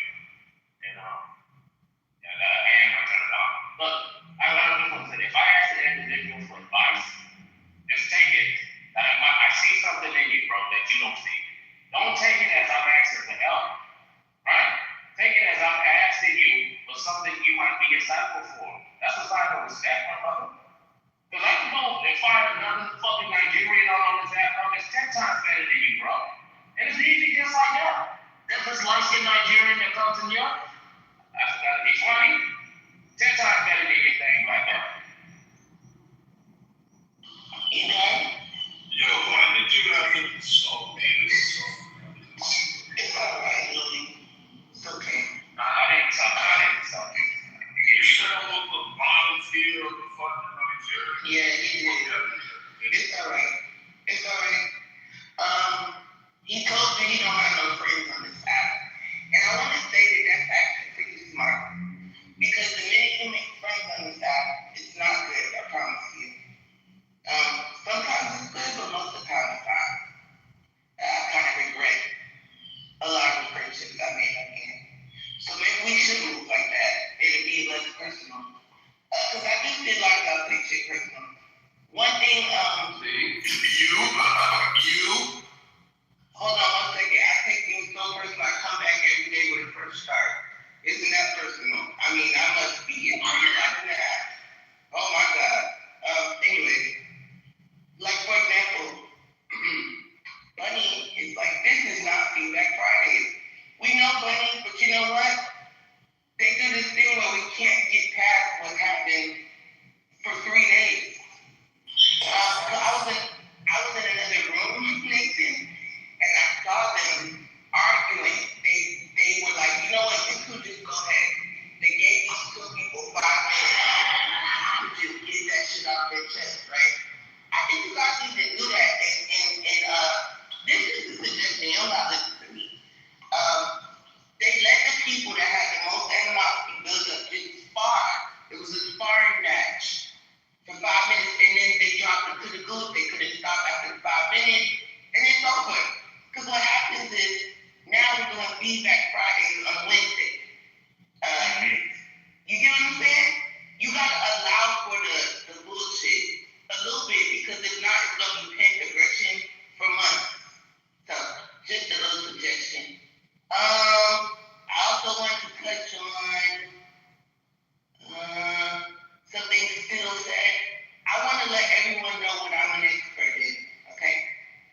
So I am a master cosmetologist, meaning I am well versed in chemicals, and I'm really good at the color wheel, right?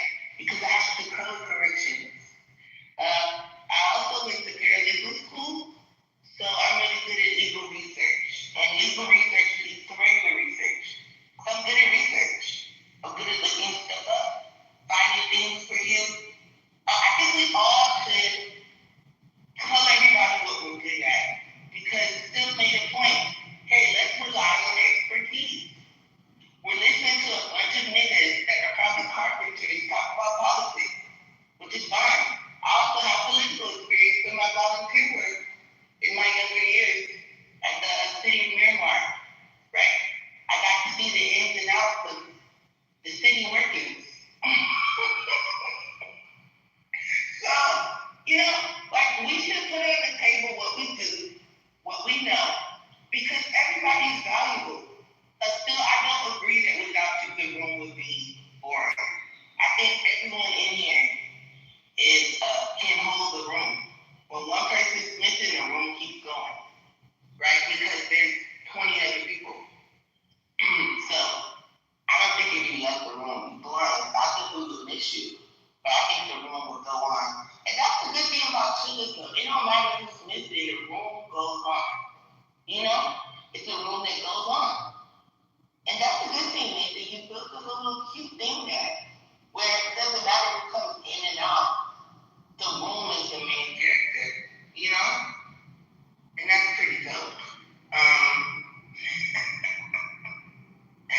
Also, Disney Channel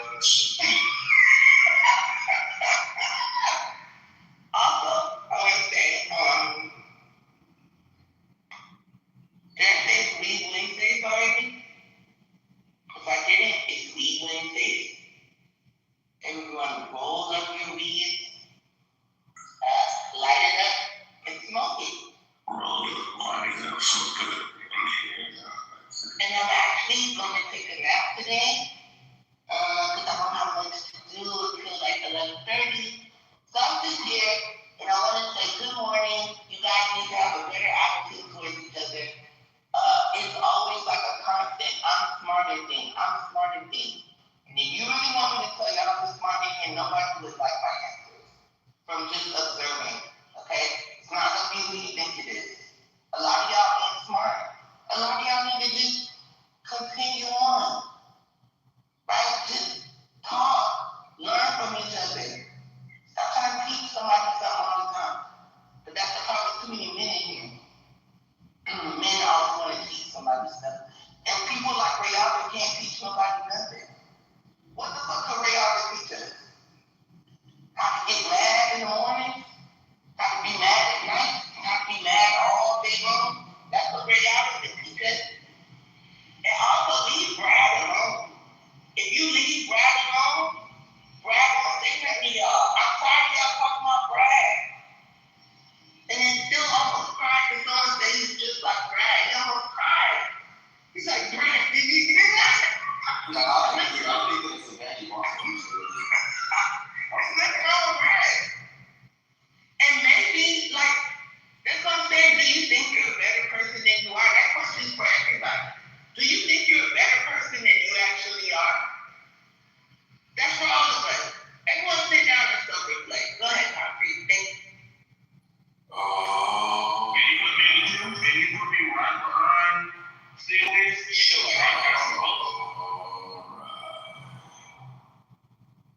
Jazzy is what we call a lying negress.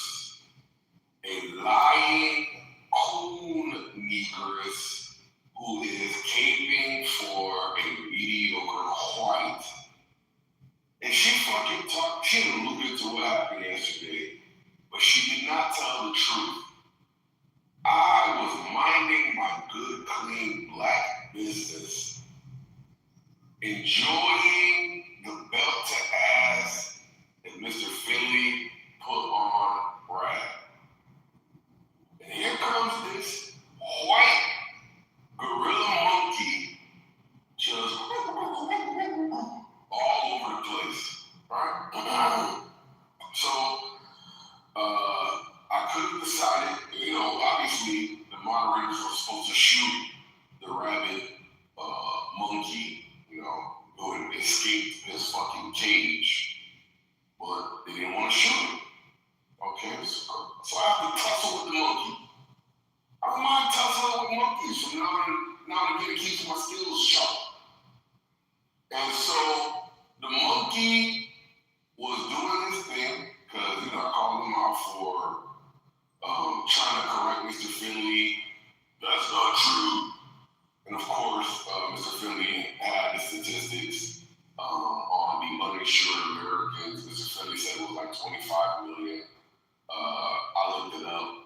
The report, or the number that I said, was like 26 million. Obviously, uninsured Americans is going to be like a moving number. You can have insurance today and not tomorrow. So when Mr. Finley said 25 million, and Brad said, yeah, that's not true. It was just like a feeble attempt at a one-up. And when I pointed it out that, you know, these are approximation, and like you can just, you know, take it with a grain of salt. You don't have to like think of it as an absolute fact, right? You said not even close, right?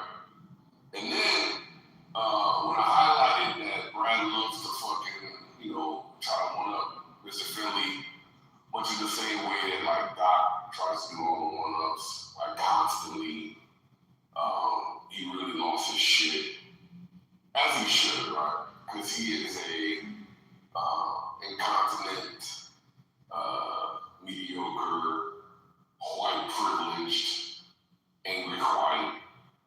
And yeah, it is what it is. It's par for the course. But anyway,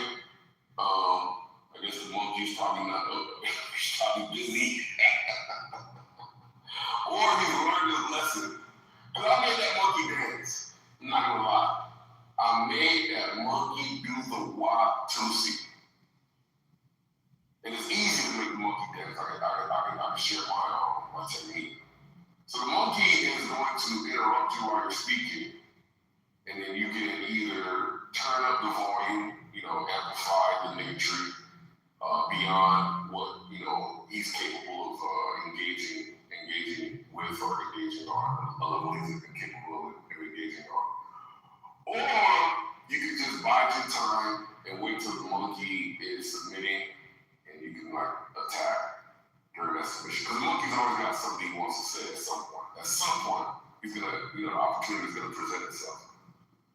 Or you can just keep antagonizing him and making him upset, and he's gonna and then you go on mute, and then you let him and tucker himself out. And then when he goes on mute, you say, "Hey, monkey, you, white monkey, dance." And of course, he can't stay on mute while you're going back into a fucking dancing session. So guess what he does? He starts dancing again. And then you go on mute, you let him dance a little bit more. Then when he tries to mute up, it's awesome. It's easy. I love it. Anyway, brother, this is for you, brother. Because the monkey's showing, great resolve, or I suspect. But Steele, this is for you, brother. Please, brother, do not take this stuff so serious. And this is not disrespect to Nate, not disrespect to the room, but you can't take the trolling seriously. It moves in waves, and sometimes it's too much for you to handle intellectually, linguistically. The best thing to do when it starts to get overwhelming is to take a bow. Just fucking take the L, move on. In fact, I can give you a prime example. Not yesterday, the entire village had their fucking pitchforks and their bazookas and their guns, and Matt didn't shut it down. He said, "You know what? They got me ups right now. I'm gonna do what is called a tactical retreat." I've done tactical retreats, so it's no. You should do tactical retreat because you can't fight the wave. If you got 5 gorillas attacking you at one time, right? Think of Sha, Jazzy, Guava. If you got 5, excuse me. If you have 5 gorillas attacking you at the same time, sir, your words are not even being heard. And you are getting emotionally involved to no avail. Because these gorillas don't get tired because you're upset. That actually invigorates them.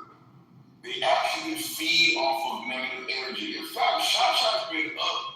She was up until, I think it was 3 o'clock in the fucking morning, talking shit. I'm so fucking tired. I said, this nigga is fucking relentless. And she was attacking at all times. They're innocent people. I went up to her and fucking Jacobus talking shit about somebody in the room. I'm not gonna say it. What? Yes. I said, these motherfuckers, bro. These fucking Puerto Ricans teamed up, fake fucking Jews, second class Jews, teamed up to attack an innocent person. I'm not gonna say who it was. But anyway, I think the white monkey's busy, because that monkey should definitely have attacked by now. that monkey's asleep. All right, I'm good. Go ahead, income. Hey, I want to be added to this juice.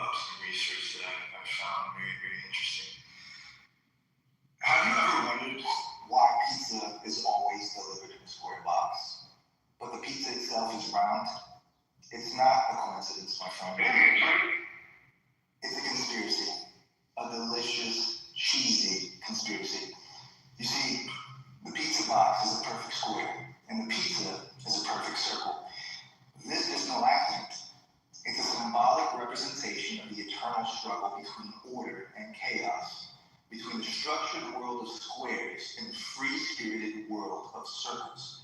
But here's where it gets interesting, my friends. The pizza box is designed to be slightly larger than the pizza. And why?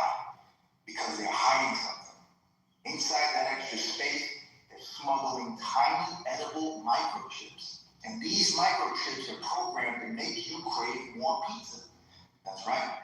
Every time you eat a slice, you're being subtly influenced to order more. And who's behind this master plan? The Illuminati. The Illuminati.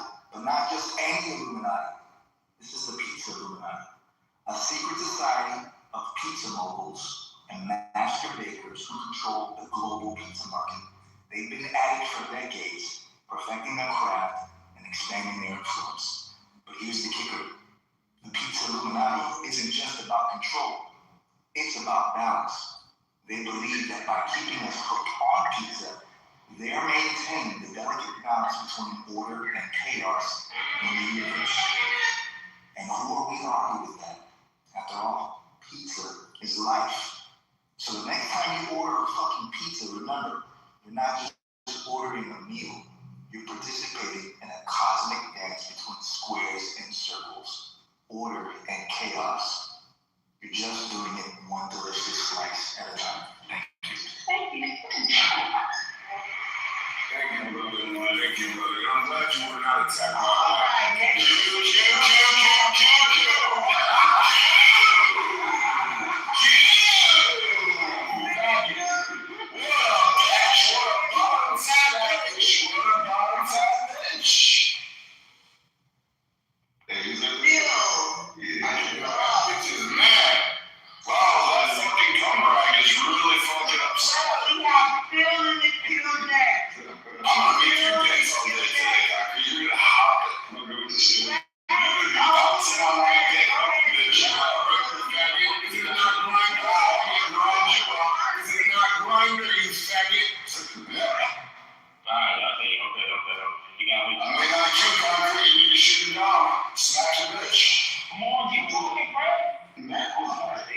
Matt was right. I am on the same benches, bro. You know why?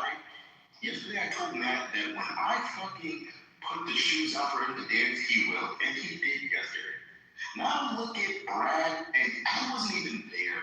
Maybe this is like telekinesis or something. This is like only Brad, like bench only technology. But I do think that when certain people sing the tune, we make them dance. And who I make dance is the brother Matt. Nathan and Matt, when I take a little giggle, whether you like it or not, this is why I'm old on Nathan's mind. I am the tickler. Change my name to tickler, I can't. Because every time I'm always the young nigga on here who gets the most. Probably not to poke you. But you know what the Bible says, Nathan, since you're like the real person? 1 Timothy 4 verse 12. Don't let anyone look down on you because you are young, but set an example for the believers in speech and conduct and love and faith and purity. Now, I don't mean to claim to you that this is what terms of purity or love, because some of you guys don't really have that level of love in terms of my life. I will say, I think I set an example for Nathan. Right? Nathan likes to always call me out. He likes to booty clap for his boy. Right? But what Nathan forgets is that Matt and Nathan secretly have a soft spot. The way Matt got triggered, I've never seen the dog have that much power over anybody in this room than I did last time. And I realized I'm a fucking powerful force at this point. Truly. Right? The guy says he supports genocide. I think I killed his brother. I think I was doing a mental genocide on him. I'm not even making I was even mad at Matt. That's the funny thing. I was never mad at Matt or Nate. They just think that when I get intense, that he's upset, got stressed. But no, I just want you to be better. I want you to ask me, Nathan, who was defending your degree when people were shitting on the arts. It was me, nigga. Nobody else. When you were all alone in the corner, when you were begging for daddy, guess who came out of the shadows? It was Dog. Yeah, I came back from the store. I gave you a milk, nigga. That was me, Nathan. When people were saying, oh, you know, the liberal arts, the gender studies are important, it was me who said, hey, you know what? These courses are actually important because they help to fuel the scientific advancement of things like during the Renaissance, when it comes to things like anatomy and even physics and mechanics. That was me, Nathan. Alright? So before you want to get on your cape, you know, and you want to, you know, say, Matt is a grown man. Matt is an elite black, or so you say. He doesn't need saving. Matt is his own hero. I'm his fucking nemesis at this point, I guess. But for me, like I said, I don't take that seriously. When all I got is app, I live my life.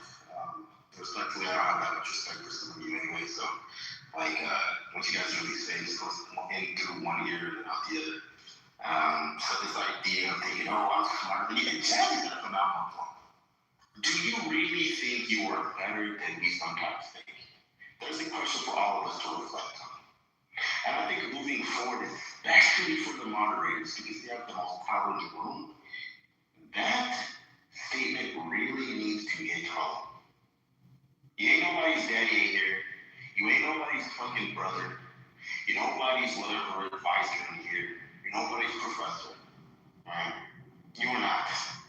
Some of you guys think you're so smart, but when you guys get put to the task, you guys sound like some fucking deranged baboons. That's really what it is. Right? So like I said, Nathan, this isn't like an academic space. I don't think anybody here should be dick measuring intellectually on being smarter. Because everybody here has said some dumb shit, myself included. But yeah, I just think that yesterday was just a horrible example because we did give facts and why the statement was, why it was questioned. And here we are. I didn't know questions could hurt so bad, but hey, here we are. Go ahead, Brother Brad, and pass me down if you want. Actually, it's Nathan's turn. I'll go on for you. Thank you. You said I'm trying to skip me. I'm telling you, boy, he's not giving me some scam marks, bro. Let me just say this, man. Still, listen. You didn't have to defend my degree. Listen, we all know that in everything, from the platform you're using, from the chair you're sitting down, from the phone that you have, that's the art. Because there's a design to it. And who does that? The artists, like myself. So look, art is one of those fundamental, most important skills we need in the world in general. Everything has a design applying the principle of what we call art. In case you didn't know, my brother. But look, the people who said that were the people who used the poor, right? The people that use the poor, the ones who don't think that, having a master's degree, it's like an accolade. That's the people you support, brother. We all know that individual who has this master's graduate degree, that's something. That's something. But anyways, I want to say this. Concrete said it best. Do not let the trolling get the best of you. Right? I came from the same school as Concrete. And Concrete will tell you this, bro.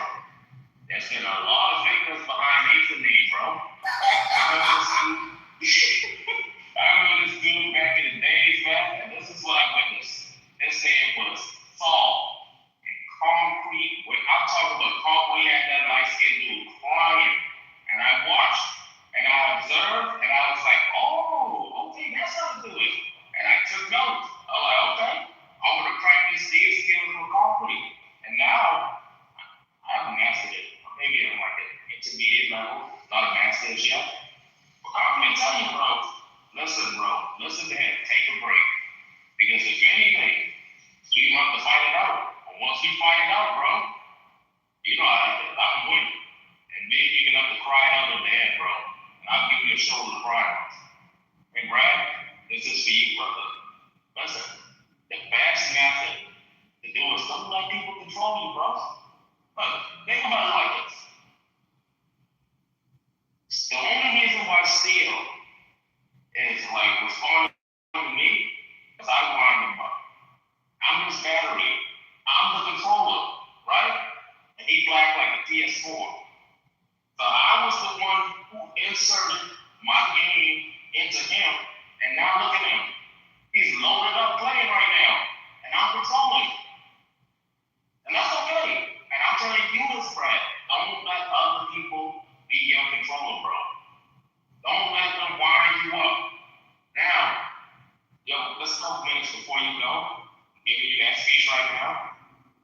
your time where you will sit there and contemplate using your free will. You can actually let concrete be the one to stir you up and be the one to make you respond and get you all wound up. Or you know what? I'm not gonna let the concrete control me. I'm gonna do it my way. Because concrete inserted his joystick in you. He did. Now you have a choice, brother. You can let him finish and cry. Or are you gonna be the one to say, you know what? Let me turn the power off. It's my game. I'm gonna go home and play my game by myself. Interesting take. Interesting view. I wouldn't say that's accurate because I actually happen to be the controller of the battery, the fucking screen, the fucking video game and stuff. And here's why. I just popped in the room. I didn't say shit. I'm wondering. I don't know how it's going. Gang, can we shoot this down? Because you would do it to me in a heartbeat. You would. And that guy would fucking cry like a bitch. So you know that. So concrete wanted attention today. So we're going to do what Nathan, you failed to do with this little nigga here. It's called fuck around and find out today. So let's do the 20-minute pontificating concrete speeches since he likes so much attention. Let's start with concrete's main crux of the argument about how Finley packed me up. Yes, I said it's about 2.5 to 3 million people in the country that don't have any access to health insurance for coverage, which is factually true. The problem is dipshits like to Google things as a source. Remember that? Concrete went in and Googled that. Matt made a comment earlier about, no, you can't use Google. But concrete thought that was going to land and he thought that was going to pass. The reason I know it's about 2.5 to 3 because people do not know all the programs that are out there. Everybody in America, except for maybe a few, don't have access to EMTALA. Everybody gets that. You get stabilization kit. Also, no hospital, no medical facility for urgent or emergency care can deny you regardless of payment status, which will get subsidized by the states or by federal programs, depending on where you live. But see, people don't really know what they're talking about. So when they grab a Google article and say, oh, it's about 25 billion, they're actually wrong. They actually don't know. And case in point, every hospital has to take you in. Now, it may not be long-term care. It may not be fucking PCPs. It may not be your vitamins getting ordered for you by a doctor, but you are going to have access to care. That is the overall argument. That concrete and Finley actually don't know what they're talking about. That's not insurance. Oh, shut up. Because that's paid for by guess what? Medicaid. Dipshit. You don't know what you're fucking talking about. They're also covered by guess what? Yes, insurance companies that back the fucking hospitals for excess risk and reinsure those that don't have insurance so the hospital doesn't fall on that. They actually get paid for that, for those long-term services that may occur. But your dumbass doesn't know how the system works because I'm going to tell you, it's concrete attention day. So he doesn't know how insurance works. He doesn't know how the medical system works. But why would he? He's a guy who works part-time at a dishwasher. We hear it. You know, people come up and order lattes from him and he has to pause and go get it to work. He's got to change urinal paste out and put those things in. He's got to sit there and scrub toilets after someone blows him up with that shit all over there. And concrete's just pissed off in life. Because maybe he went to school. Maybe, I doubt it. He doesn't sound like he went to school. What he sounds like is a guy who overcompensates a whole lot for his own ego. So he doesn't have much. We know he doesn't have a daddy. How do we know he doesn't have a daddy? Because I left for fucking milk when Mom told me she was pregnant. So I mean, he had to grow up eating cereal with water. He had to do all of that things. I mean, the motherfucker buys Walmart cornrows and puts them in his head and then calls himself black. This is the crux of the issue. Concrete wants to be blacker than black so hard. He wants to be that tough fucking black man. And he's not. He's a crybaby. He's a bitch. Every time you talk about an issue, it's always got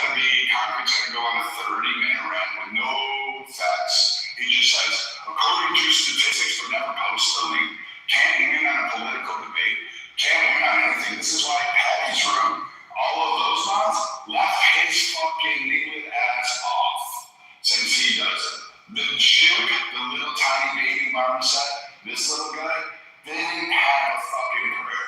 Hey, here's the better part. He sits in the audiences, listens to other people, and then comes back here and regurgitates their talking points to try to make some fucking grandiose scheme and think somehow he did original thought. You know how we know this? Because motherfuckers are coming in from other rooms, co-signing that shit, saying, yeah, that was said in the other round. That's actually verbatim.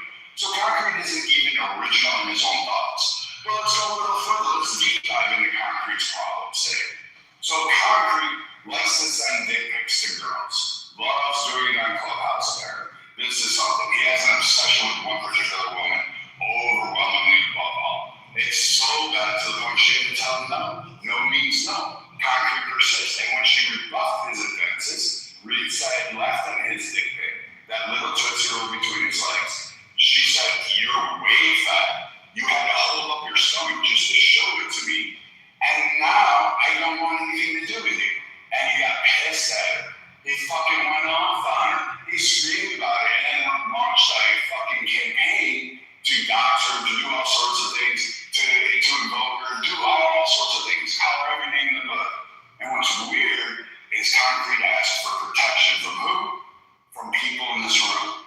People around him. He's like, oh, she's just mean. She's too mean. She says mean things to me. A 4-foot fucking woman sat there and fucking made a bitch out of Concrete. Literally said words to him, and he cried harder than any other person in journalism history. If we had that bitch award, the Crybaby Awards, Concrete would have won that shit hands down. I mean, we would have gave him the golden maxi pad for his fucking feminine tears. That's how bad it would be. And we know this to be true because Concrete can't take the criticism. He can't stay on stages when he's fucking challenged because he has to dip out like the coward he is. This isn't a man of chillism. This isn't a feminine woman of chillism. This is some fucking transformer, not even trans, because that's a different category. Concrete is literally the immature cuck that is pissed off at the world because he was born in it and he believes he should have been handed it. He doesn't want to be accountable.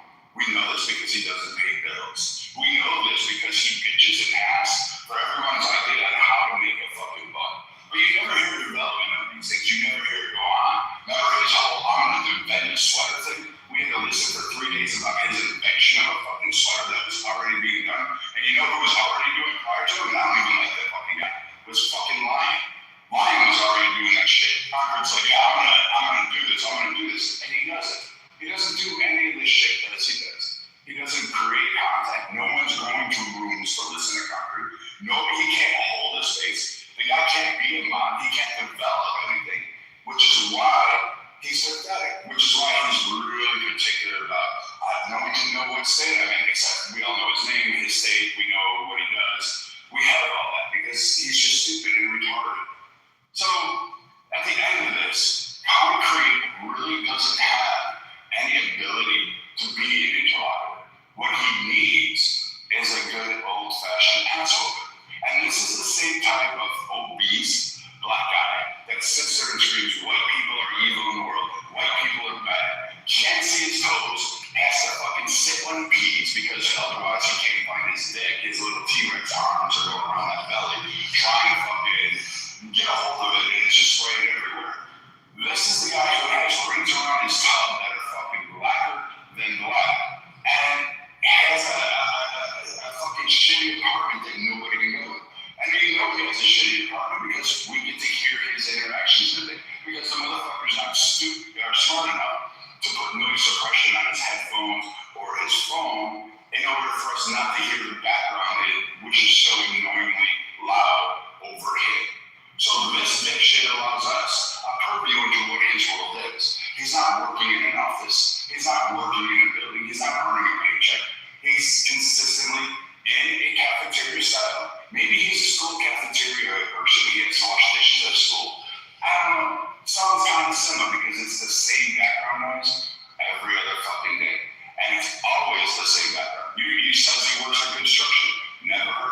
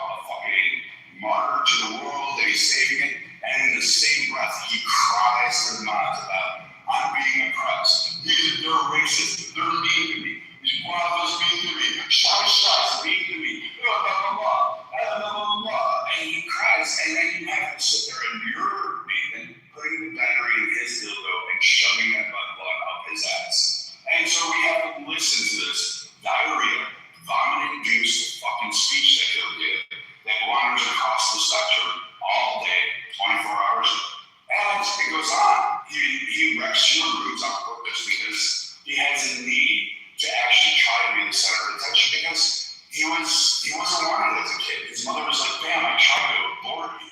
You're fucking herpes. You just won't go away." That's concrete. And you have to give it credit. I feel bad for him. He needs a man who's like me to teach him that apple is okay versus fucking hot tomatoes. That orange juice. You're not fucking talking. Hey, you know what? I'm gonna keep going. I told you I'm gonna do a concrete rant. I'm gonna concrete rant, and then when I'm done all day because I'll be working from home, I'm going to sit here and pack your ass up every time you come off mic. And I don't give a shit. We'll have nothing to do together. I don't give a fuck. Or I'll get kicked out of the room. It don't bother me because it's just you. I think honestly there are true people in here. You can have really great conversations in your room. You have to get rid of comfort. That's it. Or at least control your pet hate. I mean, I get it. You need a dog. You need a leash. You need a collar. I mean, I really don't want to picture a fat black man with one of those like black leather collars around his neck and a little leash hanging off of your belt with your belt loop there. You're just sitting there walking along. You have to carry those little green poop bags, so you have to pick up his crap on somebody's lawn, and he's just walking around going, yes, Nathan. Yes, Nathan. Yes. I love that. I get it. Everybody loves a dog. But concrete's not love. He's not. He's something that should have been put down. He's an infection on humanity. We won't progress. No one's going to concrete to help build. They don't want to breed with him. They don't want to get pregnant with him. They don't want to marry him. They don't want to even sit down and have to smell the fucking car that he drives in every day. That's how bad he is. And then his justification is, I don't have to better myself. It's always a white guy. And he'll cry racism, but he has no problem throwing out every racial slur there is. And when he gets it back, it hurts his feelings. And then other people feel sorry. You can't say that. Too bad. Grow the fuck up. Because quite frankly, if you're going to call it out, people like me just really don't give a shit anymore. I don't. You can't get to say it. You don't get asked. I'll throw it back at you, and then one of us is going most triggered. And usually, it's not me. I don't really flying give a fuck. You talk about my wife, you talk about my fucking the entire thing. You had someone next in the chat just blowing up, talking about murdering and killing my wife and all that shit. And you know what? It don't bother me anymore because I know something that a lot of you don't. My wife died of cancer. I held her hand. She was in my home. Concrete and others will never know that kind of love. I got to bury her. I got to hold her. I watched her pass before me. I was awake. I got to raise two beautiful girls. I know what my value is. I have two beautiful daughters who are both scientists. Both are doing fucking amazing on that I put through college, that I paid cash for, that I made sure that they had. I'm the one that pulled them out of school and homeschooled them and took them abroad to many countries and did a lot with them. You did it. None of you fucking people did that. And the concrete, least of all. You know what else? I paid my own bills. I made my own way. I worked my ass off. I fucking served in the military. I've done an amazing life, and I wouldn't change it for a fucking moment. But here's where you have to look at the kind of benefit. You have to look at someone like Concrete who's never achieved anything. His biggest accomplishment was being born behind a dumpster. And that's it. He squirted out of his mom. That was the first and last time he saw pussy. That was it.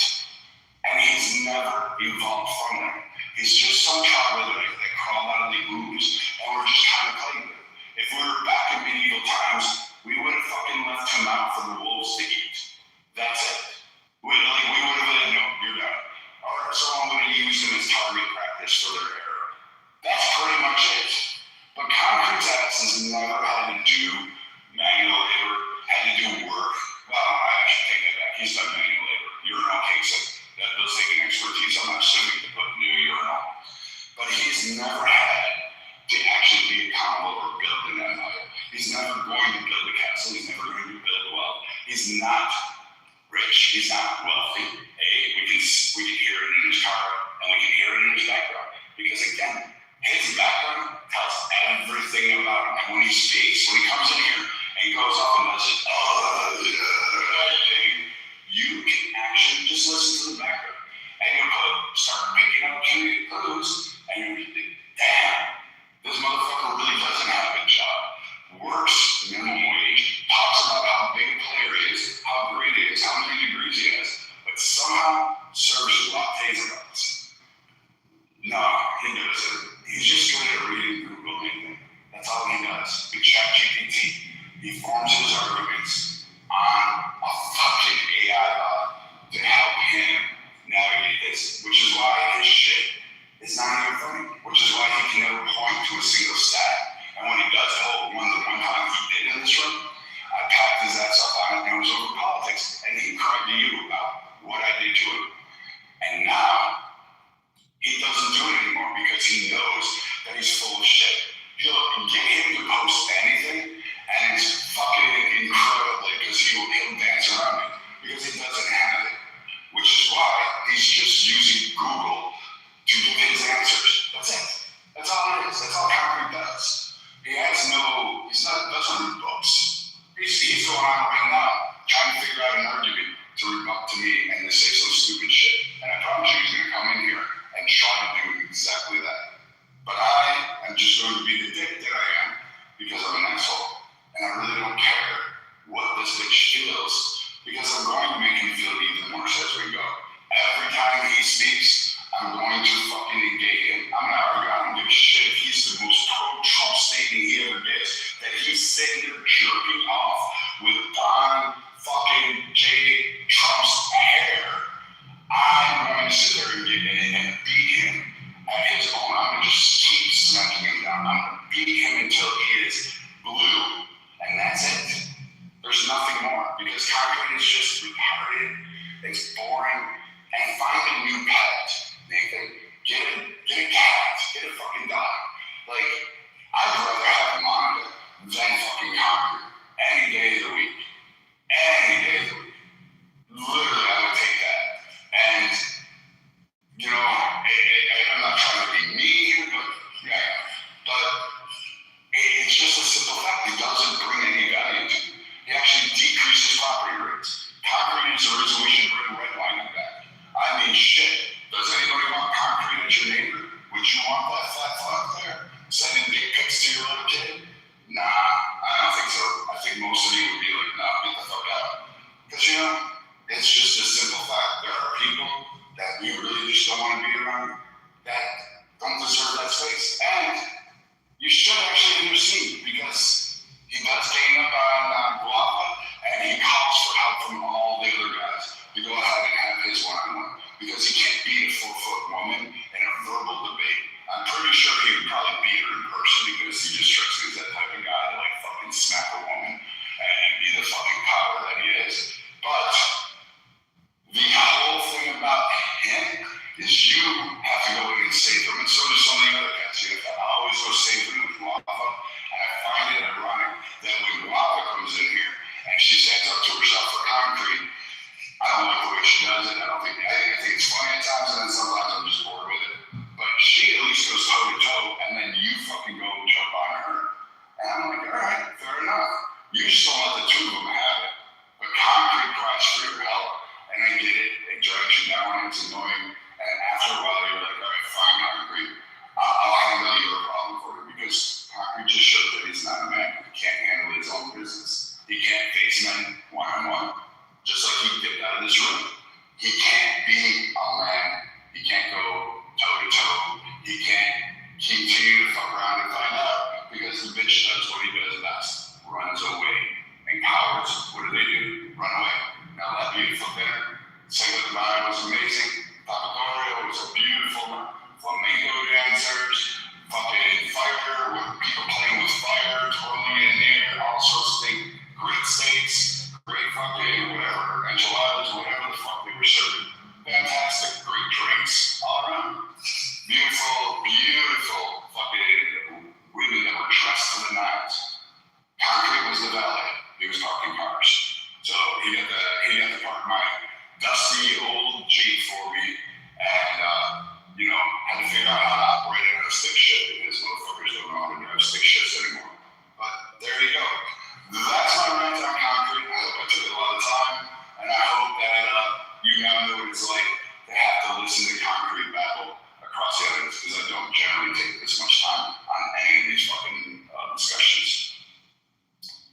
All right.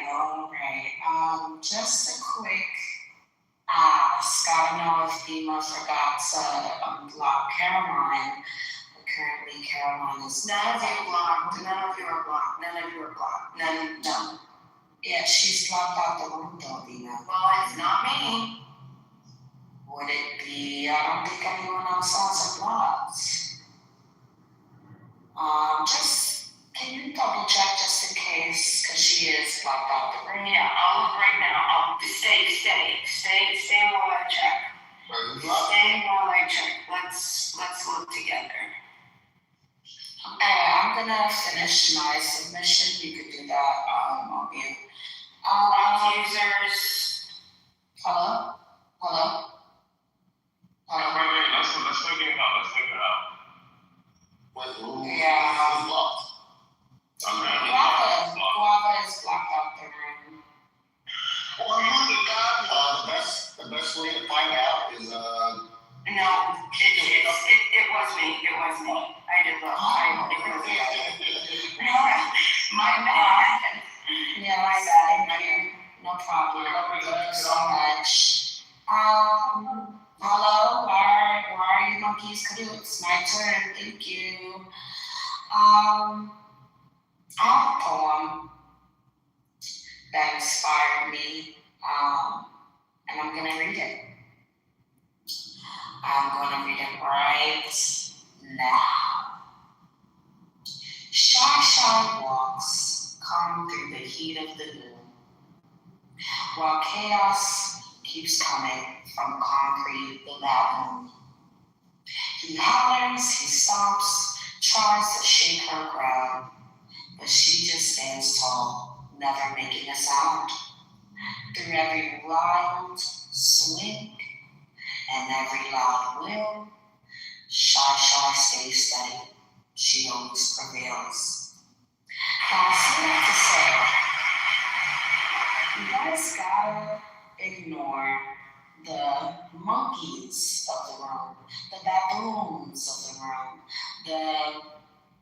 the apes, the whatever other monkey word there is, right? Whatever type of monkey there is. But you gotta dodge and weave. So when a baboon like concrete comes into the room, shits into his own hands and throws it, we just gotta dodge and weave.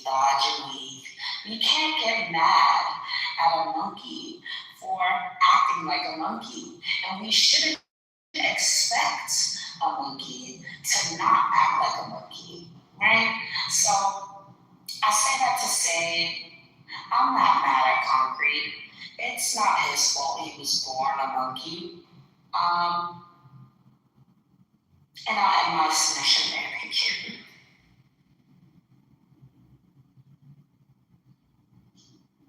Yeah, moving on. Sorry. Yeah, Ethan. Thank you. Yeah, moving on. Moving on. It's okay, Jeff. Let's move on. We're moving on to Bima. Go ahead, Bima. You gotta chill with that, bro. Chill with that. Why are you off mute? It's Bima's fucking submission. No, listen. Don't do that. You're cutting Bima off. What's wrong with you? I'm not cutting Bima off. Yes, you are. You're being disrespectful now.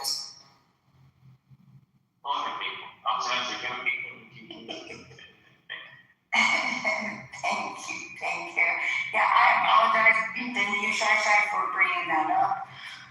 Just so, everybody knows, yes, there are, I think everybody, it's clear and transparent. There are 3 particular people that frequent this room that I do have blocked immediately after I leave. When I am on it, if I remember at the time, I'll unblock, right? I apologize, I didn't most of the time. If I get modded and I don't feel like unblocking, I'll just demod myself.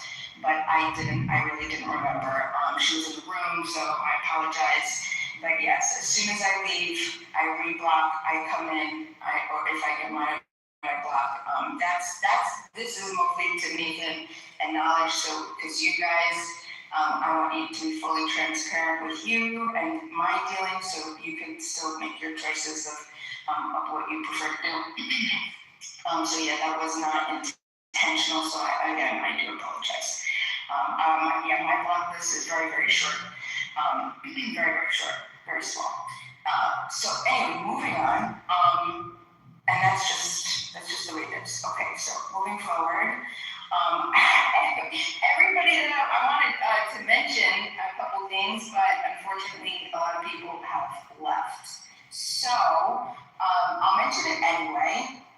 I wanted to cruise around, pun intended, back to the hantavirus thing, people really disturbed by this idea that these people are going to have to be kept against their will. But what I'm understanding on the ship, which could be potentially with other people, that there's a transferable, transmissible human to human. Are you kidding me? I don't think I'd be able to stay on the ship. I think some of you who care enough to know about my philosophies, you know how I feel about authority, you know definitely how I feel about, self-defense and things like that. And I mean, unless I'm into this is to agree, what is it? What is it called? Awakening. Like, do we relinquish our rights when we take a cruise like this? I mean, how is it that they're gonna be kept against their will on the ship? Ms. Fifi said up to 4 to 6 weeks. I don't know if that's the case. If anybody knows a little bit more about what's really gonna happen around this, I'm really interested. I'm trying to, research and do my own little Googling, but I'm really disturbed. And so I didn't want to let this topic drown, pun intended again. We have people that are on this cruise with potentially, what happens, if they knew that it was transferring faster and more people were getting sick, would the urgency to get them off then reverse at some point? Or would it just be worse and then everybody stays on the ship? I mean, I'm talking about here, I think there's 8 people now. And Matt had mentioned it's in Andes. Viking is saying that it's maritime. Oh yeah, I'd love to hear more about this because I'm very curious. And maritime law, I think it has something to do, maybe if I can get back to the queue, he could come and expand on it. I think it's something to do with the country where you're going to. They have legal authority up to a couple miles with, from their border or their shoreline or something like that. Hold on a second. My mouth is getting dry. Super disgusting black coffee. So yeah, I'd really like to hear about this, and I guess they're going to Spain. I think there's also something to do with the legality of the actual ship, the ship person. What is it? What's it? The guy who runs the ship? The captain. Thank you so much. I think it has something to do with him. I think he has to make some extra authority. He has some extra authority on this. But ultimately, I'm really disturbed about these people that are stuck on the ship. They don't know. I mean, what if this is some? I don't know. I'm just freaking out. There's that, and then there's another topic that I wanted to mention just briefly, and that has to do with the tariffs and Trump. A Moody economist, Mark Zandi, he's Moody's chief economist, right?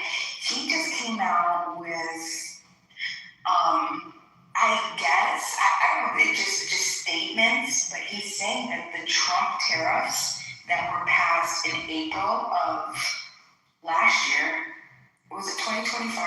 Yeah, it was April of 2025, the executive order then, that it's affected and hit the economy negatively, and that all of these tariffs basically have been on households and businesses. Yeah. So this is what this economist says. So that's why I'll just wrap up here. But I'd like to hear from the people that want want to comment on this, whether the tariffs are good or bad, because again, we have this guy saying, nope, this Liberation Day, I guess they were calling this, have you heard of this, the Liberation Day? They refer to the Trump's April 2025 tariff action.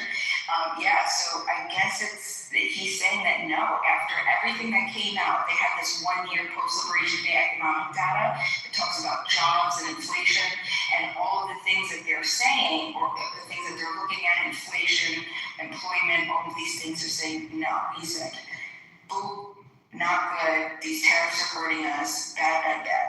So those are my 2 topics. I'd really like to hear from everybody else on those things. Thank you. And again, I apologize for the blogging. Thank you, Shai, for pointing it out. Okay. Nathan, can I go in front of you? I did put it in front of you, but I want my spot back. You can go right after me. All right, go after you, Jesse? No, Concrete and then Shy, and then King. Okay, and after Shy. Yeah, I had to. Real quick, there were no tariffs. It would be illegal, and all the money went back because it was never spent. So there were no tariffs to negatively affect any economy. We have a bunch of people that have no idea what they're talking about.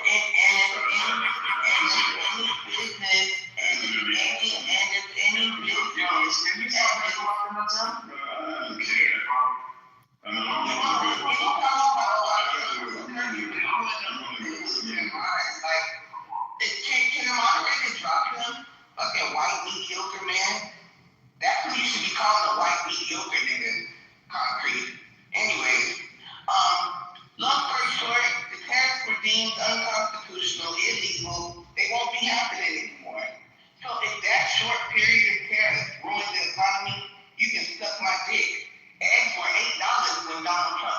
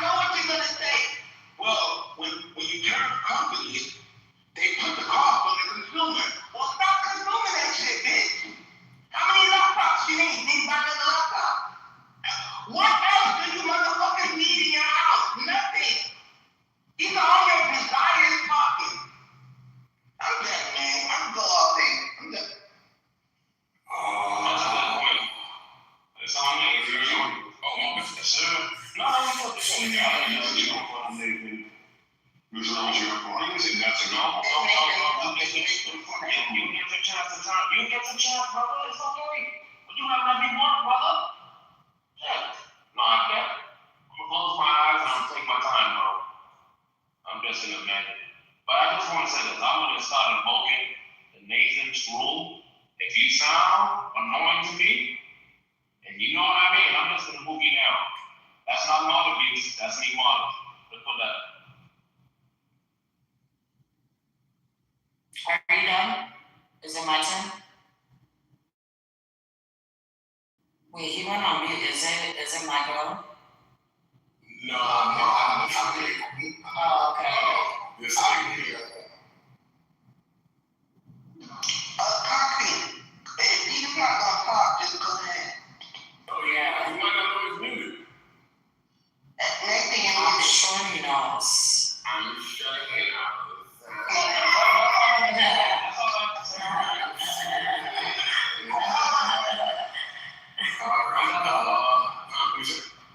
I'm done. Okay, cool, thank you. All right.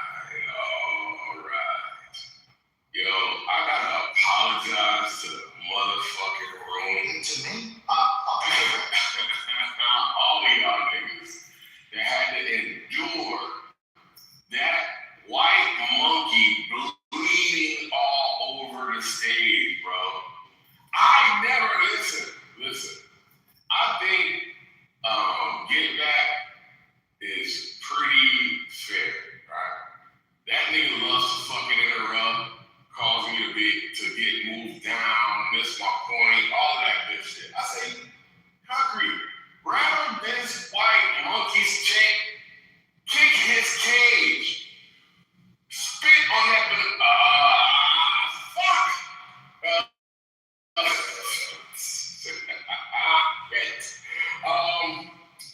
What was I gonna say?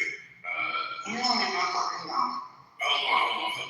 Shut up. You fucking coon. You booty clapping for a white dude. Listen. Keep me out of it, Jazzy. Okay. You want to booty clap for that fucking mediocre white man? Keep me out of it. Okay. And Tim is not a mediocre white man. Tim is a man who had a vision, and he made that fucking vision come to fruition. Okay. You gotta put some respect on Tim's name. No. Where was I? And he has a beautiful white baby. Anyway, where was I? Yo, back to the apology. Shut up, Jazzy. Back to my apology in rattling this white monkey's cage. Never did I know this white monkey would cry for that long. That shit had to be for 30 fucking minutes.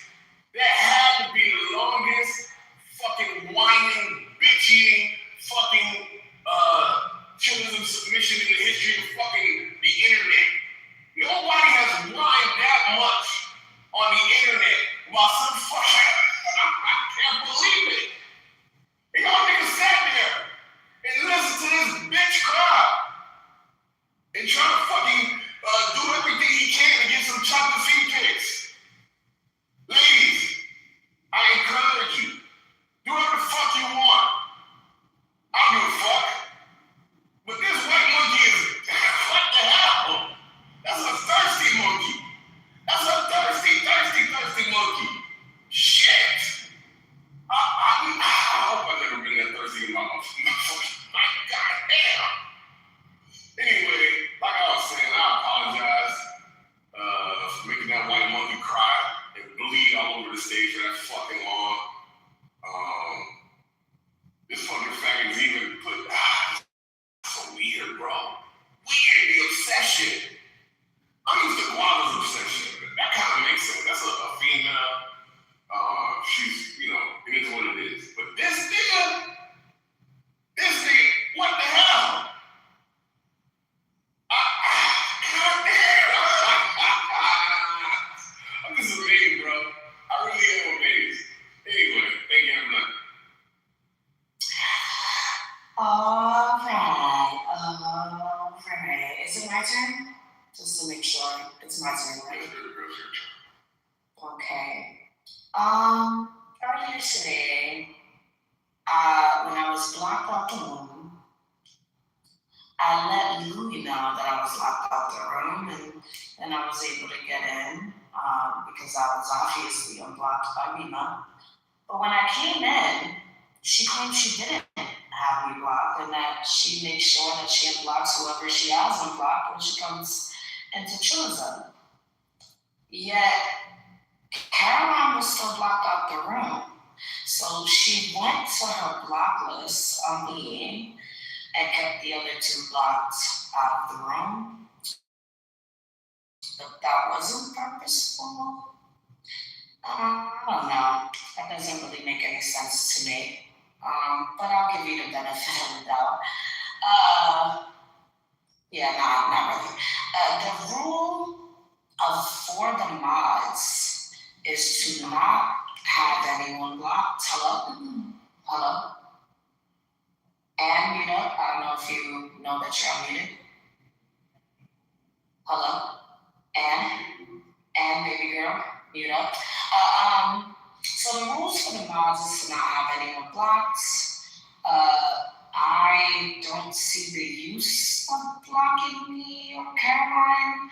I don't know who the third person is. But I don't see the use of it. We don't harass you. It's not like we message you and harass you or anything of the sort.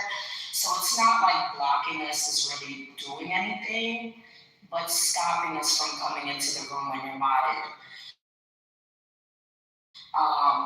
So the purpose, and you can correct me if I'm wrong, this is an assumption, but I think the purpose of you blocking us is really to try to be funny and antagonize us, so that when we do address you for doing so, you can play victim.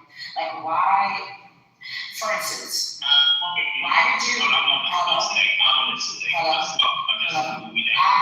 not doing much of a fight. What are you doing? You're worse.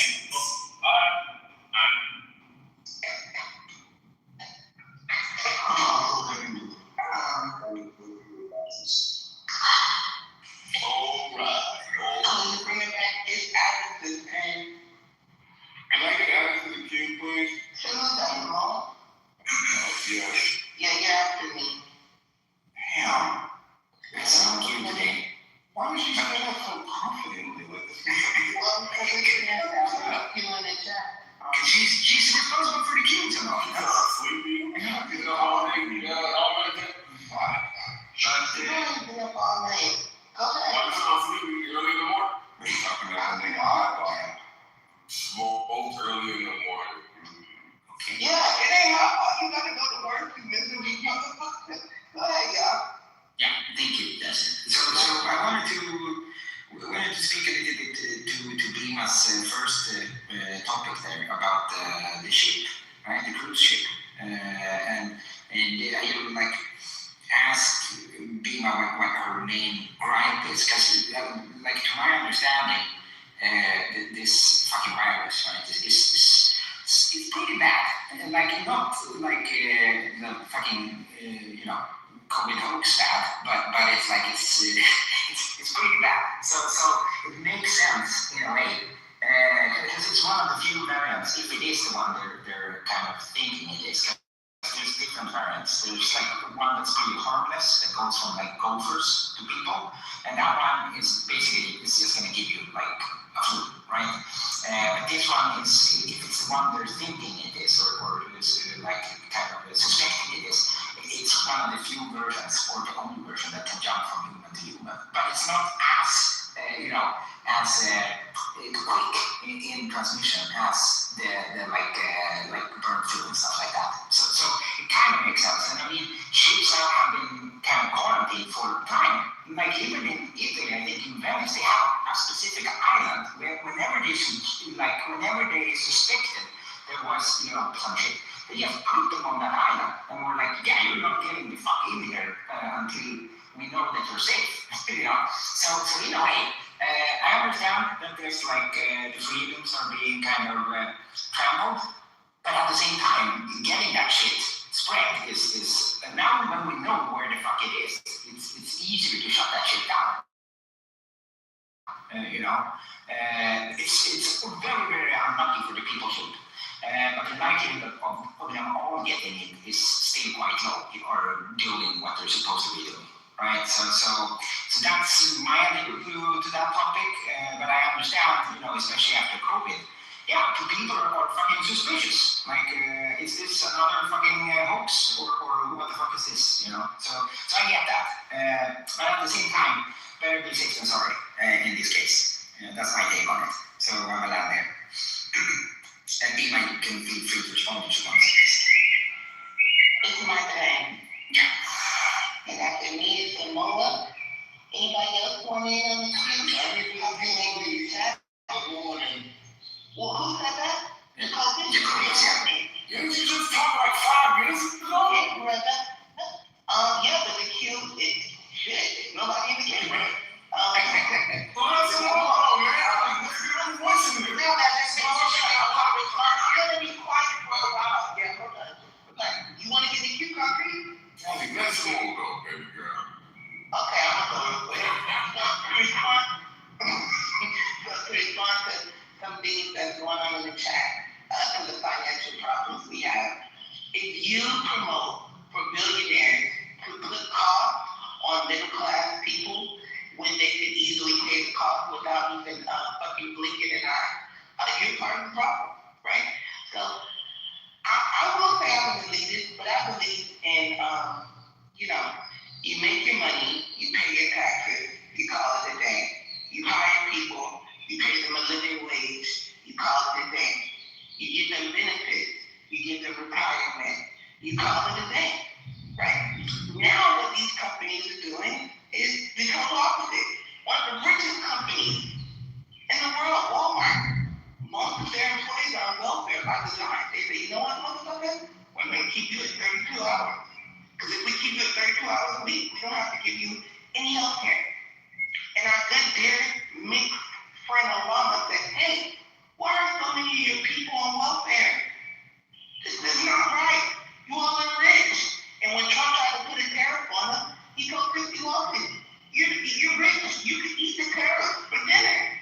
It wouldn't affect you, right? And you know what happened? Christy Walken said, let's get out there with fucking gas masks on Donald Trump's birthday and do a no king. Instead of paying the cost to make the country a little stronger, they rather have you protest the nigga trying to change the system. Jessica doesn't want the system to change because she says, I've been successful at it. I never said that. I never fucking said that. You said that. I'll add you to the word tonight. I'll add you to the word. Shut the fuck up. I will not. I'll text myself on my friend and go for different. I'll add you to the queue though. Don't let Bonnie just because she likes a lot. Nobody never asked me Anyone's relative is a man, you will. Thank you so much. It's in the chat if anyone doesn't believe me. Just don't go to leave a comment now, motherfucker. That's what it is. I said, drop it. Thank you. Well, actually, Samoa's after me, but you got Samoa. Okay, but let me just wrap this up in about 45 seconds. What I'm trying to say is, you all cap for a system that keeps you at the bottom. None of you niggas at the top. None of us is at the top. You know why? Because we're not doing unethical shit to get to the top. And I'll tell you off to that, right? You're not killing people in cobalt mines. You're not having people mine blood diamonds, right? These are the things that these people do to get rich. And you know what you guys do? You come on here. Donald Trump's ruining the rich people's pockets. Donald Trump's stopping them from stealing government money. He's auditing them and finding out that they're like campaigning for terrorism with USA. And you guys get mad at him for exposing that somehow.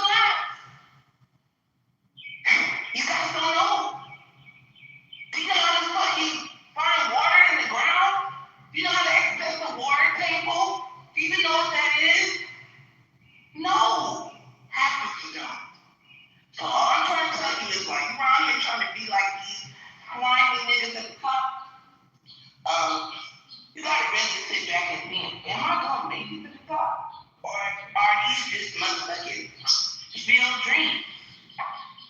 Right? Is this real? No, it's not real.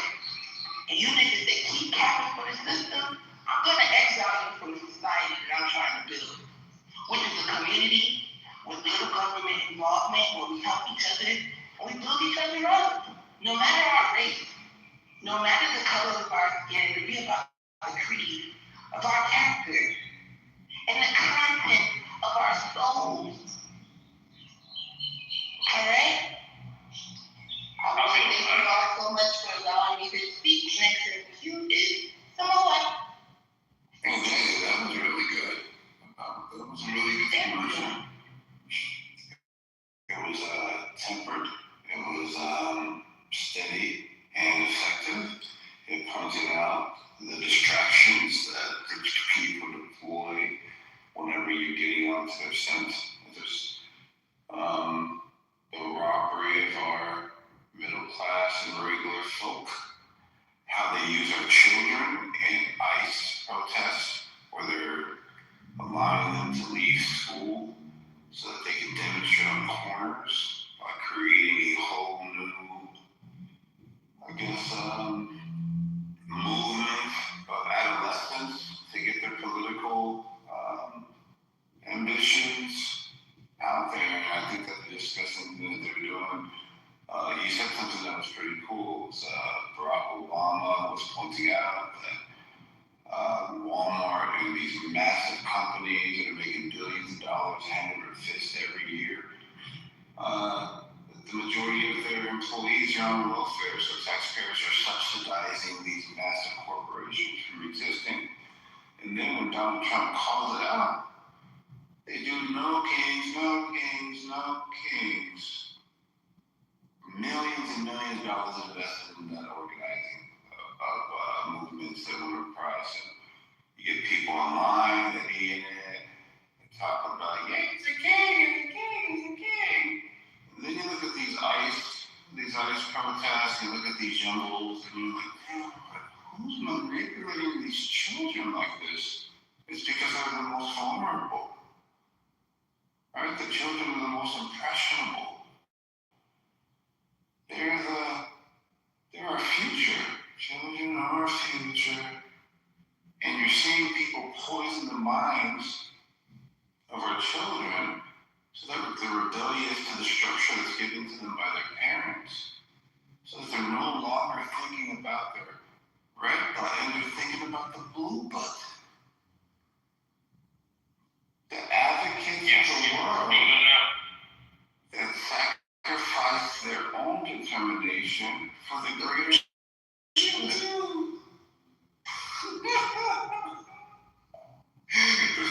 This is almost like the question, everybody who hit blue is what Jassie's talking about here. They're all supporting this expansive cultural indoctrination to being the better person by sacrificing oneself.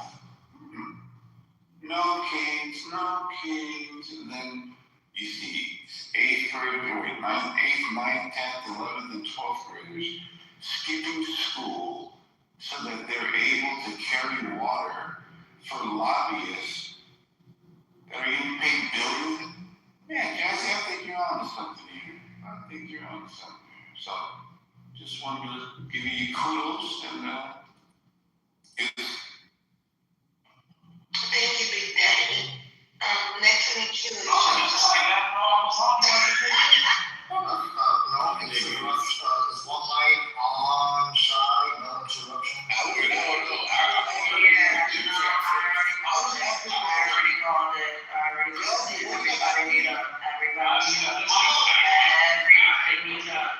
Everybody need up. Nathan, you need up. Everybody need up.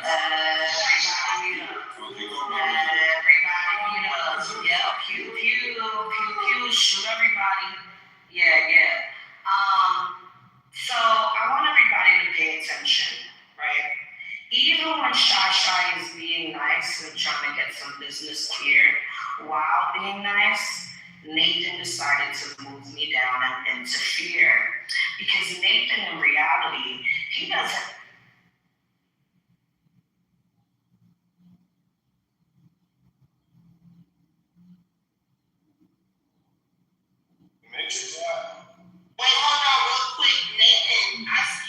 Jacobus in the queue? I forgot to add him afterwards, so I apologize. It's Jacobus time. The reason why I let Shy go because she didn't get in charge earlier, but she got moved down when it was in charge of the queue. Yeah, no, I agree.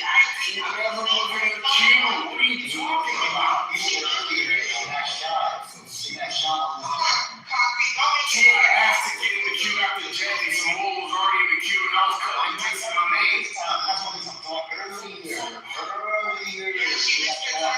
When it was in time. She got shot when it was in time. Yeah, it's Jacobus. I forgot to add him in the queue. You dropped him to the audience, though, so he has to come back up. Jacobus, and we invited him home.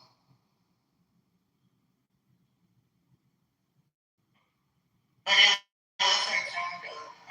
I sent Jacobus some invites. Oh, Jay, happy ass nigga. Goddamn, man. I think Jacobus left. After Jacobus, Shasha. I think Shasha left. I wonder why. Next after Shasha is Alfred. No, it's Yeah, Jacobus left.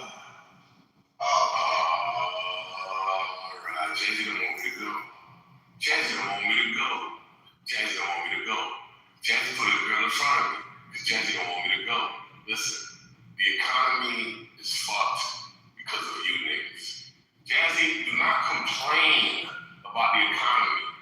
Just because some more backed you up, it's you niggas' fault. You're the ones who fucking control the bankers.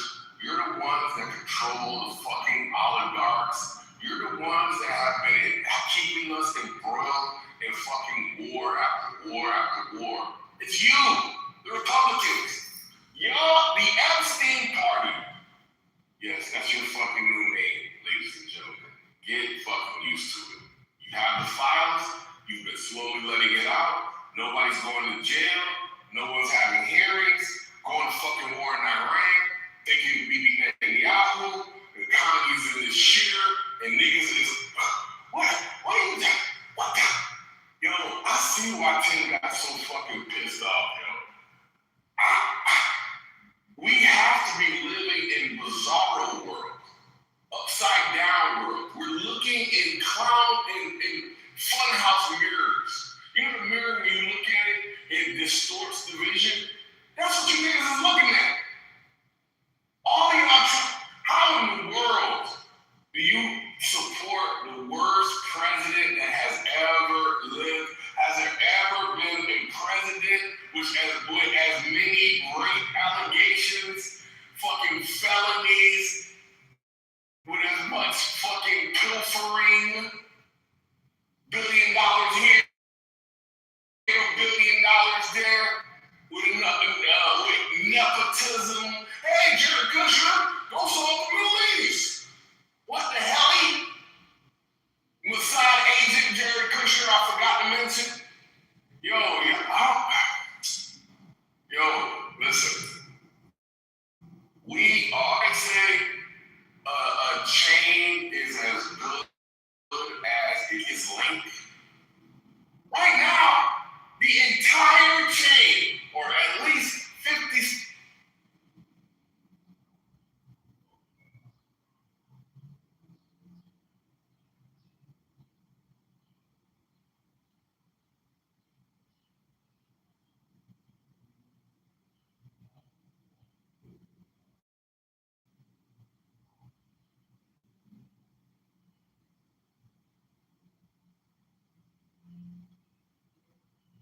Forever. Everybody playing out a chain until they get jumped. That's weird. You're weird. But your vote right was done by the president. Exactly, like you're saying all shit right now. Come on. And Jamal still hasn't, and Omar, has still not addressed how he actually showed that he cares about black people with his, I'm not talking to Carmen, we really don't want to hear from you right now. Got it off, we're talking to Omar. Thank you. So Omar still has not addressed how his vote shows that he cares about black people. So you get, I'm not talking to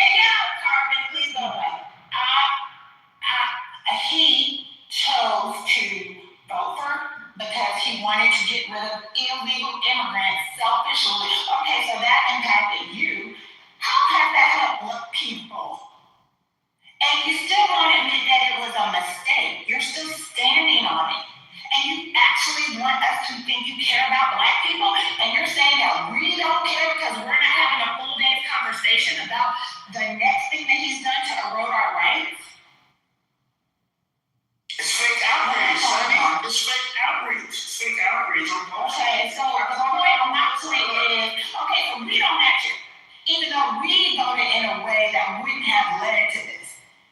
But you actually care, even though you voted for your personal pocket about illegal immigrants. How does that show you care about black people? I'm actually not even talking about our outrage. I'm talking about you and your care for black people. I'm gonna tell you why. Because I'm gonna give you one example. You know, my vote was like a long-term vote. You know, I'm trying to think down the street and around the corner. You know, when you look down the block, you see the block, right, and you can see the corner. You know, when you turn the corner, right. It's a saying that the old folks used to say, right? I can see down the block and around the corner, right? Whereas your vote, Sonny, was just you can just see the blocks. Okay, so where are the around the corner predictions? Tell me how around the corner. If you want to think about your children or your grandchildren, if you keep letting these illegals in, you ain't got no grandchildren.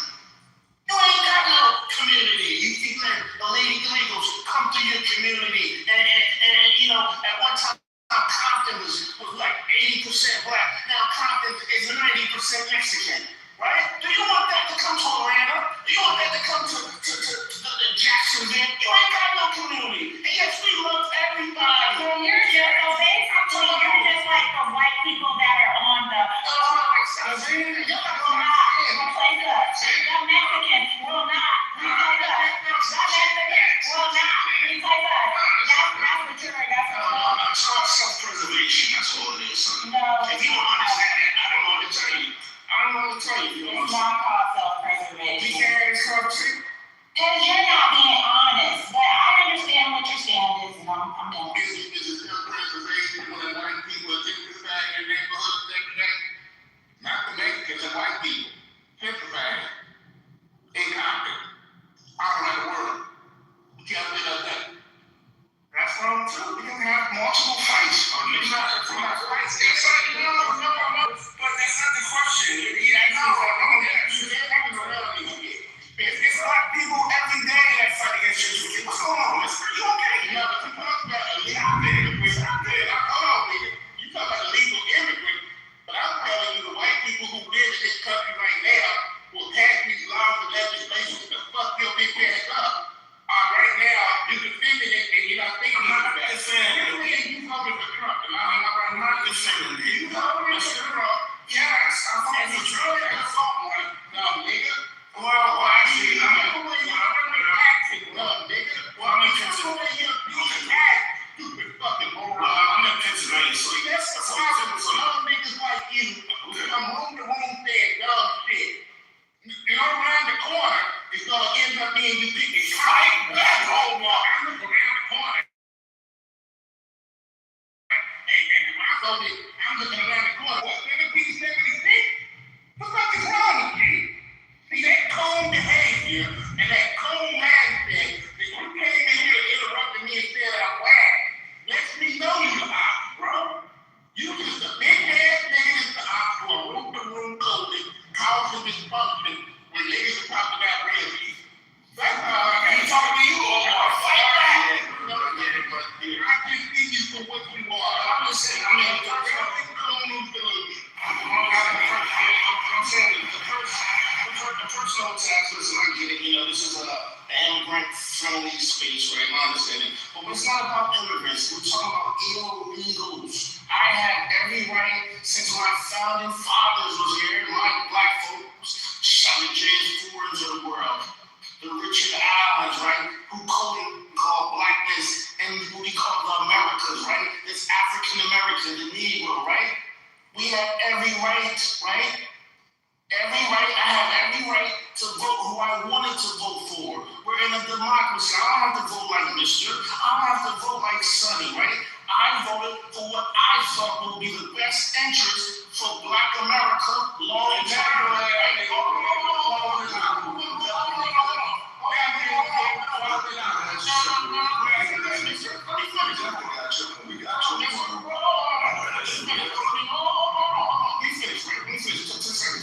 I will say this, Mister, right? I ain't gonna cut me off. I will say this, Mister. Listen, my vote, right?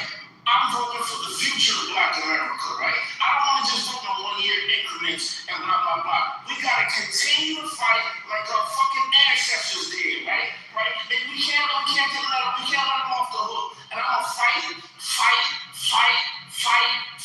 And they took the Voting Rights Act away, right? But we still gotta fight. So we're gonna wake up niggas like you, mister, right? That was sitting and rapping for the last 100 years, right? We still gotta fight. We can't just live off the back of the ancestors. We're gonna continue this motherfucking fight, okay? Okay, That's my stance. Now, I can understand it's clear, but for a stand-up guy like me, you have to show me, you have to demonstrate to me where that all pans out. When you take a possibility. Now, I know there are three Muslim brothers on the app, on Clubhouse app, that I know get a similar position to you. There's a brother Hakeem up there, the post office driver from Philly, he trained Philadelphia and Pennsylvania and trained both. You and him took that position. There's another one, Jamal. Now, Jamal, you and Hakeem refused to come clean. Now, Jamal came clean. Jamal the truck driver too. And he's in another room, but Jamal said, hey, now I made a mistake with that truck shit. I should take the advice that Jesse Jackson stay down in the bushes and leave the masters alone. But now you continue to have a hard line position. You and Hakeem, I think it took an overdose, in my estimation, of course, overdose of the Kool-Aid. Now, with that hard line position, are you guys really actually paid ops from somewhere in the GOP or the Republican Party to come on these networks where they're talking some black politics and other places around here? Are you and Hakeem, I know y'all know each other, you and Hakeem both Muslim, both this, both that, but then, are you brothers paid ops? I'm a Muslim brother too. So are you brothers paid ops by the GOP or the Republican Party and others come in and do these things or what? I will say this very best, and I think a lot of people, I think a lot of that's where the disconnect is at, right? You know, when Omar comes on stage, not necessarily like, you know, say Omar or someone Omar adjacent, right? Come on these stages and say what they say, that they like Trump or they voted for Trump or this and that, right? This is common barbershop talk. When you're in the grassroots, I'm not paid out,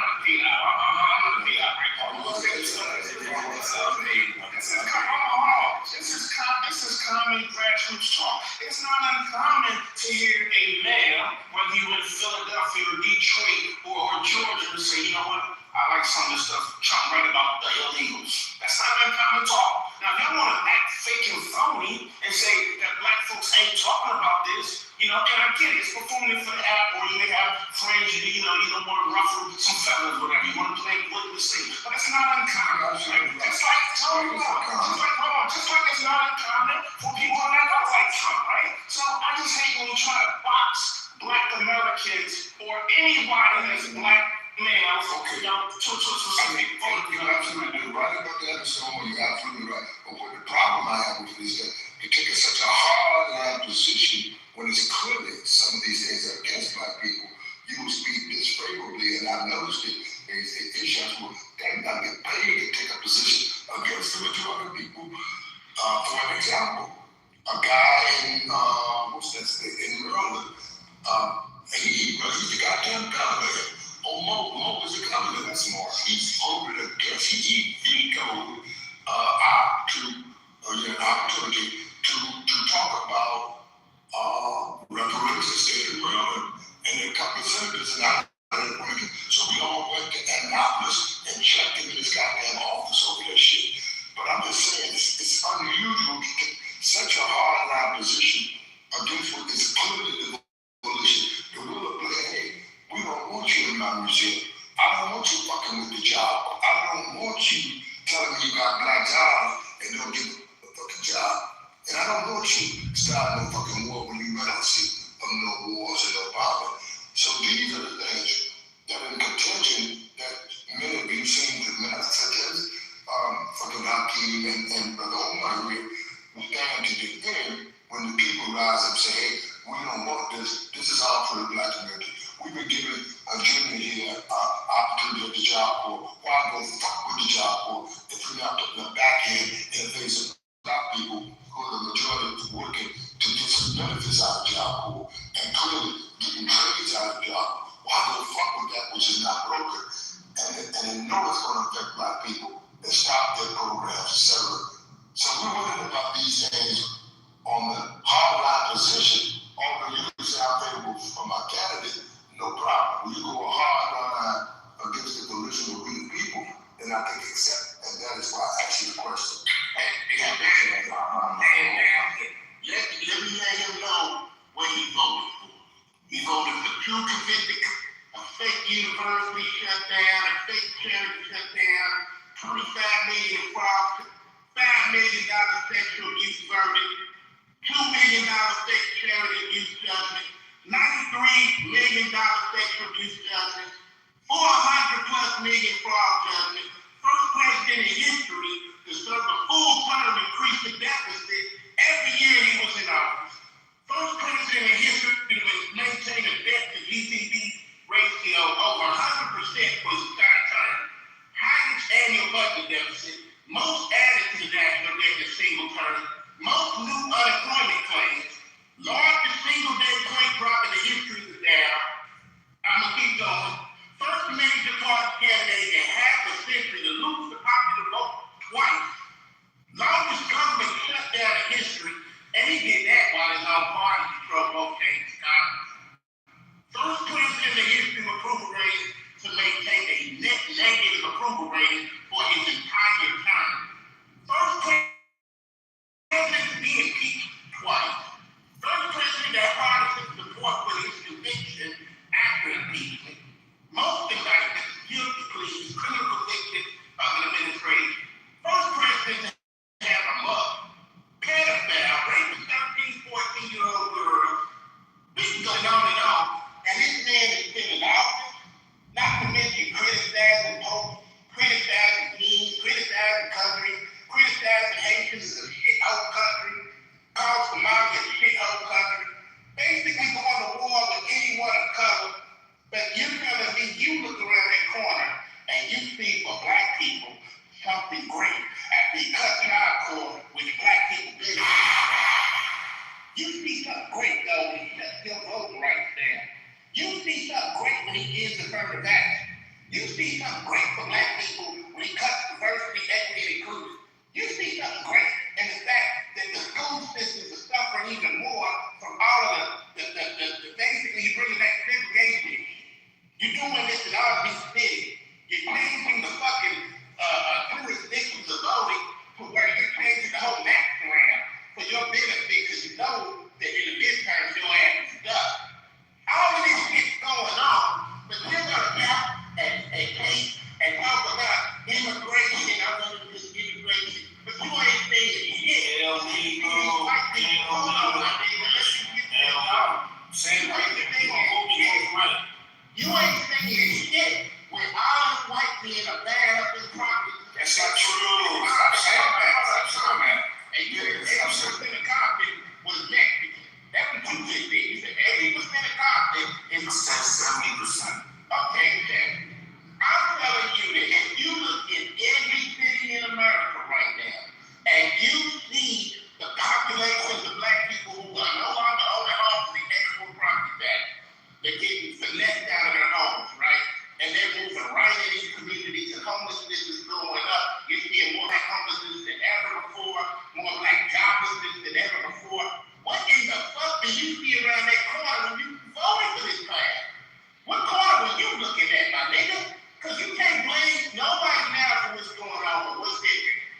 You started a war with a country that nobody wants this fucking war. Nobody. We got $5 gallon gas, motherfuckers can barely afford to drive anymore. Groceries are higher than ever when you said you was gonna make sure. Obviously, you know, they need what? The nigga lies every fucking day, y'all. Every fucking second, every hour. And we get these cool ass niggas that come in these rooms every fucking day and you're unpaid, you think you ain't get paid, which is even worse. You're not even getting paid to cool. Just cool in the cool. That's a crazy word. My thing is, bro, what fucking corner looking at? Are you looking at the cotton fields? Is that why you want to be at again, man? Is that what the fuck we're doing? I want to take this shit back to 1776, like I said earlier. My nigga, you delusional. You own some dust right now. And I don't mean that on a disrespectful person. I don't know you.